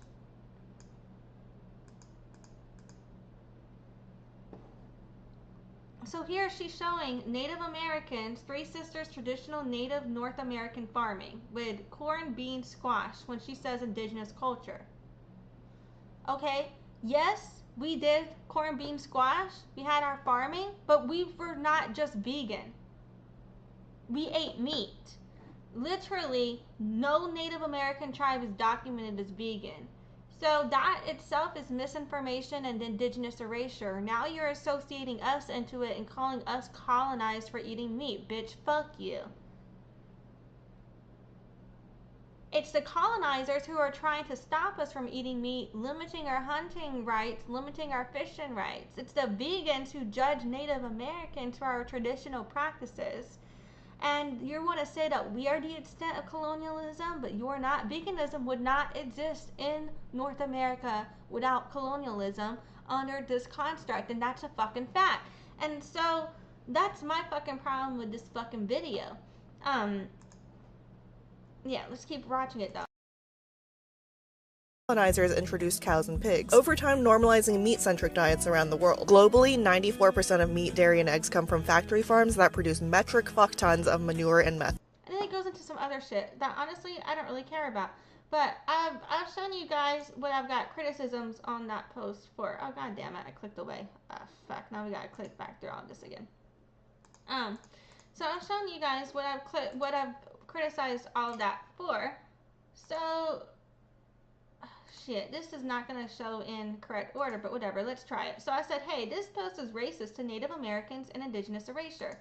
I said, why are you spreading racism against Native Americans and demonizing us for eating meat while lying about our native tribes? Why are you spreading misinformation about us Native Americans? Why are you so racist to natives? Take this down. Call us natives colonizer for eating meat is wild. You're the colonizer for demonizing natives, supporting genocide against us. Yeah, because I was fucking pissed when I saw that shit. And I said, why would he generalize Native Americans as if we are the same? Why not identify the specific tribes instead of pushing misinformation about us? Yeah, because there's no tribe documented. What tribes of Native America were vegan? None. I have never heard of a vegan Native American. Vegans only came to America because of colonialism. Vegans are colonizers, and only colonizers under the construct of America are vegans. It's a fact. This is, and if it's to your region, maybe that's a different story. I'm not speaking to your region. I'm speaking specifically to the region of North America. Anyway, and I said, because of colonialism, vegans are colonizers. Only colonizers are vegans. This is a fact in North America. There are no Native American vegan tribes, as you lied about, to be racist to us, to push your colonialism on us. Yeah, basically. Because that shit pissed me the fuck off. And I also said, a screenshot, Google search. There are no Native American tribes that are exclusively vegan as a matter of cultural tradition or history. Historically, we all used a combination of agriculture, foraging, and animal resources for sustenance, tools, and clothing.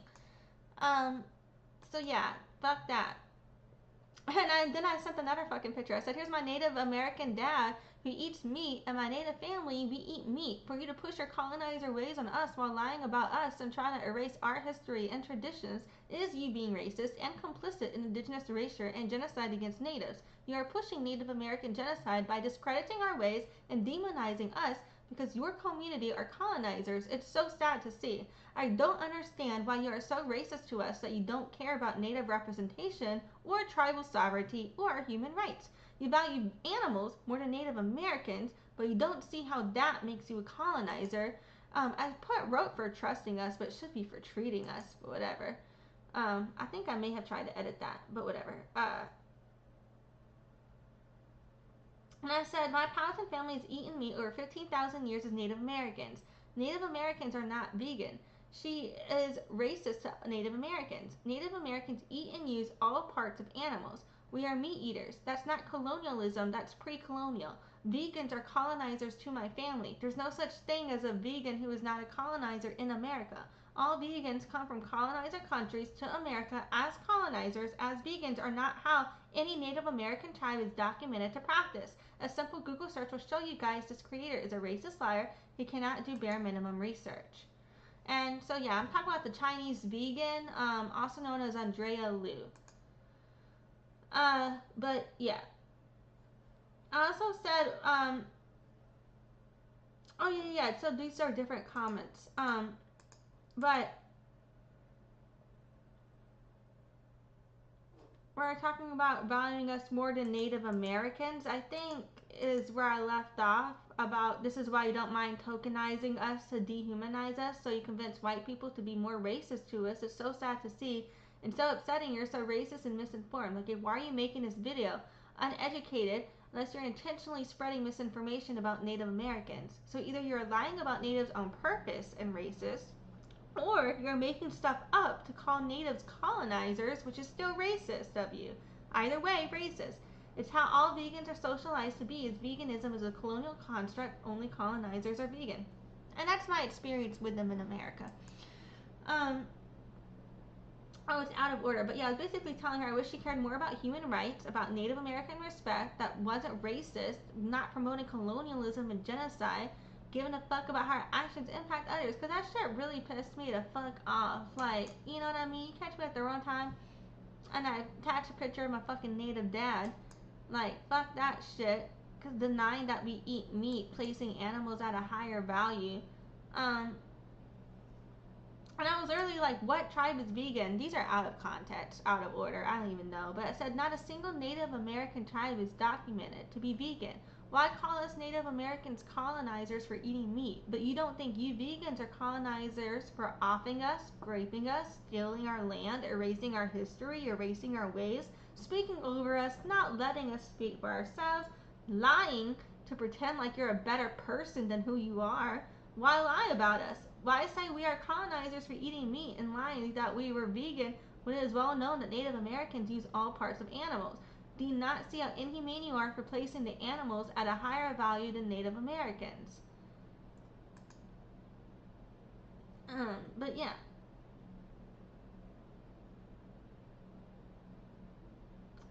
Basically, I was repeating the same damn thing. And I was like, it's so triggering because y'all are trying to take away our hunting rights or fishing rights. It's fucking inhumane. Like, because what tribe is vegan? I think some of those screenshots are the same. So anyway, Brown Girl Pride had a response to that. So we'll watch Brown Girl Pride's response as well. Veganism is racist. Don't you know it imposes Western ideals on people of color? Pause. Let's put our thinking hats on. Because not only did veganism originate in ancient India and from Buddhist practices of nonviolence and compassion, I'd argue eating meat is an extension of colonialism. Did you know pre-colonial diets of many African and indigenous cultures actually relied heavily on plants? This history has been slowly erased as European colonizers introduced cows and pigs, over time normalizing meat-centric diets around the world. Globally, 94% of meat, dairy, and eggs come from factory farms that produce metric fuck tons of manure and methane, polluting our rivers, our air, and these farms are located not in the white neighborhoods, I'll tell you that much. Beef production is still the leading cause of deforestation, decimating indigenous lands. Slaughterhouses exploit undocumented workers to do the job that nobody else will do. So please, tell me again how veganism is rooted in white supremacy. When someone says veganism is white and colonial, they erase the rich history, culture, and existence of BIPOC vegans who've been around for thousands of years. If the only vegans you see are white, I encourage you to expand your worldview. All right, let's clear up some misconceptions and bring in some nuance to this conversation.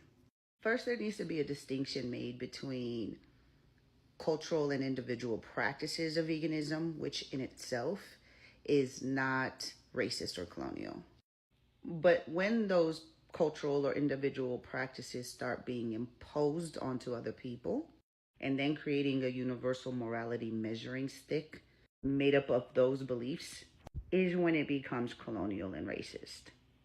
Basically, when the ideology moves out of the individual or the culture itself to be imposed onto other people because they believe they are morally superior and right. And the video has stated that indigenous and African cultures heavily relied on plants for sustenance. Yeah, which is true, but they also ate meat. As you stated, veganism is a practice that originated in Asia. Very few African or indigenous tribes would have practiced veganism or variations of it. The vast majority still ate meat. Hell, barbecue was invented by the indigenous peoples of the Caribbean islands. Secondly, there are... So she's making some great points. You know, okay, so she, like, for example, giving the example about Caribbean islands inventing the barbecue.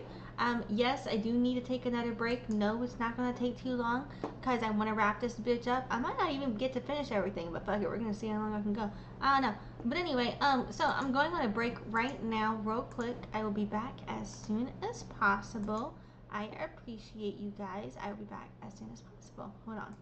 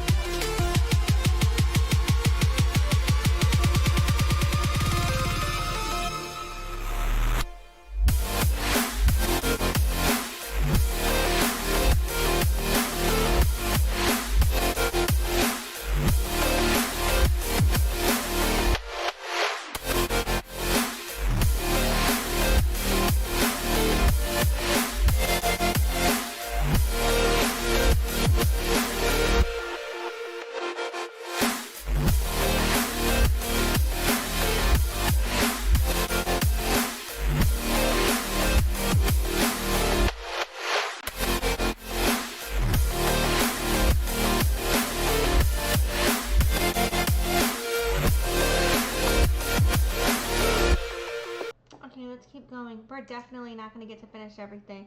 But we are about halfway through Brown Girl Pride's response to the Chinese vegan, basically trying to say that Eating meat is an extension of colonialism, and she was claiming that Native Americans were vegan and shit. And yeah, right. And so she had just given some examples about how we were eating meat, and gave an example about how Puerto Ricans even invented barbecue, basically, if I'm not mistaken. Or not Puerto Ricans, but Tainos, or the Arawak community, if I'm not mistaken. But yeah, let's keep going here. She's saying, secondly, something else. Or cultures, societies, communities that live in regions around the world that don't produce a lot of plant life and heavily rely on meat for their main sustenance. This take is also historical erasure, because the United States government nearly wiped out, almost made extinct, the American buffalo, or the bison, in an attempt to starve out hundreds of Plains Native tribes, which aided in their genocide. Now, while I do agree that the industrialized farming of animals is inhumane, harmful to the environment, and exploits migrant workers, but industrialized farming of plants such as monocropping does the same exact thing. Harmful to the environment. Almond industry in California produces 80% of the almonds worldwide, but is also responsible for most of the soil degradation that is happening, helping to aid in the drought that California is experiencing. Let's not forget that the transatlantic slave trade was about producing slaves to work in plant-based fields, cotton, tobacco, sugar. And those farms to this day still exploit migrant workers in those fields. Instead of everybody trying to be morally superior based off of their own beliefs, why not learn how to find balance with each other? Every single last one of us feeds each other in the cycle of life. We feed the plants and the animals. The animals and the plants feed us. Our role as stewards is to maintain balance while respecting the very thing that gives us life. This take erases the spiritual practices and the respect that indigenous people and African people had for the animals that they consumed. It removes the ceremony. It removes the thanks. It removes the relationship. Expand our worldviews. It's important to understand the nuance and to remove your bias. So yeah, because otherwise it repeating becomes there. an ignorant Oh, no. take. That's Have a it. day. My bad. I thought it was because she ended it a similar way that she began it. But yeah. So fucking, I agree with brown pride girl shit. Brown girl pride. I keep saying that wrong. Said. Okay. Now, totally unrelated, but apparently I may have accidentally thrown this in here anyway. But so somebody was basically okay. So there's been discussion about whether or not the Balanced Church addresses cultural appropriation. I don't think it is, to my knowledge, but whatever. But someone put on the comments, are you gonna speak up on black girls dressing country in cowboy boots? Because no white girl ever said anything when that was becoming a trend. Just fucking saying. And I replied, cowboy boots and style is native and black culture that Europeans culturally appropriate. Try again. So that's true. But that was not meant to be in here. Okay, and then someone else had posted, totally unrelated, but someone else posted that Cardi B was the biggest culture vulture out there in relation to black and African culture. But what I don't understand is Cardi B is actually Afro-Latina. I believe she's Afro-Indigenous, but maybe a descendant, not connected.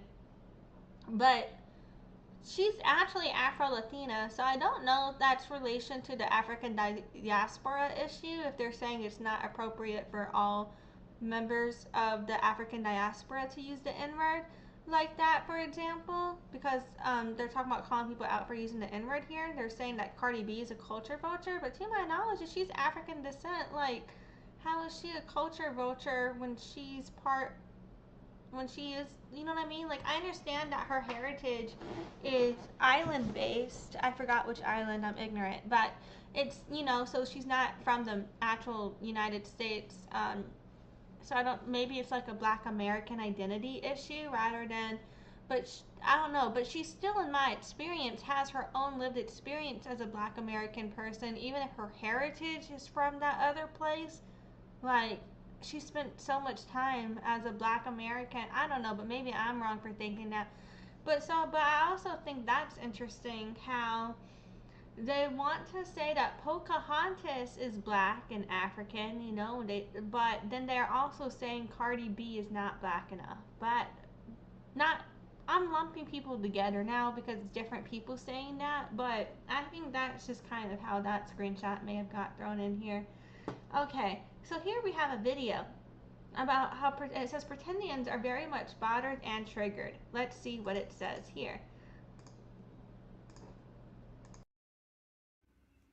I look to my left, there are pretendians.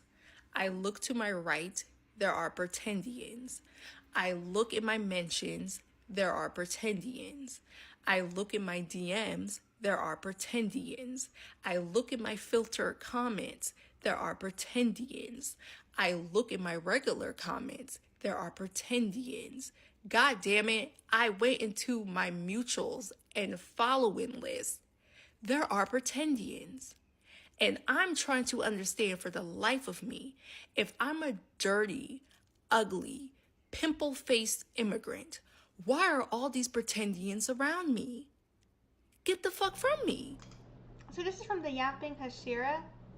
And I think she's, you know, referring to comments that people left to her.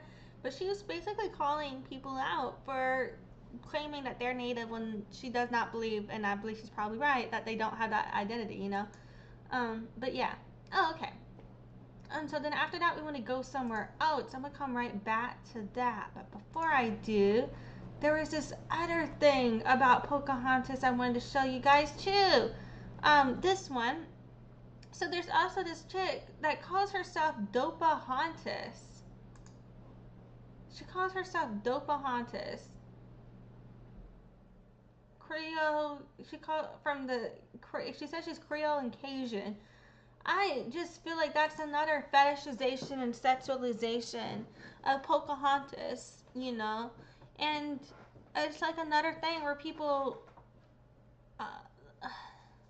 she might actually be Creole Cajun. I don't know her identity. I do not know her lineage. It's not my, you know, I'm not saying she's not Creole or Cajun.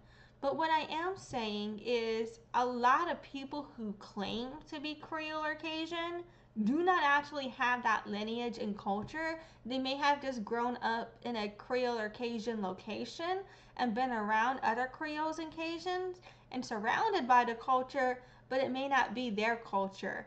And if that were the case, then it would make sense to me why she feels comfortable identifying as fucking Dopahontas. Which I feel like is either stereotype related to drugs or cultural appropriation of AAVE as well, potentially, but you know, maybe that's just me. But yeah, so that's also problematic, and I think in relation to the rest of this Pocahontas discussion, it's like a general social issue that's not isolated within any specific community when it comes to the fetishization of Pocahontas, in my opinion. You know what I'm saying? But yeah.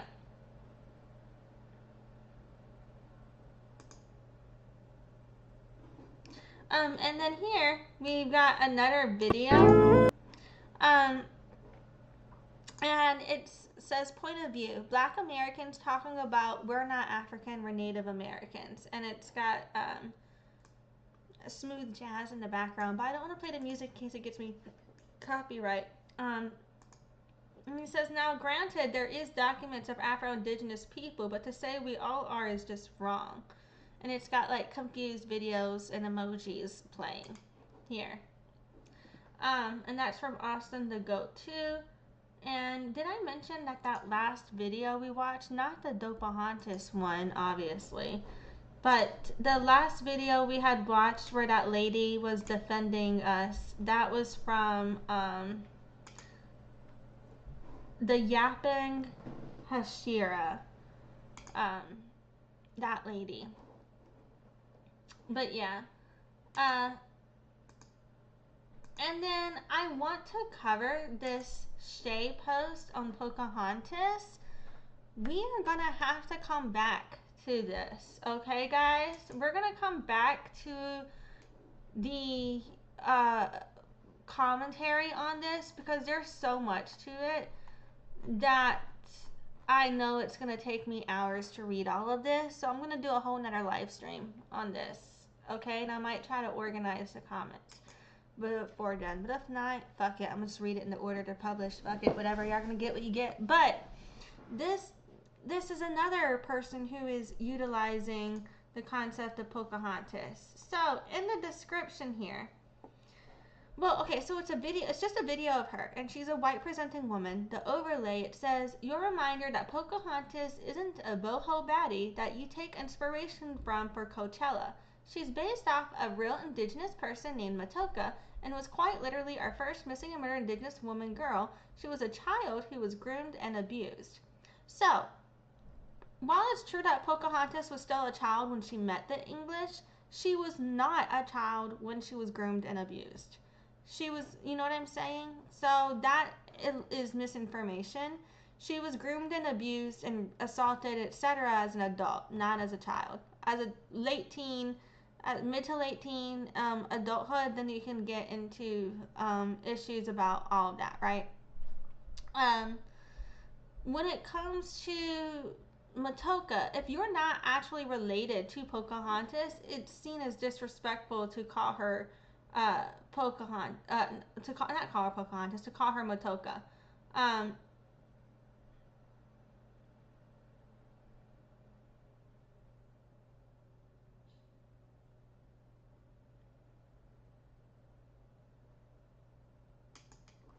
But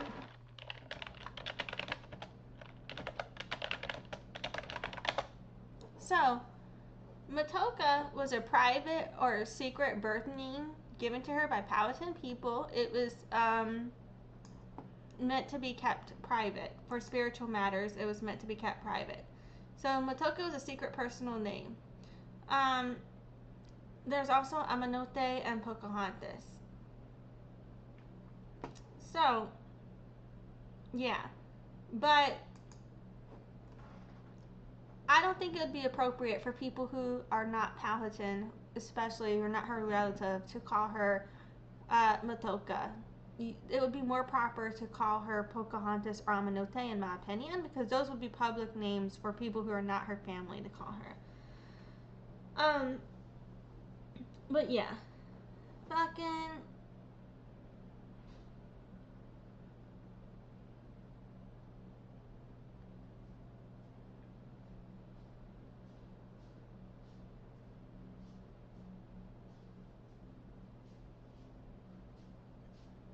So, in the comments of this video, someone put her real nickname was actually Pocahontas, given by her father. Matoaka is reserved just for family.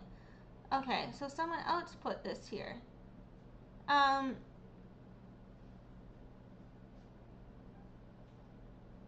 then right here, someone said, "For real, I'm sick of these white girls doing stupid shit." And she liked this comment as well. Fuck, I need to take another break. I'm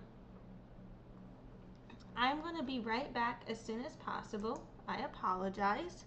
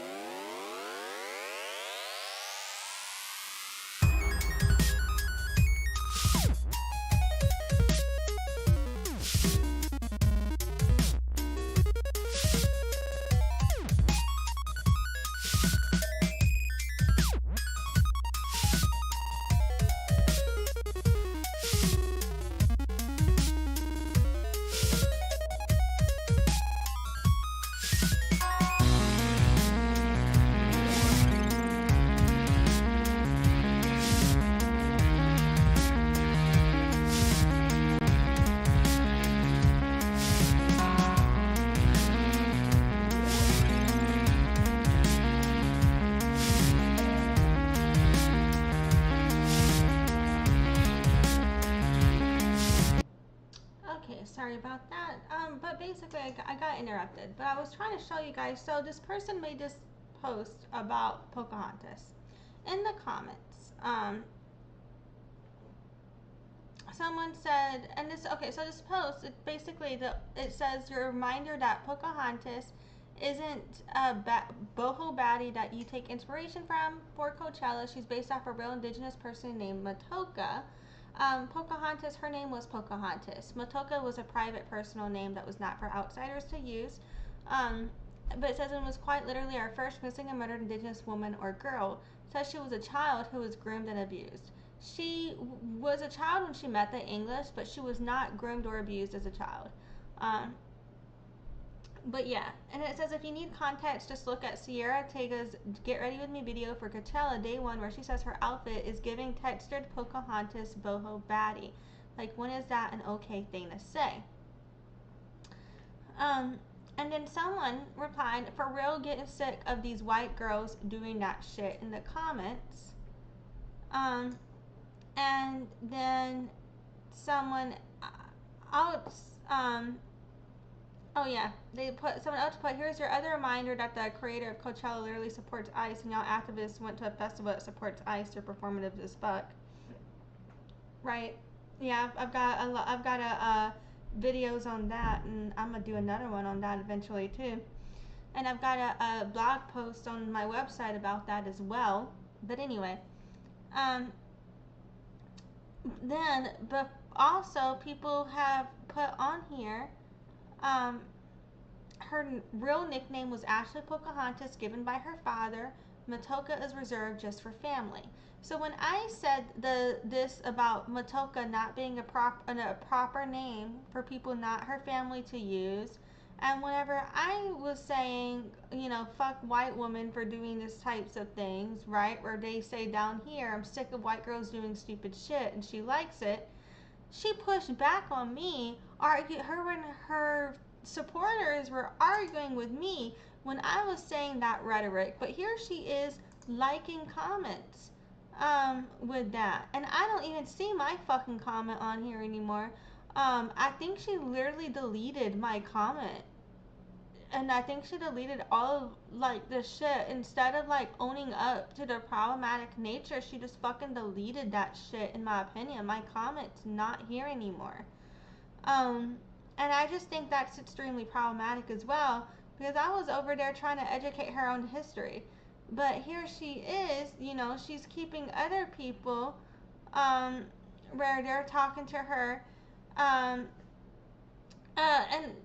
so, about how, they're tired of white people, and, they're sick of white people doing stupid shit, and then, acknowledging here that Matoaka was reserved just for family. So these two commenters are saying that to her, and she's acknowledging them. But when I'm the one commenting this shit, she fucking disrespected the fuck out of me, and so did her followers, and she was deleting my fucking shit. So it's okay for them to express themselves, but not me? That's just crazy work to me, in my opinion. Because it's like, if you theoretically agree with what I was saying, why does it matter how I express myself, right? And so we're going to come back to that. I don't know if we have time today. But I'm so sick of Facebook doing this. Oh my god, stop fucking Facebook. I literally, I'm so sick of two things with Facebook. One, if I pull up a specific fucking chat, a page, it will go to my home page instead of staying on what the fuck I specifically pulled up for the stream. And number two, it keeps pulling up chats. I muted these chats for 24 hours, and I put on my Facebook message, it's supposed to be set to where I have it turned off. Incoming call sounds is supposed to be turned off. Message sounds is supposed to be turned off. And the pop-up new message where it automatically opens new messages, that's all supposed to be turned off. I've triple checked. It's in my settings, all turned off. Yet still, when I pull up Facebook, messages pop up anyway, even though they're not fucking supposed to. And I'm so frustrated with that. I do not know what to do to get that to go away. But anyway, because I want to be able to stream without risk of someone's message being there, and that's not what I plan to show. I plan to show something else. And I had already pulled up, so I had seen this post, and I'm gonna just unfriend this dude, I think, because why would I want to associate myself with someone culturally appropriating and causing harm in this way? I think this guy was in the music scene from back in the day as it relates to arts, but even in his mutuals, we see here, this is like cultural appropriation with locks. These are some Grinch fingers, in my opinion, and just like just disturbing to see the Grinch fingers, you know what I'm saying? So these are people who don't care about cultural appropriation, so it's like, why am I even going to have the conversation with them? So here he posted, my road dog does some awesome leather work and custom clothing. She is trying to sell some of her work. Any of my artist friends have a network for helping her reach some clients. So she's trying to sell work, she's trying to get clients. Theoretically, but what is she trying to sell, right? So here she says, what is this post? It's from Olivia Olivia, also known as Olivia Kosier. Kosier is the Facebook handle. I imagine that's her last name. Also going by Olivia. So it says, all of these leather goods are for sale. Message me for prices. The raccoon and possum bra have already been sold, but I can take a commission to turn the fur shell into a bra. I take commissions for chokers, cuffs, and harnesses as well. So we've already been discussing the fetishization of people such as Pocahontas and our missing and murdered Indigenous women, for example. And in my streams before, I've discussed the fetishization and sexualization of Indigenous women. One of the way that is done is through how white people will try and culturally appropriate our traditional regalia and sexualize and fetishize it, as Olivia has done here, as Sean promotes, which is how I found out about her. So we're gonna make sure to unfriend Sean by the end of this, right? So yeah, basically though, so where she's getting this type of regalia from, our women were traditional. We wore deerskin clothing, and we also did use pelts from animals, whether it be raccoon, whether it be deer, whether it be possum, whether it be feathers, etc., as part of our apparel. If you look into traditional Powhatan clothes, you will find that, you know, we did use a variety of different types of deer skins, different colors, different cuts, and that we did not, especially in the summer, we had different apparel. We had winter apparel, which was to keep warm, you know, and we had summer apparel. It was hot as fuck. So our summer apparel, Europeans were not used to seeing people dressed, or rather not dressed, the way we were. And so our summer apparel was quite something that they sexualized us for. You know, and you can look into some of that. You know what I'm saying? So the fur, you see here, we have an example of how we would have some of our traditional furs worn. And you can see here how this white woman is trying to sexualize traditional Powhatan regalia. You know what I'm saying? In my opinion. Now, are raccoons native to Europe? No. Raccoons are not native to Europe. They're native only to North America. So again, this is a North American concept. This is not a European fashion, okay? So yeah, are possums native to Europe? No, they are not native to Europe. They are only modern habitats are restricted, which include North America. All right, so this is they got this apparel, in my opinion, and to my knowledge, from their interactions with Powhatans. What about European pre-colonial deerskin tunics? Okay, pre-colonial European tunics were rarely made of deerskin. Instead, early Europeans used wool and woven plant fibers. They often utilized deerskin for headbands and caps, or as winter cloaks. Pre-colonial buckskin clothing is heavily documented in the Americas rather than Europe. All right, so you could say like, oh, what if any of this is European? No, documentation would show this is her sexualizing and fetishizing a Native American construct, not a European, as shown by the evidence. All right, y'all show me where the Europeans are known for doing this. No. And so, mind you guys, this is a Mattaponi tribe. Some images here. You could see some in the background, some of our traditional regalia, some of our interaction with deer skin, and where some of these other pictures that I have shown you, some of that comes from. That is from Mattaponi website and Facebook page. Y'all can check the Facebook page for these imagery as well to see some more examples so you can compare for yourself. And we use not only a lighter tan, the darker tan hides were used as well in some of our clothing, of all buck hide colors that we could get access to. So yeah, putting that out there, like you could see in this picture right there, would be more of the same, oh shit, y'all can't see, would be more of the same picture as what she uses right here. You see? So that comes from us, from Native Americans. That's not a European construct. This is a white woman trying to profit off of Native American regalia.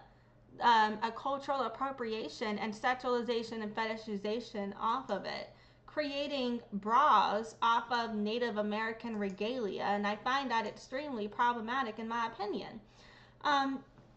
Here we got Raven Costello and Nokomis Costello dancing a harvest dance. I'm gonna let a little bit of this play, cleans our palate.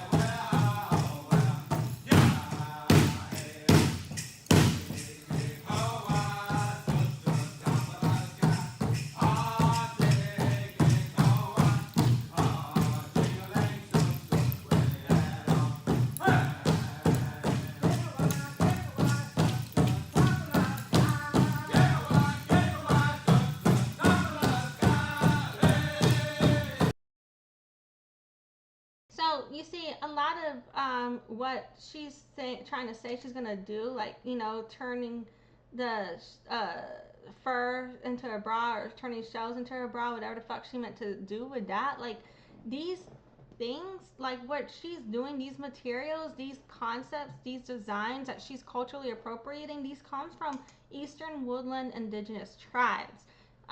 These were not things that were found in European ancestry. And here's another image from the Three Sisters dance here.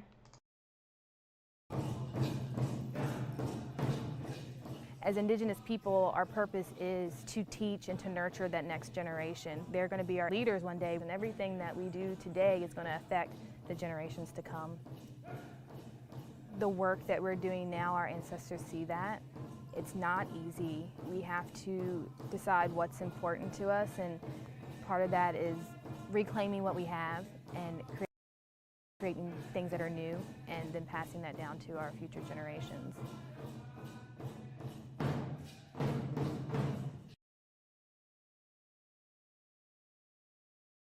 A lot of the way that we wore regalia were not ways that Europeans were used to seeing, and Europeans demonized Native Americans for our regalia, for how we dressed, for how they didn't think we wore enough clothes for what we wore. And so these were pieces where she was revitalizing a practice that we wore with pieces with feathers. Let's not show too much because we don't want them appropriating that next. But you can also see other ways in which we wore our regalia as it relates to how the modern bra was developed is cultural appropriation from past indigenous regalia. Like, that's not how they wore their attire, you know? And so I've shown you guys additional examples here for Powhatan attire that I believe that they are trying to emulate and culturally appropriate here. So yeah. And when you look at European pre-colonial tunics and corsets, that you can see where they're using somewhat of that design and incorporating that, but none of this still matches what, oh, this is a different article. None of that still matches this. This is all based on indigenous cultural appropriation. You know, this is a separate, this isn't a European. So when you look into why it matters, why is this also so important? So currently we're not facing some sort of blanket ban on wearing regalia, but still indigenous people can experience discrimination related to wearing our regalia and being prevented from expressing ourselves through our traditional wear through dress codes. But historically, the government did ban traditional regalia, hairstyles, and languages. And between the mid-17th century and the early 20th century, the Native children were forced in federal and missionary boarding schools where they were stripped of this clothing and culture and belongings. So then there had to be legal protections for our right to even wear regalia. And from that, there's also, you know, this concept of the Indian Arts and Craft Act. So there are federally recognized tribes that if they were to ever try and represent these clothes as indigenous, then they could go after them for selling that, right? But we know it's cultural appropriation of indigenous, but because they're not claiming that, then we can't go use that act on them. But if they ever did, then that would be, you know, because it's not indigenous made, even if it's cultural appropriation. But yeah, I still think that should be illegal still. But also, natives have been banned from dancing and ceremony. So between 1883 and 1978, the government was banning Native Americans from performing our traditional dance and ceremonies. And so that's another thing to contend with, because our regalia is part of that. And so part of banning the regalia was because if they knew if we were wearing our regalia, we'd be trying to likely do some sort of ceremony potentially. And that was part of banning the regalia, in my opinion. So related to how Europeans fetishize and sexualize Native Americans, there's a historical and ongoing sexualization and fetishization that I think we've seen as evidence where people try to say they want Pocahontas hair, for example, right? But then we have here where you have Europeans now sexualizing and fetishizing Native American traditional regalia and then trying to resell it as their own. So, you know what I mean? But it's rooted in colonial history. It involves reducing diverse indigenous people to romanticize, exotic, or hypersexualized stereotypes, stripping us of our humanity in real-world issues. As European settlers encountered indigenous communities, they would project their own fantasies and biases onto us. They would sometimes liken Native women to figures from classical mythology, creating a dichotomy where we were seen as either uncivilized savages or exotic playland woodland spirits, which is another reason why like this whole trying to sexualize and fetishize our indigenous regalia, indigenous apparel, and then sexualize it into bras, you know, whitewashing it into that way is so problematic in my opinion. But yeah, there was also used as justification for sexual assault as well, and stereotyping us within the media and continuing to be used for cultural appropriation. So the legacy of fetishization continues today through the casual sexualization of Native culture, as we see Olivia Kosier do, however the fuck you say her name, Olivia Olivia, Olivia. That's exactly what the fuck she's doing right here. But yeah, fucking, and they just try to misrepresent us in popular culture, and this reduces sacred traditions and cultural identity into mere commodities or sexualized aesthetics. So yeah. And then when you want to look into also the concept, wearing Native American apparel can be cultural appropriation, especially when non-indigenous brands mass-produce sacred symbols or when regalia is worn as a costume. However, wearing cultural apparel designed and sold by actual indigenous creators is widely celebrated as cultural appreciation.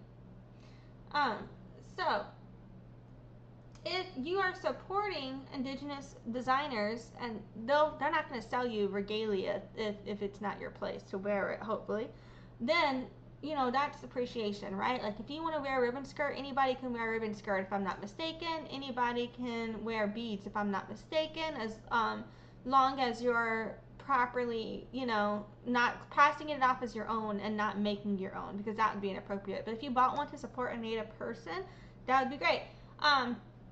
And you know what I mean, for example. But if you're trying to jingle dress dance, that's a different story. But anyway, but it's like when you're purchasing and wearing items directly from indigenous owned businesses, that's great. But when you're trying to pass it off as your own or make your own sexualized version of what they're already doing, that's when we got a fucking problem. But anyway, so, claiming Native culture is your own is cultural appropriation. So, if you're trying to take elements of Native American traditional regalia and market it as your own product that you've then sexualized, this is, in my opinion, an example of cultural appropriation. It's taking aspects of marginalized culture, such as regalia, spiritual practices, and symbols, to turn into a costume, commodity, or personal identity without permission or understanding or significance. And it's dehumanizing, and it leads to the MIW crisis, in my opinion. But yeah, is sexualizing Native culture racism? Yes, sexualizing and fetishizing Native culture is widely considered a form of racism.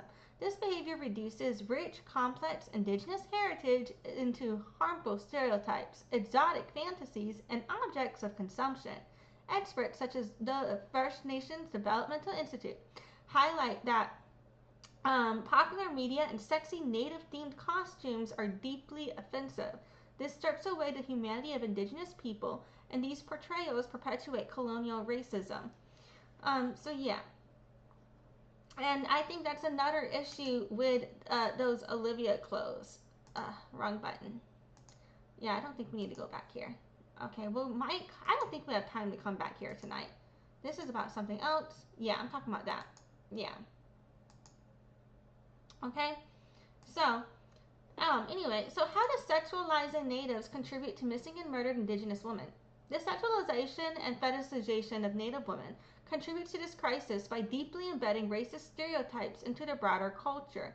So, whenever white women use Native regalia and Native elements to in sexualization of bras, you know what I'm saying, to sexualize themselves through bras, instead of just wearing a regular fucking bra, they gotta make it more indigenous looking.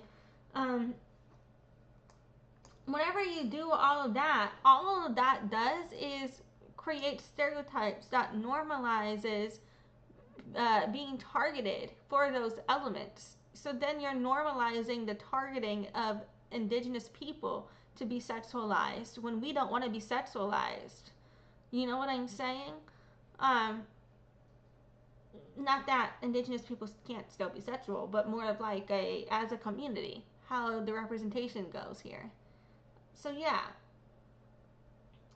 And it even goes into issues where individuals can have times in our life where we are more sexualized or sexual in our postings of ourselves than others, but that shouldn't be a reflection of the community as a whole. However, it is true that when we normalize using indigenous elements to sexualize oneself, then it creates stereotypes relating to stereotyping natives, and that's the problem with using native regalia pieces but turning them into bras. when that's not your traditional wear, that's indigenous, not yours, you know. But yeah, so this also creates not only dehumanization and conquerability stereotypes, but targeting by traffickers and other people who want to harm you, and also relates to institutional indifference based on these situations. So I heavily, disagree with it. But yeah, so just to put that out there, I am going to, I'm debating, I might just, let's see.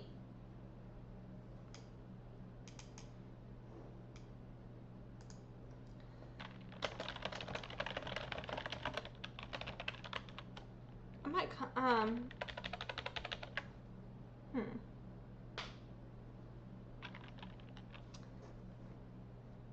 I'm debating whether or not to tell her about this video here. Y'all know what I'm saying?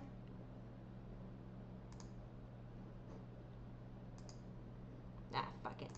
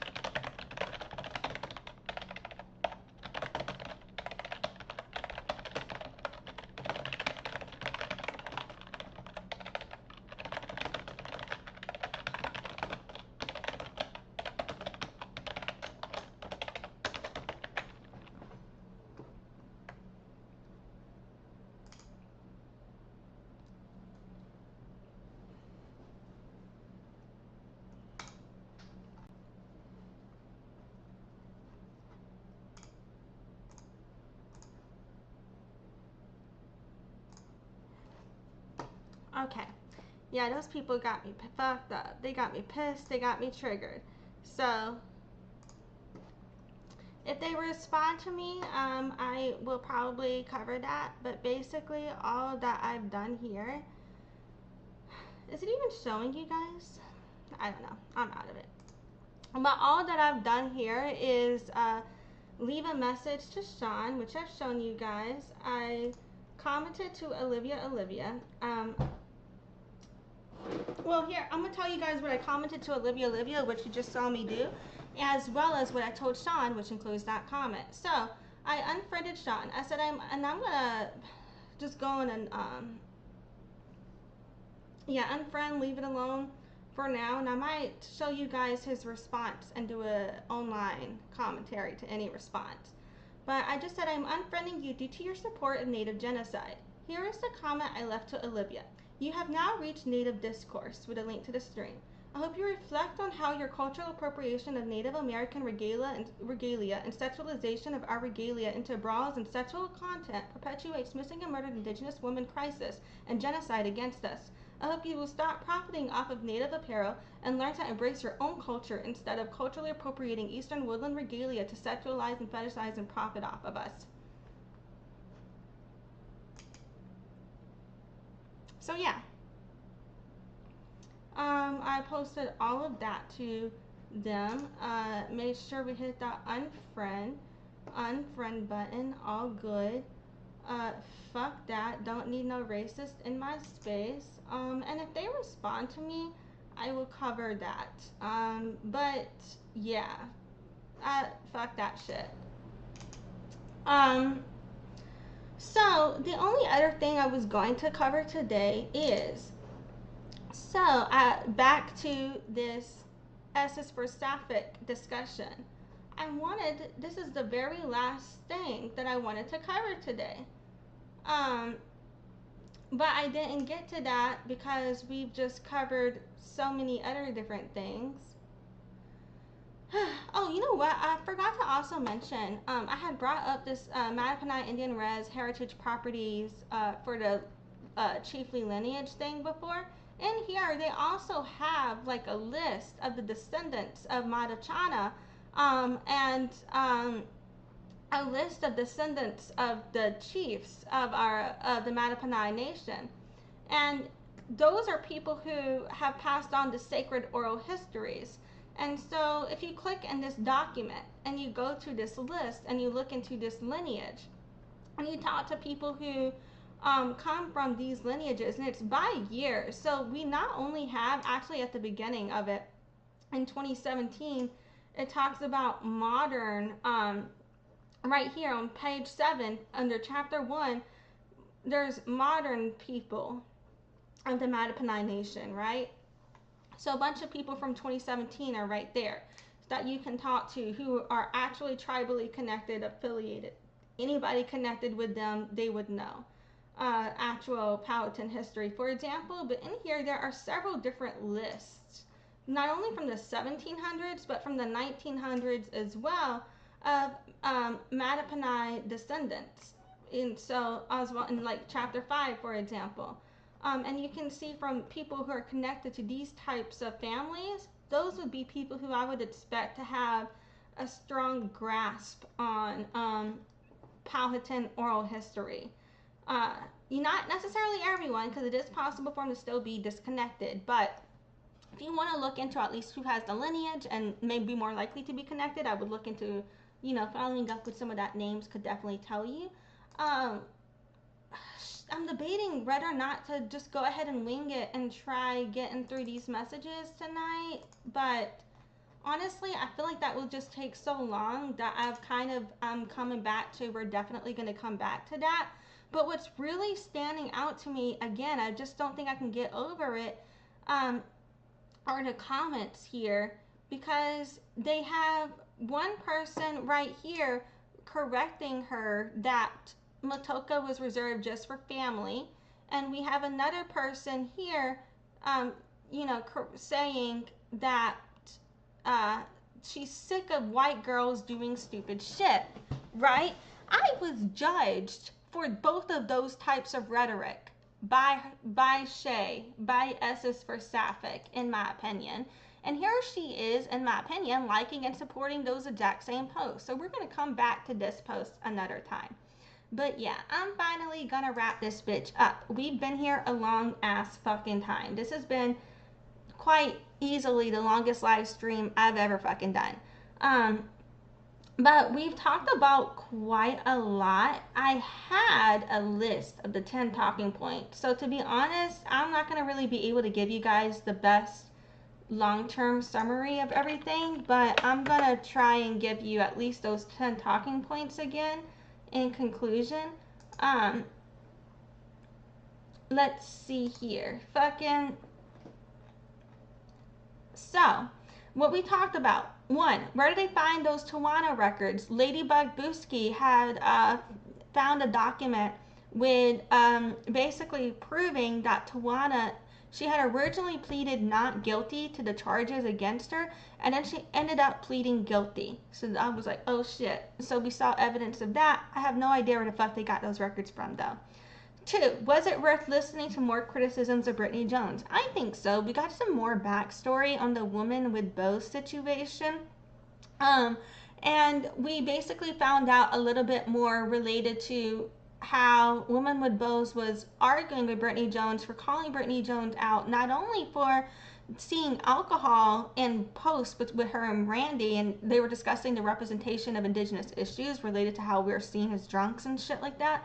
And they were gaslighting her on that. But also, Brittany was telling somebody that, you know, she was there for them and everything while they were breaking up with their partner. And allegedly, Brittany may have then gone right then and got with that person. Like, what the fuck, if I understood that correctly. And there was also something else that was pretty big. They were, oh yes, she did not, it came out that she did not pay a teacher, you know, who worked for her. She was having this school for witchcraft, quote unquote, and there was a teacher she was supposed to pay, and she never fucking paid the dude. And there was a bunch of other things that kind of came out too, I think, but those are the 2 that stood out the most to me. Yeah, so in the new Brittany Jones videos. Then 3, what is the untold truth about Pocahontas and her indigenous Aboriginal American origin as told by Tasha She? Tasha She is basically trying, some of the things Tasha She said in there are actually true, but a lot of things Tasha She said in there are just straight up fucking wrong. Like, she was saying that Pocahontas had short, curly, kinky, coily, afro-textured hair. That's just not true. And she was trying to claim that Powhatans were actually black, not Native American, if I got that right. Like, what the fuck? Yeah, I don't know. So I highly disagree. There was a lot more to it. I'll try to timestamp some of the things that jumped out to me there. But, yeah, like, and then she linked in the video, she had linked to this whole thing about a petition about reclassifying African Americans, right? And when you followed those websites, it was about how these African Americans believed that they were the original Black Seminoles, Mixtec. Oh no, they were saying that the Mixtecs, the Kolinango, which is a Taino concept, were reclassified to Black Seminole Maroons and were the actual African Americans or something like that. It was crazy. I was like, wow. So yeah, and so we were looking at that ideology, and then I also was showing examples of other ideologies, such as from the Soulaan community, and so we looked at different sources related to, are African Americans indigenous to America, related to that from the video, as well as how do movements like Soulaan promote racism against actual Native Americans. And we were looking at the wording from how it is used against natives in certain ways, you know, not to discount the positive aspects of the movement. And I also talked about where I believe I misunderstood the movement previously as well. And then another thing we covered is where I believe Silt by Saren was fetishizing Pocahontas with the way she calls people's hair Pocahontas hair. We also showed how this Creamimy Artist was whitewashing and sexualizing and redrawing Pocahontas.